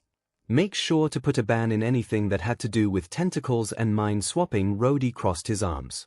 You saying this octopus guy could do that here? Tony shook his head, uncertain. No octopus yet, but if we ever see one with more than 2 mechanical arms, we lock him in a room and melt the key. Wakanda Shuri tilted her head at the hologram. A mind swap device. I'd love to study it, purely for defensive countermeasures, of course. Okoye gave her a flat look. No. But. No, her brother said too, stepping beside Okoye. That tech is a plague waiting to happen. We'll develop countermeasures without touching it. Shuri sighed dramatically but nodded, already projecting schematics for neural firewalls. Natasha's expression hardened. Body swap infiltration, that's every spy's worst nightmare. We already had Ultron and worry about robot apocalypse, Sam Wilson muttered, rubbing his temples as if the very concept gave him a migraine. Now we got a screen for body snatchers too. The briefing room felt suddenly colder, heroes exchanging uneasy glances, each silently calculating who among them might already be replaced. In the screen, and of course can't forget his fight with Morlan, said Wiz, which extended for 24h straight, half the city in ruins. With not break as each time Spidey tried to take a moment to recover and plan, Morlan took civilians as hostage to lure him back into the fight. Footage showed Spider-Man staggering through flames, suit torn and bloody, dragging an unconscious civilian from rubble as Morlan watched with predatory amusement before charging, forcing Spider to fight back. And in all this time and destruction, no other hero or hero team showed up. How? Boomstick roared, slamming a fist onto the console hard enough to crack the holographic display. New York in the Marvel Universe is superhero central. A map of New York appeared showing the locations and logos of all the teams. Half a dozen teams have bases there. Mutants, Avengers, Defenders, Fantastic Four, Midnight Suns, Daredevil, Doctor Strange. Yet Spider-Man fought an interdimensional vampire demigod for a day and a night. Footage flickered, Spider-Man collapsing against a shattered wall, his mask half torn away revealing a swollen, blooded eye, only to lurch upright as Morlan casually tossed a screaming child from a rooftop. And none of them noticed this. The image now showed half New York demolished, craters filling the flaming streets, civilians running and screaming, cars flipped over, even buildings tuned into Swiss cheese. Hell, even the Avengers Tower was right there. The camera zoomed to Avengers Tower standing untouched amidst the destruction. Did they order pizza and ignore the apocalypse? Marvel 616 inside Avengers Tower, the silence was suffocating. Every eye was glued to the screen, to the smoking ruin that had been Manhattan, to the lone red and blue figure dragging himself through the fire. Tony Stark leaned forward, disbelief and guilt battling behind his faceplate. That's Manhattan. That's our skyline. His voice was quieter than anyone had ever heard. Jarvis, cross-check dates. Tell me this wasn't when we were off-world. Tell me we didn't just miss this. Jarvis's voice came back, toneless. All Avengers were Earthside during this time frame, sir.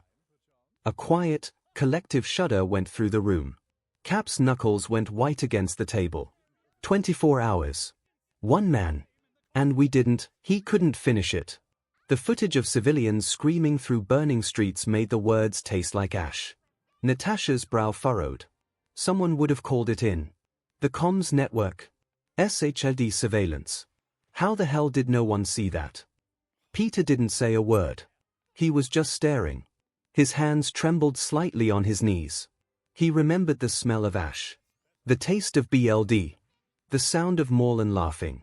This. How? It doesn't.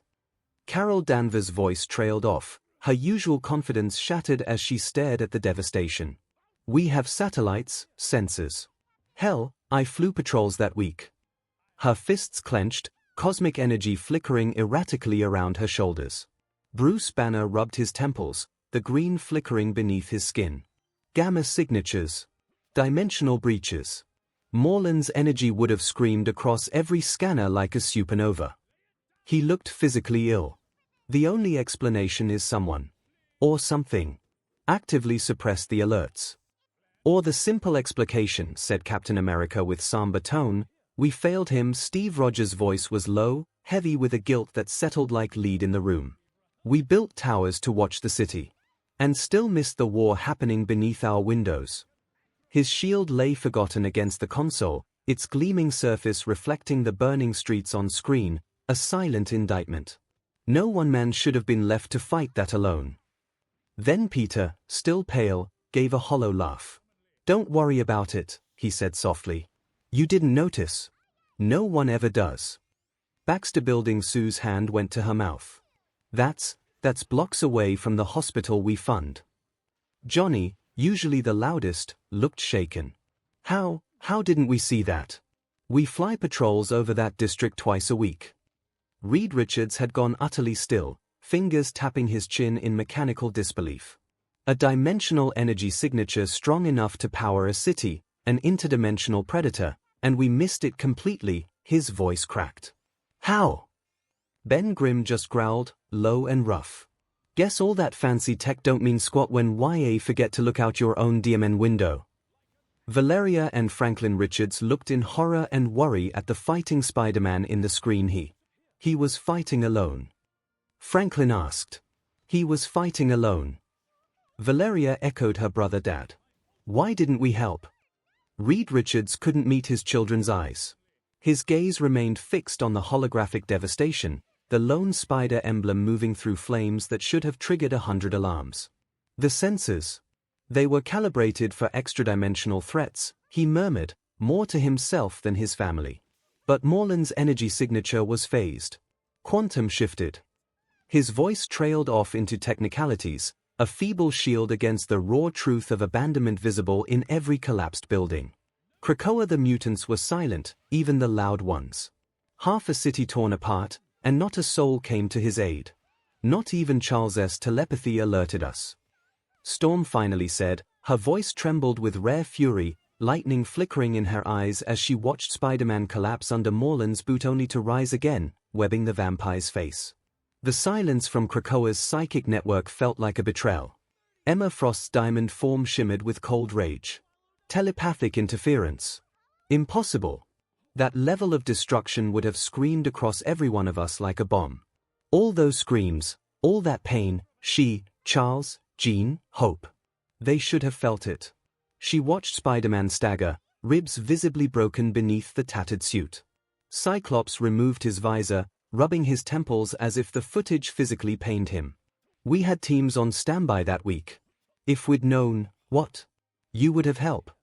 Logan scoffed, cigar smoke curling around his grimace as he watched Spider-Man take another brutal hit.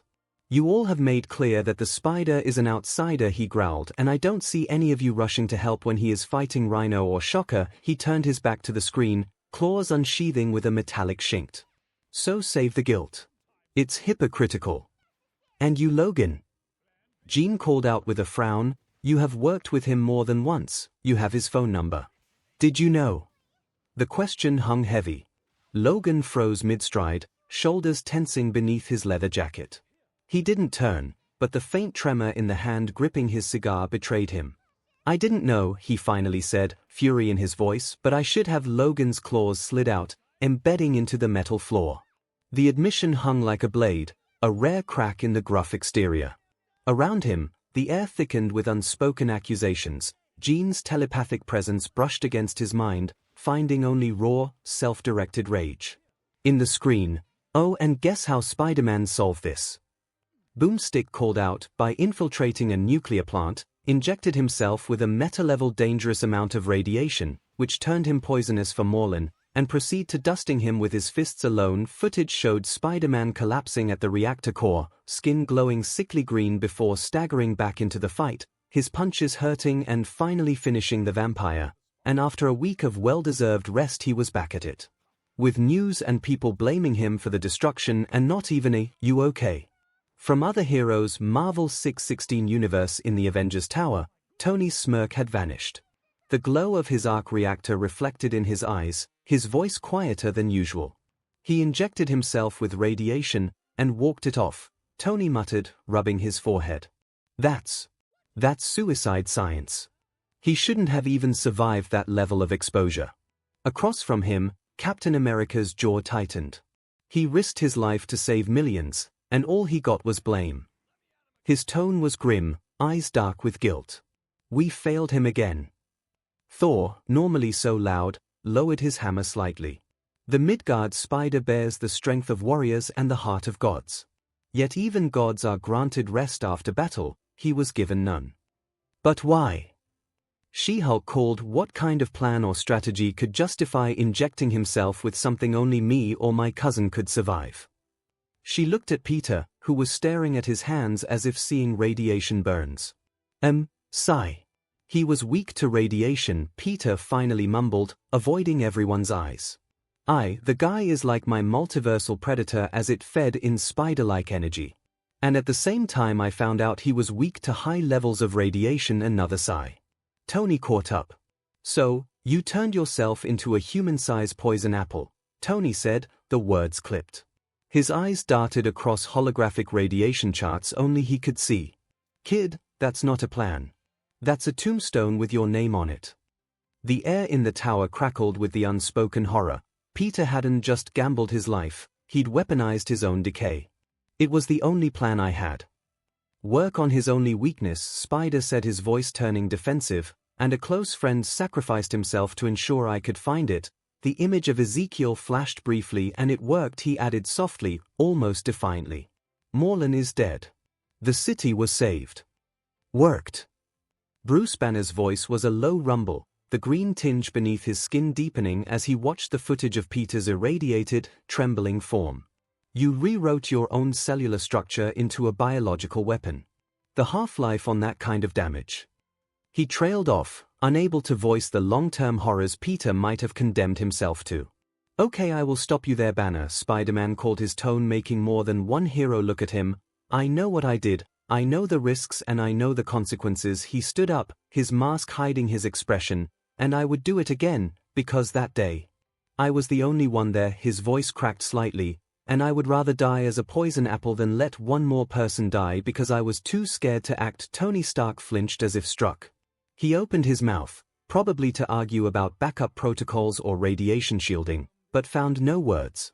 The raw conviction in Peter's voice silenced the genius inventor, leaving only the hum of the tower's systems and the ghostly echo of Morland's laughter from the screen. Natasha Romanoff moved first, a silent shadow crossing the room. She didn't touch Peter, but her presence beside him was a shield against the weight of their collective failure. "We build teams so no one has to make choices like that alone," she said, her voice stripped of its usual cool detachment. "That broadcast, it wasn't just a battle. It was an indictment." Steve nodded. "The world might not see it, but we do now." He looked at Peter, his expression softening. "You shouldn't have been alone that day. That failure rests on all our shoulders." The admission hung heavy. Captain America acknowledging a tactical oversight felt like tectonic plates shifting. Around the room, heroes exchanged glances, the weight of collective guilt settling deeper than any alien invasion. Sigh. "Well, maybe something good will come out of this," Peter finally said, his voice muffled by the mask as he slumped back onto the couch. The tension in Avengers Tower thickened, each hero wrestling with the footage's brutal truth, their gleaming tower standing untouched while Spider-Man bled out in the ruins below. Hell's Kitchen Daredevil leaned back, face pale. "A week," he murmured to himself. "He went through hell for a week, and no one came." His fists clenched. "I should have felt that fight. I should have heard it. We all should," Jessica Jones muttered from her office, whiskey glass trembling as she watched Spider-Man's irradiated form stagger. "But we were too busy with our own DMN problems." Her knuckles whitened around the glass. She remembered the week of Morland. She'd been tracking a cheating spouse 3 blocks from the worst destruction, dismissing the distant explosions as another superhuman tantrum. The shame tasted sharper than cheap bourbon. Luke Cage slammed his fist onto the counter of Harlem's Paradise, sending cracks spiderwebbing across the marble. "Half the DMN city on fire, and we missed it." His voice shook with a rage usually reserved for Tombstone. "My neighborhood borders that Hell's Cape. You telling me not one alarm tripped?" Beside him, Danny Rand's usual calm shattered, his fist glowing faintly as he replayed Spider-Man's desperate, irradiated punches. "He rewrote his own life force into a weapon," Danny whispered, the Iron Fist's power flickering with his distress. "That radiation. It wasn't just poison for Morland. It was slow suicide." The footage of Peter's sickly glow seemed to burn itself into the screen, and yet, he beat the demon. And we were. Nowhere. Baxter Building, the Fantastic Four were silent. Reed stared at the screens, calculating the radiation data of that fight, and hating every equation that confirmed Spider-Man shouldn't have survived. He modified his own genome to counteract Morland's energy absorption. "No assistance, no lab, no backup," he said hollowly. Sue crossed her arms, shaking her head. "And then the city turned on him for saving it." Johnny Storm stared at the screen, the usual cocky grin replaced by something haunted. "He was right there," he whispered, flames flickering uncontrollably along his knuckles. "I flew over that reactor twice that week. Saw the damage, figured it was another Doombot cleanup." The admission tasted like ash. Ben Grimm placed a massive stone hand on Johnny's shoulder, the gesture unusually gentle. "We all did, Matchstick. We saw the smoke and kept flying." Valeria Richards' small fingers traced the holographic image of Spider-Man's irradiated form, her voice a whisper cutting through her father's technical justifications. "He was hurting, Daddy. And no one came." Reed flinched, his equations crumbling under the weight of his daughter's simple, devastating observation. Franklin buried his face in Sue's side, muffled sobs shaking his small frame as the footage replayed Morland's boot crushing Spider-Man's ribs. ADCU inside the Watchtower's briefing hall, the last frame of Spider-Man lying in the smoking ruins of New York froze on the holographic display. No one spoke for several seconds. The silence was heavy, the kind that even seasoned heroes found difficult to endure. Superman was the first to move, his hands tightening at his sides. He exposed himself to that level of radiation just to stop the destruction, he said quietly, his eyes still fixed on the image. That's something no one should have to do alone. There was a note of anger there, not at Spider-Man, but at the idea of a world so willing to abandon one of its greatest protectors. Wonder Woman crossed her arms, frowning. He is condemned by his people, mistrusted by his allies, and still he rises to protect them. She turned slightly toward Superman. You know that burden. Clark nodded once, solemnly. Too well. Green Lantern let out a low whistle. A guy with that kind of power and no real backup. He's lucky he's got self-control. Most folks in our line of work would have snapped after the first few betrayals.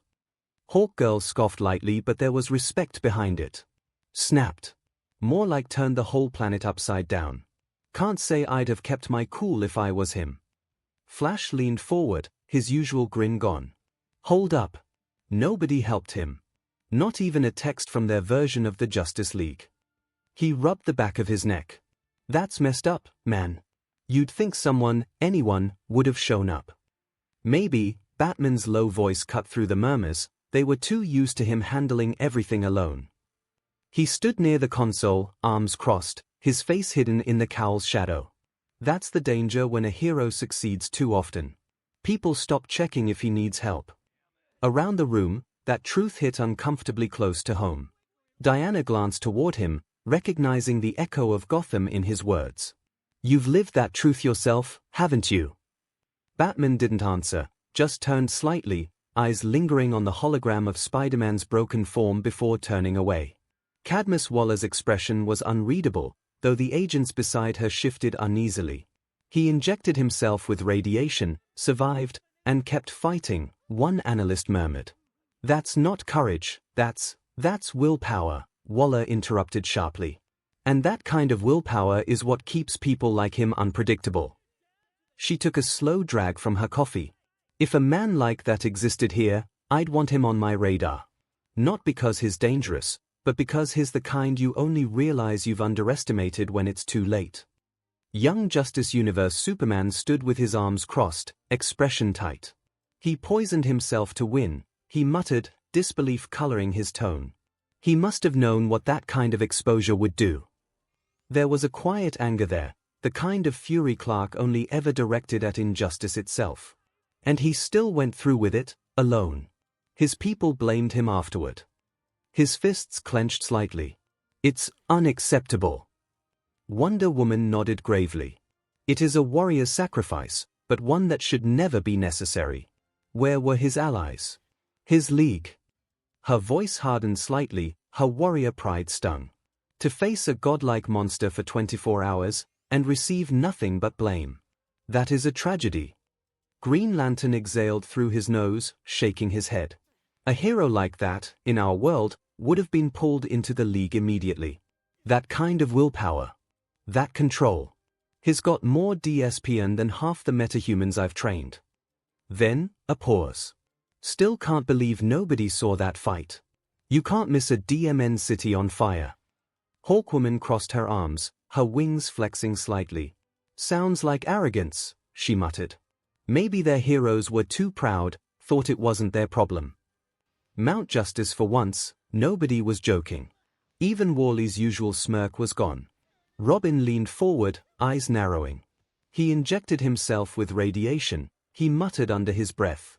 To save civilians, and they still blamed him for everything. Kid Flash shook his head, jaw tight. Dude fights a vampire for a whole day straight, half dead, and gets trash thrown at him for it. That's just messed up. Aqualad looked thoughtful, his calm tone carrying weight. To act selflessly even when one's people turn against you, that is true heroism. He glanced to Robin. He reminds me of your mentor. Robin gave a faint, knowing smile. Yeah, guess he kinda does. Miss Martian frowned, arms folded. But, why didn't anyone come? Didn't they feel something was wrong? Connor's voice was low, almost growled. Because people don't always care unless it's their problem. That answer hit harder than expected. Artemis, who had been quiet until then, sighed.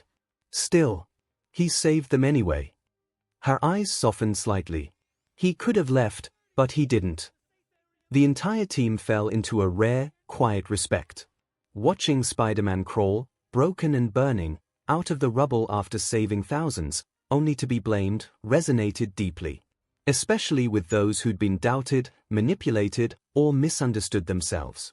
The Batcave Alfred's face was grim but proud. A young man like that, so willing to bear the world's weight with no thanks, sounds rather familiar, doesn't it, Mr. Bruce? Batman didn't answer. His jaw tightened as the replay showed Spider-Man dragging an injured civilian from rubble before collapsing himself. He'd fit right in, Bruce said finally, voice low and almost grudging, but sincere. Alfred smiled faintly. I dare say Gotham could do worse than to have another night in red and blue. My Hero Academia Universe Principal Nezu sat in front of the broadcast feed, paws folded, eyes narrowed with analytical fascination rather than excitement. A mind that will choose self-destruction as a tactical weapon, fascinating. Tragic and terrifying, he murmured. He turned his own weakness into a victory condition. Aizawa leaned against the wall, eyes half-hidden but sharp. Fighting 24 hours straight. That's not courage, that's punishment. And the others left him to do it alone. He shook his head. If my students ever feel like that's what being a hero means, then we've failed. Midnight frowned, arms crossed. He literally poisoned himself to win. That's not heroism, that's martyrdom. Then softer, but it's hard not to admire him. Present MIC had gone quiet for once. And the public still blamed him. Man, that hits hard. From the corner, Hound Dog grumbled low. That's trauma, plain and simple. Kid's been pushed until pain became strategy. Power Loader, usually calm, rubbed at his temples. He improvised a radiation counterattack under pressure, even I'd need time to plan that. But that's what happens when heroes have to think like scientists and soldiers at the same time. Cementos nodded gravely. And when the world turns on him, he still goes back to work. That's the kind of heart that can't be taught. Inspector's office, such reckless bravery. All Might's voice was low, pained. He gave his life's flame to save others, knowing he'd be hated after. That is the essence of a hero. Tsukochi gave a slow nod. And yet it's what scares me most. If that's what heroism becomes, how many will die before they learn to rely on others? Midoriya's home. Izuku Midoriya and his mother sat on the couch, the glow of the screen flickering across their faces. Izuku's notebook was already open, his hands shaking. He fought for a whole day and no one came, Izuku whispered. Everyone blamed him afterward, but he still went back to help them. Mom, he didn't need a quirk. He just chose to keep going. Inko's hand tightened over his. That kind of choice, it's appealing and awful, isn't it? I just hope if you ever become a hero, you don't have to carry pain like that. Hero Commission HQ. Inside the sterile meeting hall, several pro-heroes had gathered to watch. Endeavor crossed his arms. He let the fight reach that scale. Reckless. A true hero doesn't let civilians be endangered like that. Best Jeanist counted coolly, he saved them one by one while fighting a monster that outclassed him. I see no recklessness, only endurance. Edgeshot added softly, a ninja understands, sometimes one must bleed unseen so the world stays calm. Mount Lady exhaled, uneasy. And they still hate him. DMN. Makes our PR scandals look like nothing. Miko, leaning against the wall, grinned fiercely. That's the kind of lunatic I respect. Fights till he breaks, and still wins. In a dark room, Stain's blade scraped against the concrete floor as he leaned forward, the broadcast's glow reflecting crimson in his eyes. A false society brands its truest savior a villain, he rasped, voice thick with contempt. They demand salvation with one hand and hurl stones with the other. His grip tightened on the hilt, knuckles white. Spider-Man, you are worthy. But your world. Rotten to its core. Danny Phantom Universe. Jack Fenton's booming voice broke the silence first, but there was no laughter in it this time. Now that's a hero. Guy takes a nuke to the face and still saves the day. Reminds me of the time I tried to wrestle that plasma bear in the lab. He grinned for a second, but the look Maddie gave him made him quiet down immediately. Maddie Fenton sat forward, blue eyes wide but thoughtful. No, Jack, he didn't do it because he thought he'd win. He did it because no one else could. She exhaled slowly, glancing toward her son. That kind of decision, that's what separates scientists from heroes. We test limits, he became one. Danny said nothing for a long moment. His eyes were locked on the screen, where Spider-Man collapsed amid the ruins, light fading from his skin. "That's insane," he muttered, voice low. "He poisoned himself just to win. That's like when He cut himself off, but Tucker was already nodding. "When you took on Vlad and those ghost animals without powers," Tucker said. "Or when you used yourself as bait in the ghost zone to let me, Sam and Jazz escape." He added, "Yeah, man. You do the same kinda crazy stuff." Danny frowned, guilt crossing his face. "Yeah, but I always had someone watching my back. You guys, Jazz, Mom, Dad. He didn't have anyone." He shook his head. "That's the difference." Tucker Foley, ever the practical one, whistled softly. "Still, dude, self-irradiating to beat a vampire.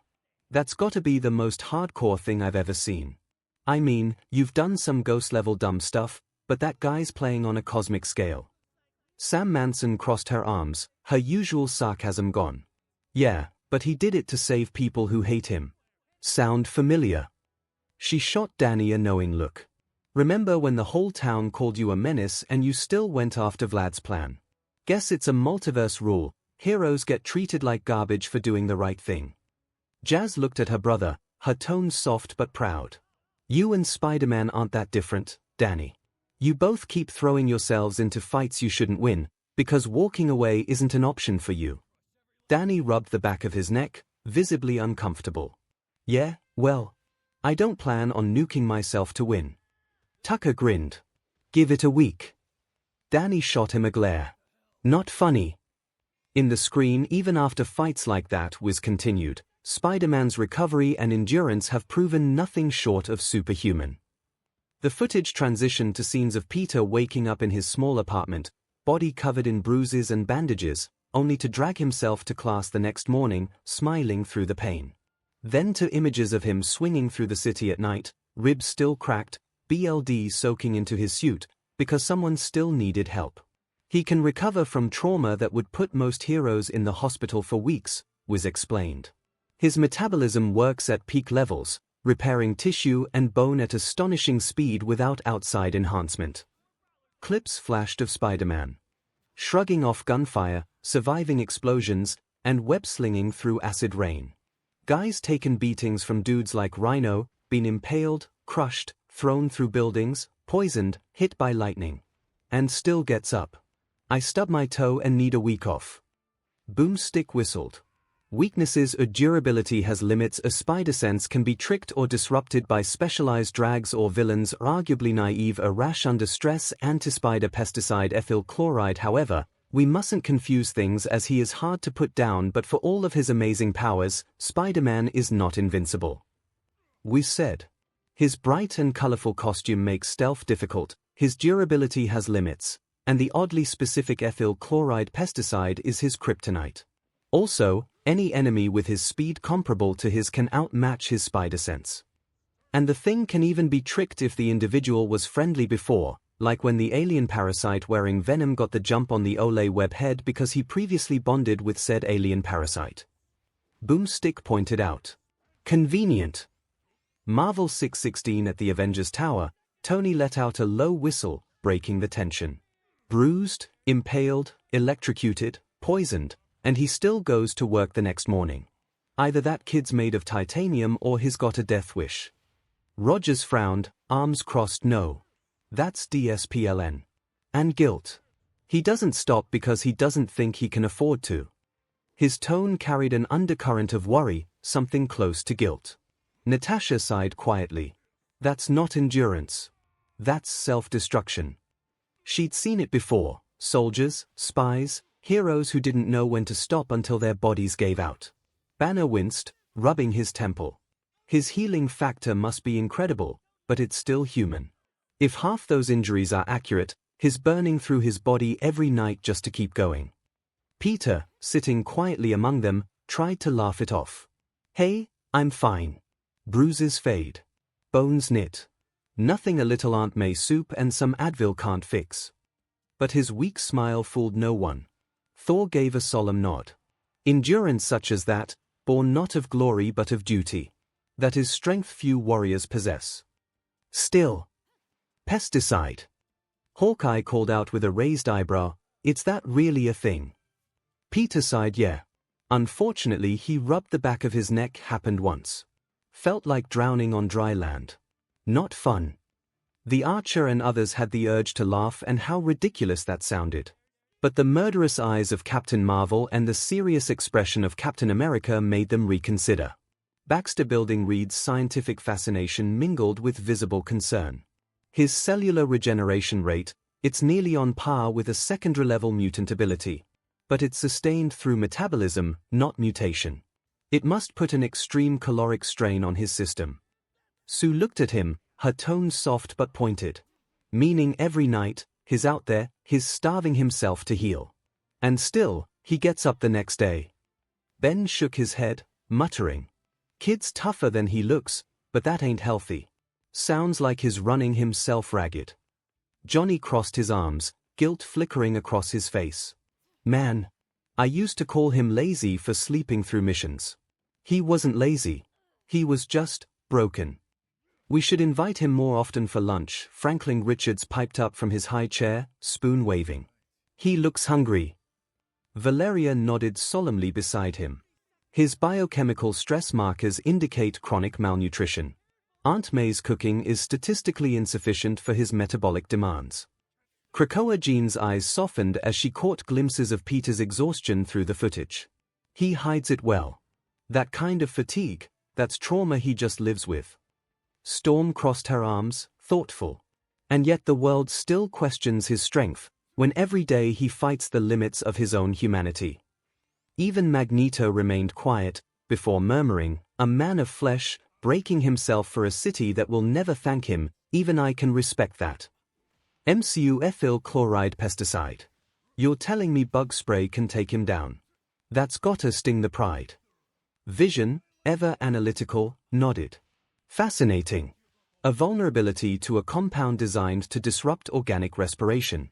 That could mean his biology is Vision," Tony interrupted sharply. "Not helping."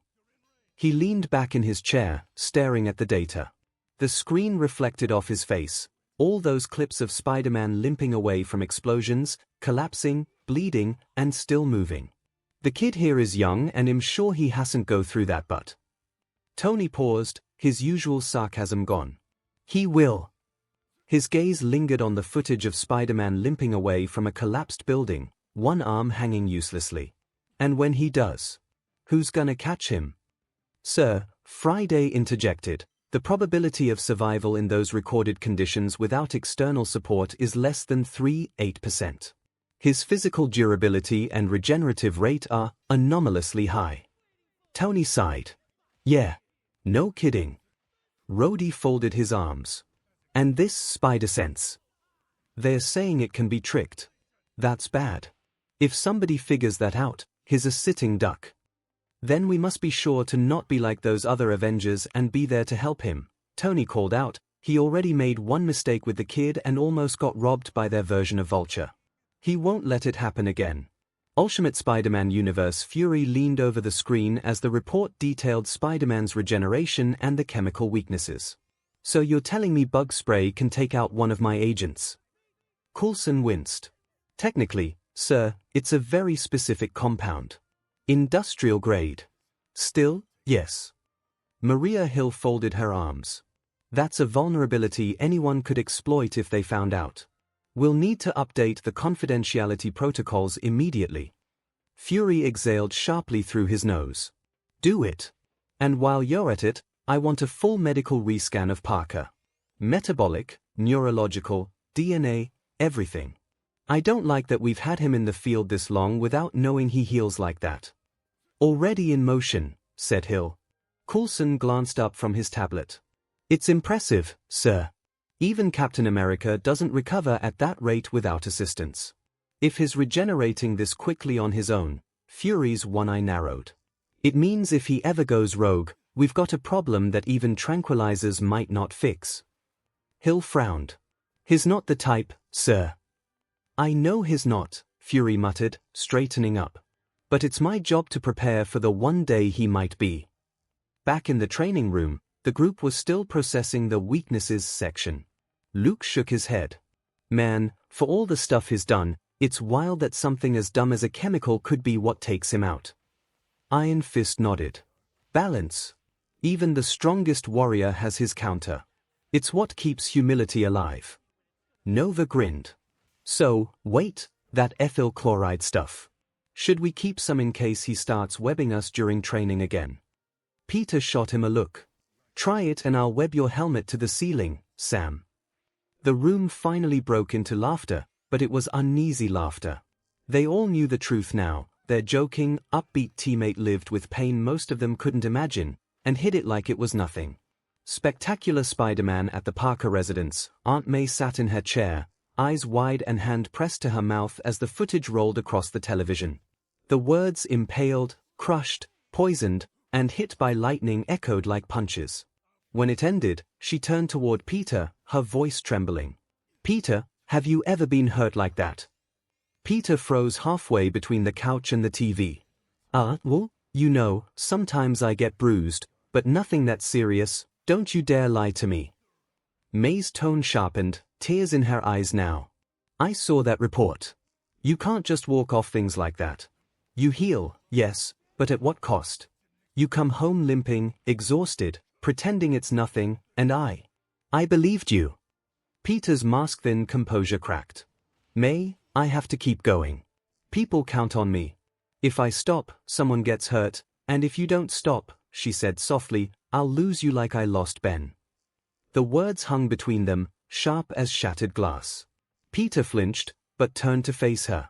Then I will be more careful from now on, he said. I have the power. I can't simply stop helping people, he added softly, but I promise I will try to not get hurt so much. May looked conflicted, but sighed. A great power. May whispered, her knuckles white, but Peter. Even Ben would tell you that power needs rest. She reached out, her hand trembling slightly before pulling back, the unspoken fear of his fragility hanging between them. Connors adjusted his glasses, muttering to himself. His regenerative capacity, those rates are extraordinary.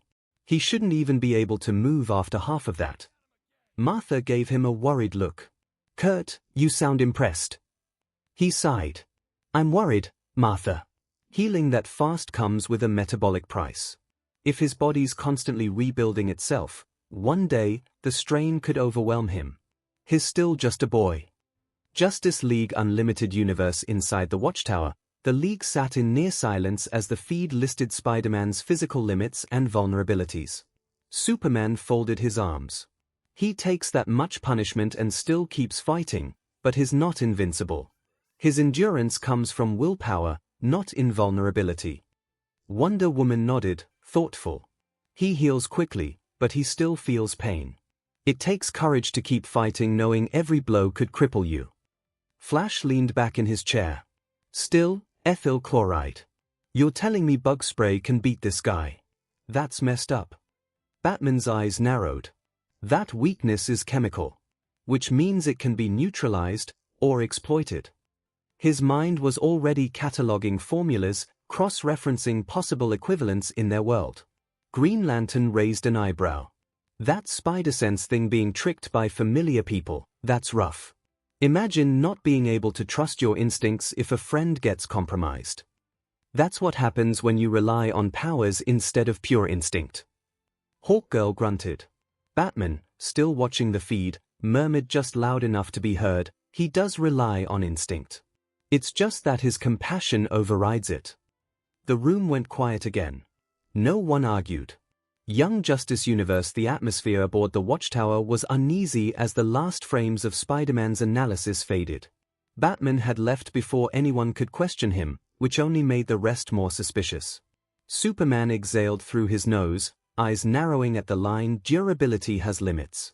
His human, he said quietly, takes beatings from monsters and still gets back up. Reminds me of someone. Wonder Woman's tone softened. He endures because he must.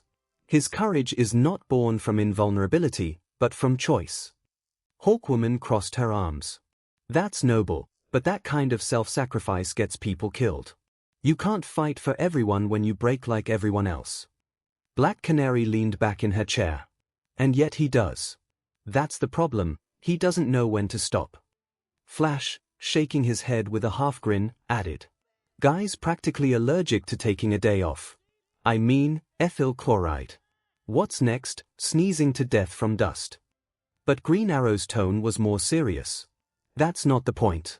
The point is he can be hurt. And still goes back out there. You can't train that kind of will. Wonder Woman turned toward Batman's empty seat. He's taking notes again, isn't he? Superman gave her a sidelong look. You know he is. Do you truly believe he would prepare a countermeasure against this Spider-Man? Aquaman asked. Black Canary sighed. Would be surprised if he isn't. That's how Bruce works. Mount Justice Kid Flash whistled. So the guy can heal like crazy, punch out monsters, and still gets taken down by bug spray. He laughed. That's wild. Robin frowned, tapping his chin thoughtfully. The pesticide part isn't what's important. It's the pattern. His powers aren't absolute. They can be disrupted, bypassed, or manipulated. He's strong, but not untouchable. Superbow's brow furrowed. His holding back all the time. Sounds exhausting. Miss Martian hugged her knees slightly. He still tries to save everyone, even when they hate him. Her voice was quiet. That's sad. Artemis gave a small smirk. And kind of stupid.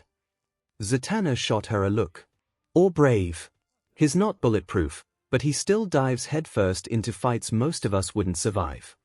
Robin's eyes flickered briefly toward the hidden cameras in the cave. I bet Batman's watching this too. Kid Flash rolled his eyes. Of course he is. Probably already making spider-proof batarangs or something. The Batcave. In the shadows of the cave, Batman stood before the glowing monitor, still studying Spider-Man's profile. Lines of chemical equations, neurological data, and combat diagrams filled the screen beside the paused footage. Alfred descended the stairs quietly, setting a tray of tea on the console. I take it you're drafting another file, sir. Batman didn't respond immediately. He's not invincible, Alfred. But he keeps fighting like he is. That's the kind of mindset that makes a hero, or gets one killed. Alfred poured a cup and handed it over. Perhaps, Mr. Bruce, it's not your job to prepare for his downfall, but to ensure others learn from his resolve. For a moment, Batman almost smiled. Maybe. Then, the moment was gone, and the sound of typing resumed. My Hero Academia universe. Nezu's paws were folded neatly on his desk, eyes gleaming with interest. Fascinating, he murmured. A man without a quirk, yet capable of regeneration, endurance, and combat performance that rivals top pro heroes. But also vulnerable, limited durability, exploitable sensory weaknesses. It's a near-perfect case study in balance. Aizawa frowned, sipping his coffee. Balance. That kind of recovery rate shouldn't exist naturally. It's dangerous, someone like that would never rest. Present MIC chuckled. Sounds familiar, Eraser. You two could form a club, the Never Sleeping Patrol Maniacs. Hound Dog grumbled. What worries me is that kind of mindset. Keeps fighting even when broken. That's not healthy, that's suicidal. Power Loader leaned forward. Forget suicidal. I'm curious how his biology handles that kind of tissue repair. A self-sustaining metabolism like that could change medical science. Nezu nodded. True, but it also shows us the psychological cost of heroism unchecked by support. His weaknesses aren't just physical, they are emotional. Navit, stress response. It's a mirror of what we risk teaching our own students. Police office. He reminds me of myself. Not in power, but in spirit. All Might spoke quietly, the drive to stand, even when your body screams no. But the loneliness of that path. He trailed off, expression tightening. Tsukochi, watching from beside him, murmured, and that loneliness gets heroes killed. Hero Public Safety Commission. A group of officials watched the same footage in a conference room, the spider symbol frozen on the holographic display. This man, one commissioner said, could be a public relations nightmare. He bleeds in the street, gets blamed for destruction, yet still goes back out there. If someone like him existed here, we'd have to control the narrative fast. Another nodded.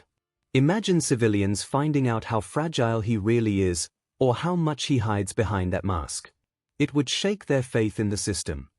A younger analyst frowned. Or restore it. People might realize heroes aren't gods. They break, heal, and keep fighting. The room went quiet. Nezu's earlier words echoed faintly in their minds, balance. Homes across Japan at the Midoriya household, Izuku sat wide-eyed, notebook in hand, the screen's glow reflecting in his eyes. His recovery factor is incredible. He fights even after being crushed or poisoned, and keeps going because people still need him, Izuku's pen scribbled frantically. But he's not invincible. He just acts like it. That's what being a hero really is. Inko looked at her son, worry clouding her face. Izuku, I don't want you thinking you have to suffer like that just to help people. He smiled faintly. I know, Mom. But if someone like him can do it without a quirk, his grip on the notebook tightened. Maybe I can too. In Bakugo's room, Katsuki snorted, crossing his arms. So the bug's just a guy who won't quit, here. He gets beat to hell and keeps crawling. Big deal. If he can get up after that, so can I. Still, his eyes lingered on the screen, on Spider-Man dragging himself from the rubble, still swinging. A flicker of grudging respect crossed his face. Takes guts, though. In Todoroki's quiet apartment, he stared at the footage of Spider-Man standing despite broken ribs. He keeps fighting no matter what. I guess, that's what Dad wants me to be. But this isn't strength, he murmured. It's pain. Elsewhere, in a cozy bedroom, myheroacademia froze the moment the analysis mentioned Spider-Man's metabolism and biological durability. Regeneration without quirk augmentation. Oh, I need to study that. Think of the tech potential. Healing exosuits, metabolic stabilizers, villains hide out. Shigaraki's crimson eyes glowed from under his hand mask as the analysis played. So, the bug doesn't die easy, here.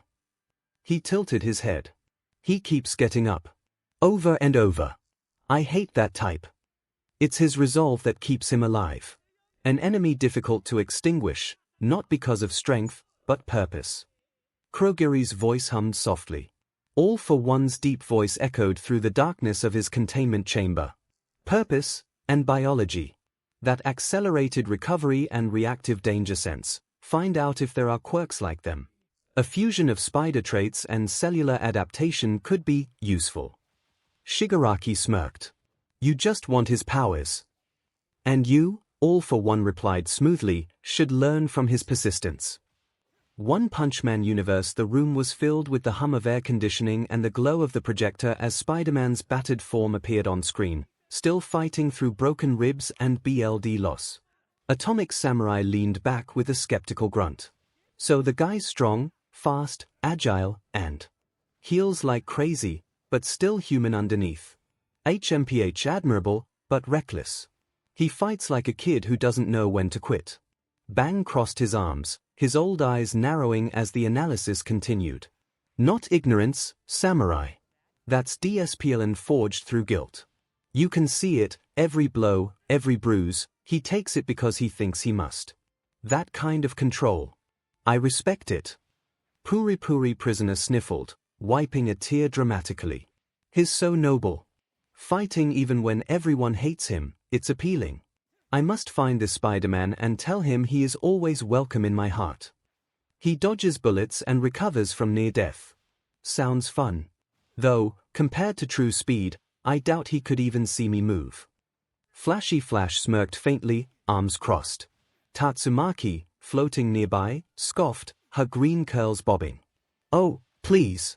His big weakness is that bug spray knocks him out. I could squash him with one thought. And that spider sense. I'd overload it instantly. Bang chuckled softly. Yes, but you forget, Tornado, that power alone doesn't make a hero. It's how you use it. Tatsumaki turned with an indignant itch but didn't reply. Drive Knight, ever the analyst, tapped his chin. His regenerative endurance fascinates me. Organic recovery on par with a low-tier cyborg's maintenance system, yet he remains fully human. His metabolic output could be weaponized. Already calculating potential applications. If replicated, it could produce field operatives with near-limitless stamina. Metal Knight's voice buzzed through the comms, cold and mechanical. Bang glared toward the speaker. Always about turning good men into tools. Learn from the boy's example, he fights for others, not for data. A few of the heroes murmured in quiet agreement, the rare kind that came from genuine respect. Z-City, Saitama's apartment. The flickering glow of the screen filled the cramped space. Genos sat straight-backed, studying intently, while Saitama slumped against the wall with a bowl of instant ramen. Genos's mechanical eyes tracked every scene. Sensei, observe. The human known as Spider-Man sustains extreme injury yet continues to fight. His endurance rivals that of high-class cyborgs. Remarkable. Saitama slurped his noodles. MMH. Yeah, looks rough. His DSPLN under pain is extraordinary, Genos continued. And his spider sense, a biological early warning system. Sensei, imagine the tactical advantage. Saitama swallowed and pointed lazily at the screen. He's not unbeatable though. See that part? Bug spray. That'd be a short fight. Sensei, Genos frowned. Saitama shrugged, half smiling. Still, guy's tough. Keeps going no matter what. Reminds me of Newman Rider, only cooler. Guess you don't need to be the strongest to be a real hero. Genos nodded solemnly. Indeed, Sensei. He embodies heroism through perseverance, not power. Saitama sighed, leaning back. Yeah, guy's got heart. Too bad heart doesn't pay rent. The screen flickered off, leaving the two in silence for a beat, both knowing they'd just watched someone who, even in another universe, got it. Danny Phantom Universe man, Tucker muttered. He's still swinging around after getting crushed, stabbed, and zapped. Dude's basically the ghost version of a tank. Yeah, and look at that. He keeps fighting even when nobody thanks him. I get the feeling you two would get along. Sam nodded. Yeah, except I don't think I'd survive half that. Danny smiled sheepishly on screen, his weaknesses were shown. Tucker instantly snorted soda out his nose. Phut, bug spray. You mean the ultimate spider killer beats the ultimate Spider-Man? Danny burst into laughter too, holding his sides. That's so dumb. I mean, come on, bug spray. How does that even sound any worse than your weakness being a flower? Sam cut in, raising an eyebrow. Danny froze mid-laugh, mouth open, then pointed defensively. Okay, first of all, extinct flower. Doesn't count anymore. Maddie chuckled from the kitchen doorway, wiping her hands with a towel. Still, sweetie, every hero has an Achilles heel. You have your BLD blossoms, Spider-Man has his bug spray. The important thing is how you handle it. Jack thundered in proudly, wearing his orange jumpsuit and wielding a half-finished Fenton thermos. Exactly. Besides, I bet I could WHP up a Fenton anti-pesticide serum. Then Spider-Guy would never have to worry about bugs again. Please don't mail him anything, Sam deadpanned. Jazz, sitting beside Danny, leaned forward, her psychology notes forgotten. But seriously, look at him, beaten to near death, and he still gets up. That's self-sacrifice bordering on obsessive. You two really aren't that different. Danny rubbed the back of his neck, eyes still on the exhausted Spider-Man helping civilians in the wreckage. Yeah, but at least he doesn't have to worry about blowing up a thermos in class. No, but he does have to worry about the world forgetting he's the one saving it. Guess that's the real ghost pain. Sam smiled softly. The room went quiet as they all watched Spider-Man, battered and limping, swing back into the skyline. Even Danny, half boy, half ghost, couldn't help but feel a little more human at that sight. Disney 626 Universe Jake Long nearly spat out his soda. Hold up, bug spray. You're telling me the dude who's tankin' nukes and punchin' dinosaurs gets dropped by raid? Foo Dog, sprawled across the counter chewing on a bone, barked out a laugh. Kid, don't act like that's weird. You dragons might be all fire and fury, but I've seen you panic at a sphinx hair before. Jake crossed his arms defensively. Yo, that's different.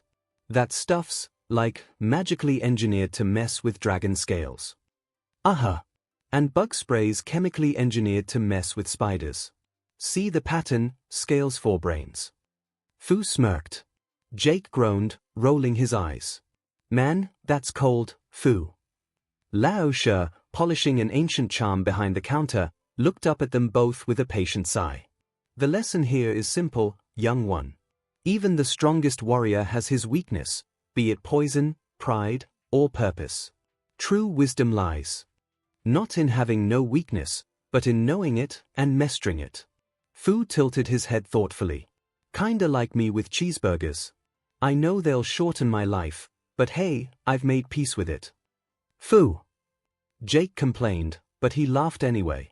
On the screen, Spider-Man's bruised form swung through the rain-soaked skyline, bandaged but still saving people. Lao She's eyes softened. See that, Jake? Strength is not in how much power you wield, but how much pain you can endure to keep doing what's right. Remember that the next time you face your own test. Jake stared at the screen for a long moment, a flicker of respect shining behind his usual cocky grin. Yeah, I get it.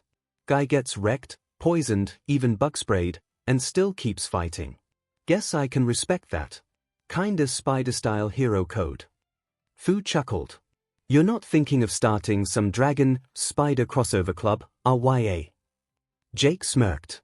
Nah, but if that dude can take on monsters looking like that, then I better step up my own game. Lao She simply nodded, eyes returning to the ancient charm as he murmured softly to himself. Even heroes with wings can learn from those who crawl. Middleton Kim leaned back on her bed, crossing her arms. Wow, so even he has limits. Ron, sprawled across the beanbag with a bowl of popcorn, looked up wide-eyed. Yeah, but still. The dude tanks explosions, takes lightning, and gets up after being, smooshed by monsters, and his big weakness is bug spray. That's just rude. Rufus popped out of Ron's pocket with a dramatic little squeak, miming spraying an imaginary can. Peach spider bad. Kim laughed, but Wade's voice chimed from her communicator, ever the analyst. Actually, ethyl chloride's a pretty nasty compound. It affects the nervous system, makes sense if his spider powers are part nerve-based. Still, his recovery rates are off the charts. The guy practically defines endurance. Kim's smile softened as she watched Spider-Man's weary figure still diving back into danger on screen. Yeah. He keeps getting up, no matter how bad it gets. I respect that. Kinda reminds me of, well, us. Ron nodded enthusiastically. Totally. Except, he's got way more web shooters and way less naked mole rat. Wade chuckled from his end. Don't count Rufus out. Given time, I could probably rig him some mini web cartridges. Kim gave a playful smirk. Let's not give him ideas. Her tone then grew a little more thoughtful. But seriously, think about it. The world keeps misunderstanding him, people call him reckless or annoying, but he never stops helping. I've been there. Ron frowned, nodding. Yeah, remember when the whole Middleton thing thought you were the bad guy during that modulator incident? Kim groaned. Don't remind me. She looked back at the screen, quiet for a moment as Spider-Man landed on a rooftop, framed by moonlight, before limping forward to stop another crime. Guess it's a hero thing, you don't do it for thanks. You do it because someone has to. Ron tried to lighten the mood. Still, we should probably add avoid bug spray to our mission list. Just in case you ever get bitten by a radioactive spider or something. Kim rolled her eyes. Ron, I'll stick to jetpacks and grappling hooks, thanks. Draken's lair Draken was pacing in front of his own monitor, rubbing his chin as the analysis replayed Spider-Man's power breakdown. Super strength, speed, reflexes, wall crawling, and a single chemical can shut him down completely. Oh, I like this. He turned dramatically to 𝐒𝐲, grinning. Imagine it, 𝐒𝐲, a bug spray cannon. A despiderizer. The world's first arachnid-free future, courtesy of Dr. Draken. 𝐒𝐲, leaning lazily against the console with a smirk, raised an eyebrow. Because clearly your plans are so much better than the Avengers, right? Remind me, didn't your last chemical cannon explode before you even got to the countdown? Draken deflated slightly. That was one time. 𝐤𝐬𝐽 shrugged, looking at the footage of Spider-Man shrugging off explosions. You know, I gotta hand it to the guy. He's tough, clever, and still gets back up after all that. That's real hero material. You could learn a thing or two. Oh please, he's just another spandex show-off. I'll bet he doesn't even have a lair. Draken scowled. 𝐤𝐬𝐽 smirked again. Maybe he doesn't need one. He actually wins. Draken muttered under his breath, everyone's a critic. 𝐒𝐈𝐲 sat cross-legged on the couch, eyes fixed on the screen. He saves everyone, and they still hate him, she murmured. They call him a menace even when he's the only one doing the right thing. Next to her, Stitch hugged a pillow, his big black eyes narrowing. People mean, he grumbled, ears twitching. Spidey help, people throw trash. Stitch bite if that happen here. Nani looked up from the kitchen counter where she was folding laundry. Hey, easy there, little guy. I get the feeling. But biting's not exactly the hero way. Lilo crossed her arms, still watching Spider-Man sit alone on the rooftop. He's just like us, she said softly. Everyone called me weird, said Stitch was a monster. But we were just trying to do good. People don't always see that right away. Stitch nodded solemnly. Stitch bad, then Stitch learn. Spider-Man same.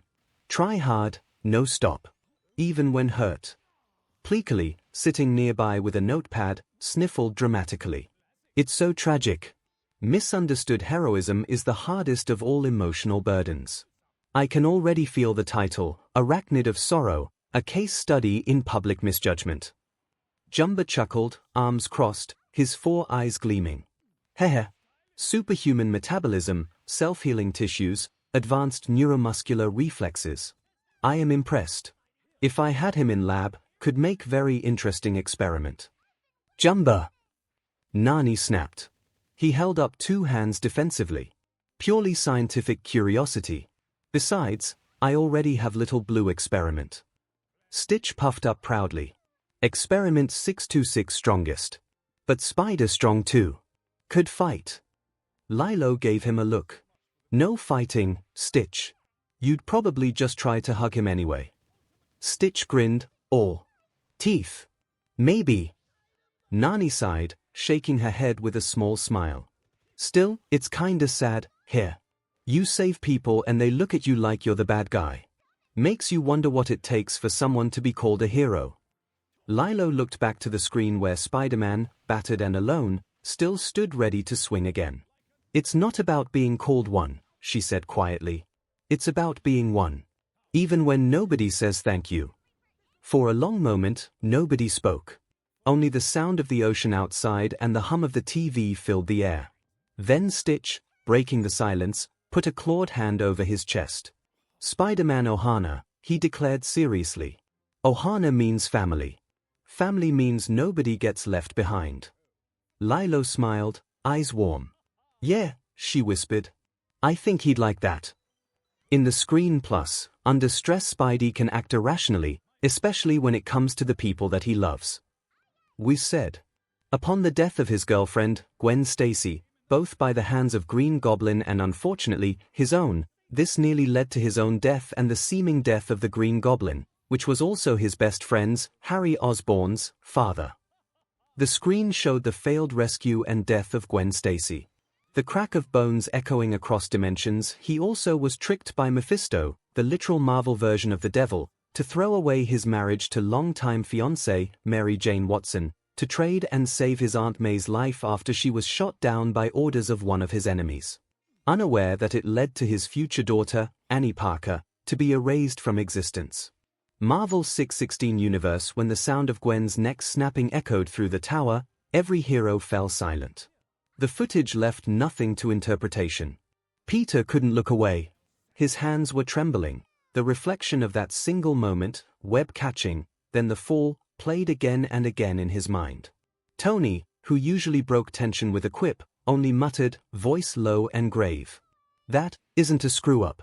That's physics, kid. You tried to save her. Steve's jaw was tight. And he still blames himself, he said quietly, glancing at Peter with something like pity. Natasha crossed her arms. That kind of guilt doesn't fade. It changes you. But then came the second part, the infernal bargain. The footage of Mephisto appeared, his flaming grin illuminating the screen. The idea that Peter Parker, the most grounded, down-to-earth hero among them, had made a literal deal with the devil froze everyone in disbelief. Tony was the first to react. Whoa, back up. The devil. As in, horned, sulfur, eternal damnation devil. Strange, who had entered midway through the segment, straightened immediately.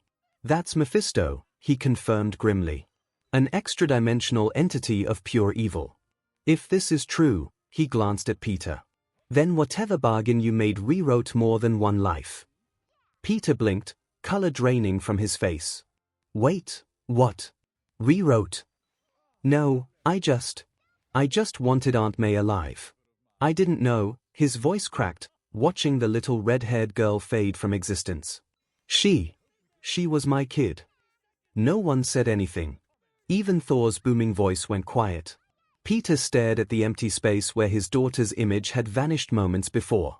A cold, hollow sensation spread through his chest, deeper than any physical wound. He'd carried the weight of Gwen's death for years, a familiar agony, but this was an absence he hadn't even known existed. His fingers curled into fists so tight his knuckles turned bone-white against the red fabric of his suit. She was real. The question was barely a whisper, raw and fractured, directed at no one and everyone. I had a daughter. Webbs be real with us, Tony said, voice uncharacteristically stripped of sarcasm. He stepped closer, placing a hand on Peter's shoulder. When this happened? Before or after you joined the team?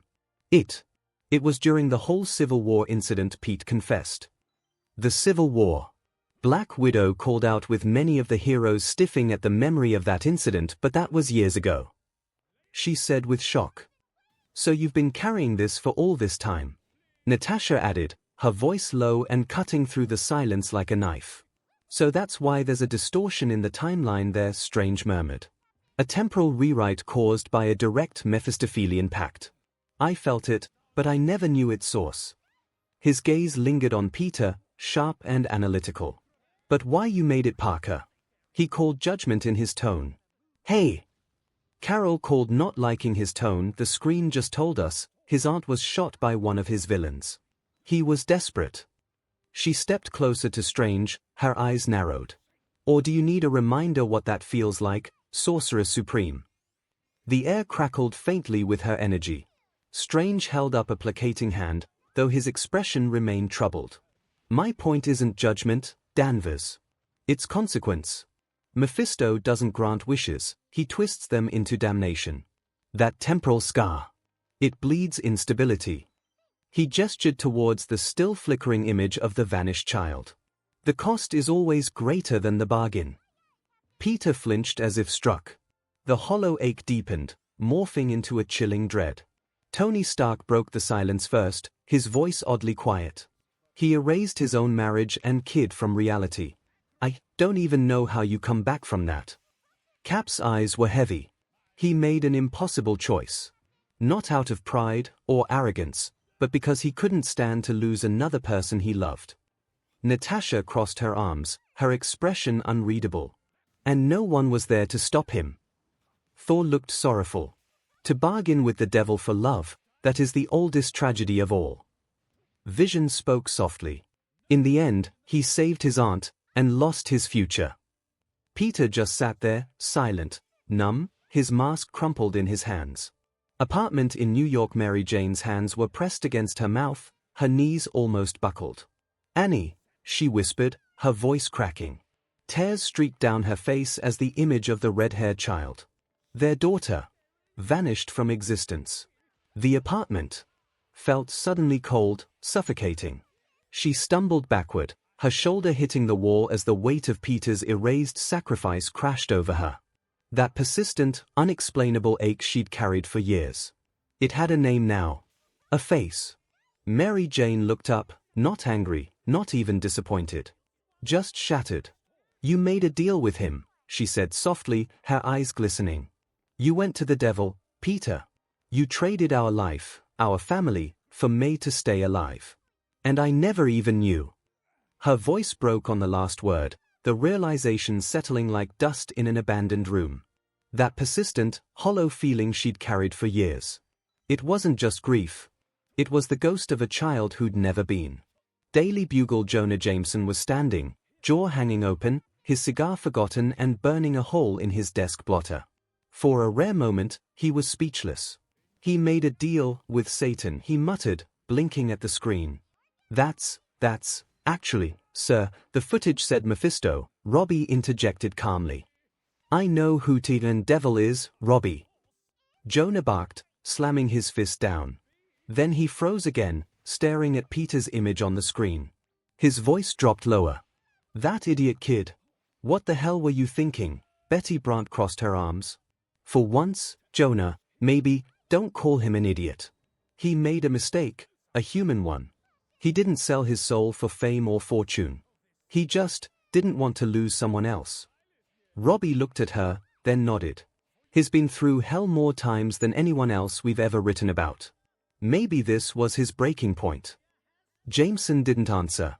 He just turned back to the monitor, jaw tight, eyes haunted. Still made a deal with the devil, he muttered, but there was no anger this time. Only unease. Baxter Building Reed Richards looked shaken. Mephisto altering causal timelines through emotional manipulation. Sue cut him off sharply, voice trembling. Reed. That was Peter's family. His child. Don't turn it into data. Reed's lips pressed thin. You're right. Johnny rubbed his neck awkwardly. Man. I tease the guy a lot, but that's just brutal. The kid's got the worst luck in the DMN multiverse. And he still keeps swinging. Ben grunted. Franklin traced a finger across the holographic residue of the vanished child's image still lingering faintly in the air. She looked like she laughed a lot, he murmured, his voice small in the vast, suddenly oppressive room. Valeria, usually brimming with detached curiosity, just nodded silently, her small hand finding her brother's. However, then a thought invaded her mind. Wait. It doesn't make sense. She called everyone's attention. Why the marriage? Why not his soul or his life? Valeria asked, her brow furrowed. Mephisto deals in souls. Why erase a marriage? Her question hung heavy in the silence. Spectacular Spider-Man universe. May's hand had frozen halfway to her cup of tea when Mephisto's fiery grin filled the screen. Peter couldn't move. He sat forward on the couch, shoulders rigid, eyes wide, watching an older version of himself bargain with something that shouldn't exist. The words, he traded his marriage, his daughter, echoed. Peter swallowed hard. That can't be me, he said, barely above a whisper. I'd never. May's voice trembled, but there was steel in it. Peter Benjamin Parker. He flinched at the full name. She only used it when she needed him to listen. She reached out, resting her hand on his arm. Promise me. No matter what happens to me, you will never make a deal like that. He looked at her, guilt and fear mixing behind the mask he still wore around her. Aunt May, I'd do anything to save you. That's exactly what scares me, she interrupted softly. Her eyes were kind but firm. You've got the biggest heart of anyone I know, Peter. But that heart can make you do foolish things. Life and death, they aren't yours to bargain with. He blinked rapidly, the weight of her words sinking in. The scene on screen replayed Mephisto's smile as the little red-haired girl vanished into light. Peter's voice broke. He lost his kid. I didn't even know. May squeezed his hand. That's why you have to promise me. If my time comes, you let me go. You keep living. You hear me? He nodded, eyes wet. I promise. MCU May Parker had frozen mid-step, her mug of tea trembling slightly in her hands. The screen replayed the moment Peter, her Peter, knelt before the red-skinned demon, his face twisted in anguish as Mephisto whispered his offer. The image of the laughing little red-haired girl fading into nothingness hit her like a punch to the chest. Peter sat on the couch, pale, eyes wide. That's me, he murmured. That's really me. I made a deal with him. May set the mug down slowly. A deal with the devil, Peter. Her voice was steady, but her knuckles were white. No matter how desperate, no matter how much it hurts, you never do that. Do you understand? Peter swallowed hard, guilt flooding his features. I didn't even know about the kid. About Annie, he trailed off, looking horrified. May sat beside him, her hand finding his. I know you'd do anything to protect me. But if my time comes, you let me go, Peter. You hear me? I'm proud of you because you save people, not because you trade away pieces of yourself. Peter's eyes shimmered. I'd never, I know, she said gently, pulling him into a hug. And that's why you're not him yet. Just promise me you'll never let grief blind you like that. Peter nodded into her shoulder. I promise. Avengers compound, no, I don't accept that no. Tony Stark suddenly yelled, already accepted aliens and the multiverse. Actual devils is where I draw the line. He paced furiously. Tony rode side, rubbing his temples. We've fought literal gods and evil robots. Why is this the breaking point? He gestured at the screen where Mephisto's grin still flickered. Oh, I don't know. Maybe because the devil is real. Tony snapped, gesturing wildly at the screen. Aliens have spaceships. Robots have blueprints. But that. He jabbed a trembling finger at Mephisto's frozen leer. That's pure evil wearing a smile. No tech to reverse engineer, no weakness to exploit, just damnation with a handshake. His breathing hitched, the arc reactor's glow pulsing erratically beneath his shirt. Vision tilted his head. A transaction with an infernal entity, trading a life for another. An echo of Faustian myth, but apparently tangible. And that's exactly what worries me, said Tony. If a simply handshake can do that, he gestured towards Peter's frozen image, then what stops it from happening here? Or worse, what stops anyone from targeting US? Roadside. We've faced worse. Have we? Tony countered, voice low. Because I can't engineer a solution to damnation, Rhodey. I can't firewall hell. The admission hung heavy, a rare crack in Stark's armor. Then we find someone that can, Vision said. A quick internet search has shown me there are multiple individuals and groups that claim to have experience with such entities or some esoteric ability. Perhaps getting in contact with any of them would be good idea. Tony let out a groan. Sure. Whatever. Make a list for me to check once this death battle thing is over, Tony muttered, rubbing his temples. The screen faded from Peter Parker's anguished face to Mephisto's chilling grin. The room was silent. No one spoke for several seconds. Superman finally broke the quiet, his voice heavy. He bargained with a devil to save a loved one. Batman's eyes narrowed behind his cowl. Desperation. It's always the leverage hell uses. The moment you think you've lost control, they own you. Wonder Woman crossed her arms, frowning. Still, he didn't do it for power or vengeance. He did it for family. That's heartbreakingly human. Green Lantern, halfway between disbelief and frustration, muttered, but reality rewriting. That's crossing cosmic lines. We've got demons, but I've never seen anyone twist fate like that for a single life. Flash looked uncomfortable. I get it, though. If it was Iris, or someone I loved, and the devil showed up, I'd like to think I'd say no, but can I promise I would? Batman's tone cut through the room like a blade. You don't make deals with hell. No matter what's at stake.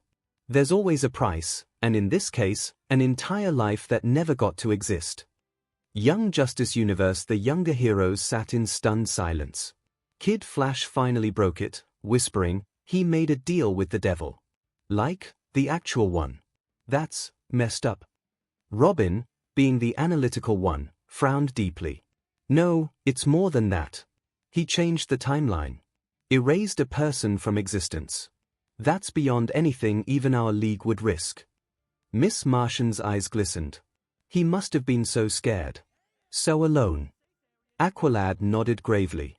A choice born of love and despair. It is deeply human. My Hero Academia universe, a devil, Izuku whispered, notebook half closed in his lap. So there really are demons in that world.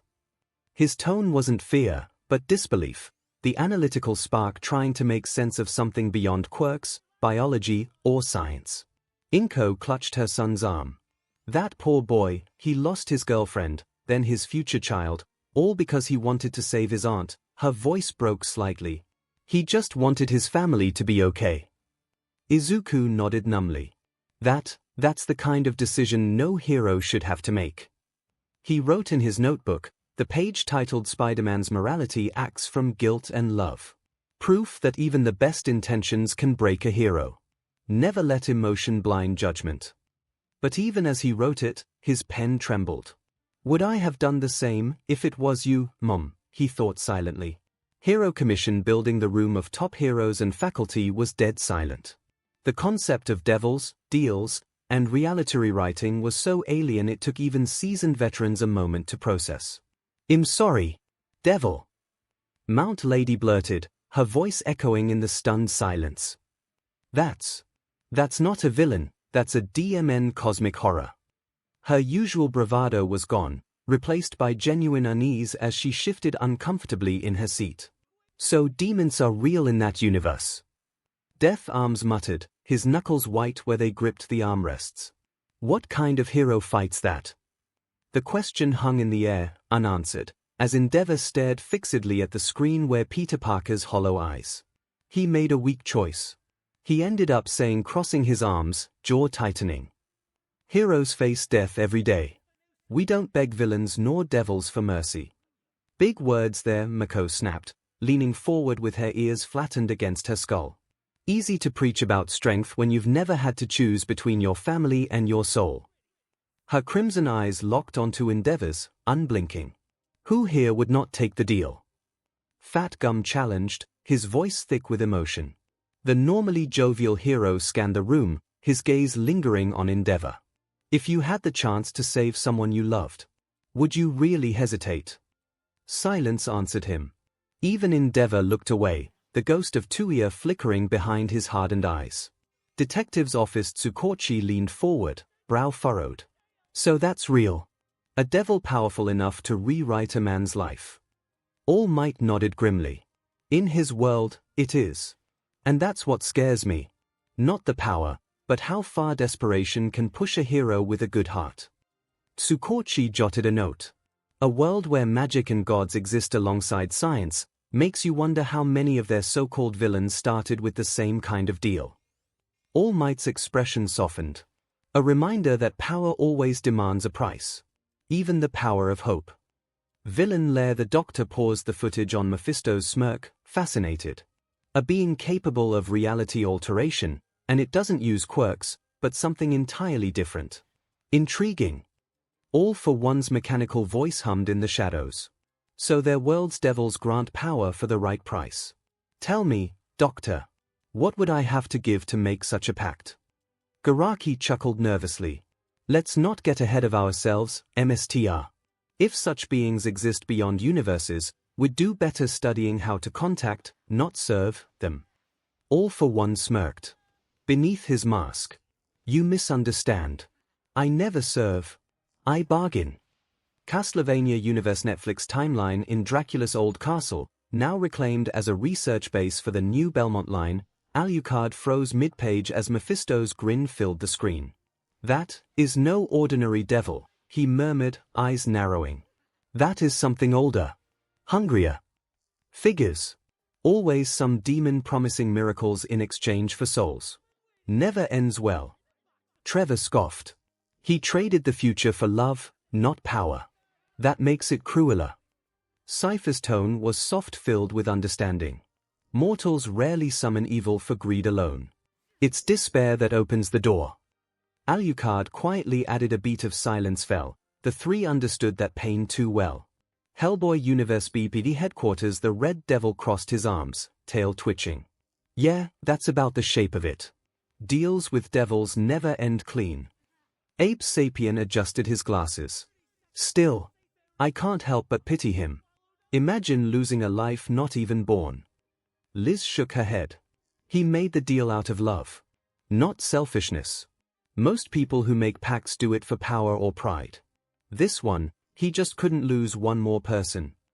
Hellboy sighed. Guess that's what makes him the hero. Not that he made the deal, but that he keeps fighting after it.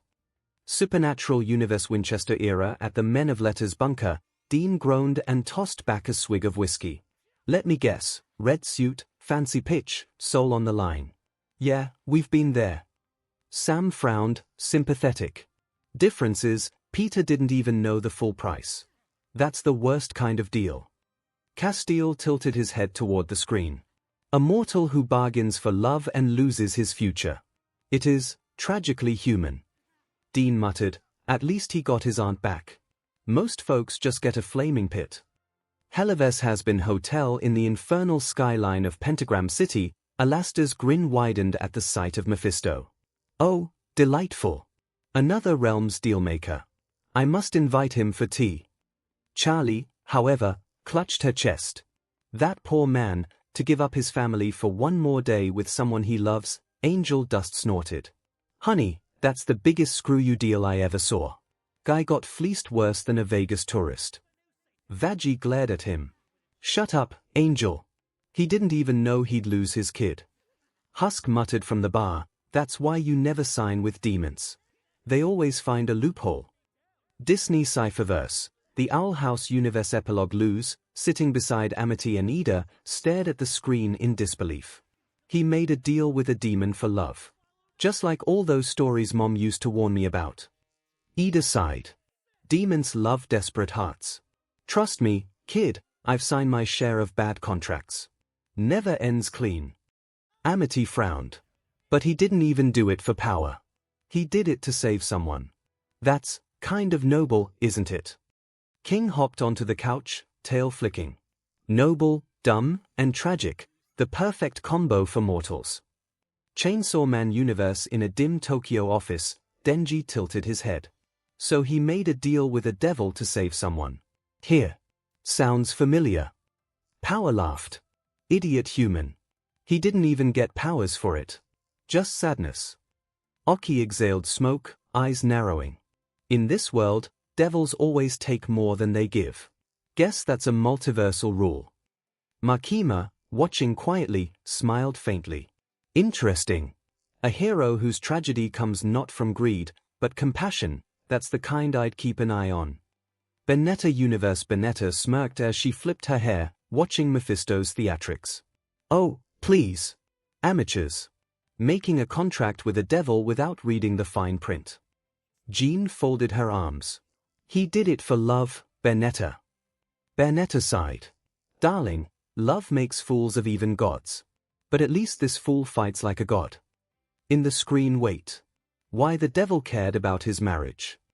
Boomstick asked the question many in the multiverse asked. It was not the marriage but the product of it was answered long ago. The devil peeked into the future to see himself finally ruling over Earth. The screen showed a vision of Mephisto on a throne in the middle of a destroyed and burning city, but his rule would be cut short by a spider battling and beating him once and for all. The image shifted to a young woman with fiery red hair and in a Spider-Man suit. That spider was Peter and Mary Jane's daughter. The screen showed the woman fighting the devil ending in her victory, so Mephisto made sure that future never happened. So you telling me, Peterless kid is like the second coming of Jesus? Boomstick asked, scratching his head as the screen showed the faded image of Annie Parker swinging through a hell's cape. Only she's gonna kick the devil's but instead of saving souls. In a manner of speaking was replied in shrugging tone. Marvel 616 Universe Tony was the first to react. Wait. What? Are you telling me the devil erased your kid because she'd beat him? Strange's face was grim, arms folded, his voice low and cutting. It's not impossible. Mephisto's temporal manipulations are unique. He doesn't alter the past, he twists the threads of fate. He saw a future where Peter's daughter destroyed him. So he reached across reality and unmade her before she could be born. Thor's jaw tightened, his voice booming with disgust. A coward's act. To slay what is yet unborn, out of fear of defeat. Even the foulest of Asgard's fiends would not stoop to that. Steve looked between them, disbelief turning to guilt. All this, because of that deal after Civil War. He turned toward Peter, eyes soft but heavy with shame. We pushed you into revealing your identity. We made you a target. Peter shook his head, tears welling. You didn't pull the trigger, capital. But everything after, Aunt May, the deal, I thought I was fixing it. I thought I was saving someone. His voice cracked. I didn't know I was killing someone else. Across the room, Natasha leaned against the wall, arms crossed, face unreadable. Her voice came quietly. A deal with Mephisto. You can't outsmart the devil, Parker. He doesn't want your soul. He wants your suffering. Carol stared at the screen, her tone sharp with disbelief. You're telling me that piece of filth wiped out an entire life, just to keep his pride intact? Strange nodded grimly. In Mephisto's eyes, hope is the greatest threat. And a child born from Peter and Mary Jane's love, that hope, would have been powerful enough to end him. The room fell silent again. No one dared meet Peter's eyes. Finally, Tony broke it. You know, I've fought gods, aliens, even myself. But this is just, he stopped, clenched his jaw. If I ever find Mephisto, I'll burn his DMN realm to ash. Peter let out a bitter laugh that barely hid the pain. Get in line. Baxter Building. So that was the reason, Valeria said, her voice unusually quiet as she stared at the fading image of Annie Parker. Mephisto didn't just want Peter's pain. He wanted to erase a specific threat. Sue Storm covered her mouth, tears glinting in her eyes. That poor man, he's already lost so much. Reed, however, was already running calculations in his head, mind spinning. Temporal erasure by demonic influence, it's horrifying. But if the act caused a paradox, that means the child's essence could still exist somewhere, residual in the time stream. Johnny turned toward him, aghast. You're talking about a kid who never even got born, Reed. What are you gonna do, build a time machine for a ghost? Reed didn't answer, but the flicker in his eyes said enough. He was already thinking about it. Ben Grimm crossed his arms. Kid gave up his own life to save his aunt, and the devil spat in his face. That's rougher than anything Galactus ever did. Sue turned sharply to Reed. You know what's worse? We never knew. He fought alongside us, smiled, cracked jokes, and all that time, he'd already lost a family we didn't even remember existed. Johnny's usual grin was gone. Guess we owe him a lot more than a pizza night. Hell's Kitchen Daredevil sat rigidly in his darkened apartment, the faint glow from the screen casting long shadows across his unseeing eyes. The rhythmic thump of his own heartbeat seemed to echo the sickening crack of Gwen Stacy's neck replaying in his mind. But it was the silence after Annie Parker's erasure that truly resonated, a void deeper than any darkness he navigated. His knuckles whitened around his billy club. You carried that alone, Peter, he murmured into the stillness. While everyone lectured you about responsibility. The irony tasted like ash. He'd fought demons in alleys, but never one that could steal a child from time itself. Luke Cage leaned against the wall, his usual calm demeanor fractured. Man, I knew you had baggage, Pete, but this. He shook his head slowly. The devil stole your kid 'cause she'd whoop his butt. That ain't just messed up, that's personal. Jessica Jones slammed her bottle of whiskey onto the counter, the sharp crack echoing Daredevil's words. Personal, she snarled, her voice raw. It's a goddamn cosmic hit job. Mephisto didn't just break Parker, he made sure his hope died first. Her knuckles tightened around the bottle's neck. Kid never stood a chance. Krakoa the mutants gathered around the island's central screen as the revelation played. The quiet that followed was one of rare unity, even Magneto stood speechless. Storm broke it first, her voice like distant thunder. To steal a child's life, even by demonic hand, it is an atrocity beyond comprehension. Logan lit a cigar, shaking his head slowly. Makes sense now why the kid carries so much pain under that mask. That kinda wound doesn't heal. Jean shivered. And to think, the child of Peter and Mary Jane, her existence was powerful enough to scare the devil himself. Scott crossed his arms, brow furrowed. All this time, we thought his problems were small scale. Street level. Turns out he's been fighting devils while we were arguing politics. Emma smirked faintly, though her tone carried an edge. And yet, he still finds time to apologize when he accidentally webs your shoe. Kurt, ever gentle, crossed himself. Even the devil fears love. That tells me Peter Parker is closer to a saint than a sinner. New York City. The broadcast continued to echo across New York's airwaves. People had been watching the analysis since it started, some out of curiosity, others because Spider-Man's name was always good for a headline. But when the truth hit, when they heard why the devil had wanted Peter Parker's marriage erased, the city seemed to stop. Inside diners, construction sites, subways, and apartments, the same words murmured over and over. He made a deal with the devil to save his aunt. Wait, and the devil did that 'cause he was scared of his kid. So Spider-Man's child was supposed to beat the devil.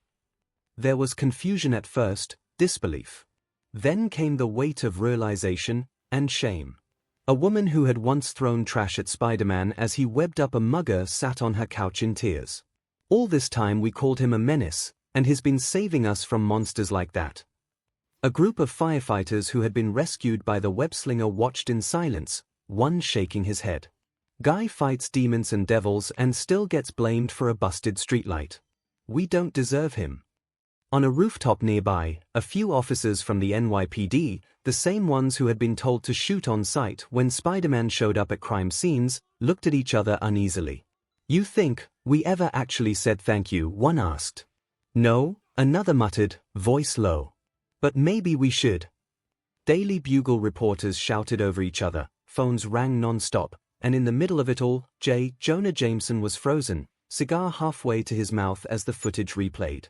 The devil erased his daughter. Robbie Robertson said quietly, staring at the monitor. He made a deal to save his aunt, and lost his own child. Betty Brant covered her mouth, tears in her eyes. He's been smiling through that. Every time he brought in those photos, every joke he made, Jonah finally slammed his fist on the desk, breaking the tension. "Don't you people start crying now. We don't even know if this is real." But even as he barked, his voice lacked the usual fire. His cigar trembled slightly between his fingers. Robbie turned to him, tone firm. "You've been calling him a menace for years, Jonah. Maybe it's time you start calling him what he is, a man who's been through hell." Jonah looked at the fading image of Annie Parker on the screen, and for once, he said nothing. Elsewhere in the city, in the darker corners of New York, the reaction was very different. At a dingy bar in Hell's Kitchen, Shocker, Boomerang, and Rhino watched the same footage from a flickering TV over cheap beer. Shocker whistled low. "Man, even the devil's scared of Spider-Man's kid. That's messed up." Boomerang shrugged. "Guess that makes us what, small fry? The dude's fighting literal hellspawn and still finds time to punch us through walls." Rhino grunted, setting down his drink. "He ain't human. He never was. But maybe he's better than us 'cause of it." In another part of town, in a hidden lab, Dr. Octopus stared at the broadcast, eyes narrowing. "Mephisto," he muttered. "Even hell itself fears the Parker lineage. Intriguing." A slow, dark smile crossed his face. "Perhaps I underestimated just what that man's will can accomplish." In the shadows of a ruined church, Venom snarled, the symbiote trembling with conflicted rage. "He gave everything for love." Eddie Brock clenched his fists, murmuring through gritted teeth, and the city spat on him for it. The symbiote whispered in reply, almost mournful. "We would have protected her." Ultimate Spider-Man universe. For once, the entire command room was silent. Not after a battle. Not after an alien invasion. But because of one name. Mephisto. Fury stood still, arms crossed, single eye fixed on the frozen image of the infernal throne and the glowing red-haired figure of Annie Parker. "So let me get this straight," Fury finally said, voice like distant thunder. "A literal devil rewrote an entire timeline because a kid that doesn't even exist yet was fated to beat him." Hill folded her arms, brow furrowed. "That's what it says, sir. The daughter of Spider-Man, future threat to hell itself."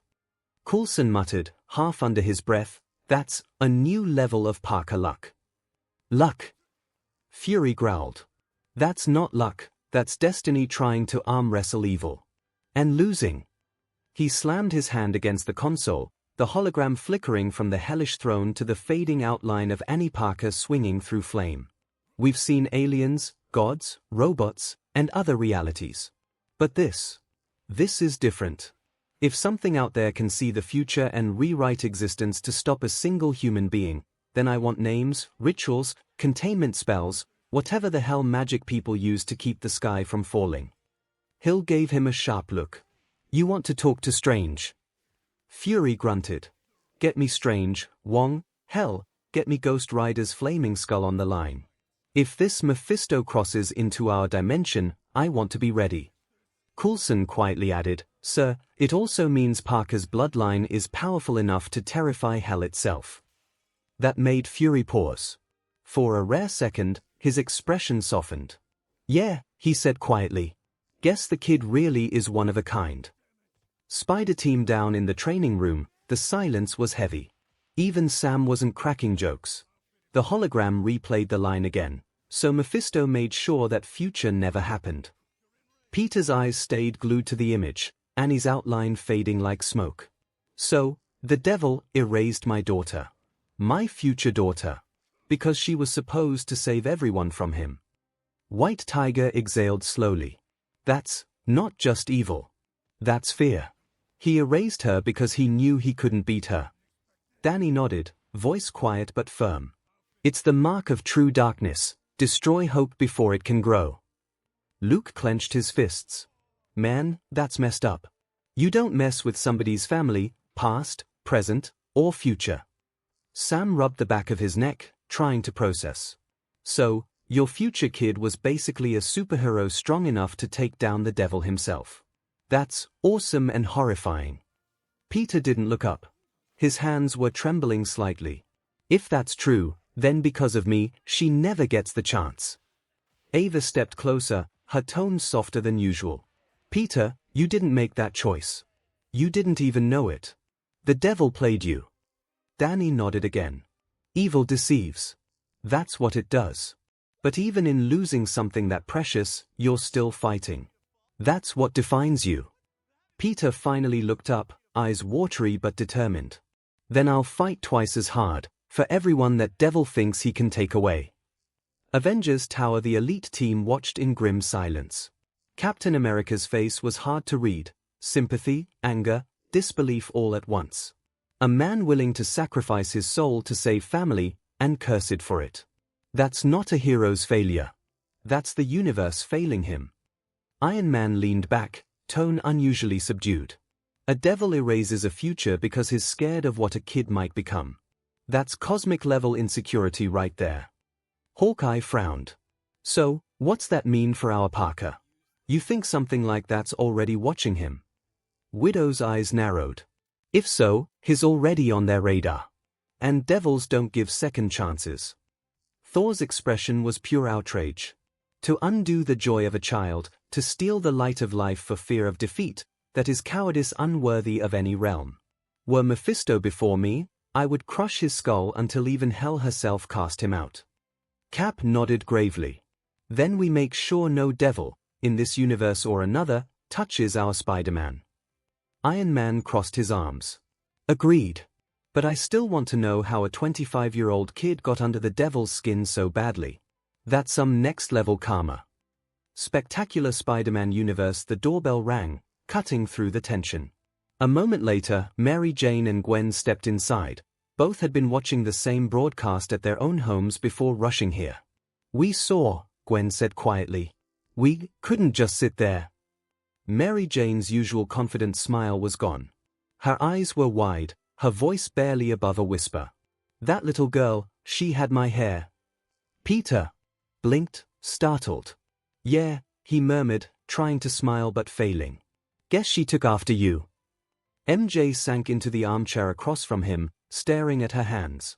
So somewhere out there, in some other world, we were together, married, even, and we had a daughter who was strong enough to scare the devil himself. She gave a shaky laugh. Figures. Leave it to us to raise a world-saving redhead. Gwen smiled faintly but glanced at Peter, eyes soft. You didn't choose this, Pete. That thing tricked you. You can't blame yourself for something you didn't even know happened. But it did happen, Peter said quietly. Somewhere, some version of me lost everything because of one bad choice. Because of love. May squeezed his shoulder again. Then learn from it, she said firmly. Make sure no version of you ever has to make that mistake again. For a while, they just sat there. For people joined by grief for a life that never was. Then MJ leaned forward with a half-smile that was pure Mary Jane Watson. You know, she said softly, if she was really our kid, then that means we must have done something right. The devil doesn't erase you unless you scare him. Peter met her gaze, a small, genuine smile finally forming. Guess you're right. That's something to be proud of. Gwen nodded, voice gentle. Yeah. Annie Parker, the girl who made the devil afraid. Spider-Verse at the home of Peter B. Parker, the Spider-Man of that world was looking at baby Mayday with renewed intensity. Peter, no, Mary Jane called out. Don't give me that look, she said, gently placing her hand on his shoulder. That's not her, she gestured towards the baby. That's Mayday, she added softly. She's here and she's safe. Peter B. Parker blinked rapidly. I know. Peter B. Parker whispered hoarsely, fingers trembling as he traced Mayday's tiny fist. His gaze lingered on the faint dust motes dancing in the afternoon light where the hologram had projected Annie's fading laugh. The silence stretched, thick with unspoken terrors. But what if? What if he comes for this? He gestured helplessly at the baby. What if that demon looks across the multiverse and sees her? Mary Jane didn't flinch. She stepped closer, her shadow falling protectively. Then he sees us, she stated, voice low and fierce. He sees a Peter Parker who didn't break alone. He sees a family that fights together. Her eyes met Peter's, burning with a protective fury he hadn't seen since the symbiote days. Let him try. Mayday seems to agree on that, lowering her spider hat down as mask. The gesture draws a choked laugh from Peter, part sob, part relief, as he presses his forehead gently against hers. 𝐒𝐭𝐚𝐲 Justice League Dark in the Oblivion Bar, John Constantine nearly choked on his drink as the broadcast replayed Mephisto's smug grin. Bloody hell, he muttered, flicking ash from his cigarette. The devil pulls a full Faust on a bloke cause his kid was prophesied to kick his ass. That's petty even for hell's standards. Zatanna leaned forward, eyes narrowing. Petty. And desperate. For a demon to rewrite reality itself just to stop a mortal's child. That means this girl, this Annie Parker, was fated to surpass him. Etrigan, sitting at the edge of the bar, rumbled a low laugh. A spider-born girl, Doom's infernal bane, erased by fear from Satan's chain. If hell quakes at her mortal tread, the spider's line they fear to spread. Deadman, floating upside down above them, whistled. Guess even devils get scared of karma. Constantine drained his glass, scowling. Never thought I'd say it, but I feel for the kid. Sold his soul for love. Classic rookie move. But the BSTO tricked him not just out of his life, but his legacy. Zatanna sighed softly. And the worst part? He didn't even know. She glanced toward the still image of Mephisto's smirk. That's the cruelest kind of magic, hope turned into loss. Behind them, the bar's denizens murmured. Even in a world crawling with hell lords and DMN souls, there was an odd silence. They all knew what it meant when hell feared a hero's child. Helliverse has been hotel down in Pentagram City. The reaction was, appropriately, chaotic. Charlie, princess of hell herself, stared at the projection in wide-eyed disbelief. Wait, he erased a child just to stop her from saving people. That's awful. Alastair chuckled darkly, his grin sharp and radiostatic-y. Ah, but my dear, that is the nature of devils. Never destroy a rival, simply unmake them before they are born. Quite efficient. Vaggie glared. Efficient. That's evil even by hell's standards. Angel Dust tilted his head. Hold up. This guy's worse than Valentino, and that's saying something. Husk grunted into his whiskey. Messing with time and souls. That's top-tier bastardry. The kid's lucky she doesn't exist. Hell'd probably put a price on her head for Markin's Satan sweat. Charlie slammed her hands on the table. Then we'd protect her. If she was meant to bring down evil, she'd have a place here. Someone who actually cares. Even Alastair's grin faltered slightly at her conviction. You do have a knack for seeing light in the dark, my dear. Perhaps, the spider's little angel would have fit right in with your optimism. Hell Marvel Universe, Mephisto's realm, and deep in the fiery pits themselves, Mephisto watched the multiversal uproar with unholy amusement. Ah, such delicious outrage, He mused, swirling a goblet of molten souls. Let them weep for what might have been. The girl never existed, and yet, look how the cosmos trembles at the thought of her. A lesser demon approached cautiously. If the mortals learn what you did, they already have, Mephisto interrupted, smiling wider. And it changes nothing. The spider's pain feeds me. The anger, the guilt, the grief. All mine to savor. He raised the goblet in mock toast. To futures unmade, and heroes undone. The web breaks, and hell laughs last. The Ghost Zone, Danny Phantom Universe. In the still, endless expanse of the Ghost Zone, time itself hummed like a heartbeat. The gears and pendulums of Clockwork's tower turned in rhythm with eternity, every tick echoing through realities. Clockwork, the MSTR of time, floated before his array of shimmering time windows, each one displaying a different universe, a different possibility. One window replayed Mephisto's smug grin, his words dripping with infernal pride as he toasted to futures erased. The ancient ghost didn't speak at first. He merely watched, his young form shifting seamlessly into his elder one, eyes glinting with both amusement and something far older. Inevitability. You meddle with time, Mephisto, Clockwork said softly, his voice carrying the weight of centuries. But you never understood it. He waved his staff, and a new time window rippled open, its glass flickering with green light. Inside, a young woman with bright red hair and the unmistakable spider emblem on her suit swung across a burning skyline, defiant and alive. The web stretches farther than you think, he continued with a knowing smile. Erase one thread, and time will weave another. Behind him, the ambient ticking of 1,000 clocks seemed to grow louder. Steady, relentless. Even devils, Clockwork murmured, turning back toward his great chronal map, must answer to the clock. He flicked his staff once more, closing the window with a faint shimmer. A final image lingered in the fading glow, Annie Parker, standing tall amid the ruins of hell, her spider emblem gleaming defiantly against the firelight. Clockwork's smirk returned, calm and inevitable. Your checkmate, Mephisto, is only delayed. The pendulum swung once, echoing through eternity. And time moved on. In the screen, Neat Boomstick coughed. Speaking of marriages, he continued, although Spider-Man is considered the guy that have had more girlfriends in the Marvel's hero community. The truth is that's not as good as you think. The screen showed a collage of Peter Parker with Gwen Stacy, Mary Jane Watson, Felicia Hardy, Betty Brant, Carly Cooper, and even a brief glimpse of Cindy Moon. Most of his relationships ended in tragedy, betrayal, or just plain bad luck. Out of the way, his civilian relationships always end up clashing against his hero activities, was explained, missing dates or important events due to supervillain attacks, or even being forced to reveal his identity to his loved ones in the worst possible way. The screen showed Peter Parker standing up a date at a restaurant while battling Doc Ock outside the window. This constant balancing act has led to multiple breakups and strained bonds, leaving Peter Parker often isolated. And then there are the big ones called Boomstick, like Gwen Stacy either dying by the hand or ending up siring the children of the Green Goblin, he revealed. And although in many universes they ended up together, Mary Jane has an infamy of abandoning, cheating, and even a version that left him waiting at the altar. The screen showed a collage of MJ walking away from Peter in various realities.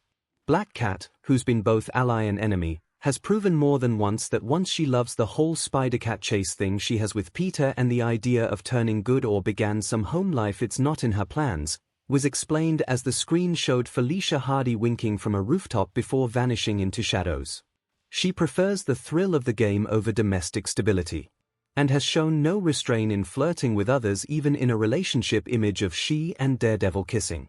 Although with a small shaking start, things between the Spider and Captain Marvel looked good. Boomstick continued as the screen showed Peter Parker and Carol Danvers sharing an awkward dinner date, but then she was like, peace out, and took a sabbatical to space without telling Peter, and even starting a relationship with fellow space hero. The screen shifted to Carol laughing with Star-Lord on a spaceship bridge, leaving Peter staring at a silent communicator.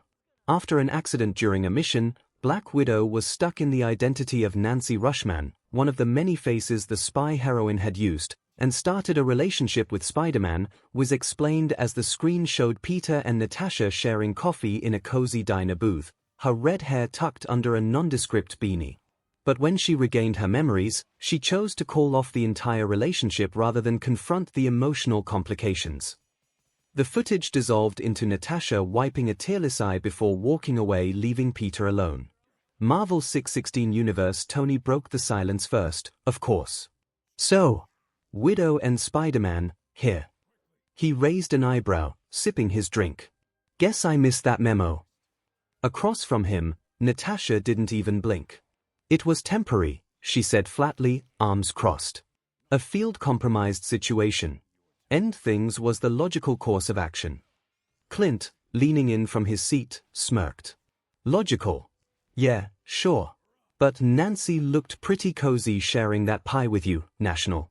He chuckled, nodding toward the screen's lingering diner scene.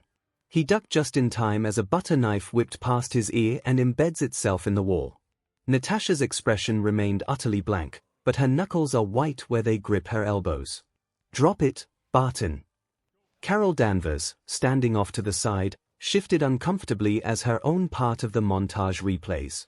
For the record, she muttered, I didn't ghost him. I just relocated to space for a while. Tony stared at her. Without telling him. Tony's voice was flat, stripped of its usual sarcasm. You packed your cosmic bags, kissed Star-Lord hello, and left Earth's friendliest neighborhood hero staring at a dead comms channel. Carol flushed crimson, fists clenching at her sides. It wasn't, I didn't owe him, no. Natasha cut in, icy calm slicing through Carol's stammer. Just convenient. Her gaze flicked to the screen, frozen on Peter's lonely silhouette. Pattern recognition, Danvers. You run. The space heroine narrowed her eyes. Oh yeah, and what you call what you did? Carol shot back, stepping closer to Natasha. It was 𝐒𝐭𝐚𝐲, Natasha countered, her voice dangerously low. I ended it cleanly. You vanished without a word. Her eyes flicked to Peter, who stood rigidly near the window, staring blankly at the city skyline. Which wound cuts deeper, Captain?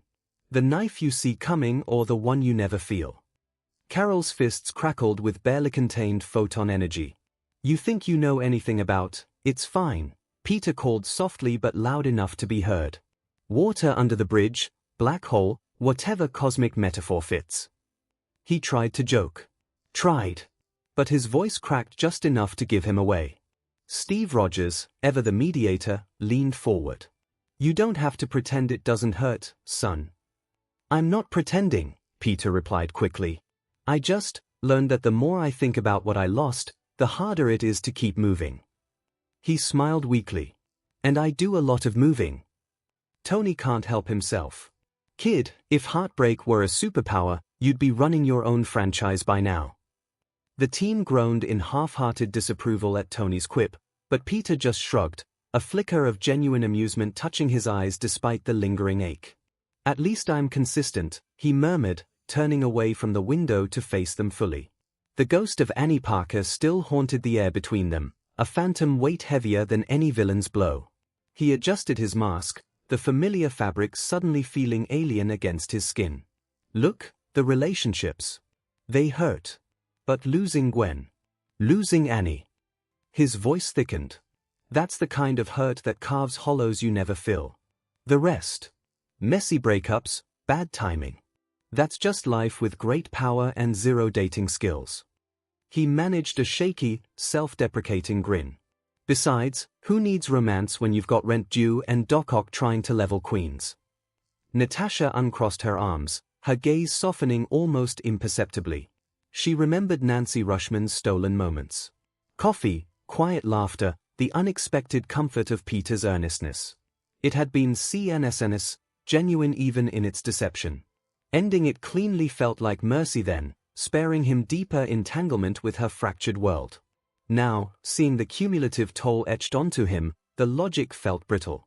Carol shifted beside her, the crackle of photon energy subsiding into a low hum of discomfort.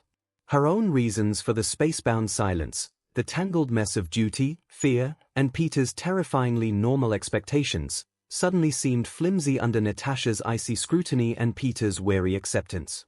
For what it's worth, Natasha called quietly, Nancy Rushman, she was happy. Peter finally met her gaze and managed a tired smile. Yeah. She was good to me. You both were. Tony blinked. Wait, both. Natasha cut him a glare that could melt titanium. Don't. Right, shutting up, Tony muttered, sipping his drink again. Baxter Building Johnny Storm was laughing way too hard. Oh man, Pete, I knew you had bad luck with dates, but this is like a rom-com written by Dr. Doom. Ben Grimm crosses his arms. Don't joke, Matchstick. Kid's been through enough. He shot Johnny a warning glare. Just how is that even him could have a stable girlfriend but Peter couldn't? Reed Richards frowned, tapping a holographic display. The statistical improbability of Parker's romantic outcomes suggests external interference, dimensional resonance, perhaps, or subconscious self-sabotage stemming from unresolved trauma. Sue sighed, resting a hand on Reed's arm. Or maybe it's just life, Reed. Some people get the short end of the cosmic stick. Valeria remained silent, her gaze fixed on the screen's flickering montage. MJ walking away, Felicia vanishing into shadows, Carol's spaceship lifting off. She frowned, not liking all these women had hurt her uncle. I don't like this, Valeria stated flatly, her small fingers tracing patterns on her holographic tablet. Statistically improbable outcomes suggest manipulation. Or maybe all those girls are dumb, Franklin piped up, kicking his feet. Uncle Pete's awesome. They're just stupid. His childish indignation earned a rare chuckle from Ben. Hell's Kitchen. Everyone turned to Daredevil as the image of him and Black Cat kissing flashed on screen. Matt Murdock shifted uncomfortably on his perch above the bar, knuckles whitening around his billy club. Okay. For the record, I didn't know she and Peter had a thing at that moment, Matt said, his voice tight with discomfort.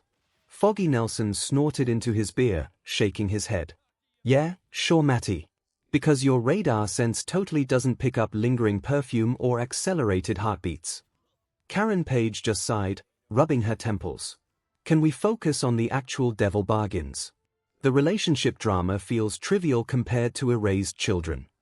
I don't know, the fact that now Peter knows about this, as I don't think you or her told him anything, feels like a more urgent matter, Jessica called out, or you all feel like wanting an angry jealous boyfriend with spider strength coming after us.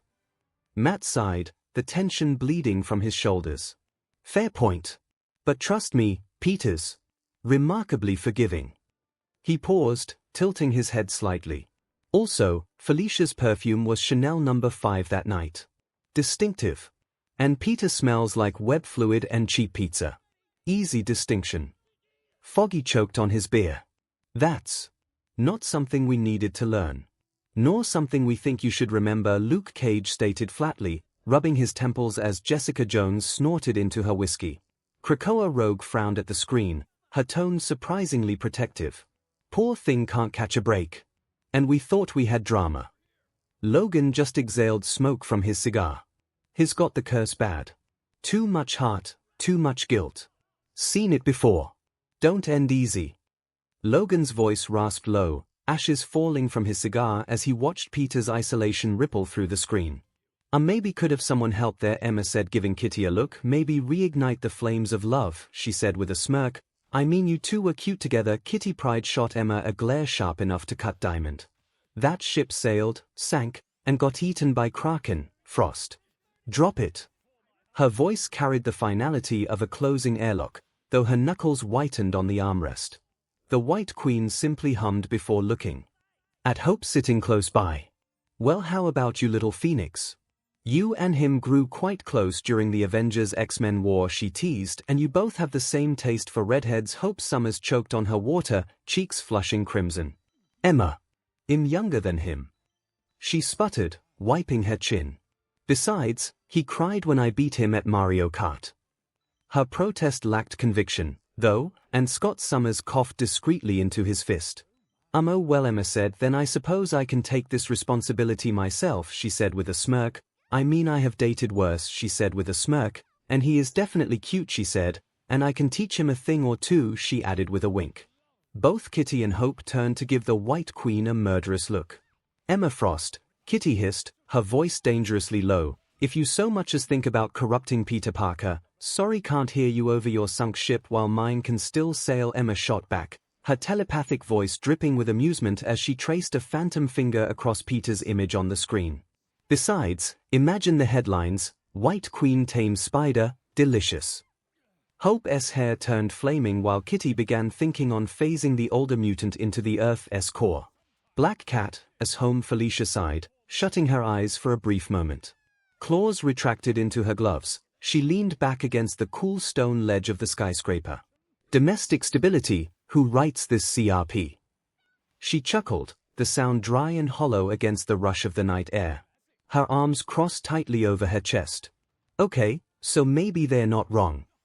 Her eyes drifted down, watching the city she loved pulse beneath her, dangerous, unpredictable, and undeniably appealing. It was exactly how she preferred life. She lingered there for a moment, her gaze wistful, before adding quietly, but it's not like he ever asked me to stay, either. But did she give him a chance? And if he did, could she move from her thief life? She wondered as she looked at the screen showing Peter's anguish. No. I don't think I could, she admitted softly, claws extending again as she turned away from the screen. And that's why we never worked. The city's lights blurred below her as she leapt into the darkness, leaving the ghost of what might have been behind. Ultimate Spider-Man Universe Luke Cage finally exhales. Bro, remind me never to ask you for dating tips. Ever. Danny Rand looks thoughtful, arms crossed. He keeps losing people, and still smiles like that. That's kind of incredible. White Tiger leans back, trying not to sound too affected. Or it's depressing. Half of those girls either left him, betrayed him, or died. That's not bad luck, that's a curse. Nova, unable to resist, throws in, at least he had that many girlfriends. I'd settle for one date that didn't involve an alien attack. He earned a groan and a web flick to the forehead. Can we not turn my love life into a post-mission debrief? Peter, face red, muttered. White Tiger smirked. What love life? The multiverse just confirmed it's a tragic franchise. The others chuckled, though it's softer, more pity than mockery this time. Director's office meanwhile, Nick Fury watches the same feed from his office, arms crossed, face unreadable. Behind him, Hill and Coulson exchanged looks. Guy's got worse luck than anyone on record, Hill murmured. And somehow still shows up for work every day, Coulson added. Fury grunts. That's the point, Coulson. He doesn't quit. Most agents would have burned out or gone rogue after half that mess. He sighs, rubbing the bridge of his nose. Still, if the kid's tangled up with cosmic-level heartbreaks and literal devils, we might need a containment protocol just for his personal life. Hill raised a brow. You want to write that report? Fury scowled. Hell no. Avengers Tower Tony snorted. So, we're all just gonna pretend we didn't see that, he said, eyes flicking toward Natasha, who was sitting very still, arms crossed, poker-faced as always. Clint immediately seized the opportunity. Oh, no, we're not letting that slide. Stuck in another identity. Sure, that's what they're calling it now. Natasha, without even looking up, muttered flatly, Barton, I swear to every god you don't believe in. But Clint just grinned wider, leaning forward on his elbows. Come on, National, admit it. Nancy Rushman had a thing for the friendly neighborhood Spider-Man. He waggled his eyebrows. And judging by that diner scene, Spider-Man had a thing right back. Natasha's knuckles whitened around her coffee mug. Drop it.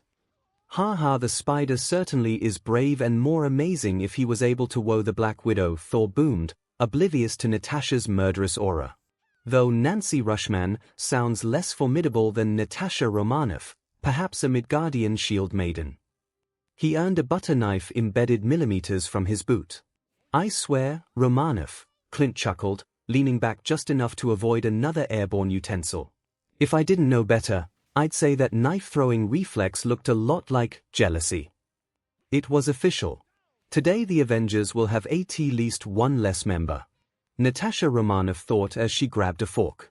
MCU Aunt May set down the cup of tea she'd been NSNG, eyebrows raised, halfway between shock and disbelief. Okay, wow. That's quite a dating resume, Pete. Peter sat slouched on the couch, face burning red, hands half covering his face.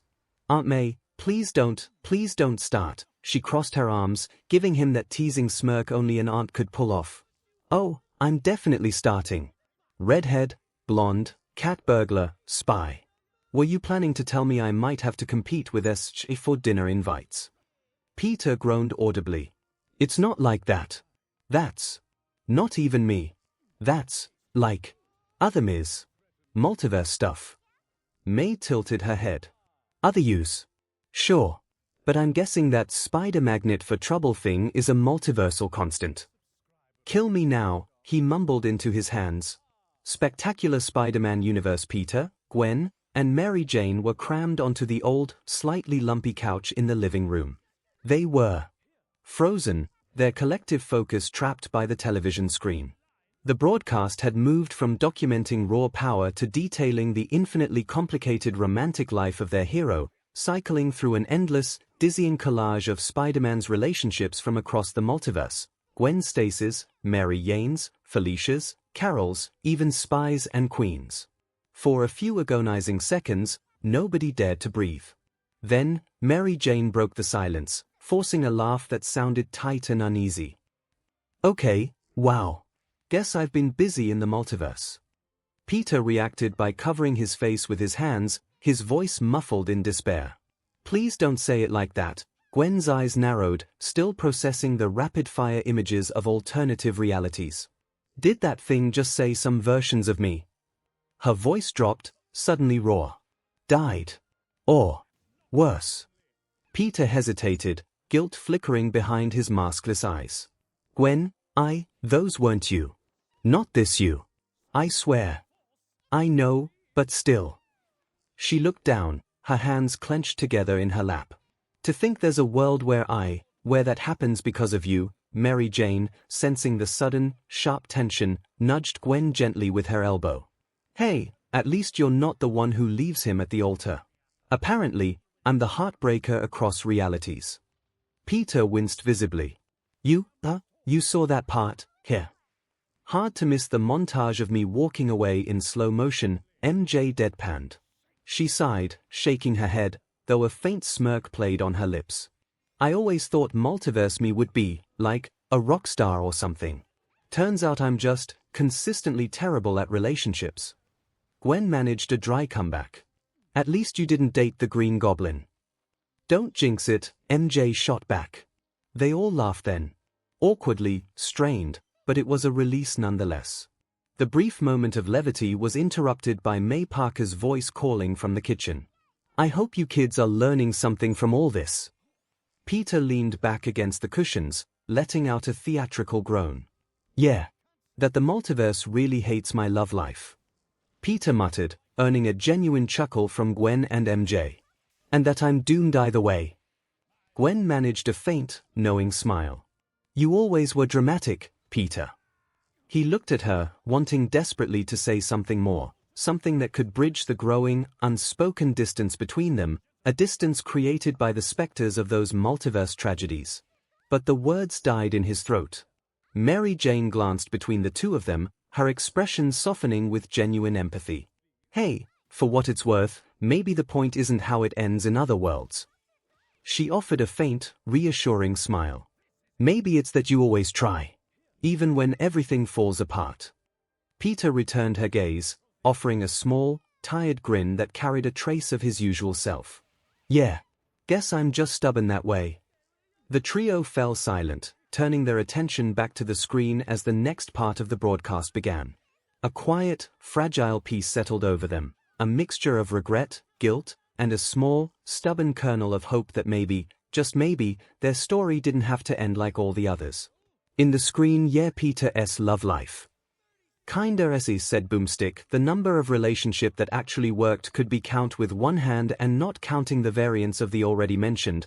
The screen showed a collage of Peter Parker with other women, in where we can count an animal-talking mutant image of Sophia Sandoval, a queen mercenary from another country, image of Silver Sable kissing Peter, a girl that was bitten by the same spider that bit Peter, image of Cindy Moon and Peter in a quite intimate hug, a scientist with dwarfism. Although that was when Doc October had control of his body, Image of Anna Maria Marconi in a date with superior Peter and the succubus queen. Image Morrigan Eansland giving Spider-Man a sultry look and getting close to him. Marvel 616 universe inside Avengers Tower, the main common room fell into stunned silence. The broadcast had momentarily flashed on an image of Morrigan, a sultry, teasing smirk gracing her features, her presence radiating a dangerous, stuck power. The image sent Tony Stark into an immediate, spluttering coughing fit. He recovered quickly, a wide grin spreading across his face as he gestured toward the screen. Okay, hold up. Did that just say succubus queen? Parker, my boy, I don't know if I should be disgusted or impressed. Peter, meanwhile, was already groaning and rubbing his face vigorously. It's a variant, Tony. Not Mimi. Multiverse, remember. Carol Danvers stood nearby, an eyebrow raised as she crossed her arms. An actual queen and a literal demon. You really don't do normal, do you? Was this jealousy? Was she feeling jealous? Natasha Romanoff's fingers tightened around her coffee mug. Her gaze flickered toward Peter, slumped beside Cap, looking utterly mortified. The image of Morrigan lingered, a queen draped in shadows, radiating effortless power Peter Parker could never hope to match. Natasha's jaw tightened imperceptibly. Ridiculous, she told herself. Yet the thought persisted, had Peter Parker, with his awkward charm and worn hoodies, somehow captivated that? Succubus are quite dangerous, Parker Strange murmured, still studying the fading image with clinical detachment. They feed on emotional energy, he thought over, bargaining with Mephisto and attracting a succubus queen. That's a potent cocktail for soul corrosion. His gaze sharpened on Peter. Have you experienced unusual fatigue? Lingering nightmares? Peter groaned with frustration growing. Emotional energy, come on Doc, Tony called out with his classic smirk. We all know what succubus do, he said, wiggling his eyebrows, and Parker here has plenty of energy to give, he teased, earning a groan from Peter. Tony, please not now, Peter pleaded. On that he is right, Hank called out, statistically speaking your metabolism and stamina would be appealing, Hank Py mused, adjusting his glasses with detached curiosity. Enhanced physiology, accelerated cellular regeneration. It'd be like presenting a gourmet feast to a creature sustained by life force. He paused, oblivious to Peter's deepening blush. Though the long-term neurological effects, shut up. Multiple voices called out. Peterless and all the now blushing women in the room yelled at Hank Pym. Baxter Building. A succubus would imply transdimensional travel or magic interference, Reed murmured, already launching into a complex assessment. I'm fairly certain that particular Parker is not ours. Sue Storm let out a weary sigh from nearby. Still, I think your Peter might need therapy just from seeing that. Johnny Storm nearly fell out of his chair, howling with laughter. You're telling me Spidey got more game than me and he dated a demon chick? Ben Grimm crossed his massive, rocky arms. I dunno, hothead, sounds more like his cursed than lucky. Well, it's a curse I wouldn't mind, Johnny grinned, leaning back in his chair with a playful smirk. I mean, look at her. Queen of Darkness. Sign me up. Ben's rocky brow furrowed deeper. Kid, you'd be drained to a husk before breakfast. Okay, you two not in front of the kids, the Invisible Woman called with exasperation as Franklin covered Valeria's ears while Valeria rolled her eyes. I'm 12, not 5. She deadpanned, though her gaze lingered on the fading succubus image with unsettling focus. Krakoa, I'll admit, that's a wild list of ladies. Rogue shook her head, an amused look on her face. Logan remained gruffly skeptical, arms crossed over his chest. Kids either got the weirdest luck or the worst judgment I ever seen. Emma Frost, ever poised and judgmental, offered a delicate, chilling smirk. Oh, I don't know, Wolverine. Some of those choices show taste, others desperation. Her eyes narrowed on the image of Silver Sable. Oh yeah, and where that leave you? Hope Summers called out. As the superior option, of course, Emma replied smoothly, her diamond-hard gaze shifting from the screen to Hope with glacial precision. After all, there is only place for one queen here, and that will always be me. Hope's smirk was sharp enough to cut Diamond. Jealousy doesn't suit you, Frost, she called out, eyes flashing fire. "Back at you, little bird," the White Queen called back with icy precision, her diamond-hard facade unbroken but her mind already calculating the precise psychic pressure points needed to reduce Hope to a whimpering footnote. The others in the room shifted uncomfortably as Emma and Hope's silent standoff thickened the air, tension crackling like static before a storm. "Are they actually competing for Spider-Man?" Cyclops called out in disbelief. "Don't try to sound so disappointed," Jean called, crossing her arms. "Or it's that jealousy I hear," she smirked. Vlatava Sable herself stood frozen beside the central tactical table, her arms crossed, her face a mask of practiced neutrality. Yet, beneath the disciplined composure, her steel-gray eyes softened with the ghost of a memory. Around her, the quiet hum of radio chatter and data screens faded, momentarily irrelevant. One operative finally broke the tense silence. "Ma'am Sable, is that really?" "Yes. That was me. And him." Sable's voice was quiet, steady, but a faint smile ghosted across her usually stoic features. "The boy who lectured me about mercy in the middle of a war zone." Her personal age shifted uncomfortably, unsure how to handle this unexpected breach of the general's emotional defenses. "Should I issue a statement? Deny involvement?" She turned slowly toward the window overlooking her Vlatavan kingdom, her silver hair catching the afternoon light. "No. Let them talk." Her gaze grew distant, swept away by the memory of late-night arguments that somehow always ended with laughter, and the weight of a promise neither of them could keep. He always said there was more worth saving in this world than just borders and names. Sable murmured, her voice almost too soft to hear. Perhaps he was right. She straightened, the general's mask sliding back perfectly into place. "Prepare a diplomatic channel to New York. Quietly. I want to know if Peter Parker still lives there." Her second-in-command hesitated, surprised by the direct personal order. "For business." A flicker of something rare, vulnerability mixed with determination, crossed Sable's eyes before she turned decisively away from the window. "Let's call it unfinished business." Ultimate Spider-Man. The younger heroes of the Ultimate Spider-Man team simply stared, jaws hanging open. Nova was the first to gasp. "No. Freaking way. Is that Silver Sable? Like the Silver Sable?" White Tiger quickly masked her shock with a dry assessment.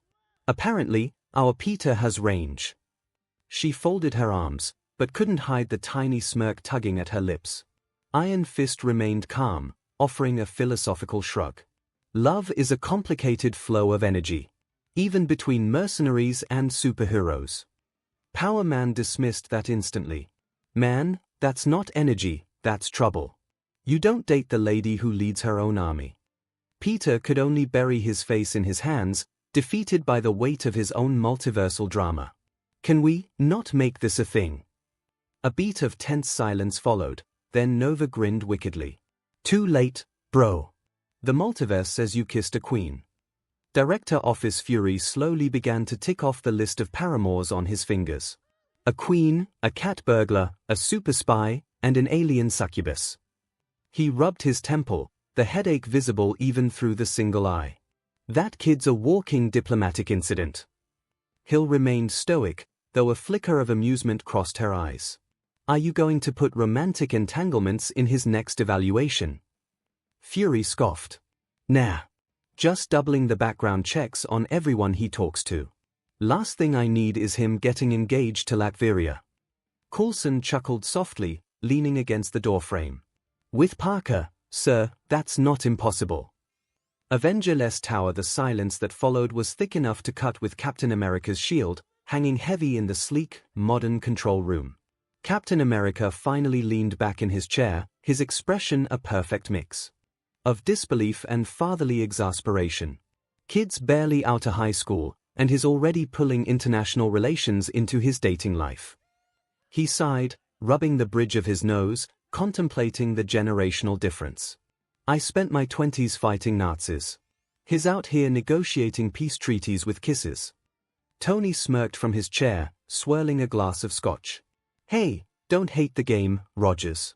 The kid clearly got charm, and apparently no fear of geopolitics. He raised his glass toward the now darkened screen.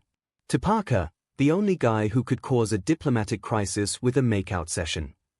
Thor, arms crossed across his massive chest, grunted thoughtfully. This silver sable leads warriors, yes. Then the boy's heart is brave indeed. It takes courage to court a woman who commands legions.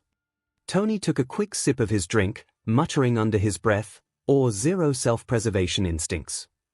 MCU Tony blinked, looked over at Rhodey, and broke the silence first. Okay, either our kids got the weirdest luck in history, or the multiverse Peter Parkers all got the same subscription to Interdimensional Heartbreak Monthly. Rhodey coughed into his fist, half laughing at the absurdity.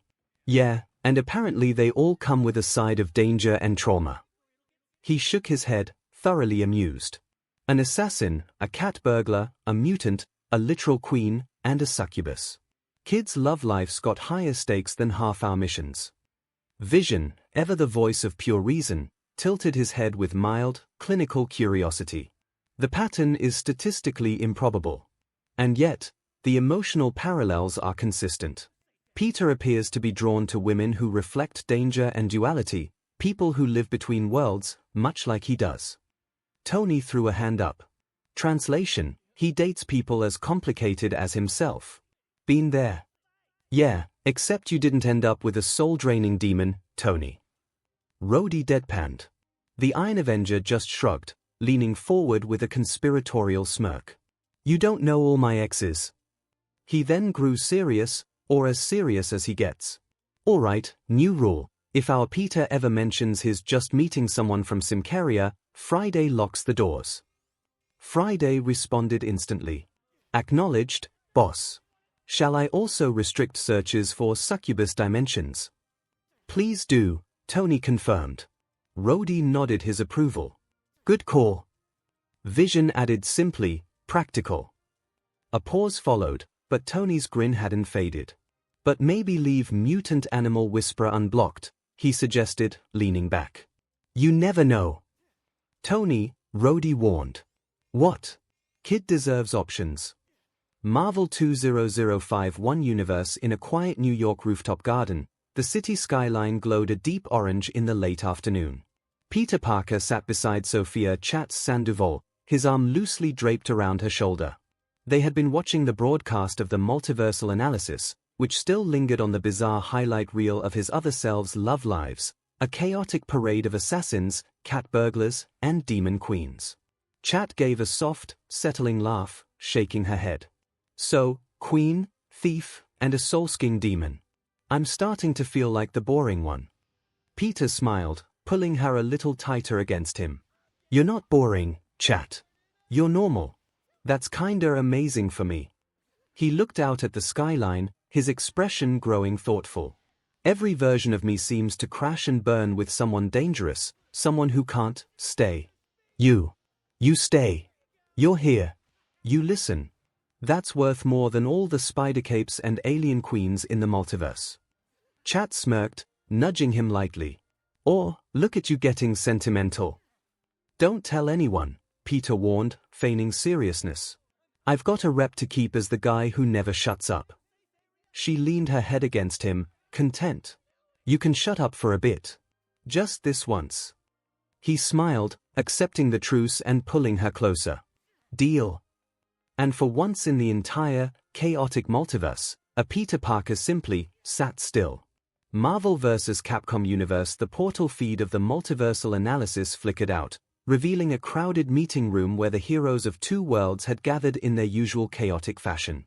Iron Man stood beside Ryu, Chun-Li leaned against a console, and Dante was already halfway through a slice of pizza. The room was still buzzing after the multidimensional reveal of Morrigan Eansland and Spider-Man's supposed relationship. Ryu, ever earnest, turned toward the wall crawler. So, Spider-Man. That woman, Morrigan. You have history. Peter sputtered, awkwardly waving his hands in a frantic denial. History? No. No history. We just, fought together once. Against Ultron Sigma. Totally professional. Dante, smirking as he wiped grease from his fingers, offered a helpful correction. Oh yeah, really professional. That's why she keeps calling you my little spider snack, right? The others laughed. Chun-Li folded her arms with a teasing smile. "Spider-Man, are you sure you didn't make another deal?" Before Peter could stammer another denial, a familiar flutter of bat-like wings echoed in the room. Morrigan Eansland descended gracefully from a dark portal, landing beside him like a cat claiming her favorite perch. She casually laced her fingers through his hand, giving the entire room a sly, predatory smile. "Oh, come now," she purred, her voice dripping with amusement. "He makes me laugh. Isn't that rare enough among heroes and demons alike?" The room went dead silent. Peter froze, his face the exact scarlet shade of his costume. Guys, she's kidding. She has to be kidding." Morrigan leaned in close, her lips brushing his ear, sending a visible shudder down his spine. "Only if you want me to be," she whispered. Peter made a strangled squeak that could have been a no, s, or both. As Dante collapsed laughing, Iron Man muttered, "Poor kid," and Ryu quietly decided meditation might not be enough anymore. In the screen, but no matter the odds or obstacles, be it as Spider-Man or Peter Parker, he always comes back to do what's right and let no one tell him he can't do what has to be done. We said. He has even trained fellow individuals with similar powers, such as Miles Morales and Anya Corazon, and is even destined to be the future teacher of Hope Summers, the ultimate mutant.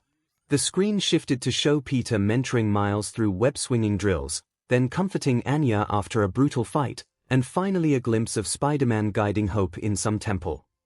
Not only her, as he also has been asked to help shape some young mutants. Boomstick continued as the screen showed Spider-Man in front of a class with Ernst, No Girl, Hellion, Rockslide, Shark Girl, Glob Herman, and I-Boy as students, and after some really racist aptitude and actions show Rockslide pushing Spider-Man to be crushed by a robot, he turned this group of future mutant villains into a team that could be the future X-Men. Show the team saving a bus of kids and helping civilians. Although mutant kind don't think of him as one of them, both Storm and Wolverine respected him enough to trust him with training their young. Boomstick added, and he didn't just teach them how to fight. He taught them how to be heroes.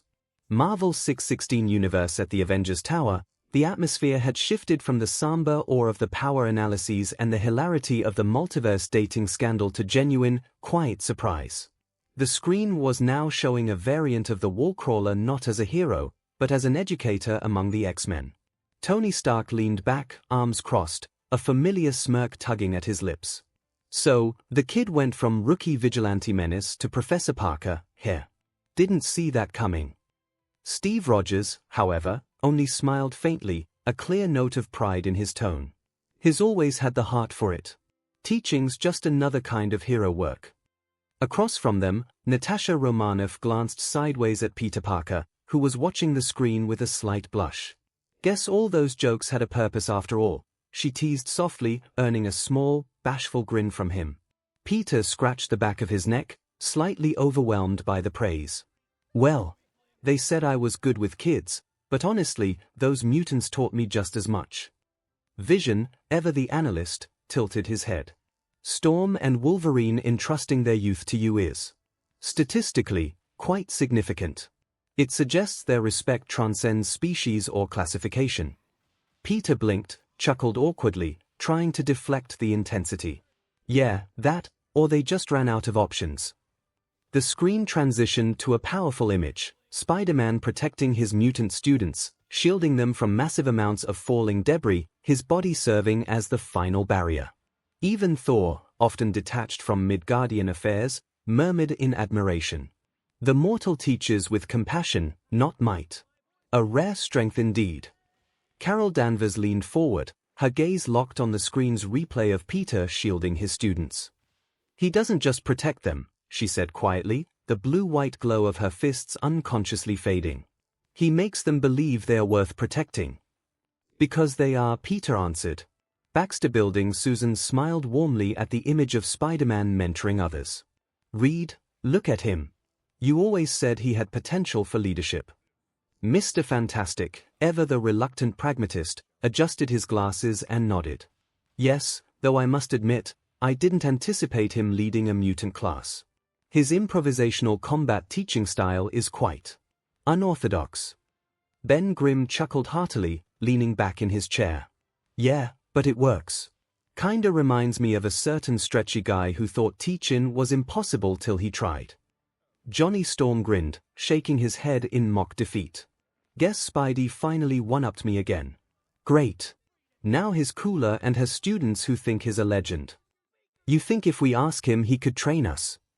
Franklin asked Valeria quietly as the screen shifted to Peter guiding Hope Summers through some martial forms. She didn't answer immediately, her gaze fixed on the fluid movement Spider-Man used to redirect a training drone's blast, not blocking, but redirecting its momentum like water around stone. He teaches differently, she murmured, noting how Peter's posture shifted from instructor to peer mid-demonstration, laughing when 𝐒𝐿 accidentally phased through a wall. He doesn't build soldiers. He builds believers. Krakoa Jean Grey smiled softly, her telepathic presence gentle. He gave those kids something we sometimes forget to offer, hope. Logan, his arms still crossed, offered a gruff endorsement. Told YA the webhead had guts. Kid's a pain, but he's got a teacher's heart. Reminds me of Chuck, sometimes. Cyclops raised a skeptical eyebrow. Still can't believe we let a non-mutant train our students. Beast turned from the screen, his intelligent eyes thoughtful. A wise decision, nonetheless. Peter's empathy bridges divide that science alone cannot. The younger mutants watching, Glob, I-Boy, and Shark Girl, grinned proudly at their teacher's recognition. Rockslide elbowed 𝐒𝐿 with a grin. Yo, check it out, that's us. We're on the big screen. Glob, his pink biomass shimmering, murmured, yeah, never thought people outside Krakoa would see us doing something good for once. I-Boy, all his eyes blinking at once, added shyly, he made us believe we could be heroes, not monsters. Guess the world's finally seeing that. No Girl's floating brain pulsed in quiet agreement while Shark Girl flicked her tail with pride. Told you that human wasn't like the rest of them, she said. He never looked down on us, even when Rockslide tried to crush him with a training robot. Rockslide rubbed the back of his neck sheepishly. Yeah, well, that was before I knew he could bench press me and the robot. A wave of laughter swept through the young team. The laughter faded as the footage shifted to a poignant image, Spider-Man standing beside a grown Hope Summers, guiding her through combat forms, speaking with calm conviction about strength serving compassion. Hope, sitting among the quiet council, smiled faintly. I didn't think anyone remembered that, she said softly. Storm's gaze softened. He remembered. He always does. Logan snorted. Kid's the only one who got you to listen without yelling first. Hope shot him a glare, but before she could retort, Emma Frost smirked from her seat. Well, I can see why. A bright, heroic teacher with a heart of gold and a physique sculpted by radioactive destiny. Every student's fantasy. The room erupted in groans and muffled chuckles. Cyclops pinched the bridge of his nose. Emma, please. His teaching children. Hey, as she gets it, he is ONY her teacher, the White Queen added with a smirk and I. Could be both student and teacher, she added with a smirk. Again, Hope looked ready to go full Phoenix on Emma, but Storm raised a calming hand. Enough. Whatever Peter's attributes, she shot Emma a warning glance, he earned Krakoa's trust through action, not aesthetics. Her gaze shifted back to the screen, where Spider-Man was now effortlessly demonstrating a complex web maneuver for Miles Morales. He sees potential where others see problems. That's a gift. Ultimate Spider-Man universe, so the multiverse says Parker's destined to train some of the strongest mutants on record, Fury muttered. A kid I recruited for web fluid and sarcasm. And apparently, he's also the one who teaches the next generation of X-Men how to fight. Hill raised an eyebrow. Think he'd ever accept that kind of role here? Fury snorted dismissively. Here. Not unless half the faculty quits and the other half stops blowing up the gym. But it does mean one thing, the kid's potential goes way beyond the field. He's a leader in disguise. We've been looking at him like an asset when he's clearly shaping up to be a DMN cornerstone. Coulson smiled faintly, enjoying the victory. I always told you he had heart, sir. Fury rubbed his forehead, muttering darkly, yeah, well, heart's a liability until it starts teaching classes apparently. Back with the team, they kept talking, the idea of their wisecracking teammate turning into a respected mentor finally setting in. White Tiger sighed, a small concession in her voice. If that's what he becomes one day, maybe we should actually start listening to him. Nova blinked, bewildered. You mean, follow his plans? Iron Fist smirked. For once, yes. Power Man chuckled, looking up at the frozen image of Spider-Man leading young mutants. Guess the dude really was the heart of this team all along. Spectacular Spider-Man universe at the Parker residence, the familiar living room glow bathed May, Peter, and Gwen as the footage showed Spider-Man calmly leading a class of powerful young mutants through training drills. For a long moment, no one said a word, the image of Peter as a mentor speaking volumes. May finally broke the silence, her voice soft and laced with a proud, watery smile. Look at you, sweetheart, teaching. You've always helped others, but I never imagined you'd be training future heroes. Peter rubbed the back of his neck, his cheeks pink. Yeah, apparently 𝐒𝐿𝐼𝐵 gets tenure before he's 25. He tried to joke away the emotion, but all settled beneath his words. It's just weird seeing me up there, like, actually trusted to lead a team. Gwen watched the screen with a mixture of admiration and the faint ache of everything they'd been through to get here. You'd be great at it, Peter. You already are the guy people look to. Even when things fall apart, you're the one holding everyone together. Then, with a small, teasing smile, she added, still, mutants. You'd have your hands full. Peter laughed softly. Yeah, considering I can barely get my homework done, a classroom of superpowered teens might be a little above my pay grade. Connor's household Kurt leaned forward, analytical as ever. Fascinating. His mentorship indicates a maturation in Spider-Man's behavior. Responsibility evolving into stewardship. He adjusted his glasses. It's the natural progression of his moral compass, from protector to teacher. Martha smiled gently, glancing at her husband. His growing up, Kurt. That's what you wanted for him too, isn't it?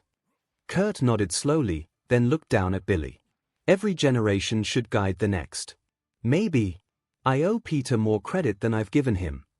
MCU May Parker sat forward on the couch, her expression softening into one of pure pride and disbelief. That's you, Pete, she whispered. You're teaching them. Peter, perched on the armrest beside her, blinked at the screen. Teaching? Me. I can barely make it through chemistry lab without setting off a fire alarm. He laughed nervously, but his eyes were glued to the footage. Those kids, they actually listen to him. He's not fumbling or panicking. He just knows what to do. May smiled faintly. Sounds familiar. Peter glanced her way, embarrassed. Yeah, well, 𝐒𝐿𝐼𝐵's clearly got things a little more together. He looked back at the screen, the significance of the moment settling heavier than he expected. But, it's kinda nice. The idea that someday I might be good enough to guide people instead of just tagging along. May reached out and affectionately ruffled his hair. You already are, sweetheart. You just don't see it yet. Avengers Compound. Meanwhile, at the Avengers Compound, the main meeting room was dim, illuminated only by the holographic display showing the same footage. Tony Stark, Rhodey, and Vision watched in a mix of amusement and analytical surprise. Tony whistled low. Here. Kid goes from science fairs to professor of mutant studies. Didn't see that career path coming. Hey, better that than blowing up another national monument, Rhodey chuckled. Tony pointed at the screen where Spider-Man demonstrated proper webline maneuvers to his students. Look at that, form's good, posture solid. Maybe I should start charging tuition. Vision folded his hands behind his back. It's telling, he said in his calm tone. He exemplifies adaptation. Given sufficient time and stability, it's reasonable that Mr. Parker would evolve from reactive heroism to mentorship. Tony looked over at him. You saying I've been holding him back? Vision tilted his head slightly. I'm saying, potential flourishes when one is allowed to mature. Not when he's drafted into airport brawls. Rhodey smirked. He's got you there, Tony. Tony sighed, rubbing the back of his neck. All right, I admit it, the kid's growing up, somewhere out there. He leaned back in his chair, muttering, Just hope he doesn't start a mutant school before finishing high school. Wakanda Shuri watched the same broadcast from her lab, wide-eyed. So the Spider Boy becomes a teacher of superpowered youths, she mused, grinning. I knew I liked that one. Maybe we should invite him to help with our own training program. T'Challa smiled faintly beside her. Perhaps one day. When he is ready.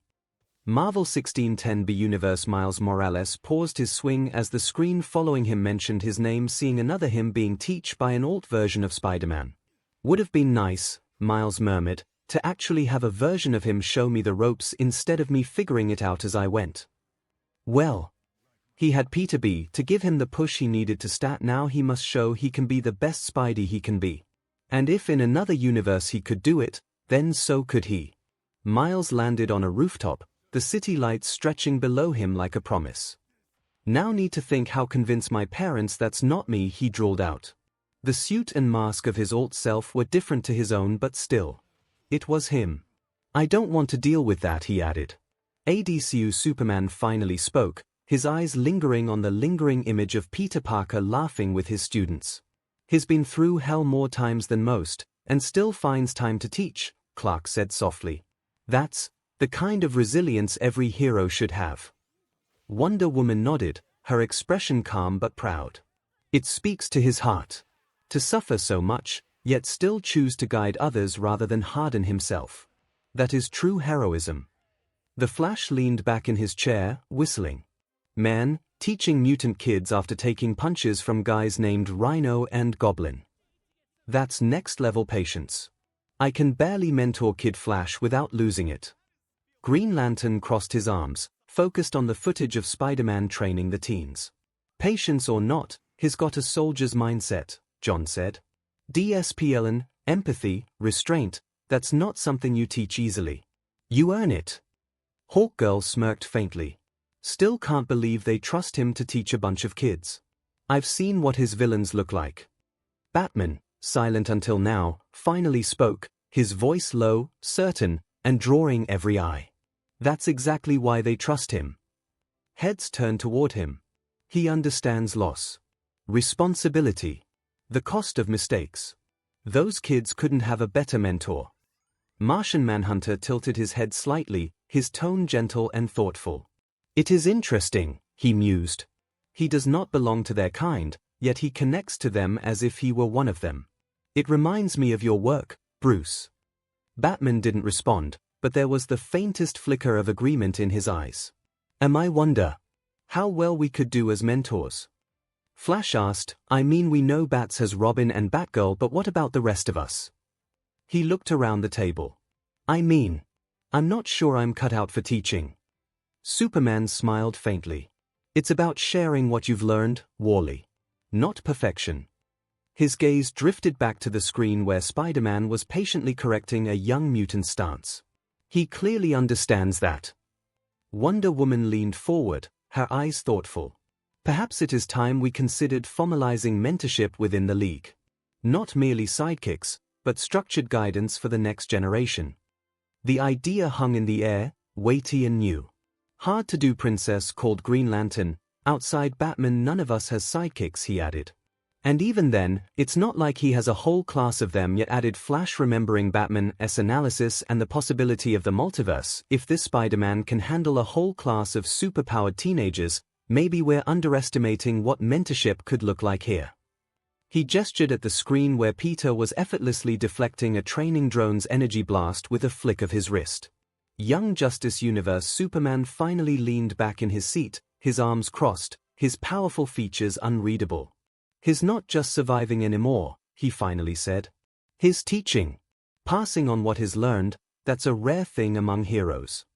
Wonder Woman's gaze lingered on the last projection, Spider-Man patiently helping a student up after a fall.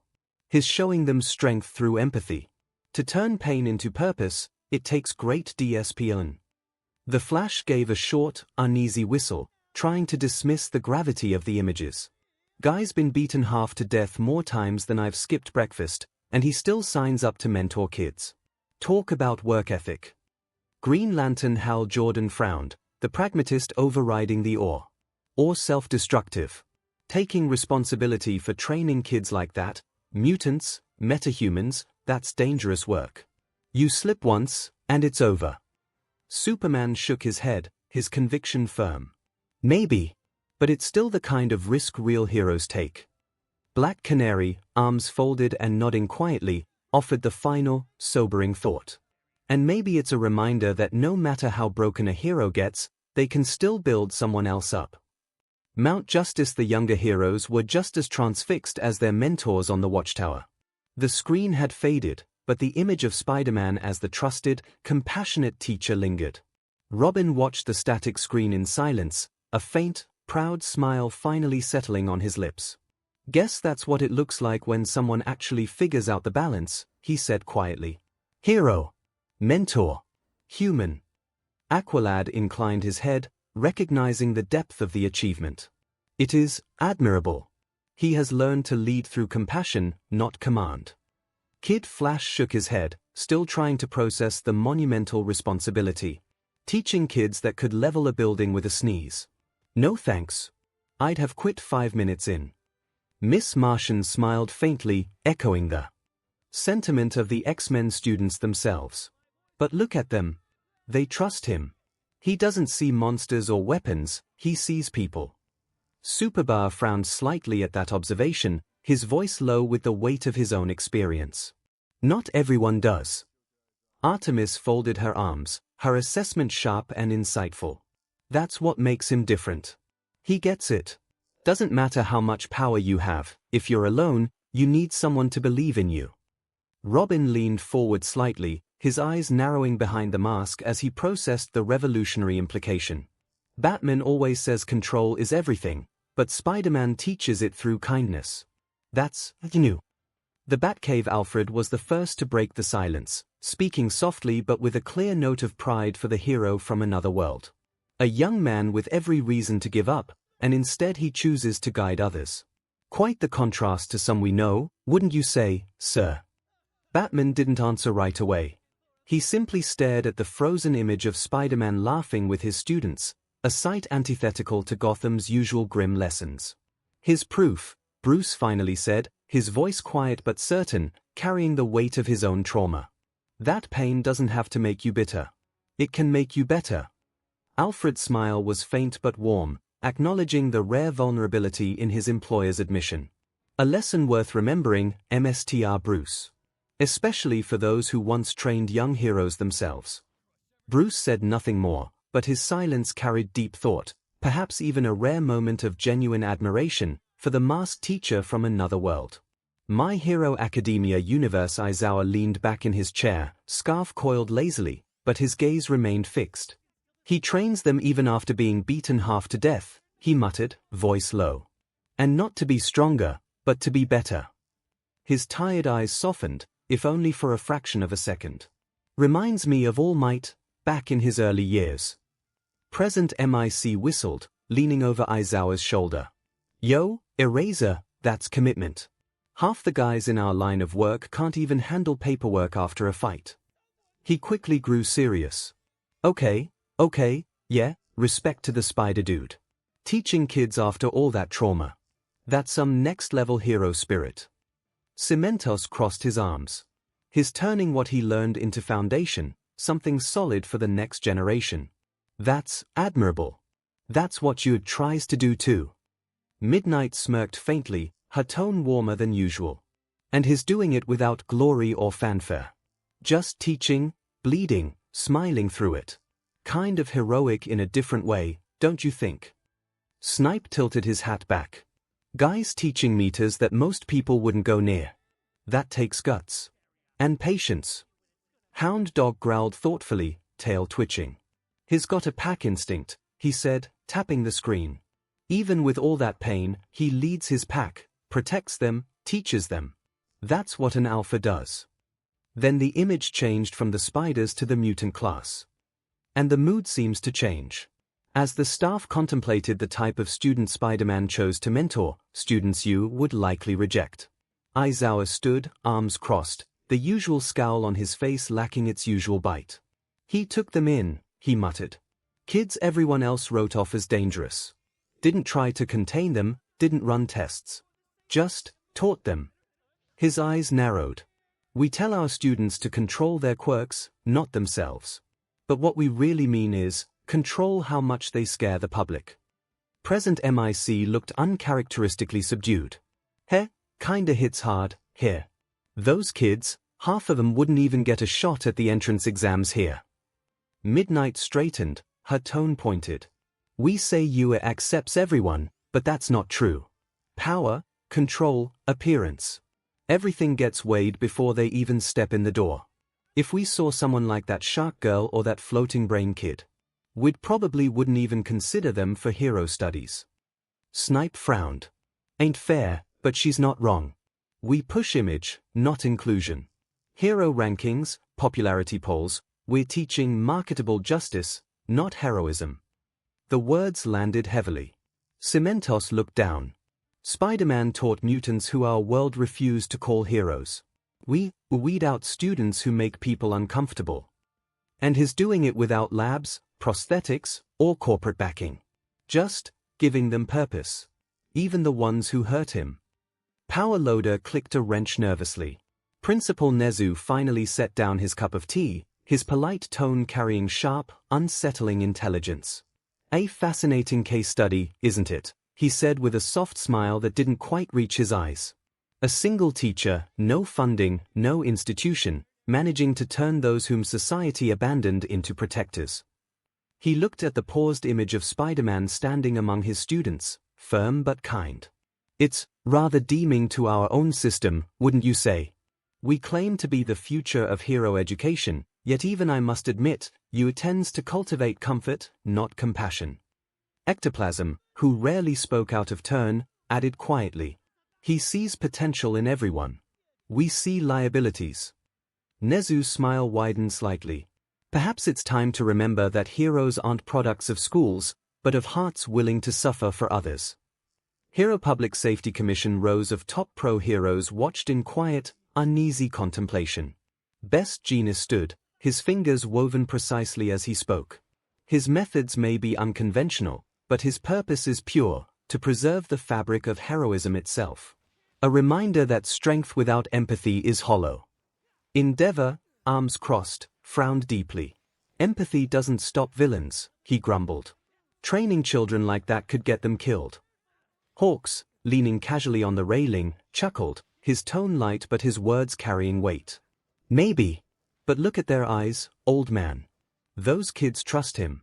He's not teaching them how to be soldiers, he's teaching them how to be people.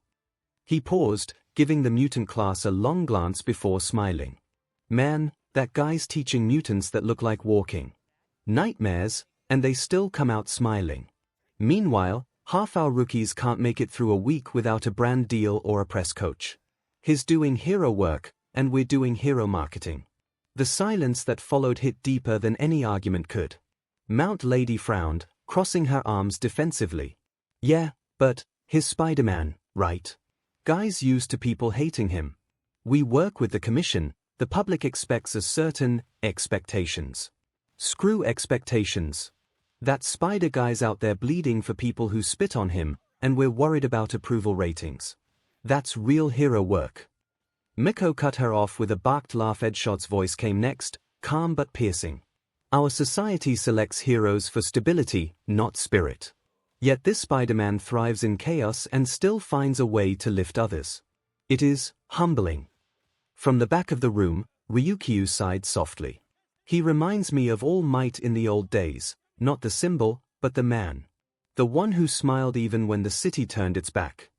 That mention made Endeavor stiffen.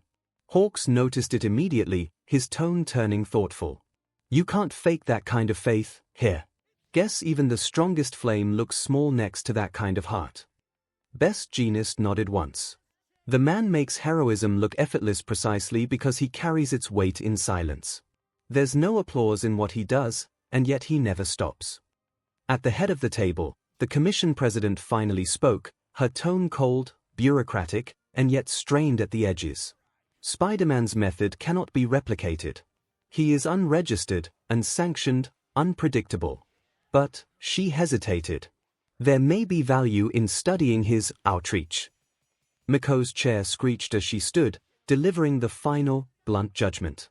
You don't study heart, lady. You either have it, or you don't.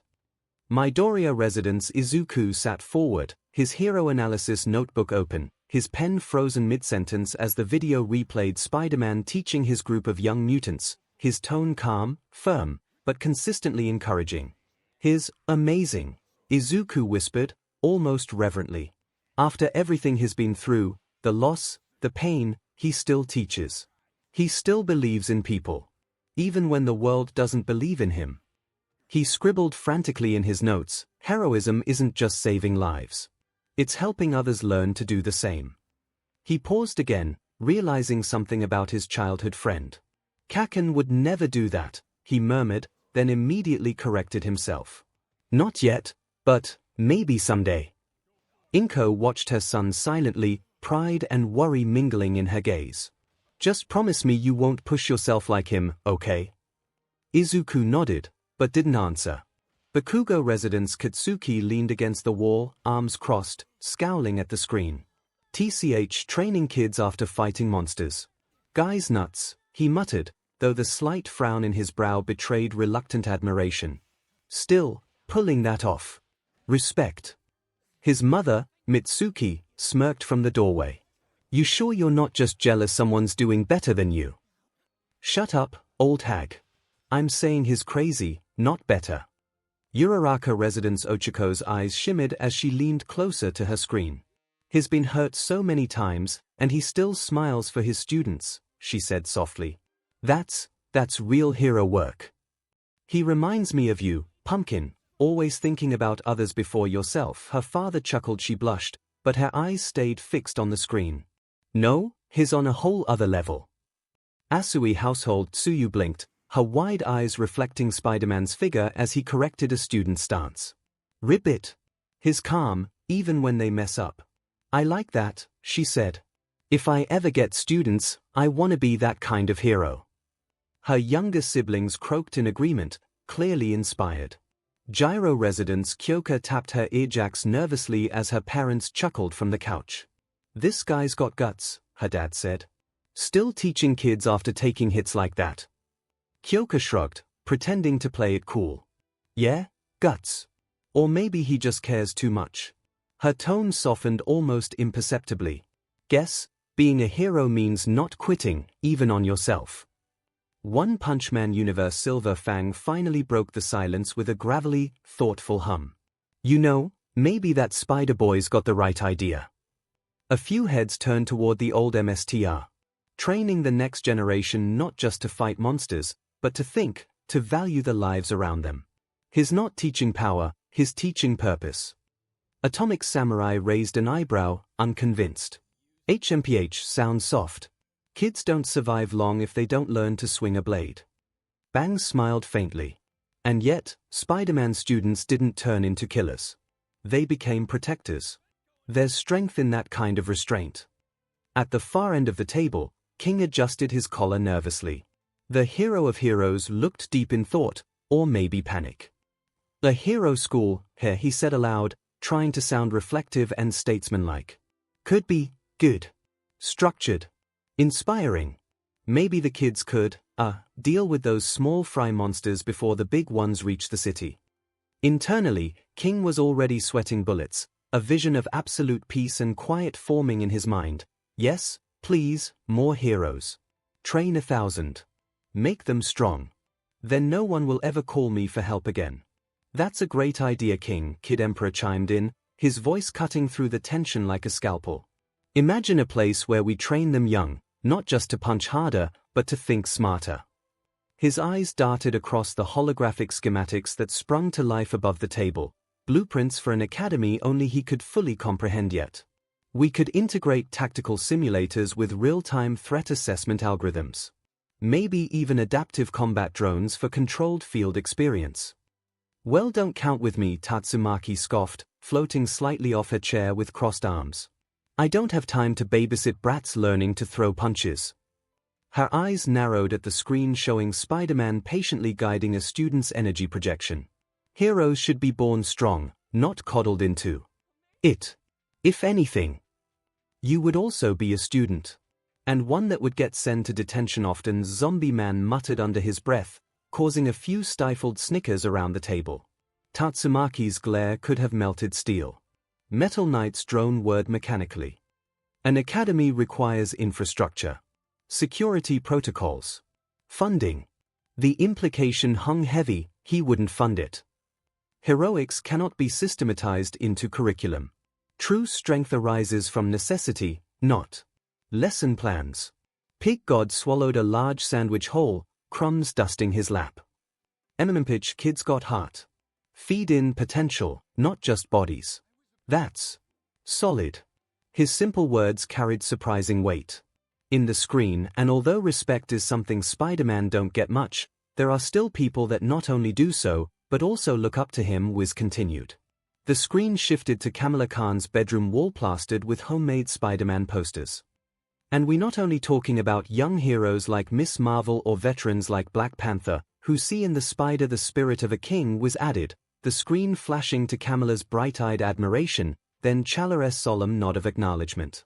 But also, villains like Kraven the Hunter, Flint Marko, the very own Doctor Doom, and even the trickster god Loki, the screen cutting rapidly, Kraven's grim salute before a hunt, Sandman's reluctant nod as he shielded civilians, Doom's coldly analytical gaze during a temporary truce, and Loki's begrudging smirk mid-battle. Yeah, even when he fights side by side with the god of thunder. Boomstick added, the screen shifting to Spider-Man and Thor fighting frost giants, he still takes his time to share a hot dog and some New York wisdom with the god of lies. Loki appeared, begrudgingly accepting a street vendor hot dog from Peter mid-truce, the trickster god's usual smirk softened by genuine curiosity. The kids got a knack for finding the humanity in gods and monsters alike. And it's not joke considering that he has made friends and allies with some of Marvel's more dangerous and sometimes unstable dark heroes and antiheroes. Was narrated from the always angry Hulk, the infernal bounty hunter Ghost Rider, the multipersonality Moon Knight, the mad mercenary Deadpool, the unstable Venom, the assassin Elektra, and the psychotic Punisher. The screen flashed through chaotic montages. Spider-Man calming a raging Hulk with quiet words, help Johnny Blaze against a demon threatening to consume NY souls, patiently listening to Mark Spector's fractured identities, be on a field trip with Deadpool actually having a conversation, fighting side by side with Eddie Brock in mutual, grudging respect, deflecting Elektra's sayus during a tense rooftop truce, and finally, standing between Punisher's raised gun and a terrified thug, his voice low and urgent. Marvel 616 Universe Chala finally spoke, his tone calm and considered. I said that once, and I still mean it. He rules nothing, yet carries more weight than those who claim crowns. Beside him, Captain America let out a quiet breath, his pride evident. He's earned every ounce of that respect. Kid never asked for power, but never backed away from it either. Tony Stark leaned back with his arms crossed, his famous smirk half-hearted for once. Still can't believe Doom respects him. Doom doesn't respect anyone. He barely respects physics. That in itself is perhaps the greatest testament to Spider-Man's character. Even Doom recognizes strength of will. Vision provided the calm, objective analysis. Meanwhile, the subject of the entire multidimensional debate, Peter Parker, sat there awkwardly scratching the back of his neck. Yeah, well, Doom and I have complicated boundaries. He respects me right up until he tries to vaporize me. That earned a small chuckle from Clint and Natasha. Clint grinned. You're on Doom's respect list, kid. That's like getting a friendship bracelet from a nuke. Still can't believe my brother gave you the time of day, Thor boomed, clapping Peter hard enough to make his teeth rattle. Loki considers most mortals barely worth stepping on. The god's laughter filled the room, momentarily lifting the oppressive weight of Peter's revealed losses. Well, we crossed paths when I had a magic-related issue and it kinda became a thing, Peter mumbled, rubbing his shoulder where Thor's enthusiasm had left a dull ache. He glanced at the paused image of Loki accepting that hot dog. A moment so absurdly human it felt like a dream. He said New York street vendors were a fascinating study in mortal desperation. Then he stole my last dollar for chili cheese fries. The Ghost Rider, Strange said with serious tone, I know the spirit of vengeance and he is not someone that you can call a friend. He said with a serious tone, what did you do to earn his respect? he asked Peter. Oh. Well, that's a bit of funny story. Some demon wanted to steal his bike and use its power to absorb all the souls in New York, Peter explained, gesturing vaguely with his hands. So, I kinda helped him get it back. We had a chase through the city and I actually got to ride it, he added, a hint of awe creeping into his voice despite himself. The others stared. You rode the Ghost Rider's motorcycle? Clint asked, leaning forward with a mix of horror and fascination. The one that burns with hellfire and screams. Forget that, Stark exclaimed. What's this of a demon wanting to turn New York into a soul buffet? He stared at Peter, his expression shifting from shock to a familiar, manic intensity. Why wasn't I briefed? Why wasn't anyone briefed? Jarvis, run a spectral analysis on every reported supernatural event in the last 5 years, cross-reference with unexplained power surges and... The others simply tuned him out, a familiar rhythm by now. Strange, however, fixed Peter with an intense stare. Riding Zaratos's steed requires a specific resonance, either immense innocence or profound darkness. His gaze felt like a physical weight. Which was it, Parker? Peter shifted uncomfortably under the scrutiny. Mostly just sticky fingers and desperation. I mean it. Basically road itself. I was just hanging on. He mimed clinging to handlebars, then Winster's strange, unblinking stare intensified. Look, Johnny. Ghost Rider was literal eaten by that thing and the bike simply responded.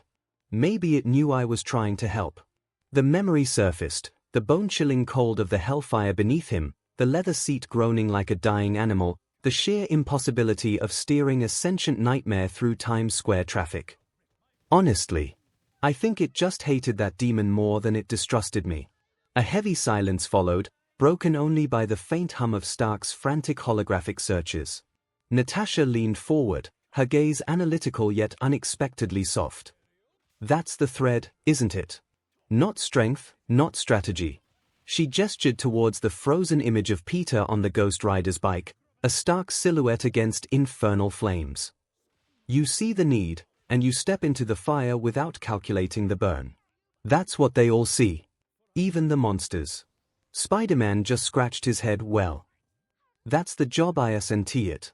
If I see someone needing help, I help them, he said as if it was the most obvious thing in the world.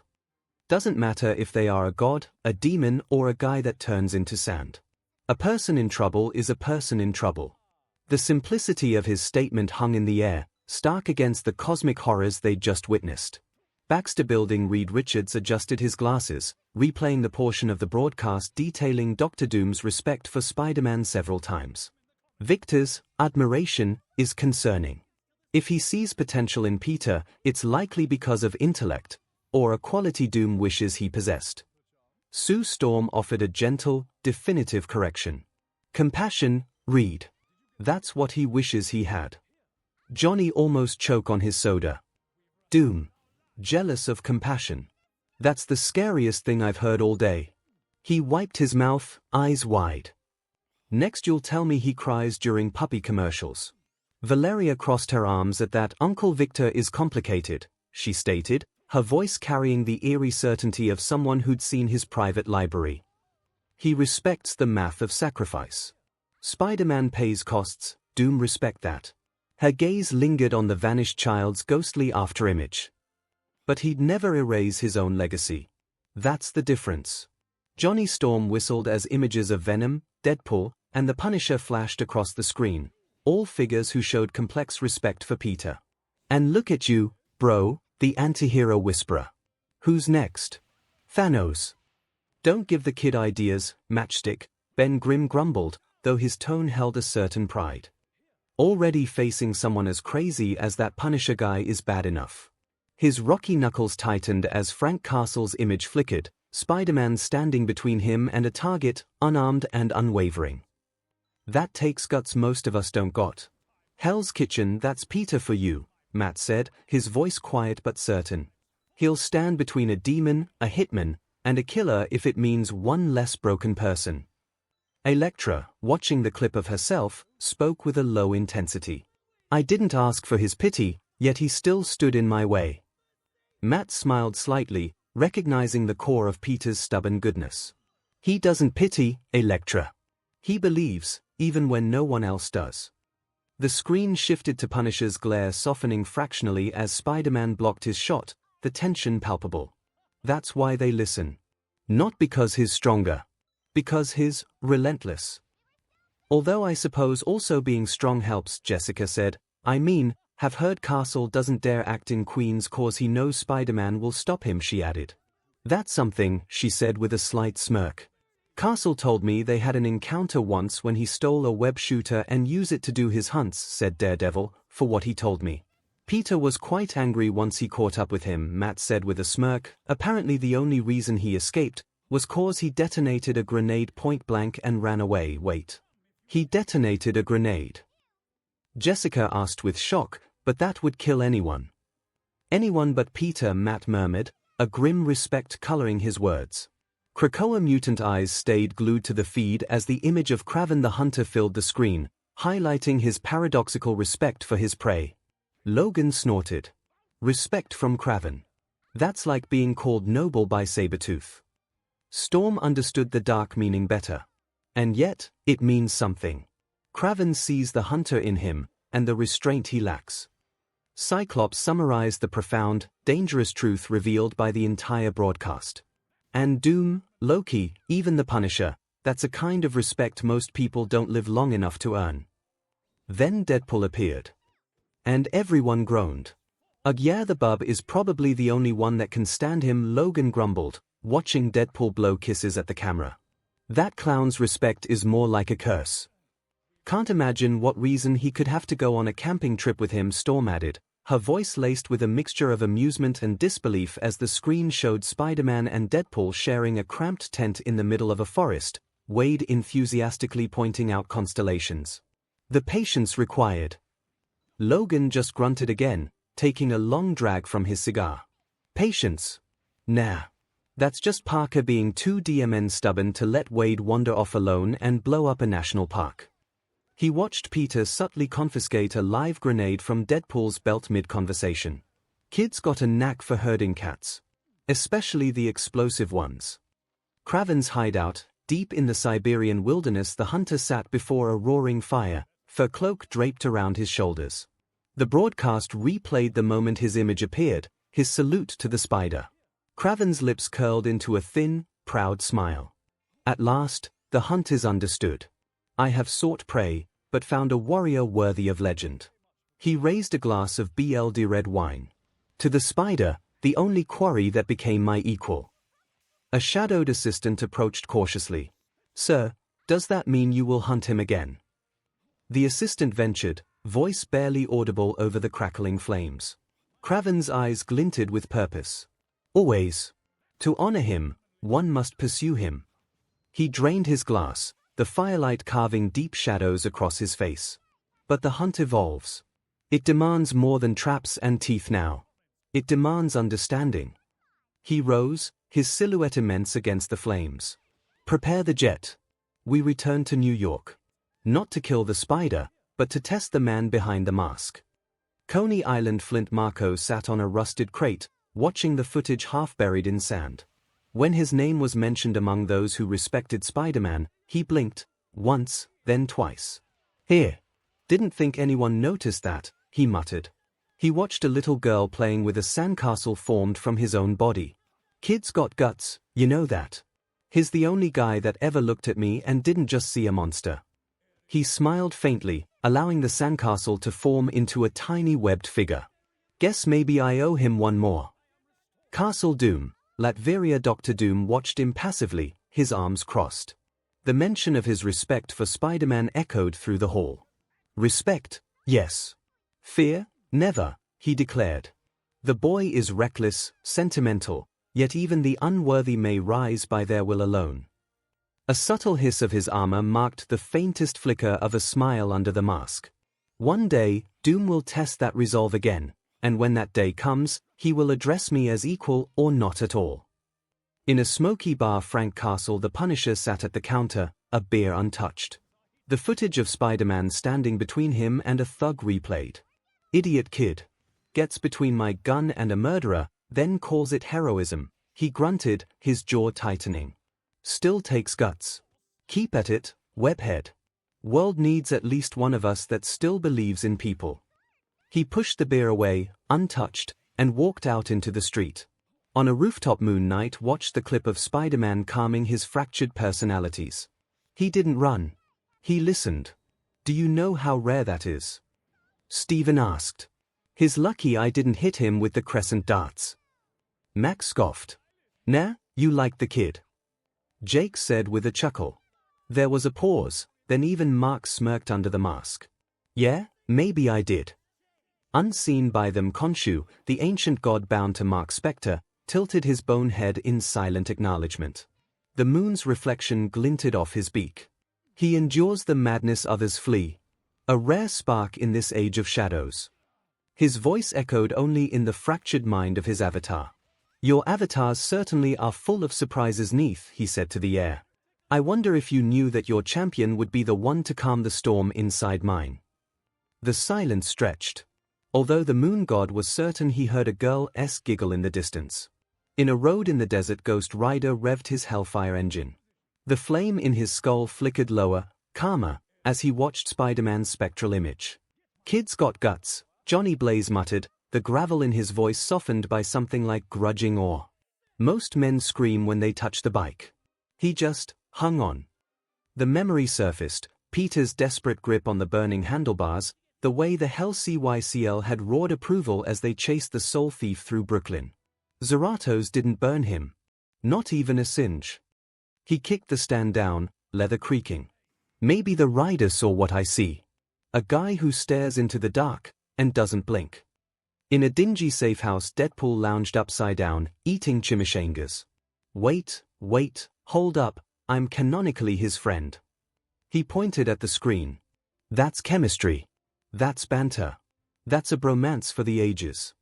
He then grew serious. Nah, for real. Spider-Bro's one of the good ones. World kicks him down, he just gets up again. Guy's insane. I respect that. He then turned to the camera. Hey author. How about you? A pile of chimichangas fell and buried the mercenary before he could say anything. In another realm, Loki relaxed in his throne, swirling a goblet of shimmering Jotunheim frost wine.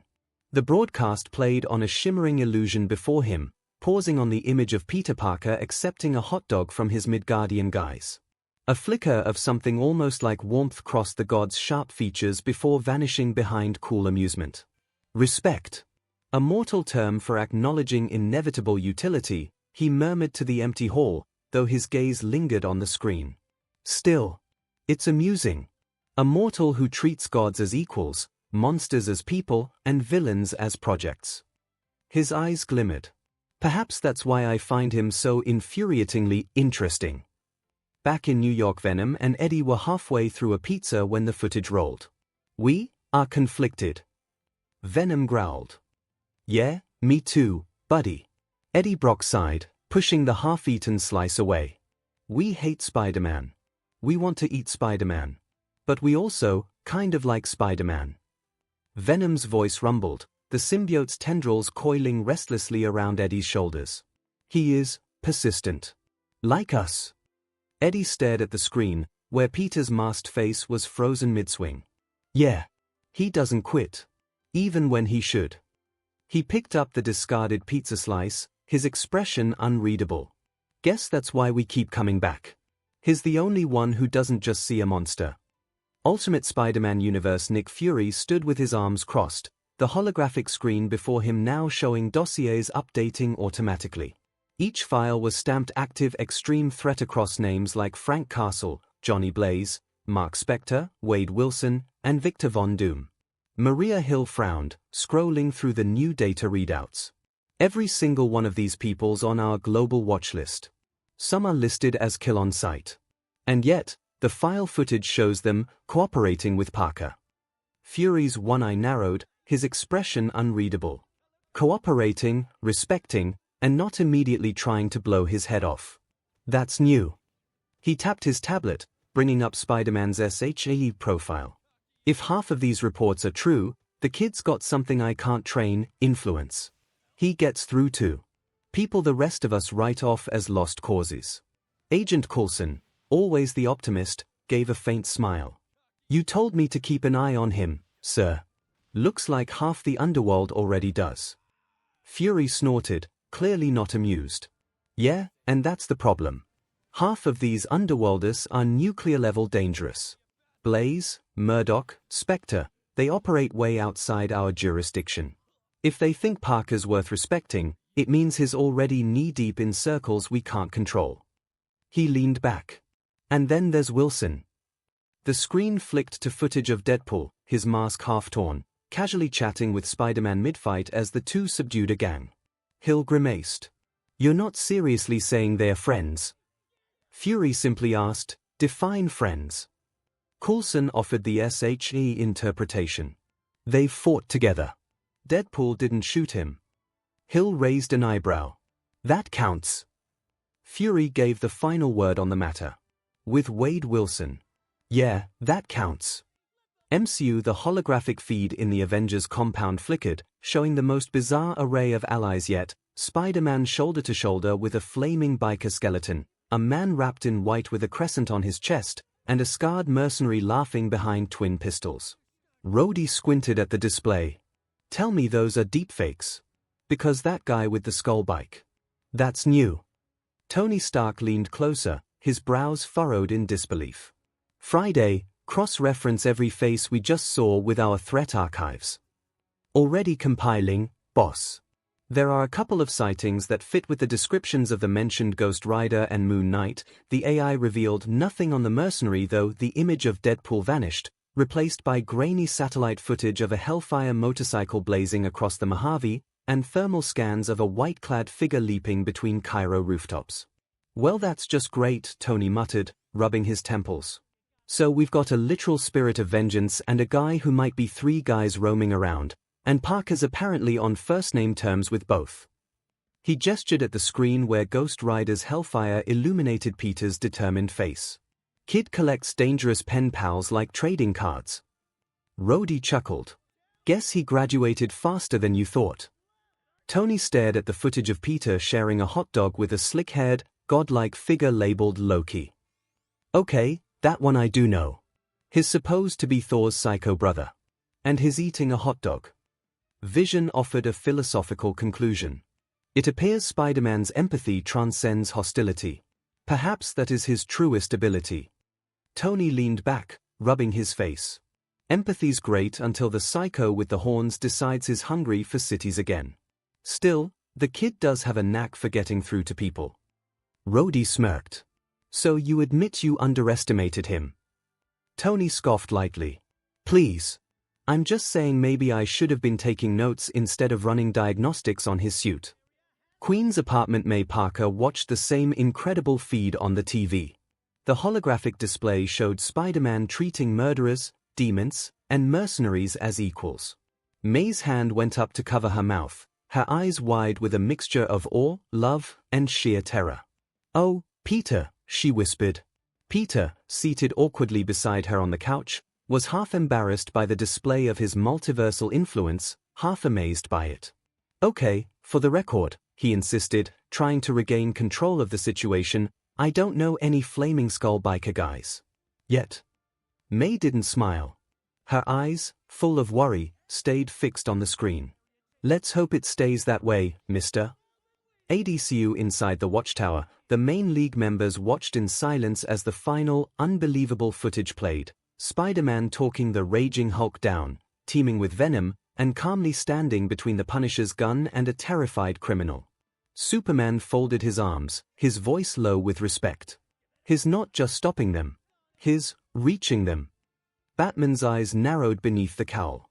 He walks the same line I've walked with Gotham's rogues, only he crosses it without losing himself.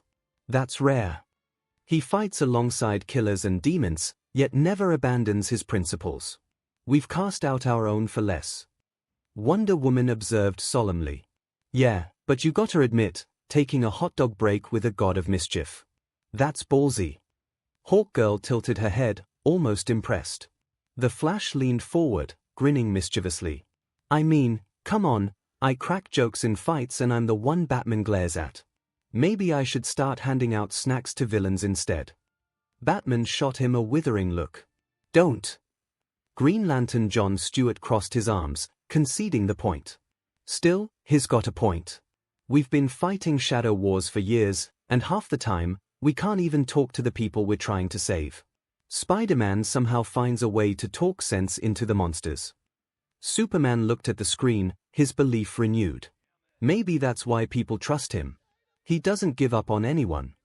Batman, after a pause that held all the cynicism of his own world, muttered quietly. That's what makes him dangerous, to villains and to cynics. Young Justice Universe Robin rubbed his chin thoughtfully, dissecting the strategy. The guy's basically doing what Batman always warned us not to, letting emotion lead. But it works for him. Artemis nodded, recognizing the core difference. Yeah, because unlike most people, he doesn't see villain. He sees people. Still can't believe he convinced a literal skull-on-fire dude to help him. Even I wouldn't run that fast toward that guy. Kid Flash still couldn't fathom the risk. Aqualad offered a calm, measured defense. Spider-Man's compassion gives him strength. It is not weakness to see hope where others see only danger. Superbar frowned, arms crossed, the criticism of their own world lingering in his voice. If he tried that here, he'd probably be called naive. Or reckless. Robin smiled, accepting the term. He is reckless. But maybe the kind of reckless the world actually needs once in a while. My Hero Academia universe. The feed showing Spider-Man standing between the Punisher and a kneeling criminal froze mid-frame. The room instantly became heavy, silent, and judgmental, bathed in the sharp glow of the paused image. Aizawa leaned back, arms crossed, analyzing the unusual confrontation. He's talking to them. Not restraining. Not reporting. Talking. You can't reason with killers and psychos like those. If he gives them an inch, they'll take his life. Midnight frowned, expressing the standard heroic fear of consequences. That kind of thinking gets heroes killed. Or worse, gets civilians killed. Snipe shook his head, stating the pragmatic, safety-first reality. Power Loader muttered, checking data logs on the known high-risk figures. Still. Venom. Ghost Rider. Punisher. Those names sound like high-risk cases, and they respect him. Principal Nezu's small paw tapped once on the table, cutting through the immediate concerns to reach the core, philosophical dilemma. Which might say more about him than about them. The question is whether such respect is born of fear or understanding. Aizawa's gaze lingered on the paused image, concluding with the harsh institutional truth of their world. Either way, our system doesn't make room for that kind of hero. You save villains here, and you become one. Hero Commission headquarters. The room was charged with tension as the pro-heroes reacted to Spider-Man's unprecedented rapport with deadly anti-heroes. Endeavor remained unmoved by the demonstrations of empathy. He shows mercy to killers. Madness. You can't save someone who chooses to destroy. Hawks tilted his head, his true thoughts unreadable beneath his casual demeanor. Maybe. But he's saving lives by ending fights before they start. You gotta admit, that's efficient hero work, less cleanup, fewer bodies. Miko rejected the idea instantly. Efficient. His babysitting psychopaths. I'd knock that Venom freak through a wall before shaking his hand. Best Genist, adjusting his collar, offered a thoughtful defense of the unusual methods DSPLN through example, not DMNs. It's unorthodox, but perhaps his compassion strengthens the moral fabric he protects. Compassion doesn't stop chaos. Fear does. Endeavor shot back gruffly, upholding his core belief. Fear's cheap, though. Respect. That's harder to earn. Hawks countered lightly, defining the superior currency. Edge shot focused on the technical brilliance of the web-slinger. No wasted motion. He uses his strength sparingly, only to redirect the fight, and he still wins. But that's not sustainable in our system. You can't talk every villain down. Some people don't want to be saved. Kamu Woods brought the discussion back to the limits of their structured reality. True. But I wonder if the problem is that we stopped trying. Edgeshot's final response was a sharp, quiet critique of their own system. Police office compassion like that? I can't decide if it's noble or reckless, Tsukochi mused, torn between admiration and professional caution. All Might crossed his mighty arms, his jaw tight. It's dangerous. Heroes inspire hope, not sympathy for villains. But, still, there's something pure in it. Tsukochi looked at the symbol of peace. Would you ever do that? All Might's gaze, heavy with the burden of his role, never left the screen. No. Because in our world, mercy can be mistaken for weakness. Midoriya, as home the light from the screen flickered across Izuku Midoriya's wide eyes. He leaned closer to the screen, watching the astonishing footage of Spider-Man offering compassion to his foes. He doesn't just fight villains, he helps them. He believes they can change, Izuku whispered, the realization hitting him with the force of a profound truth. Inko watched her son, her smile sad but proud. That's what makes a real hero, isn't it? Someone who doesn't stop at the rescue. To save everyone. Like All Might, Izuku murmured, his voice trembling with awe. He doesn't just protect the city, he protects the people inside their own darkness. Bakugo's home helping villains. Stupid Katsuki snorted, he's just weak. Can't finish the DMN job. He leaned back, arms crossed, glaring at the screen. Real heroes crush threats. Not coddle them. His mother, Mitsuki, watched him silently, her eyes sharp. You say weak, Katsuki, she began, her voice dangerously calm. But look at the results. Those killers, they listen to him. They stand beside him. She gestured at the screen where Ghost Rider's Hellfire cast long shadows across Spider-Man's determined face. That takes a different kind of strength. One you haven't learned yet. One Punch Man universe. The silence was broken by Atomic Samurai's predictable scoff. Talking villains down. HMPH. That wouldn't last a day here. Monsters don't negotiate. Flashy Flash, arms crossed, countered sharply. True. But those so-called anti-heroes he allies with. They'd fit in here just fine. The association already employs walking time bombs. He shot a pointed glance at Garu's blinking red profile file on the hologram wall. Metal Bat conceded a grudging point. Yeah, no kidding. That Venom guy. He'd make S-Class if he kept his CRP together. Dude's like a black version of a Carnage-level monster, but if Spider-Man can keep him in check, that's something. Tank Top MSTR nodded firmly. I like the DSPLN.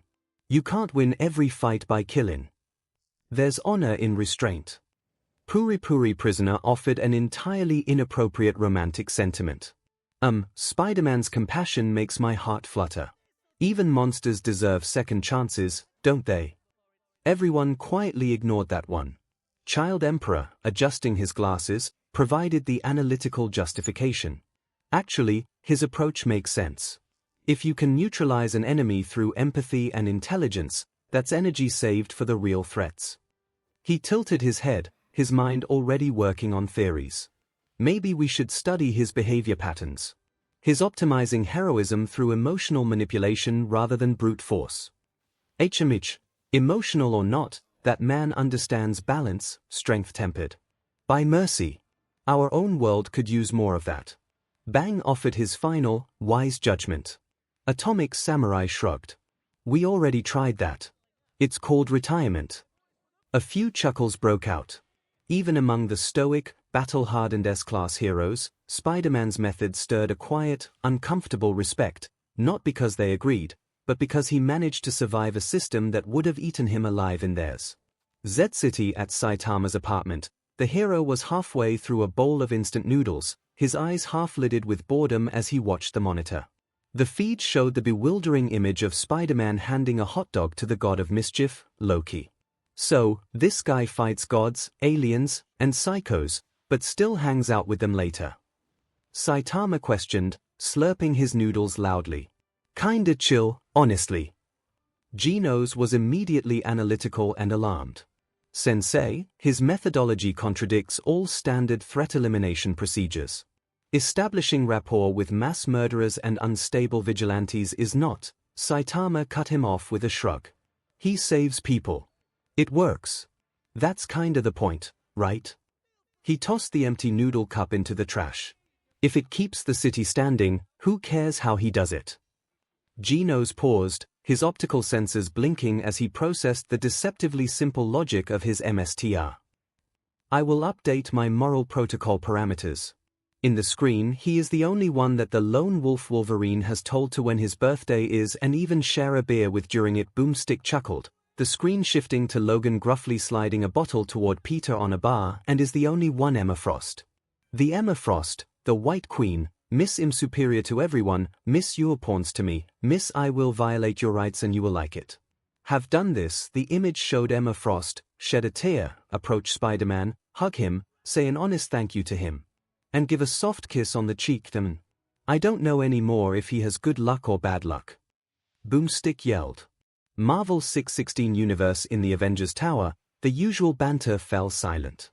Peter sat stiffly on the couch, the beer in his hand forgotten as Tony and the others stared at the screen. Wait, Tony broke the silence first, squinting at the footage. Did Wolverine just voluntarily tell someone his birthday? Cap raised an eyebrow. He doesn't even tell me that. Rhodey let out a low whistle. And Emma Frost hugged him. The same woman who once tried to erase my mind at a summit. Now that's what I call spider charm, Clint said, smirking, earning a side-eye from Natasha. Peter could only rub the back of his neck, cheeks burning red. It's complicated, he muttered. Natasha leaned closer with a smirk that almost broke her composure. You sure it's not another deal with the devil, Parker? Kid, at this rate, you're one emotional breakdown away from a HM of villains and X-Men. Tony laughed. Peter buried his face in his hands. Please stop. Baxter Building. Sue placed a hand to her mouth. Emma Frost hugged Peter. That Emma Frost? She called out, totally shocked, her eyes wide with disbelief. I've seen her freeze entire boardrooms with a glance. What could he possibly have done? The footage lingered on Emma's tear-streaked face, softening into genuine gratitude, a vulnerability Sue had never witnessed in all of the tense encounters with the White Queen. Johnny nearly choked on his food. Bro, Wolverine shared a beer with him, Emma kissed him. What's next? Doom sends him a fruit basket. Wouldn't bet against it, kid. Ben grunted, folding his arms. Kid's got a knack for cracking shells even Doom couldn't armor plate. Reed remained silent, his gaze fixed on the screen, fingers steepled beneath his chin, not analyzing data points, but wrestling with the sheer improbability of Peter Parker bridging divides even the Fantastic Four couldn't cross. Hell's Kitchen Matt Murdock couldn't help a small smile. For someone the world calls a menace, he sure earns the trust of impossible people. Luke Cage snorted. Man gets Emma Frost to say thank you. That's practically a miracle. Jessica nodded. Guess charm's his real superpower. Krakoa Storm actually smiled faintly. If Logan trusted him enough for that, then there's truth to his character. Beast adjusted his glasses, intrigued.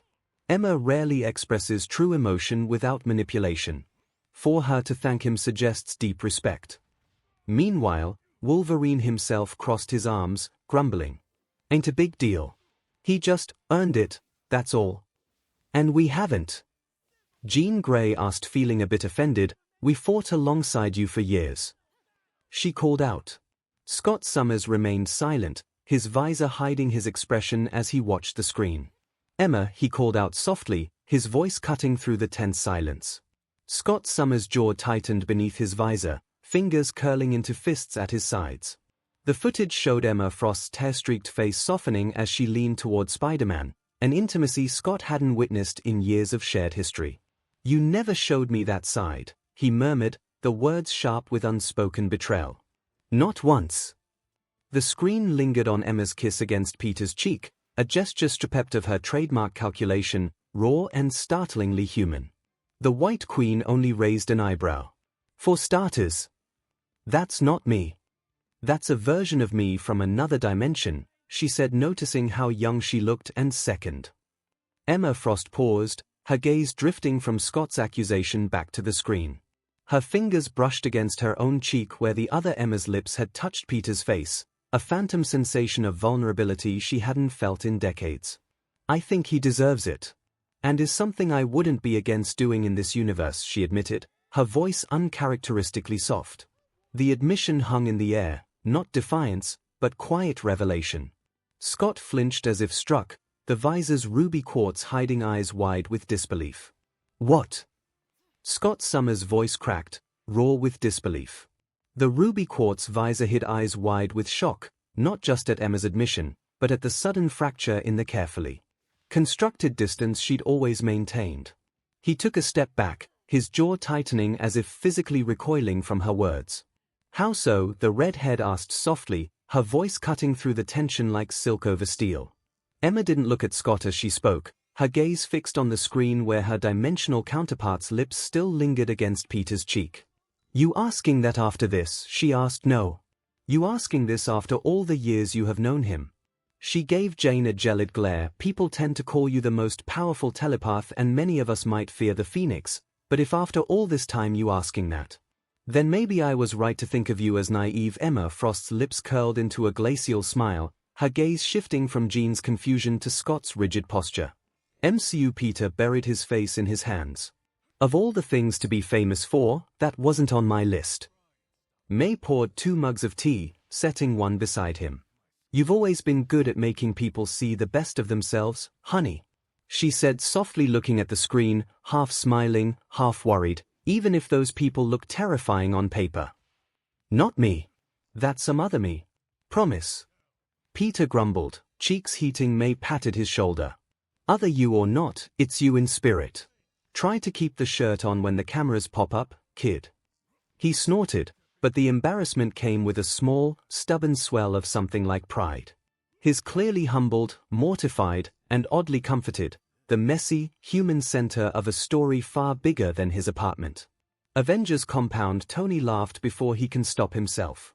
"Okay, so, hypothetically, if someone's getting cheers from I barely show emotion types, that means one of 2 things, absolute charisma, or blackmail." Rhodey snorted. "If it's blackmail, why's he smiling in the clip?" Vision watched the exchange with that soft curiosity of his. The phenomenon is consistent across realities. Individuals with high moral conviction garner respect even from fearsome beings. It is statistically interesting. Tony squinted at Peter's image on the screen, then at Vision. "You're saying empathy is a measurable variable now. Great. Add another column to my suit upgrade spreadsheet, heart." Rhodey grinned and rapped a knuckle on the table. "Kid's doing something right. Or he's walking into very bad decisions with style." Tony's grin turned almost fond. "Either way, keep him in the loop. And Friday, run a background on every person that ever hugged a superhero. Find me trends." Wakanda Steve was quiet for a while, the old moral question cutting through. Respect earned from monsters and killers, that's something else. It's not about whether it's sensible. It's about what it does to people. Guys got guts. That's dangerous, but respect from violent people. That can keep you alive in places trophies can't," said Bucky, blunt as ever. Sam let out a low whistle. "If he can actually make people listen before they kill, that's more saving than any of us do with armor or shields. Different tool, same end." Natasha's eyes were sharp. "It's leverage. It's also a liability. People you calm today might expect favors tomorrow. Or they could turn. Unpredictability is a battlefield like any other. It's brave to keep faith in people who hurt you. It's exhausting to watch." Wanda's voice was small, honest. Chala inclined his head toward the screen. "It is a form of sovereignty. Not by rule, but by moral authority. That cannot be bought." He regarded Peter's small, awkward figure on the screen for a moment and added, "That is rare." Shuri, unable to resist the scientist in her, leaned forward, eyes bright. "Imagine if we could quantify what he does, empathy vectors, response curves. If he can alter behavior patterns on the scale shown, that has applications beyond heroics." Okoye gave a dry, practical nod. "All of that may be useful. Or it may get someone killed. Keep the kid close or at least keep a shield squad on call." Steve half smiled, remembering a younger idealism in himself. "We all learn from each other. Maybe we'll learn something from him. Just don't make me go to a how to hug your enemy seminar." Bucky snorted. My Hero Academy Minatta's jaw dropped so wide it practically dislocated. No way! That is Emma Frost. A kiss. He started pacing, hands in his hair. She's like the platinum goddess of psychic hotness. I need to learn how to be that heroic. Do spiders even have pheromones? He screamed, already scribbling new hero goal, get a kiss from a psychic queen on his notebook. One Piece, Thousand Sunny Sanji collapsed to his knees, cigarette falling from his lips as he clutched his chest dramatically. A psychic bombshell in white, kissing the spider. Mondo, what have I done to deserve this torment? He spun into a whirl of pink hearts, eyes turning into spirals. A kiss of gratitude. To be thanked by a queen like that. Spider-Man, you lucky, web-slinging Casanova. Guy takes one kiss and you're ready to duel him. Zoro, unfazed, muttered. Sanji pointed at the screen like a man possessed. I would. For honor. For romance. For embarrassing yourself again, Nami sighed, smacking him with her climb attack. Dragon Ball Universe. Roshi adjusted his sunglasses, nose already bleeding like a faucet. Why? That's the kind of chemistry science books can't teach. He cackled, leaning forward as if to step through the screen. Krillin face-palmed. Old man, she could literally fry your brain just for looking at her like that. Roshi's grin widened. Then I'll die a happy man. Naruto Universe, the classic forbidden romance. The Ice Queen thawed by the heart of a hero. Jiraiya scribbled furiously in his notebook. This will make for a masterpiece. I'll call it Webs of Longing, the White Queen's Secret. His eyes gleamed with literary ambition. He maybe could add a blonde heroine too, he added with a chuckle. From behind him, Tsunade's fist cast a shadow. What did you just say? Wham! A second later, Jiraiya's body was embedded in a wall. Worth it, he groaned. In the screen. That's crazy. Wiz agreed, just as crazy as the number of cosmic-level beings that also has a level of respect to him. The screen shifted to show these from the World Devourer Galactus to the Enigma and Phoenix forces, both which Peter has wielded in the past. The screen showed Galactus nodding toward Spider-Man, Peter briefly wreathed in cosmic fire energy, and a glimpse of him wearing the Phoenix Raptor symbol. To the Cosmic Collector, Eternity himself, the Cosmic Watcher Watu visual scrolled, Collector examining a Spider-Man action figure with rare fascination, Eternity's star-filled gaze lingering on Peter, Watu observing from the moon's surface. To the reality-bending Beyonder and even the one and only one above all, the screen showed Beyonder watching Peter with curiosity, and a blinding flash revealing the silhouette of the one above all briefly touching Spider-Man's shoulder. Yeah, if the very own creator of your universe calls you his favorite and present himself to you to give you advice, Boomstick said as the image did show that, then you know you are something special. Marvel 616 Universe. For a long, heavy minute, no one said a word. The glowing image of the one above all's hand resting on Spider-Man's shoulder still burned in the reflection of the tower's panoramic windows. Thor was the first to speak, his normally booming voice strangely soft. I have stood before celestials. I have conversed with the All-Father and witnessed gods die screaming in the void, yet never have I seen the hand that spins the stars touch a mortal. He turned toward Peter, his expression half awe, half disbelief. You, young Parker, were blessed by the source of all things. Peter blinked, wide-eyed. Blessed. Pretty sure that's just the universe's way of saying good luck, you'll need it.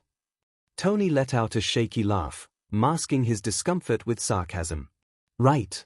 So the guy upstairs, not a metaphor, the literal guy upstairs, has you on speed dial. Great. I can't even get Pepper to return my calls that fast. He ran a hand through his hair, the motion betraying genuine unease. But why? What makes you so special? Natasha leaned forward, her gaze sharp and analytical. It's not power. You're strong, Peter, but not cosmic. It's not strategy. You improvise like a jazz musician on fire. She paused, letting the implication hang. Steve nodded slowly, realization dawning. It's the choices. Every time. When you could have walked away, you dove deeper. Even broken, you chose mercy over vengeance. He gestured at the screen's fading image of the one above all. That's what divinity respects. Peter shifted uncomfortably, the weight of their gazes pressing down. I just did what anyone would have done. His voice cracked, raw with the memory of every failure thrown back at him, Gwen's fall, Mephisto's grin, Annie's fading laughter. It never felt like a choice. More like tripping into the right thing. What anyone would do. Clint let out a low whistle, shaking his head. Kid, most people wouldn't crawl out of bed after half what you've taken. Yet here you are, still swinging into burning buildings for strangers. His gaze drifted to the screen's lingering cosmic imagery. Guess the universe noticed. I have seen people break with less, She-Hulk called out in complete shock, her green skin paling slightly as she stared at the screen. We have told you before to stop, yet you continued, she said with a mix of awe and frustration. You have been through hell and back, and yet you still keep going.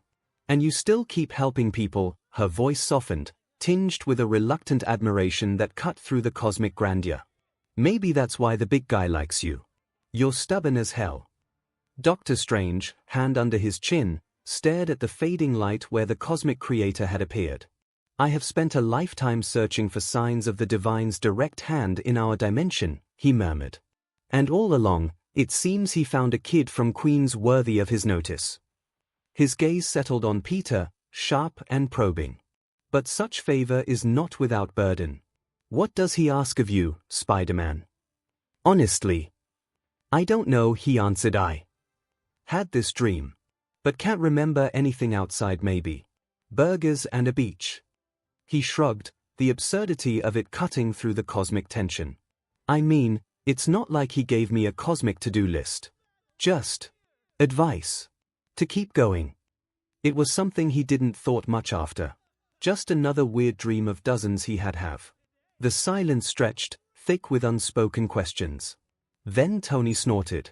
Burgers? Seriously? The creator of everything shows up, and you two chat about fast food. He shook his head, but the tension in his shoulders eased fractionally. Figures. Only you, underoos. Carol leaned forward, her eyes narrowing thoughtfully. A beach. And burgers. Sounds mundane. But maybe that's the point. After all that cosmic weight, a reminder of the simple things worth fighting for. She glanced at Peter, her expression softening. Grounding you. Or maybe that's not how Spider-Man and one of his dimensional variants Ant-Man called out, trying to lighten the mood. And to try not to think on the idea there was actually a god that had a favorite and it wasn't him. I mean, the one above all. That's like the ultimate endorsement. Maybe we should get him a plaque, employee of the multiverse. He chuckled nervously, but the joke fell flat in the heavy silence. Do not mock the one above all, Pym. Thor's voice boomed, lightning flickering in his eyes as he stepped toward Hank. To speak lightly of the Weaver of Realms is to invite calamity. The air crackled with ozone, forcing Ant-Man to shrink back instinctively. Strange raised a hand, his cloak billowing. Thor's right. That name carries weight beyond comprehension. But Hank raises a valid point. He turned to Peter, expression grave. This cosmic attention spans realities. Which means every version of you is now a beacon for forces we can't predict. Peter scratched his neck nervously. Yeah. A bit too late to tell me that, Doc, Peter muttered, making the MSTR of mystic arts look confused. Let's just say, I have been around one cosmic thing too many already, and leave it like that. Baxter Building. Reed Richards sat motionless, his fingers steepled.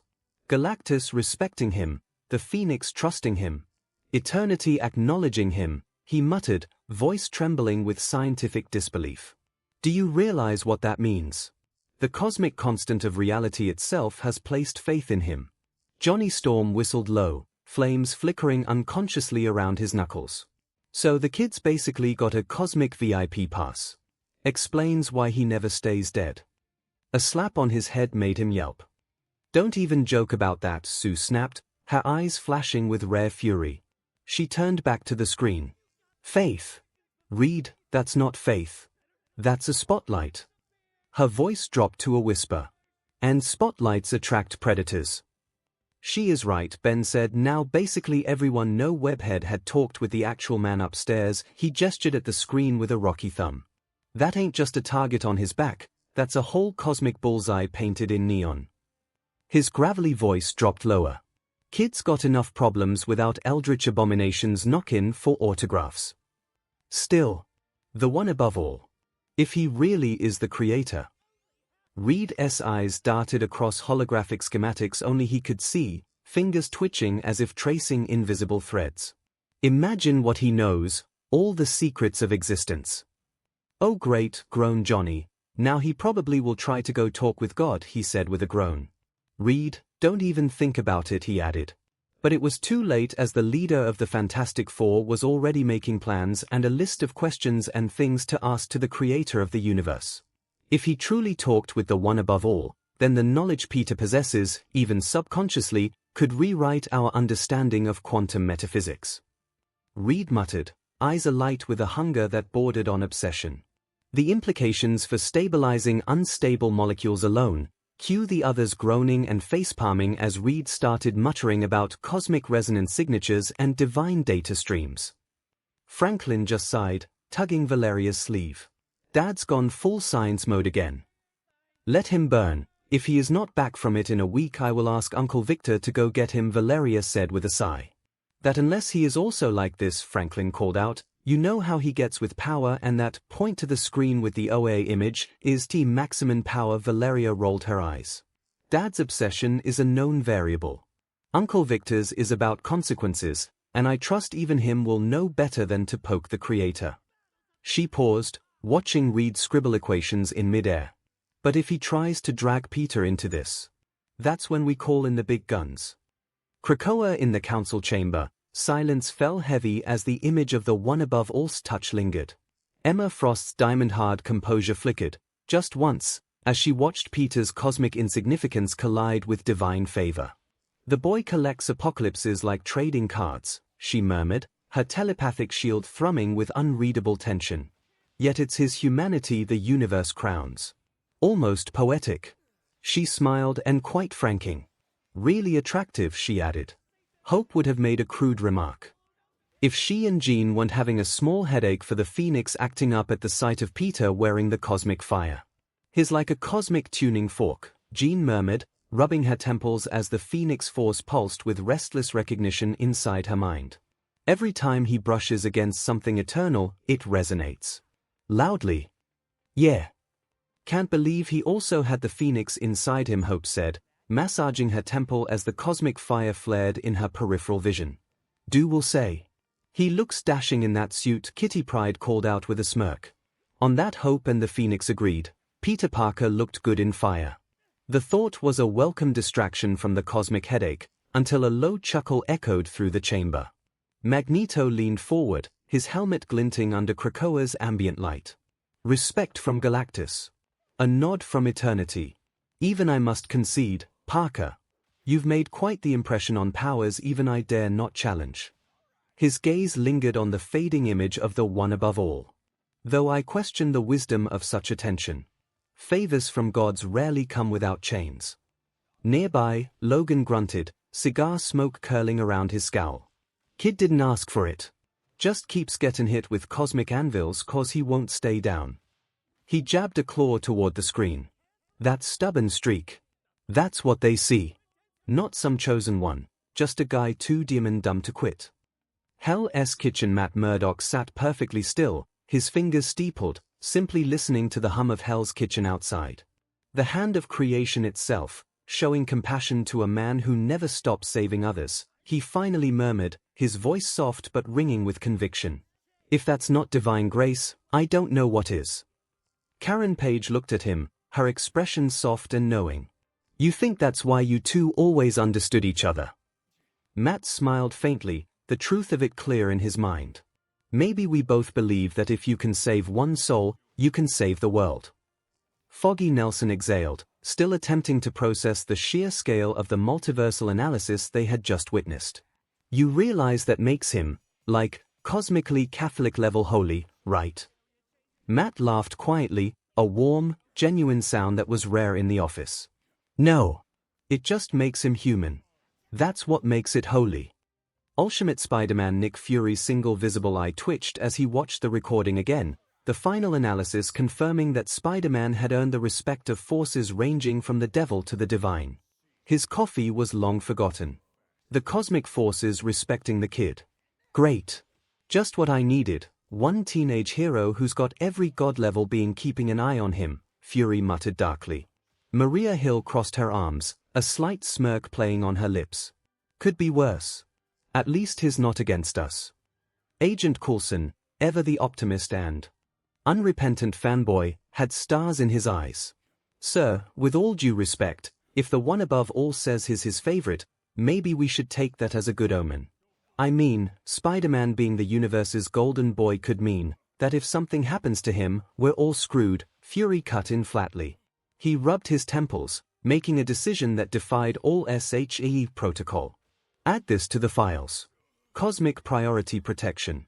Level Alpha. Hill raised a skeptical brow. You're putting a teenager in the same clearance level as the Infinity Stones.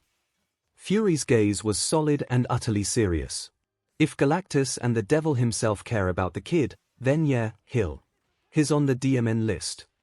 Meanwhile with the team, Power Man, Iron Fist, Nova and White Tiger were all in shock. I don't even. Nova stammered, his helmet retracting to reveal Sam Alexander's wide-eyed disbelief. He met God.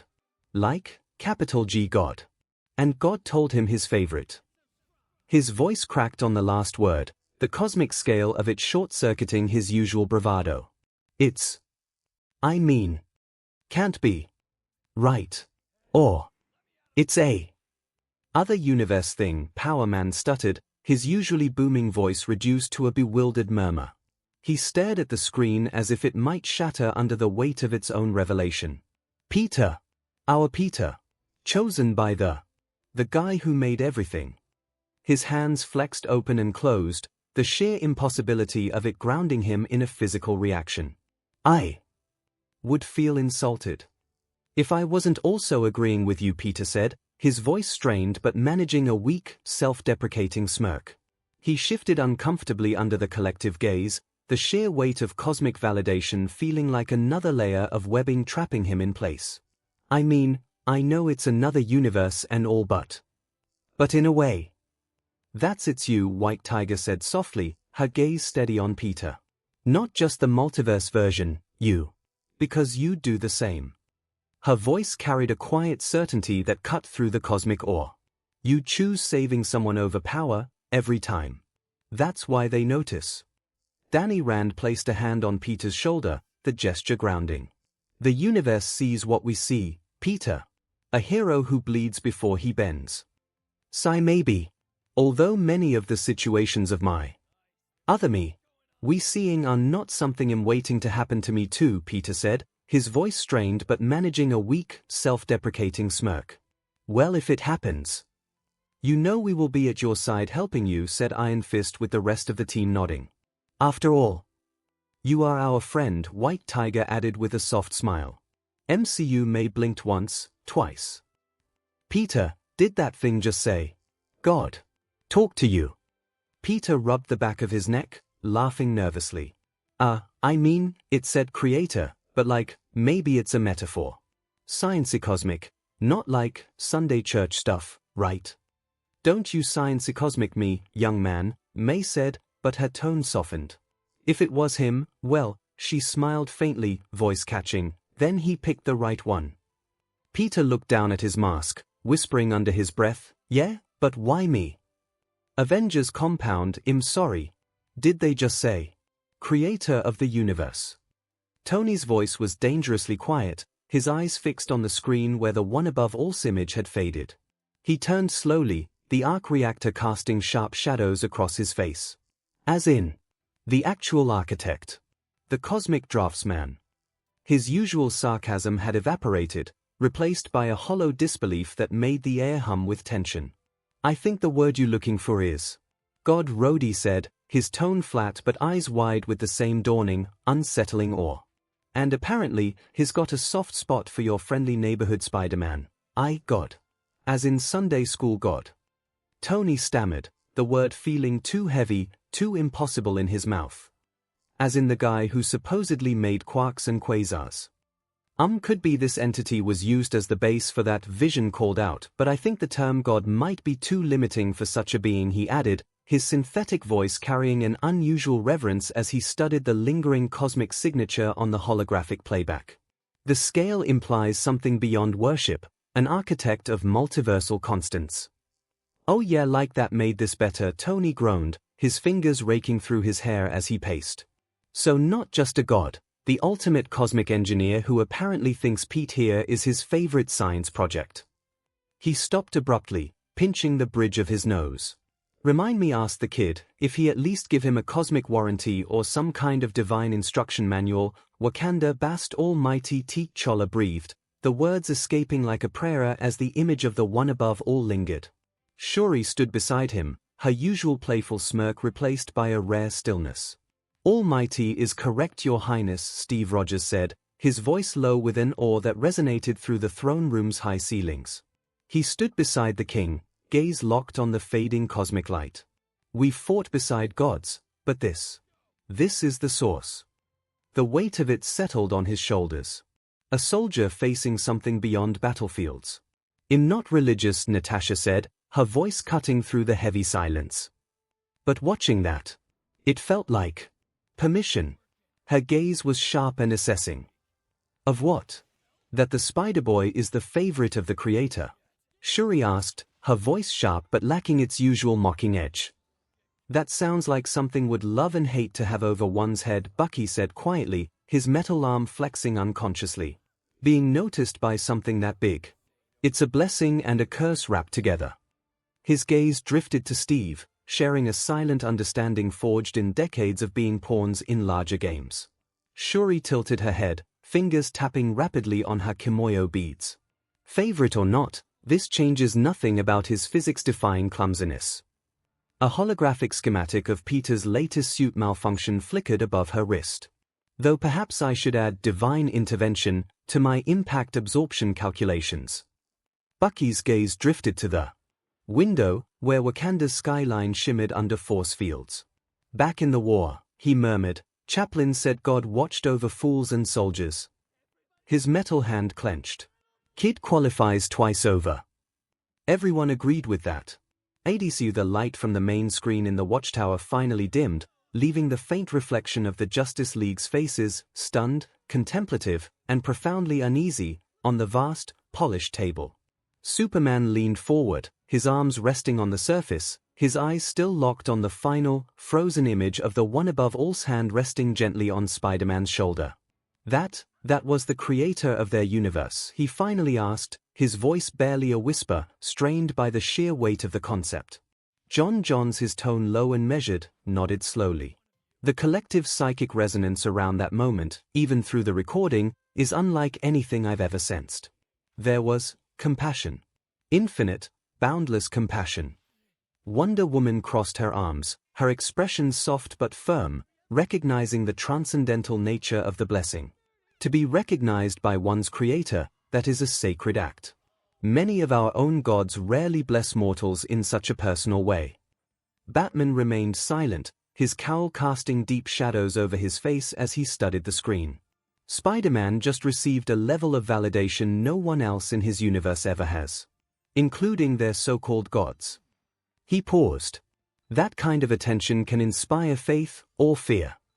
Green Lantern frowned, tapping his power ring against the table.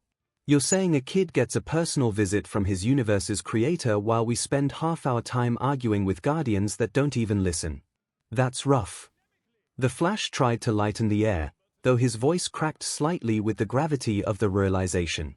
So, just checking, do we have a creator who does house calls? Cause, I've been doing the hero thing for years and never got so much as a thumbs up from on high. That earned a few genuine smiles, even from Diana, though it didn't break the mood completely. The League had witnessed not just a powerful hero, but a universal ideal. Young Justice Universe. The lights in Mount Justice dimmed as the image froze on screen. A cosmic figure of impossible scale resting a hand on Spider-Man's shoulder. The entire team was silent for several seconds, even Wally was quiet. Robin was the first to break the reverent silence. So, their creator, like creator, just hangs out with Spider-Man. Aqualad tilted his head slightly, trying to place the moment within his own cultural context. The reverence shown in that moment was unmistakable. In Atlantis, such an act would be reserved for prophets or royal champions. Miss Martian's eyes glowed faintly as she picked up the immense emotional weight radiating even through the recording. He wasn't afraid at all. He was just humbled. Grateful. That kind of peace, I can feel it through the recording. Kid Flash rubbed the back of his neck, trying to inject some levity into the ore. Okay, so he's got the literal god of his world giving him pep talks, meanwhile I can't even get Flash to text back half the time. Kind of crazy. Whole universe full of heroes, and it's the guy everyone keeps underestimating that the big cosmic boss notices. Artemis muttered under her breath, crystallizing the core surprise of the entire analysis. Superbar, arms crossed, frowned at the screen. He's not invincible. He's just human. And that's who that thing chose. For once, there was no edge in his tone, just quiet, profound respect. Watchtower Superman leaned forward, his voice low with genuine awe. That being, it's not a ruler or a weapon. That's the source of everything for them. And it chose him. Wonder Woman inclined her head slowly, the faintest reverence in her tone. To be acknowledged by one's own creator, not for conquest, but for compassion. That is no small honor. Hawkwoman gave a short whistle. And here I thought fighting beside gods was the highest bar. Guess he's got the ultimate cosmic recommendation. The Flash leaned back in his chair, shaking his head with a laugh that didn't hide his amazement. So, let me get this straight, their universe's god looks down at billions of life forms, and the one he pats on the back is the dork with the spider pajamas. He grinned. Man, I love this guy. Green Lantern Hal Jordan rubbed his temple, the weight of the cosmic revelation settling. You realize what that means, right? He's walked among entities that make the Guardians look like streetlights, and kept his humanity. Martian Manhunter's telepathic hum filled the room. I sense balance in him, pain, humor, guilt, love, but none of it overwhelms his will. Perhaps that is why even creation itself listens. Black Canary crossed her arms, exhaling softly. Makes you think. We spend our lives trying to prove ourselves to the people below us. Maybe he earned that because he never stopped standing with them. Aquaman gave a solemn nod. A mortal who keeps faith without worship. That is the truest kind of devotion. My Hero Academia universe. Every breath in the U faculty office froze. The word creator hung heavier than any quirk ever could. Present MIC blinked several times, his voice unusually quiet and strained. Wait, hold UP, did they just say the creator of everything? Like, their literal god just pats the spider guy on the shoulder. Midnight leaned forward, whispering, that's not a god metaphor, is it? They mean actual divinity. Eraserhead, his usually lazy eyes now wide and intensely focused, muttered.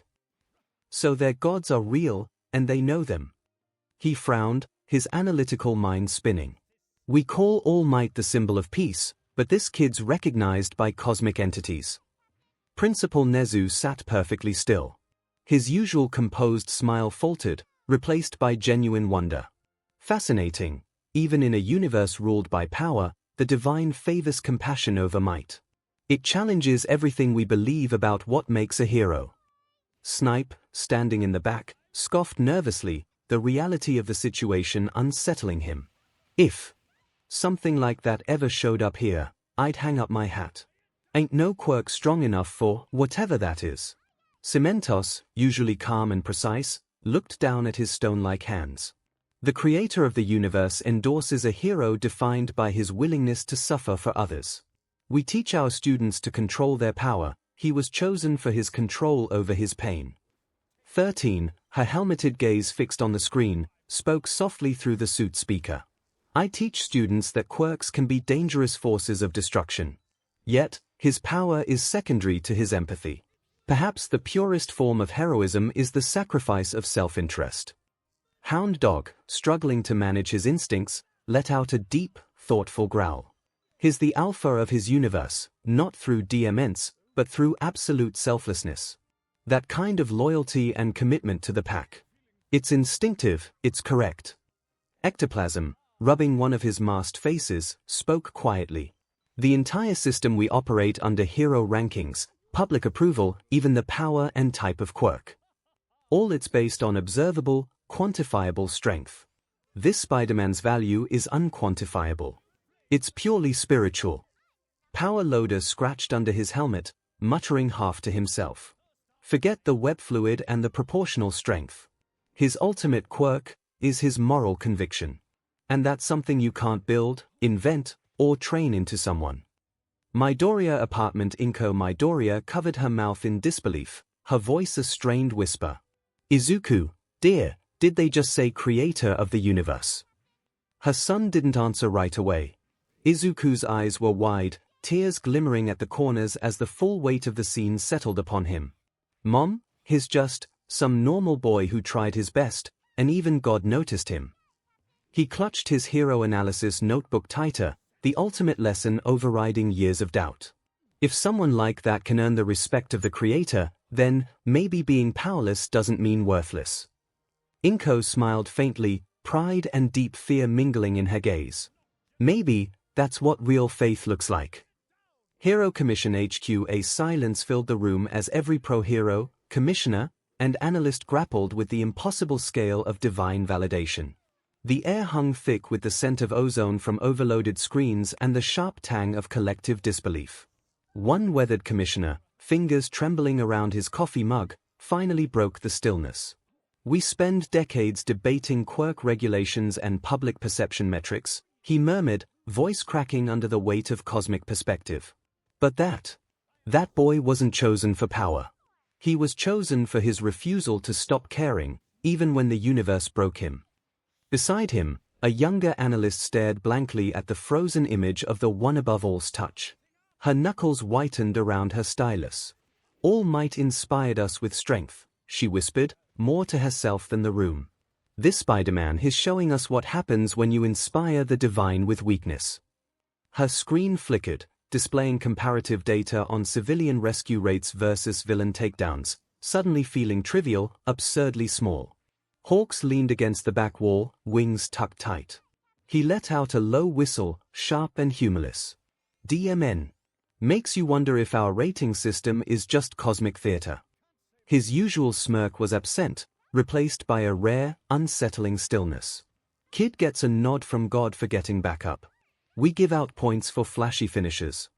He pushed off the wall, golden eyes narrowing. Maybe we've been grading the wrong DMN exam. Endeavor stood rigid, flames flickering erratically around his jawline.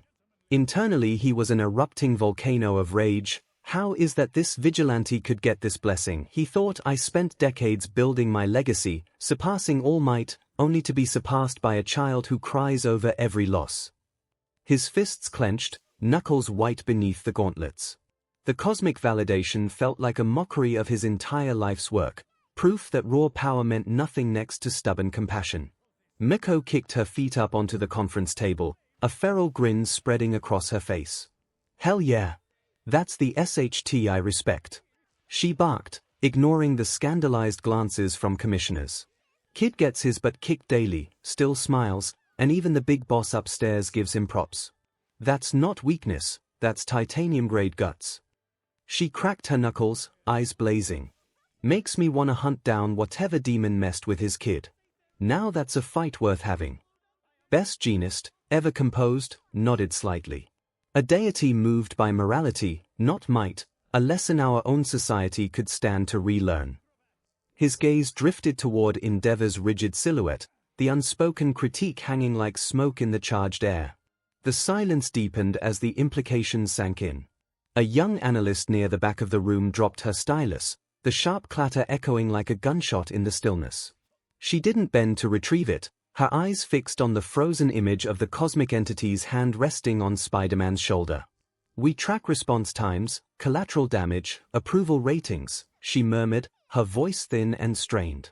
But how do you quantify divine endorsement? How do we compete with that? Her screen flickered, displaying a complex algorithm for hero rankings that suddenly seemed absurdly, painfully small. 𝐒𝐭𝐚𝐲 office, the symbol of peace, sat quietly, his eyes softened with a reverence rarely seen. He's not the strongest, but even divinity saw his heart. 𝐒𝐭𝐚𝐲 whispered, the words carrying the weight of the final truth. We call heroes the pillar of society, but maybe here's what a pillar of existence looks like.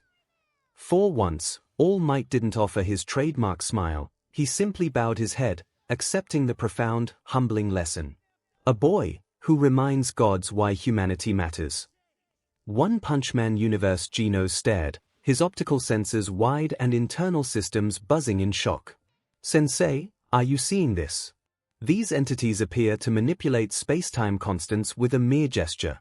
Yet, they acknowledge that man, Spider-Man, as an equal. It's incomprehensible. Saitama, halfway through a chip, shrugged, completely unbothered. Sounds like they just like the guy. He probably helps old ladies cross the street or something. Genos blinked, his processor almost scandalized by the simple dismissal.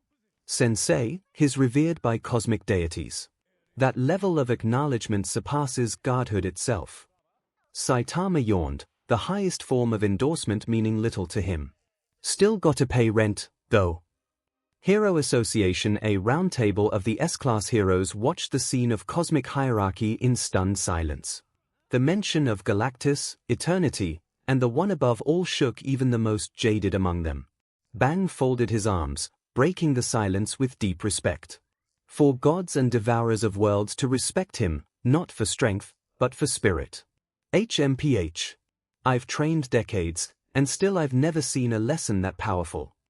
Atomic Samurai frowned, completely incredulous. Respect from the gods. You're joking. The man's just a human wrapped in spandex. King, sweating profusely but maintaining his calm facade, muttered, why, divine favor, sure, totally normal. Internally screaming, oh God, even gods notice heroes now. I'm doomed. Tatsumaki, floating lazily, rolled her eyes. Cosmic beings liking him doesn't make him strong. Bet I could throw their planet into another galaxy. Bang gave her a knowing look. And yet, child, he wouldn't need to lift a finger to earn that respect. Tatsumaki scowled, crossing her arms. TCH whatever. Gods are overrated anyway. Zombieman, leaning on the wall, took a drag from his cigarette. Immortal monsters, divine beings, hellfire ghosts, I've seen plenty. But for one of them to bow to a mortal. That's new. Statistical probability of earning favor from a creator-level entity, less than 0.0000000001%. The variable must be moral resonance. Drive Knight, his voice a monotone hum, added meaningless. If he can't replicate his strength in combat, it's irrelevant. Metal Knight, speaking through a monitor, replied sharply, not everything worth measuring can be calculated, fool. Bang's voice cut like stone. That boy carries the universe's suffering and still chooses kindness. That's a strength your machines will never comprehend. Helivis has been Hotel O.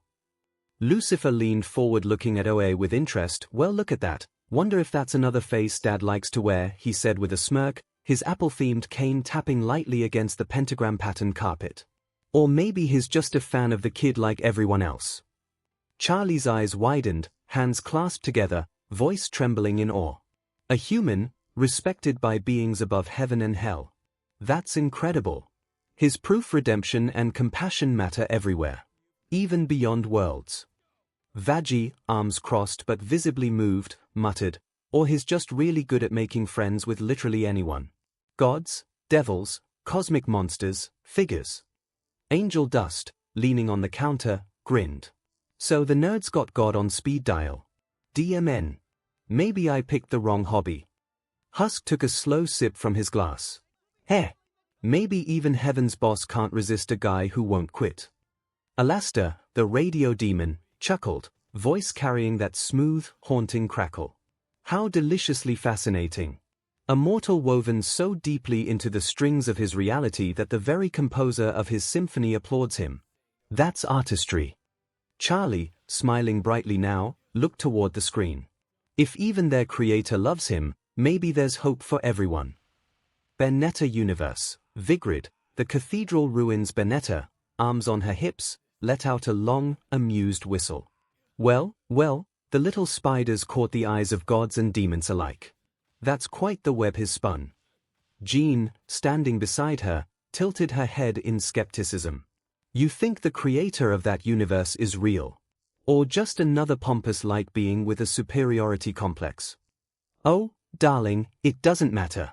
Any deity that personally visits a mortal to say well done clearly isn't as distant as ours. Benetta smirked. Rodin, cleaning a glass in the gates of Hell bar, rumbled from behind the counter. Kid's got pull, I'll give him that. Even heaven's big boys don't get that kind of praise. Benetta chuckled. Maybe I should invite him for tea, see if that charm works on witches too. Devil May Cry Universe. The neon flickered over Dante's cluttered desk.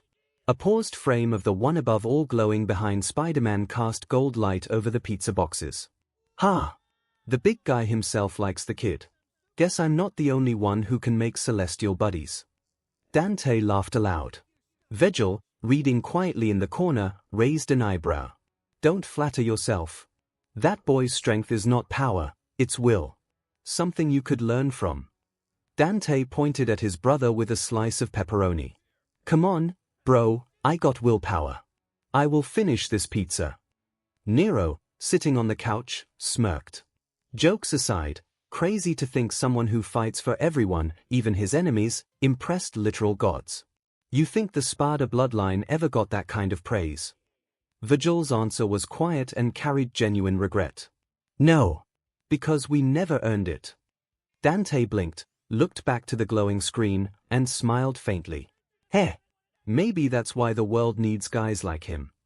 Supernatural Universe. The Winchesters and Castile watched the broadcast from a projector, the name one above all echoing across the bunker.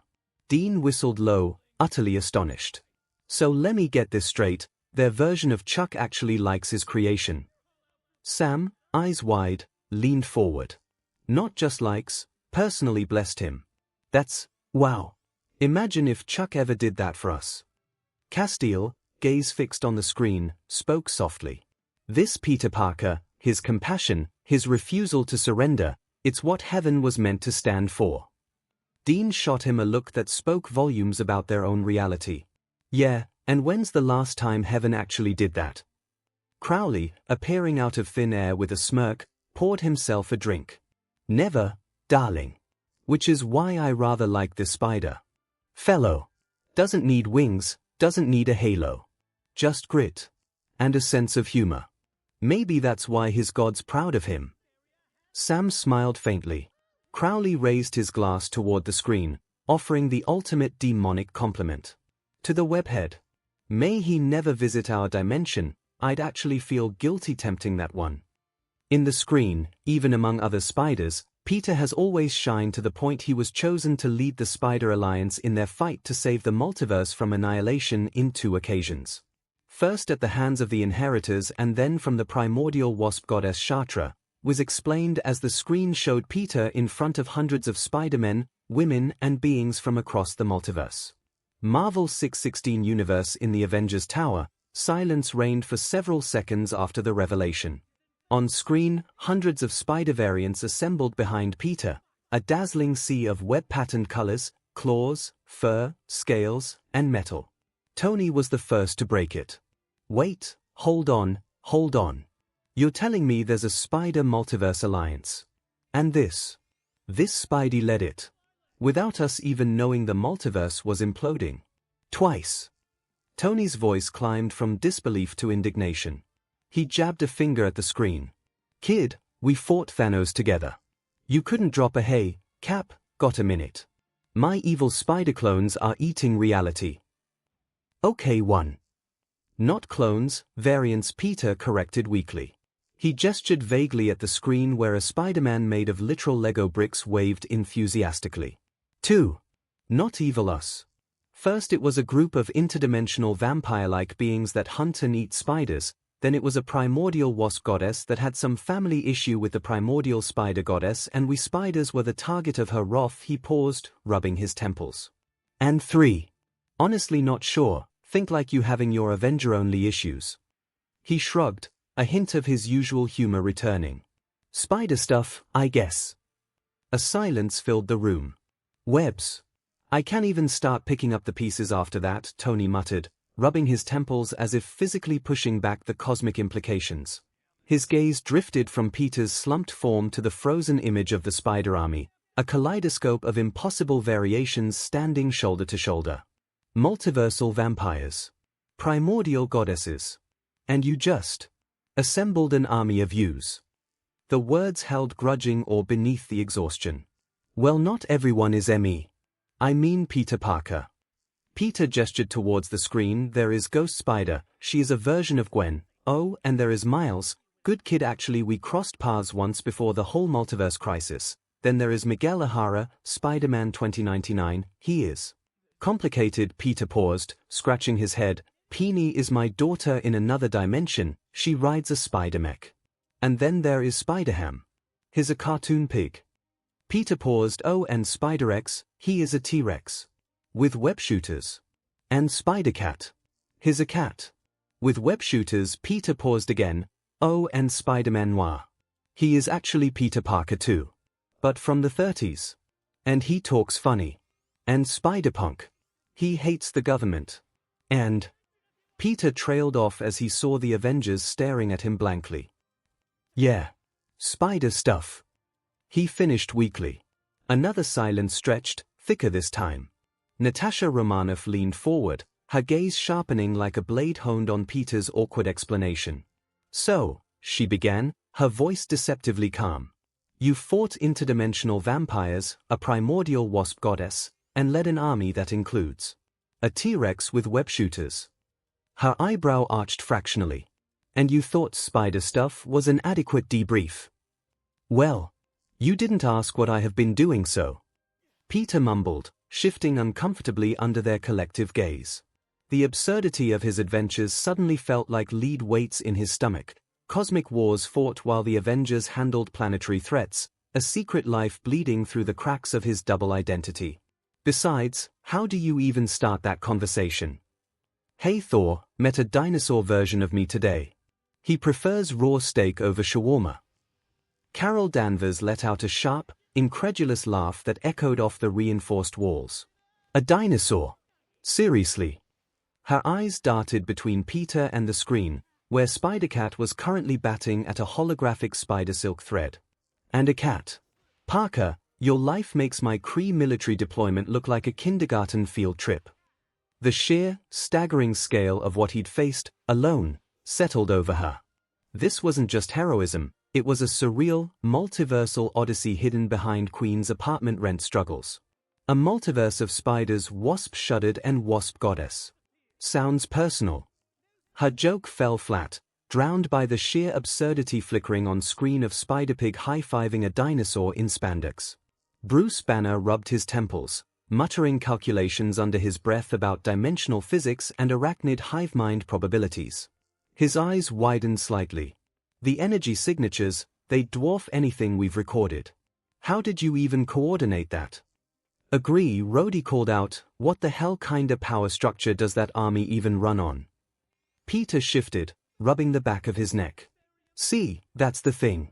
There isn't one. I mean, the closest we got was when Superior Spider-Man, yes, even Otto was included there, almost started our own spider civil war. But nah, we just kinda vibed. Miguel yelled protocols, Noir grumbled about future nonsense, Ham made terrible puns. Leadership's less command structure and more. Herding radioactive cats. He blinked, literal in this case, he added with a small laugh as Spider-Cat was on screen. Tony stared blankly at the screen showing Spider-Punk smashing a guitar. Herding cats. Across dimensions. With dinosaurs. He pinched the bridge of his nose. Kid, I've seen cosmic cubes and infinity stones. This feels like a fever dream.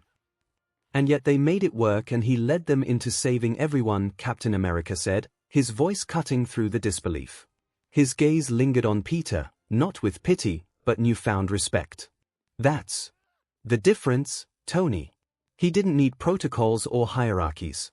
Only trust in each other.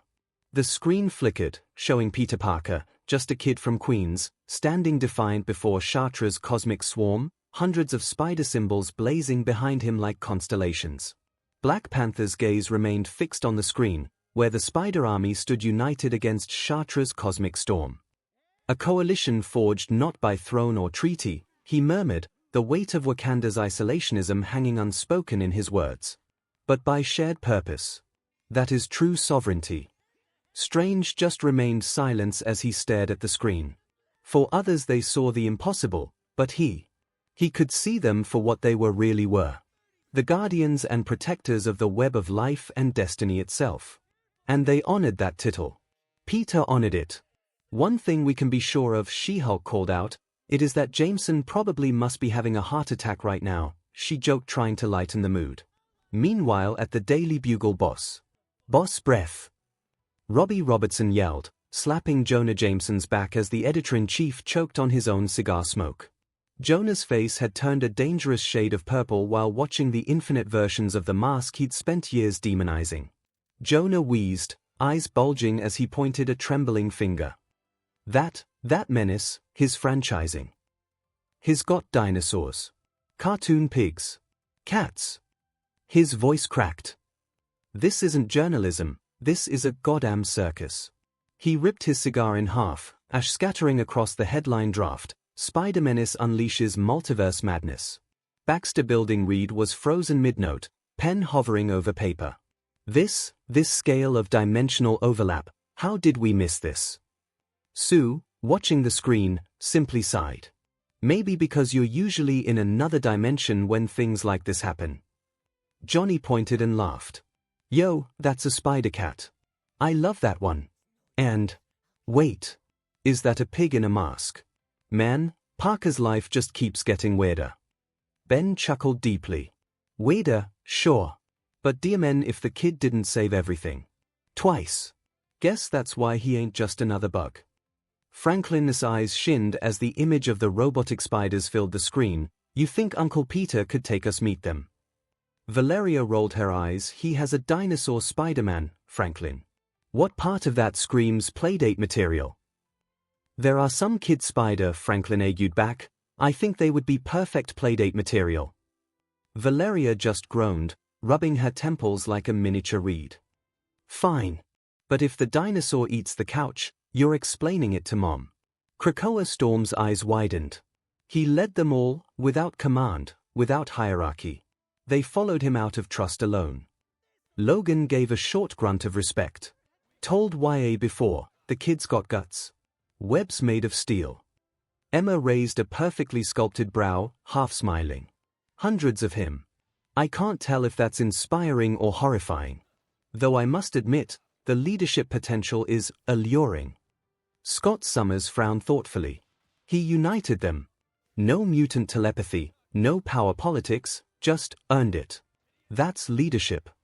And in the shadows, Magneto watched the footage quietly, murmuring to himself, the humans scorn him, and yet, across universes, he is a symbol. Remarkable. Hell's Kitchen Matt Murdock could only shake his head as Foggy whispered, he saved the multiverse. Twice. Matt smiled faintly. That's Peter Parker.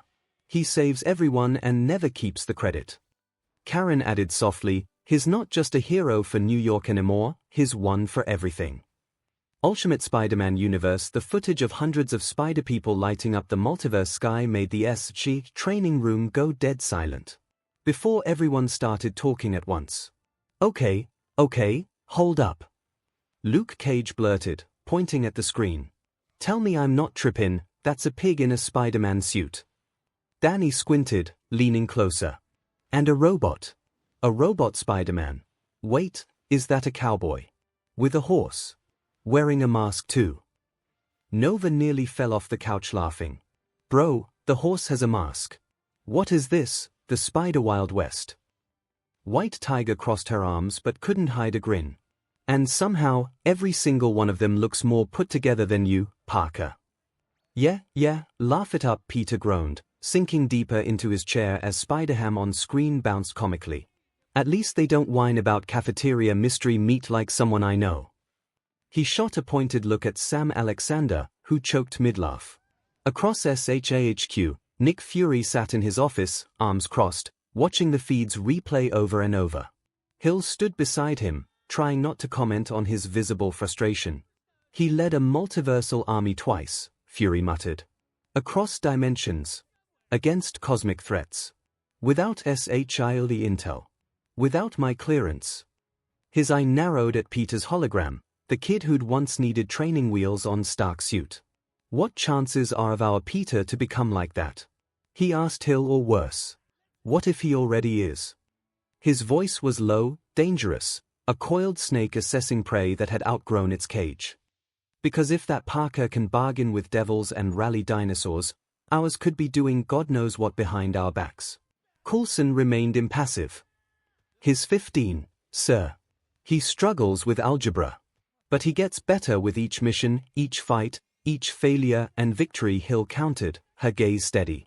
Fury's jaw tightened as the screen flickered to Peter Parker, their Peter, with the rest laughing and seeing the transmission. Fury's knuckles whitened against the polished desk surface.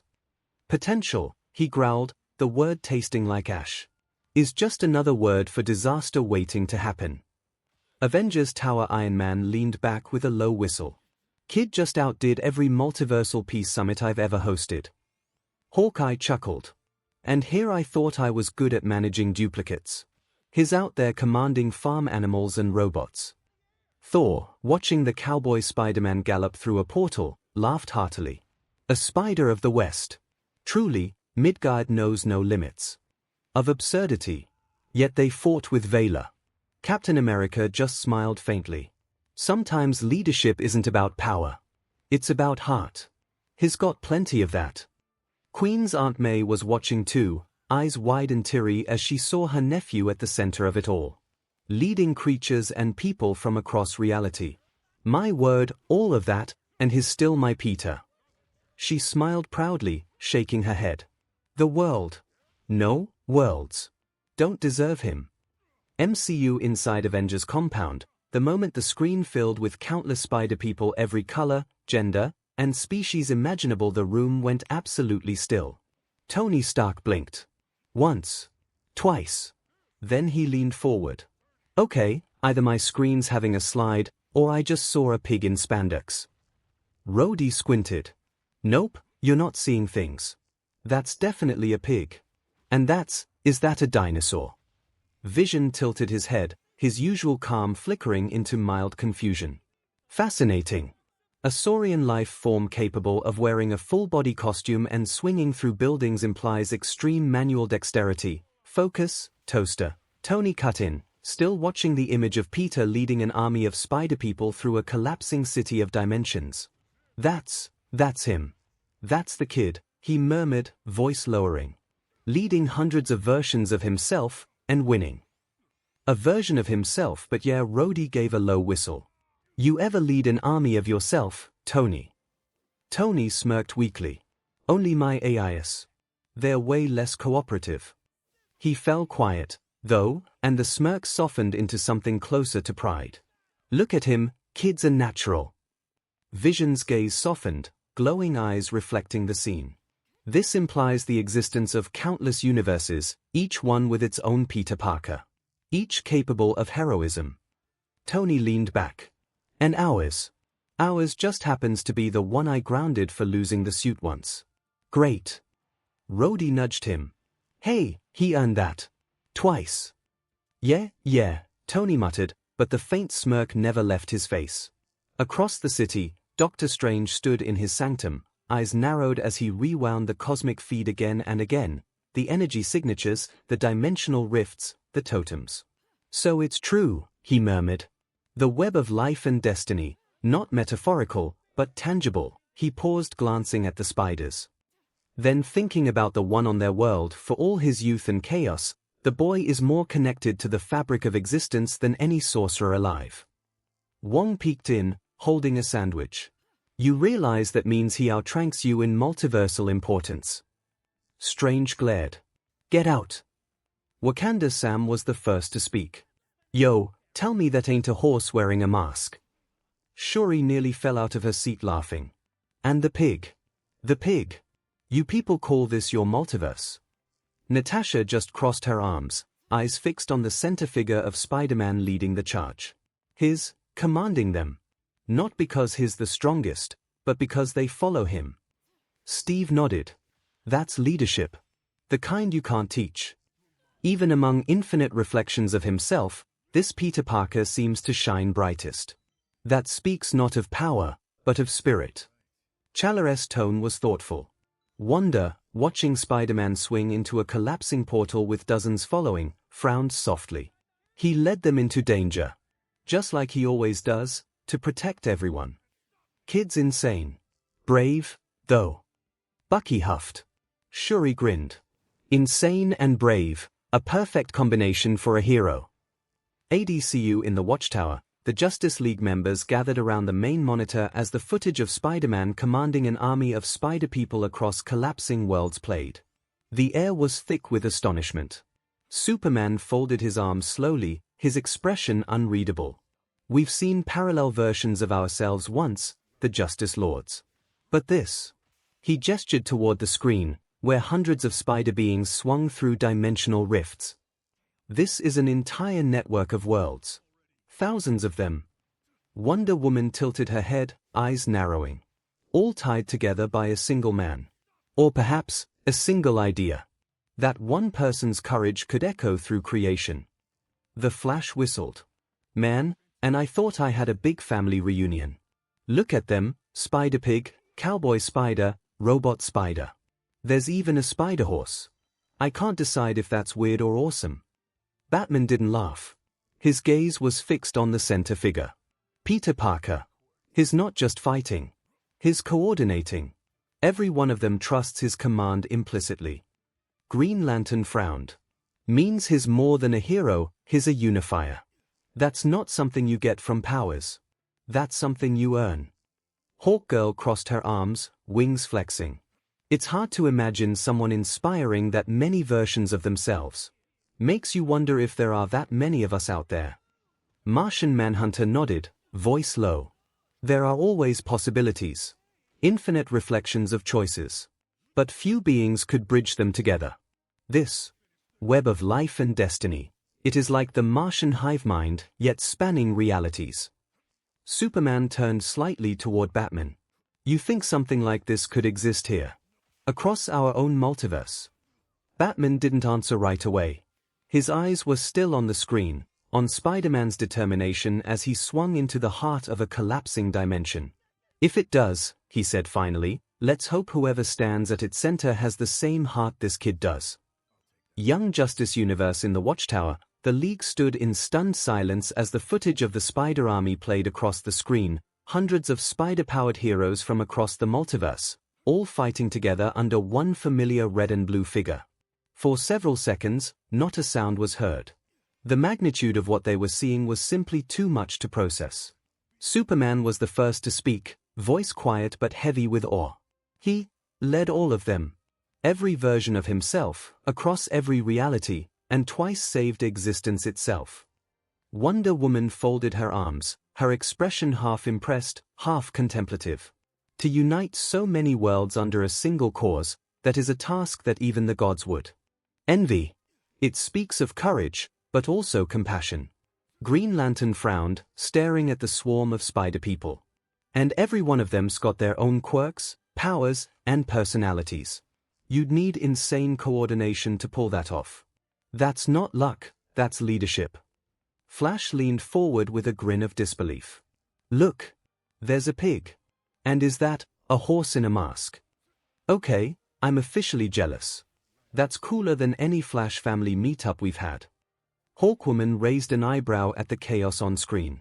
Webs flying, laser fire, robots, even a noir-style Spider-Man with a trench coat. Looks more like a circus than an army.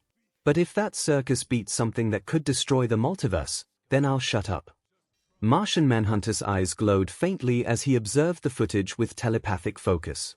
Their minds. They are linked. A psychic web of instinct and shared purpose, guided by their connection to this web of life. It is remarkable. Black Canary crossed her arms, looking thoughtfully at Peter Parker's image leading from the front. He's not a general. He's just one of them. That's why they follow him. Because he treats them as equals. Superman gave a small nod of agreement. True strength doesn't always come from power. Sometimes it comes from making others believe they can be heroes too. There was a quiet respect that filled the watchtower then, even if most wouldn't admit it aloud. The young man who had been mocked, doubted, and ignored by his own world, had led a multiverse to victory. Batcave Bruce watched in silence as the spider army filled his main monitor, Alfred standing quietly behind him. The soft hum of the Bat computer was the only sound until Bruce finally muttered. He built a coalition across infinite worlds, without resources, without oversight, without fear. Alfred tilted his head. A rather impressive resume for someone most of his own world dismissed as a nuisance, sir. Bruce's eyes narrowed slightly. He united them by conviction. No intimidation, no leverage, just belief. That's rare. Alfred smiled faintly. Sounds a bit familiar, if I may say so. Though I dare say the young man seems to have a touch more charm than Mr. Bruce. Bruce gave a small, almost imperceptible smirk. Charm doesn't stop world-ending entities. But perhaps heart does. He watched the footage of Spider-Man standing before his multiversal counterparts, inspiring them to keep fighting. If someone like that existed here, Bruce murmured, he'd be exactly the kind of ally the League needs, and exactly the kind of man I'd keep an eye on. Mount Justice Robin leaned forward, eyes wide behind his mask. That's not just a team. That's a multiversal network. A literal web of heroes. Even Batman hasn't pulled off something like that. Kid Flash gawked at the screen. And he fought a goddess. A wasp goddess. Dude's a walking crossover event. Aqualad nodded solemnly. Leadership forged in shared purpose. He turned countless versions of himself into a single united force. It is appealing. Miss Martian smiled softly. And he made them feel connected. Like they belonged, no matter how different they looked. Superboy grunted quietly but with respect. He's human, and he led gods. Not bad for a kid from Queens. Connor's grudging admiration hung in the air, punctuated by the flickering screen where Peter Parker rallied his counterparts against impossible odds. My Hero Academia universe at High, the teachers gathered in the staff lounge stared in stunned disbelief. Aizawa leaned back, arms crossed, his usually tired eyes wide open for once. Hundreds of them, from different realities. All connected by that web. That's not just power, that's unity on a scale we can't even begin to imagine. Yo, that's some next-level crossover. They got ninja spiders, mech spiders, cowboy spiders, even a pig. Dudes leading a whole petting zoo of justice. Present MIC whistled.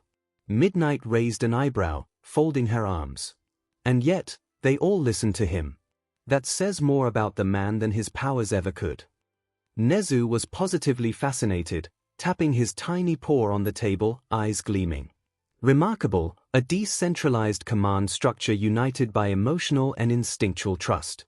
If such a model were replicated here, hero coordination could reach new heights.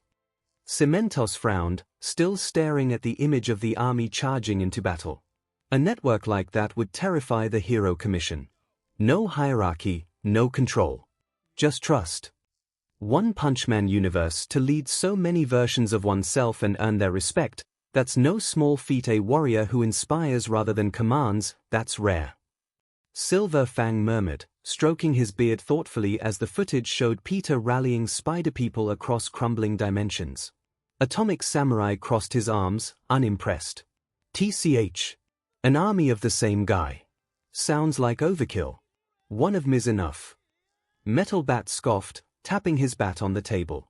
Man, dude's wrangling a bunch of spider weirdos and still keeps his city in one piece. That's hardcore. Respect. Puri prisoner wiped away a tear. His appealing. Even across the multiverse, his muscles glisten with justice.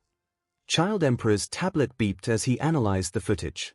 His coordination's beyond anything we've seen. If we could apply that model to our own hero deployment, efficiency would increase 400%. King, sitting near the back, was pale but calm. Inside, his thoughts were racing. If every one of those Spider-Men's as strong as him, maybe I'll never have to fight again. Someone else can save the day. Tatsumaki floated lazily above the table, arms folded. So what? He's just playing team leader for a bunch of knockoffs. I could crush that bug army with one thought.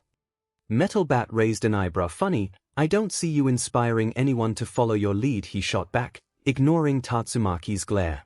Disney 626 universe in Middleton, Kim Possible and Ron Stoppable watched from her living room couch, Rufus peeking out of the popcorn bowl with wide eyes.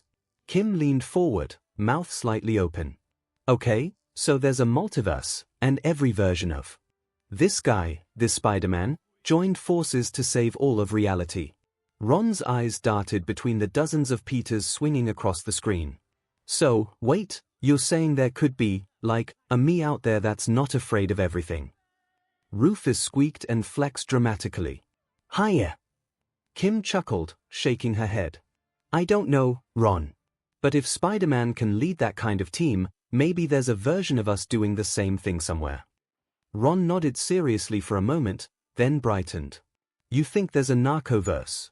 Like, infinite nachos? Kim sighed, smirking. Of course that's where your head goes first. New York, dang, that's a lot of spiders. Jake called out in awe. Foo Dog lounged beside him unimpressed. Kid, I've seen dragon councils smaller than that. But I'll give it to the webhead, dude's got charisma. Jake folded his arms, eyes narrowed with admiration. Yeah, and power. If there's a multiverse, you think there's another version of me out there? One that's, like, the Dragon King or something? Foo grinned. Oh, probably. There's definitely one that still doesn't do his homework, though. Laosha appeared beside them stroking his beard. Perhaps, young one. But remember, no matter how many versions there may be, what matters is the heart that defines them. This Spider-Man proves that true heroes shine across every world. Jake grinned proudly. Yeah, guess being a hero's a multiversal thing, here. Hawaii a dinosaur Spider-Man. Lilo gasped. Stitch, you'd love him. Rah! Stitch exclaimed, puffing up proudly. Spider-Stitch. Say verse. BZZT. Nani shook her head. I don't even want to imagine 100 Stitchs. Jumba, leaning over a bowl of popcorn, chuckled darkly. I can. Would be magnificent chaos. Pleakily frowned. Oh no, not again. Lilo smiled softly, watching the footage of hundreds of spider heroes working together. You think there's a version of us out there too? Maybe one that helps him. Stitch hugged her shoulder. Ay. Not need other Stitch. This Stitch enough. Lilo giggled. Yeah. You're my superhero already. Spider-Verse. The dark neon glow of the Spider Society's command center pulsed as dozens of dimensional screens lit up, all showing the same footage. The Multiversal Spider Alliance, 100 strong, led by Peter Parker 616. Miguel O'Hara stood before the display, his claws flexing in restrained fury. His fangs bared slightly as the camera zoomed on the image of another Miguel among the crowd of spider people, standing behind 616 Peter, listening to his orders. Unbelievable. Even in that universe, I let someone else lead, Miguel snarled, his voice a low grind. The room hummed with quiet awe. Dozens of Spider Society members watched in stunned silence as the 616 Peter led countless variants into battle. LYLA materialized beside Miguel. Whoa, okay, that's a lot more spiders than even we've got. And look at them. We're talking full cosmic scale cooperation. Animals, machines, alien hybrids, even prehistoric variations. She projected quick scans, showing Spider-Ham, Spider-X, and the giant robot Leopardon. LYLA sounded genuinely impressed. This isn't just a network, boss. This was a legion. And 616 Parker was the one keeping it all from falling apart. Miguel's claws tightened, slicing a faint groove into the steel railing. Don't glorify him, LYLA. You know as well as I do what happens when people like him start taking the lead. Chaos. Emotion. Collateral damage. Except, you know, the chaos he led apparently saved the multiverse. Twice. 𝐿𝑦𝐿 teased him. Miguel turned sharply toward the holographic feed. The moment Peter 616 stood before the United Spider Army. He breaks every rule, and somehow the universe bends to reward him for it, Miguel bit out, his voice quiet and bitter. Hobie leaned on the wall, smirking. Maybe it's 'cause he ain't trying to play God, mate. Just trying to do right by people. That's what being Spider's supposed to mean, innit? Pavita watched, eyes wide with inspiration. I mean, look at that. He brought everyone together. Even the ones who shouldn't get along. That's not order. That's trust. Gwen murmured softly, nodding. It's hope. Miguel's eyes flickered briefly, conflicted, but the emotion was instantly buried under hardened DSPN. Hope doesn't hold the multiverse together. Structure does. Rules do.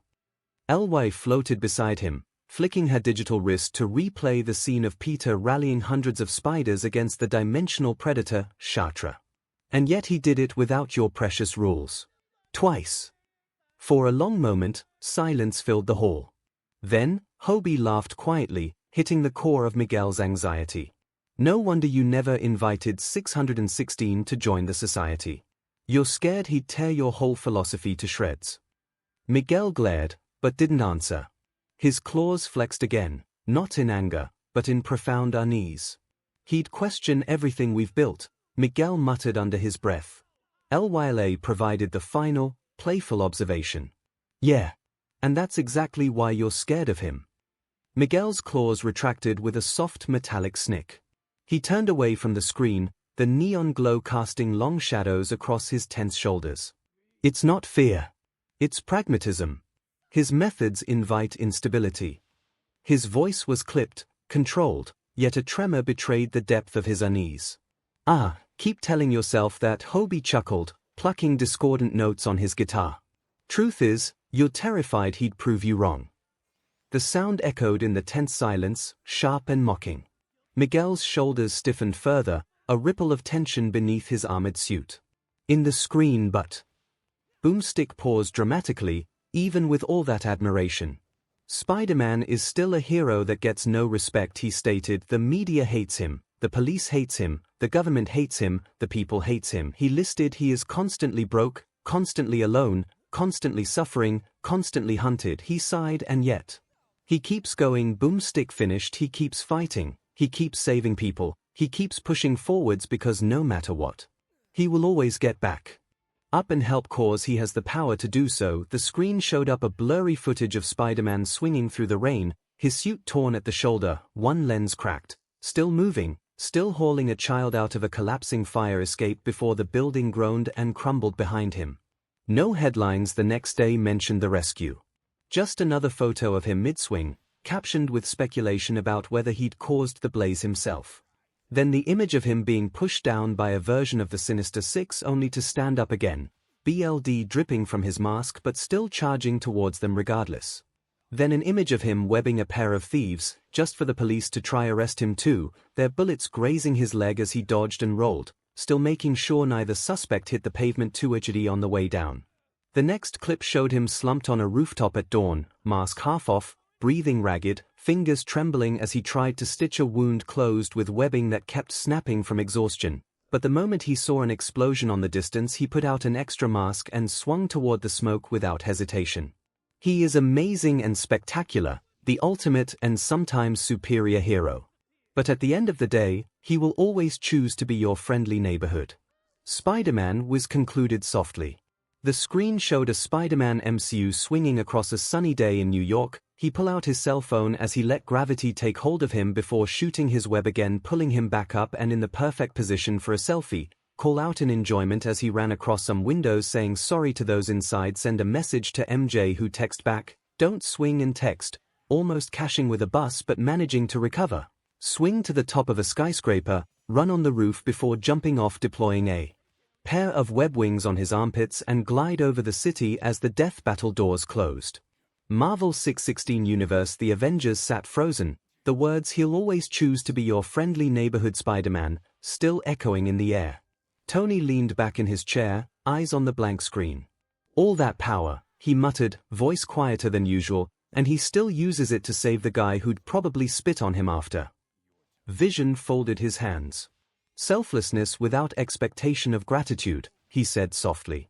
That may be the purest expression of heroism. Kid's tougher than most soldiers I've ever met. Rhodey exhaled through his nose. Natasha allowed herself a rare smile. And he still makes jokes through it all. Guess pain's easier to bear when you wear humor like armor. Thor chuckled, proud and wistful. He fights not for glory or song, but because it must be done. The mortals of Midgard could ask for no greater champion. Carol crossed her arms, a hint of guilt on her face. We left him behind so many times, and he never stopped showing up. DMN Parker. Hawkeye leaned forward, elbows on his knees. Remember that alien invasion? He was bleeding out and still webbing civilians to safety. He shook his head slowly. Kid's got more heart than all of us combined. Peter scratched the back of his head, not used to the praise, a flush creeping up his neck beneath the mask. I mean, someone's got to look out for the little guys, right? The words came out awkwardly, deflecting the weight of their admiration like he'd deflect debris mid-swing. And that's what makes you amazing. T'Challa spoke softly, his voice carrying an unusual warmth. He leaned forward, the low light catching the thoughtful furrow of his brow. You carry the weight of universes, yet your eyes remain fixed on the single falling child. Steve Rogers shifted in his seat, the worn leather creaking beneath him. His gaze drifted to the window where Manhattan's skyline glittered, a city Peter had saved countless times without fanfare. We build monuments to victory, he murmured, but you build hope, one rescued cat, one stopped mugging at a time. That's the harder fight. Still, next time the multiverse is in danger or you have a devil problem, give us a call, said Tony, his voice rough with unspoken emotion. He didn't look at Peter, instead fiddling with a holographic schematic that flickered weakly in his palm, a nervous habit Peter recognized from countless lab sessions. We're supposed to be a team, kid. That means sharing the goddamn load. Baxter Building. Sue sat beside Reed, still staring at the now dark monitor. He never gives up, even when the world turns its back on him, she murmured. Reed nodded slowly. A man driven purely by responsibility. There's a mathematical elegance to that. Johnny smirked. Yeah, but come on, I'm still the better-looking hero of New York.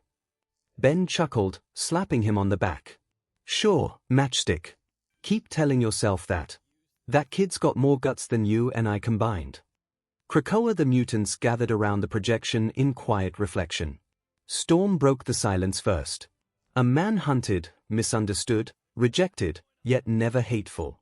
The world could learn from him. Told YA all before, that kid's got steel under his skin. Not the metal kind, the good kind. Logan grunted, half smile under his cigar. Jean folded her arms, voice low.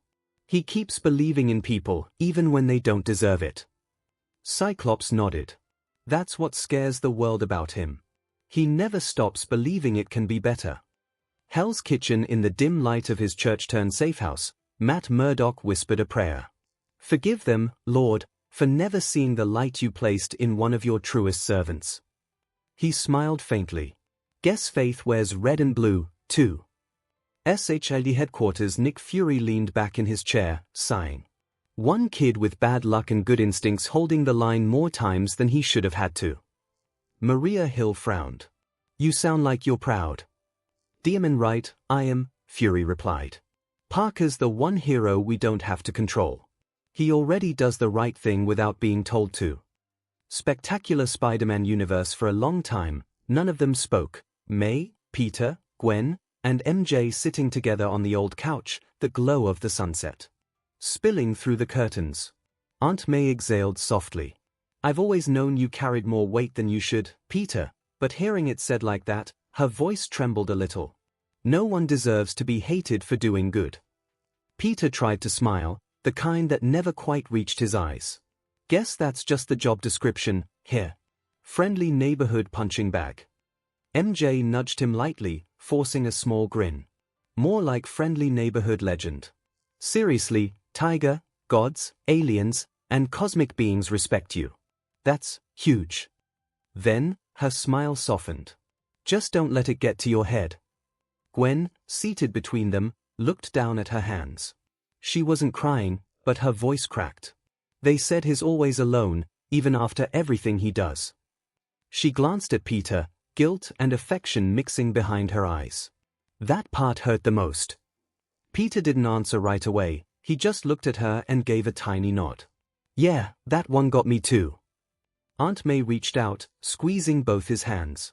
Promise me, Peter, no matter what happens, you'll never stop believing there's good in people. The world needs Spider-Man, but I need my nephew. Peter laughed quietly through his nose. Promise. Osborn's apartment. The news broadcast replayed faintly in the background as Harry stood by his window, jaw tight. Seeing Spider-Man praised across worlds, honored by gods, hated but admired, it stirred something he couldn't name. Gwen's voice from earlier echoed in his mind, "He's not who you think he is, Harry." Harry clenched his fists. They can dress him up however they want. He still ruined my family. Connor, as home Dr. Connor sat beside his wife, both quietly shaken. If half of what we saw is true, Kurt muttered, staring at the blank screen. Martha smiled faintly. Then Peter's stronger than anyone gives him credit for. Kurt nodded. He always was. His gaze drifted to the framed photo of Peter helping Billy with his science fair project, the kid beaming beside a lopsided volcano. Even when he was just Peter. The simplicity of that name felt suddenly profound. Martha reached over, her fingers brushing Kurt's forearm where the scales sometimes surfaced. Strength isn't about surviving the falls, she murmured. It's about choosing to climb back up when no one's watching. Ultimate Spider-Man Universe. The screen faded to black, leaving the small group in stunned quiet. Even Nova, never one to shut up, was uncharacteristically still, helmet off, eyes wide. Luke Cage finally broke the silence. Man, they really showed everything. Dude's been through hell. Iron Fist nodded, his calm voice barely above a whisper. And yet he still stands. The DSPN, the resolve, it's beyond heroic. White Tiger leaned forward, elbows on her knees. And nobody ever thanks him. Not once. She shook her head, tone bitter. He saves a city that spits on him, and he still smiles. Nova tried to deflect the heaviness with a grin. Yeah, but come on, cosmic beings, gods, and hot alien queens think is cool. That's something. He laughed nervously, but it fell flat. Even he couldn't hide the respect in his eyes. Guess the jokes really are just his way of keeping sane. Peter sat there, staring at the blank monitor, mask off but still in costume. His mouth twitched, not quite a smile, not quite a frown. They made me sound better than I am, he said. I mean, I haven't done half that other me has done, Peter finally murmured, fingers tracing the spider emblem on his chest. I'm just me. The admission hung heavy, not false modesty, but genuine disbelief that anyone could see him through such mythic lenses. Across the room, Nova opened his mouth to protest, but Luke Cage's quiet nod silenced him before a word escaped. White Tiger shifted, her gaze sharpening. Doesn't matter what version you are, she countered, voice low and urgent. You carry the same weight. Same city. Same choice every DMN day. Her eyes flicked to the window where sirens wailed faintly in the distance, a reminder of the unending chaos waiting beyond these walls. That footage. It wasn't just his story. It was yours. Two spiders of the same web, Iron Fist murmured, his gaze distant as if tracing unseen threads. Even across realities, the burden remains. He glanced at Peter, a flicker of recognition in his calm eyes, the shared weight of responsibility that transcended dimensions. At the SHA command room, Fury stood with arms crossed, his expression unreadable as the credits rolled. Hill watched him from the corner of her eye. You've been quiet, she said finally. Processing, Fury muttered. That broadcast didn't just show us Parker's file, it showed us how wrong we've been reading him. He looked up at the screen again, the last shot of Spider-Man gliding over New York. If even half of those stuff can and could happen in this world, then we need to reevaluate our priorities. Hill raised an eyebrow. Meaning? Fury sighed, rubbing his temple. Meaning I'm authorizing level 7 clearance for all Spider-Man files. Effective immediately. And get me Strange on the line. 𝐒𝐻𝐻𝐿 a lot, May finally whispered. They showed you doing things I didn't even know were possible. Peter's smile was small, uncertain. They make it sound way bigger than it is. I mean, I do what I can, you know. May looked at him, eyes soft but full of pride. And that's exactly why it's big, honey. You do what you can, and somehow, that's everything. Her words made Peter chuckle through his nerves. Still wish the media hates him part wasn't so accurate. If they can't see the good, that's on them, May said firmly. You just keep proving them wrong. Peter sighed, leaning back. Guess I'll just keep swinging. Avengers compound. Tony stood with arms crossed, expression unreadable but the faintest flicker of pride in his eyes. Vision floated beside him, silent. Rhodey sat with his arms resting on his legs, helmet on the table. Well, Tony finally muttered, that's not how I expected to learn the multiverse. Favorite kid is basically running cosmic summer school. Rhodey gave a low whistle. Gotta admit, Stark. The kid's been holding out on you. Tony exhaled through his nose, tone half annoyed, half impressed. I knew he was good. Didn't know he could be that good. Or that stupid. Tony's gaze drifted to the holographic replay of Peter's bargain with Mephisto. I can't believe now I have to include a seminar about how bad idea is making deals with devils for future training. Tony groaned. And I thought aliens were complicated. At least we can say we will take care of our spider, said Rhodey, but he paused. What about the other spiders? He asked. The screen showed multiple versions of Peter Parker. Does that mean that they too have suffered similar fates? The question hung heavy, a spider web of possibilities stretching across realities. The law of the multiverse as it's presented do propose there would be differences, said Vision. So the real question would be if all Peter Parkers that become Spider-Man have similar tragedies. His synthesized voice carried an unusual weight. Would every version face the devil's bargain? Or just the ones whose future children could be Annie Parker? Yeah. No. I think I will worry about our spider, groaned Tony Cause. He paused, rubbing his temples as if physically pushing back against cosmic dread. If every Spider-Man's got a Mephisto waiting in the wings. We need protocols. Actual, mystical protocols. He paused, and a lot of PR training, he added dryly. Wakanda. The group sat in silence for a long moment. The room was dark except for the holographic screen that had just shown Spider-Man's final swing. Wanda broke the silence first, voice soft. He keeps going, even when no one believes in him. Natasha nodded, folding her arms. That's what heroes do. Doesn't matter if anyone's watching. Steve's gaze stayed fixed on the now blank screen. He reminds me of us. The ones who didn't fight for fame, just for people. Chala spoke next, his tone respectful. The young spider fights with heart. He embodies the truest kind of strength, compassion in defiance of the world's cruelty. Shuri looked up from her notes, eyes wide.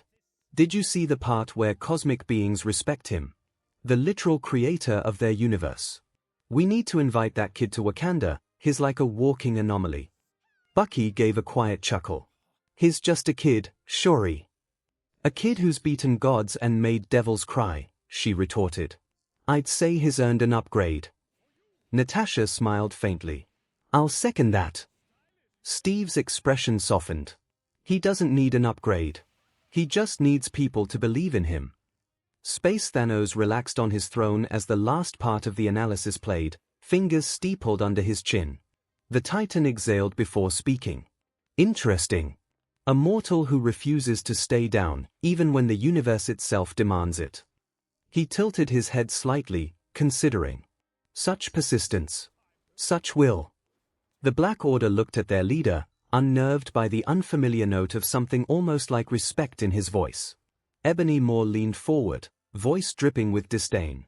MSTR, this insect is nothing. A speck of defiance in the grand design. His suffering proves only that mortal will shatters eventually. Thanos chuckled, low and rumbling. Does it? Observe. He gestured to the projection, Peter dragging himself up on shattered knees as a building collapsed around him, still trying to shield civilians with his body. His will bends, but it does not break. That is why he is dangerous. The Titan's fingers tightened imperceptibly on the armrest.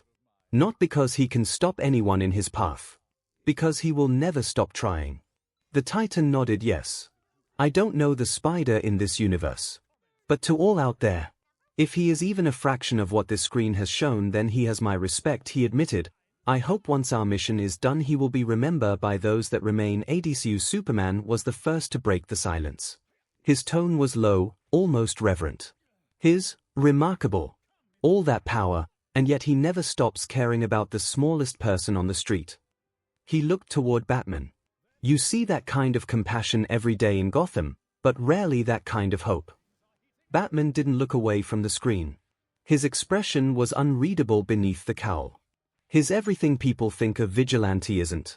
Alone, broke, hated, and still out there doing what's right. He paused, then added quietly, it's not about recognition for him. It's duty. He reminds me of what this is supposed to mean. Wonder Woman folded her arms, her eyes thoughtful. To bear the hatred of those you protect and still continue, that's the work of a true warrior. There is nobility in that suffering. Flash leaned back in his chair, trying to break the heavy silence with a half-smile. Guy's got my respect. Seriously. If I had to fight crime every night while everyone called me a menace, I'd probably lose it in a week. He shook his head. And I complain about reporters getting my name wrong. Green Lantern John Stewart grunted in agreement. He's not doing it for thanks. That's what makes him dangerous. And admirable. He's powered by conviction, not applause. Hawkgirl tilted her head, watching the dark screen. To keep fighting after being hunted, betrayed, slandered, that's not courage, that's obsession. But maybe that's what it takes to be what he is. Superman gave a quiet chuckle. Maybe obsession is just another word for commitment. Batman's lips twitched beneath the cowl. You'd know. The League shared a small laugh. A rare, genuine one. Breaking the heaviness that had filled the room. Young Justice Universe, the younger heroes sat around the monitor room, expressions ranging from awe to guilt to deep thought. Robin broke the silence first. His, not that much older than us. And his doing all of that alone. No league, no team. Just him. His voice was quieter than usual, admiration laced with unease. Makes our complaints about training sound kinda lame. Kid Flash nodded slowly, still frowning. Yeah, dude's got jokes like me, but under all that. He's hurting. And he still shows up. He clenched a fist. Guess that's what real hero work looks like. Aqualad spoke next, calm but firm. He teaches that heroism is not defined by victory or praise. It is endurance. The ability to continue the mission, no matter the cost. Miss Martian looked at the blank screen, her voice trembling slightly. He's hated by the people he protects, and he still loves them. That's appealing. Artemis leaned back, sighing. Appealing and kinda messed up. I mean, how much pain can one guy take before breaking? Then, more softly, guess that's what makes him who he is. Superbar, arms folded, finally said, he doesn't need anyone to tell him he's a hero. He just is. And for once, there was respect, not rivalry, in his tone. Batcave back in Gotham, Batman stood watching the last frame of Spider-Man swinging through the New York skyline. Alfred, standing beside him, gave a small smile. It seems, sir, that despite your differing methods, there are others who understand your kind of burden. Bruce didn't answer right away. His eyes stayed on the screen. He carries the weight of a world that doesn't love him, and keeps going anyway. A faint, almost imperceptible smirk formed under his cowl. That's the definition of a hero. MyHeroAcademia Inko clutched a tissue, eyes glossy. He just keeps smiling. After all of that. She looked down at her son. Izuku, people here dream of being heroes for the praise. But he does it even when everyone hates him. Izuku's fists trembled, not from fear but awe. He doesn't do it for points or approval. He just can't stop helping. He wiped his eyes. That's what a real hero is supposed to be. Faculty lounge. The teachers had gathered in the common room, screens still glowing with the paused image of Spider-Man swinging over New York. Aizawa leaned back in his chair, scarf loose around his neck. The guy's exhausted, broke, hated by his own city, and still patrols every night. He muttered, almost to himself, most of our pros would have quit after the first press scandal. Present MIC whistled softly. Yo, that kind of PR nightmare would crush half the agencies out there. Midnight folded her arms, her usual teasing tone gone. He reminds me of the heroes from before the profession became a business. No sponsors, no rankings, just ideals. Cementos nodded, gravelly voice steady. He shows restraint most heroes lack. Controlling that much power, constantly holding back to avoid killing. That's DSPLN. Power load aside, watching footage of Spider-Man patching his torn suit with tape. No support gear, either. Kid builds everything himself, brilliant and reckless in equal parts. Nedzu perched atop his desk, paws folded neatly. An intriguing case study in resilience, though I'd strongly advise against emulating his financial instability. His beady eyes tracked the footage of Spider-Man dodging debris. Observe his situational awareness, improvised tactics woven seamlessly into environmental variables. A masterclass in adaptive combat, albeit born from necessity. Police HQ All Might spoke quietly. To fight for others even when you receive nothing in return. That is the purest form of heroism. He clenched a fist, expression unreadable. But it's also the loneliest. Tsukochi exhaled. Makes our own system look comfortable, doesn't it? All Might nodded. Comfort dulls conviction. The boy reminds us what that conviction should feel like. Across Japan, pro heroes watching had mixed reactions.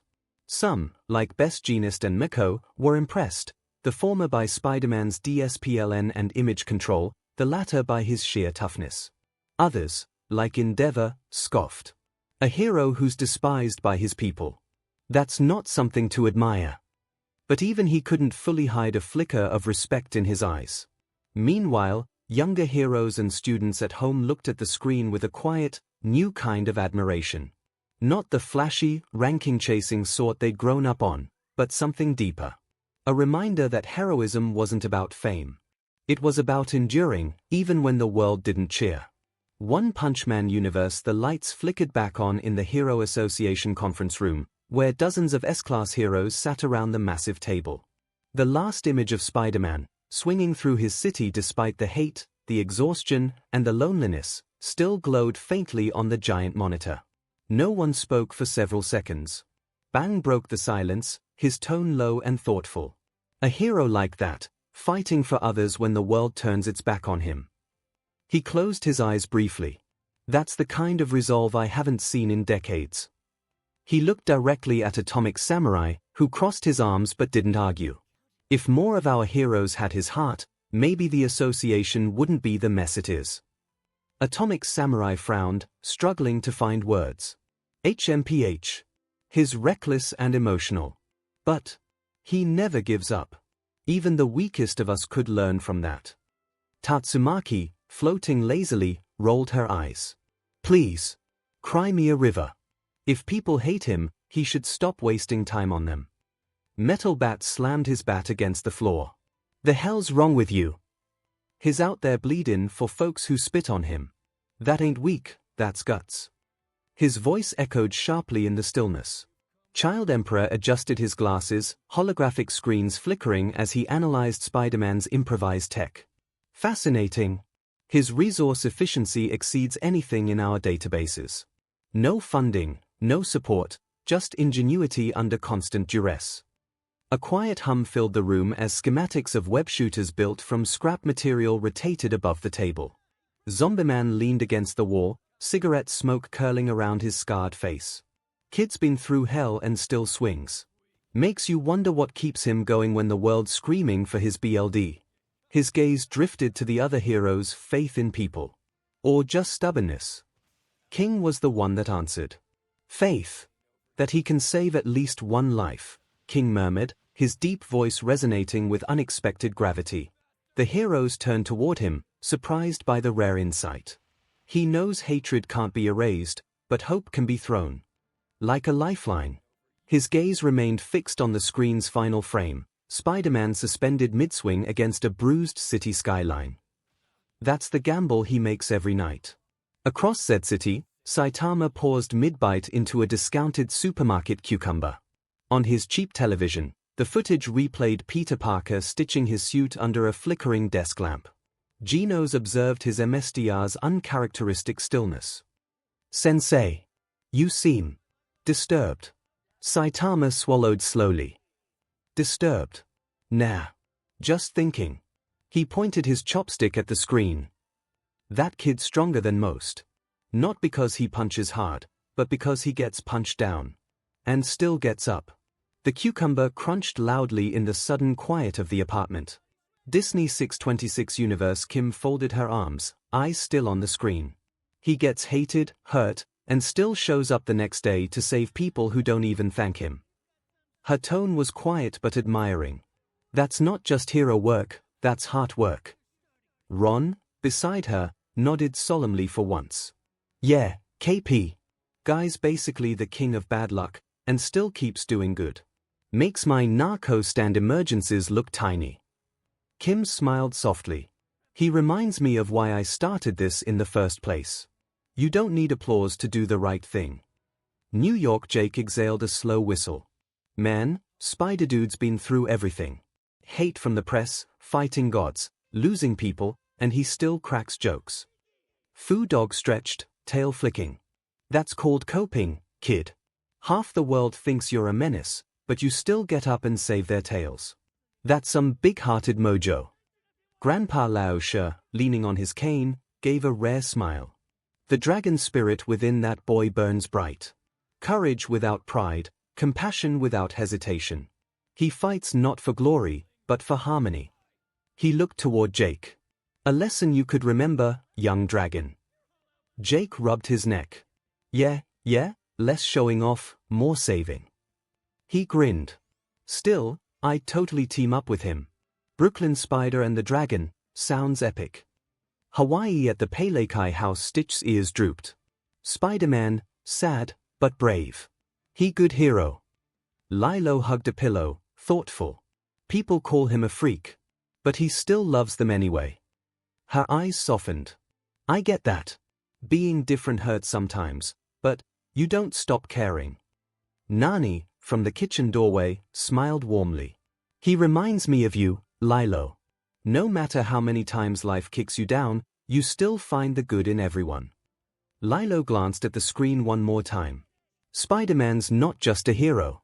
He's Ohana, even if the world doesn't know it yet." Stitch beamed, jumping onto the table. "Ohana means family.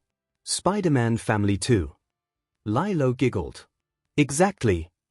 3rd Street School in the playground, TJ grinned wide. "Man, this Spider guy's the real deal. Doesn't matter if folks boo him. He still helps." Spinelli cracked her knuckles. "Kid's tougher than half the adults I know." Gretchen adjusted her glasses. "His persistence and compassion indicate extraordinary emotional intelligence." Mikey clasped his hands reverently. "A poet in spandex," Vince smirked. "Yeah, and probably the best athlete in the multiverse." TJ nodded, thoughtful now. "Guess that's what it means to be a real hero. Doing good when no one's watching." From the school, the teachers watched the children's reactions. Mrs. Finster's stern expression softened almost imperceptibly as Spinelli declared Spider-Man tougher than adults. Principal Prickly muttered about liability waivers but couldn't tear his eyes from the screen showing Peter stitching his suit in a dim apartment. And Miss Grotka, leaning against the window frame, whispered to herself, "That's the lesson plan they never write in the teacher's edition." Danny Phantom Universe Danny sat back in the chair, still wearing that half smile he used when something hit close to home. "Man, that's familiar." Tucker leaned forward. "Dude, you mean the whole everyone hates you even when you save them thing?" "Yeah," Danny nodded. "Being called a menace, having the police on your tail, reporters twisting what you do. Been there." He looked up at the paused image of Spider-Man swinging across the skyline. But he never quit. Even when everyone turned their backs, he just kept going. There was pride in his voice, but also something softer, recognition. If a guy like him can keep fighting, maybe that means you don't have to wait for people to like you to do the right thing. Tucker smirked, trying to lighten the mood. Still, dude needs a better PR team. Maybe I should send him my card. Sam rolled her eyes. Yeah, Tucker, I'm sure the Daily Bugle will love taking tech advice from a 14-year-old in Amity Park. Tucker shrugged. Hey, I'd spin him as the hero of the people, get him trending, clear his name. #SpiderFam, you know. Sure, Tuck. Because hashtags totally stop goblins. Danny laughed. Sam's tone softened. He doesn't do it for fame, though. That's what makes him great. She looked at Danny. Kinda like someone else we know. Danny blushed slightly, rubbing the back of his neck. Hey, I just catch ghosts. And save lives, she corrected. People feared you too. But you kept trying, and eventually, they saw who you really were. Sam's smile was small but sincere. If they learn to love you, Danny, then yeah, there's hope for the spider. Jack crossed his massive arms, eyes still on the monitor. That kid's got guts. Facing monsters, getting hated for it, and still fighting. Reminds me of someone. Maddie nodded, her voice thoughtful. He operates in that same gray area Danny once did, between hero and outcast. It takes integrity to stay the course when the world refuses to understand you. Jack grinned proudly at their son. Hey, maybe we should make him some anti-ghost web shooters. Friendly neighborhood ghost spider. Danny groaned. Dad, please don't. Ghost's own Ember hummed, arms crossed. Can't believe I'm saying this, but the kid's hardcore. 𝐒𝐭𝐽𝐲 chuckled. I'd enjoy hunting a prey that tenacious. You can't even with our teen hero Johnny 13 muttered. What makes you think you could do anything against him? Plus he already has a hunter that looks like you, said Kitty, and Craven sounds better than 𝐒𝐭𝐽𝐲, she added with a smirk. Johnny chuckled while 𝐒𝐭𝐽𝐲 grumbled, metallic fingers tightening around his plasma rifle. In his tower clockwork stood silently, gears turning in rhythmic calm. His voice echoed through the chamber. 2 worlds, 2 heroes, 1 truth. They both stand between chaos and hope. Both face scorn yet carry compassion. Clockwork's gaze drifted toward Danny's image flickering beside Spider-Man's. How many similitudes more would they share? He mused softly, his voice fading as gears clicked into place. MLP Universe Equestria Twilight Sparkle's eyes were wide, reflecting the iconic spider emblem. To think, someone could endure all that hatred, that loneliness, and still choose kindness. She glanced around at her friends, her voice trembling slightly with awe. He's not a hero because of his powers, he's a hero because he keeps trying, no matter what happens. That kind of resolve is extraordinary. Fluttershy's eyes shimmered with tears. He helps people. Even when they yell at him. Even when they're scared of him. She gently wiped her eyes with her wing. That's so brave. He must have such a gentle heart under that mask. Rainbow Dash leaned on the table, grinning despite the emotional weight. Gentle. The guy's awesome. Did you see how many times he got up after being smashed through buildings? I mean, that's loyalty right there. Pinkie Pie gasped, eyes wide with sparkling wonder. And he's funny while doing it. Like, he fights bad guys, saves the world, and still cracks jokes. You know how hard it is to make a joke when someone's throwing a pumpkin bomb at you. I suppose humor is a fine way to deal with trauma. Rarity sighed dramatically, though personally, I'd have preferred he didn't swing through windows in that outfit. At least some pony should offer him fashion advice. Sugar Cube, after what he's been through, I reckon he don't care what ponies think of his outfit. Applejack chuckled, what matters is he gets the job done. Real hero ain't the one who wins the fight. It's the one who gets up again after loss and everything. Rainbow Dash nodded slowly, her smirk replaced with genuine respect. Yeah, guess the guy really is a legend. Canterlot from her seat, Princess Luna spoke softly but with gravity. This Spider-Man, he bears a burden much like mine once was. the fear and misunderstanding of those he protects. Yet, unlike me, he never succumbed to darkness. He endures. That is, most admirable. Princess Celestia smiled gently, offering the final, profound truth. Perhaps it's because his light is not born from others' love, but from his own will. A rare and precious thing. Dragon Ball Universe at Capsule Corp. Neither Goku nor Vegeta had much expectations about the fighters presented to them. However, when Boomstick talk about Spider-Man's never give up aptitude even at the face of so many losses and tragedies, they both look at the screen with renewed interest. He might not have the power to even give me a warm-up. But he has the right mindset of a warrior, the Saiyang Prince admitted gruffly, the closest thing to praise Vegeta ever gave freely. His gloved fingers flex slightly, recalling his own past battles fought alone against impossible odds. Yeah, he is strong on his own way, Goku added, rubbing his chin thoughtfully. His usual grin was absent, replaced by something quieter, more contemplative. Strength isn't just about power levels. It's about keeping your heart going even when the whole world's trying to break it. He glanced at Vegeta. Kinda reminds me of you back in the Namek days. The Saiyang Prince scoffed but didn't deny it, his gaze lingering on the footage of Peter stumbling to his feet after a brutal hit, mask torn but resolve intact. Touched by divinity, yet his life is all but a blessing, Weiss muttered. It's certainly an example about the resilience of mortals. Don't you think so, Lord Beerus? The destroyer cracked open one violet eye, watching Spider-Man swing across the screen with lazy interest. His tail flicked once, a rare gesture of acknowledgement. 𝐒𝐻 pathetic power level, but amusing spirit. Like a cockroach that refuses to die no matter how many times you blast it. Bulma rolled her eyes from her workstation, fingers pausing over holographic schematics of web shooters. Only you would compare heroism to insect resilience. She nodded toward the screen. That kid builds advanced tech from garbage. Even you have to admit that's impressive. Yomwell hope the battle is at least entertaining and that someone pick one that actually has some power, Beerus muttered. One Piece universe aboard a marine battleship in the New World, the atmosphere was heavy. The crew watched the indestructible screens with a mix of confusion and awe, but Admiral Fujitora sat perfectly still, his head tilted toward the audio feed. When Boomstick mentioned that the police and government hate Spider-Man, Fujitora's grip on his gravity blade cane tightened. He didn't need eyes to see the color of the spirit being described, a soul that remained vibrant and protective despite being surrounded by the darkness of public scorn. A hero who gets no respect from the law he serves, yet continues to shield the people from the shadows, Fujitora murmured, his voice low and gravelly. It seems the blindness of the authorities is a plague that transcends even our own world. His unseeing gaze seemed to pierce through the screen, a silent acknowledgement of the painful parallel between Spider-Man's persecution and the corruption festering within the world government. To have the power of a god, the ultimate and superior strength, yet choose the title of a neighbor. Fujitora shook his head slowly.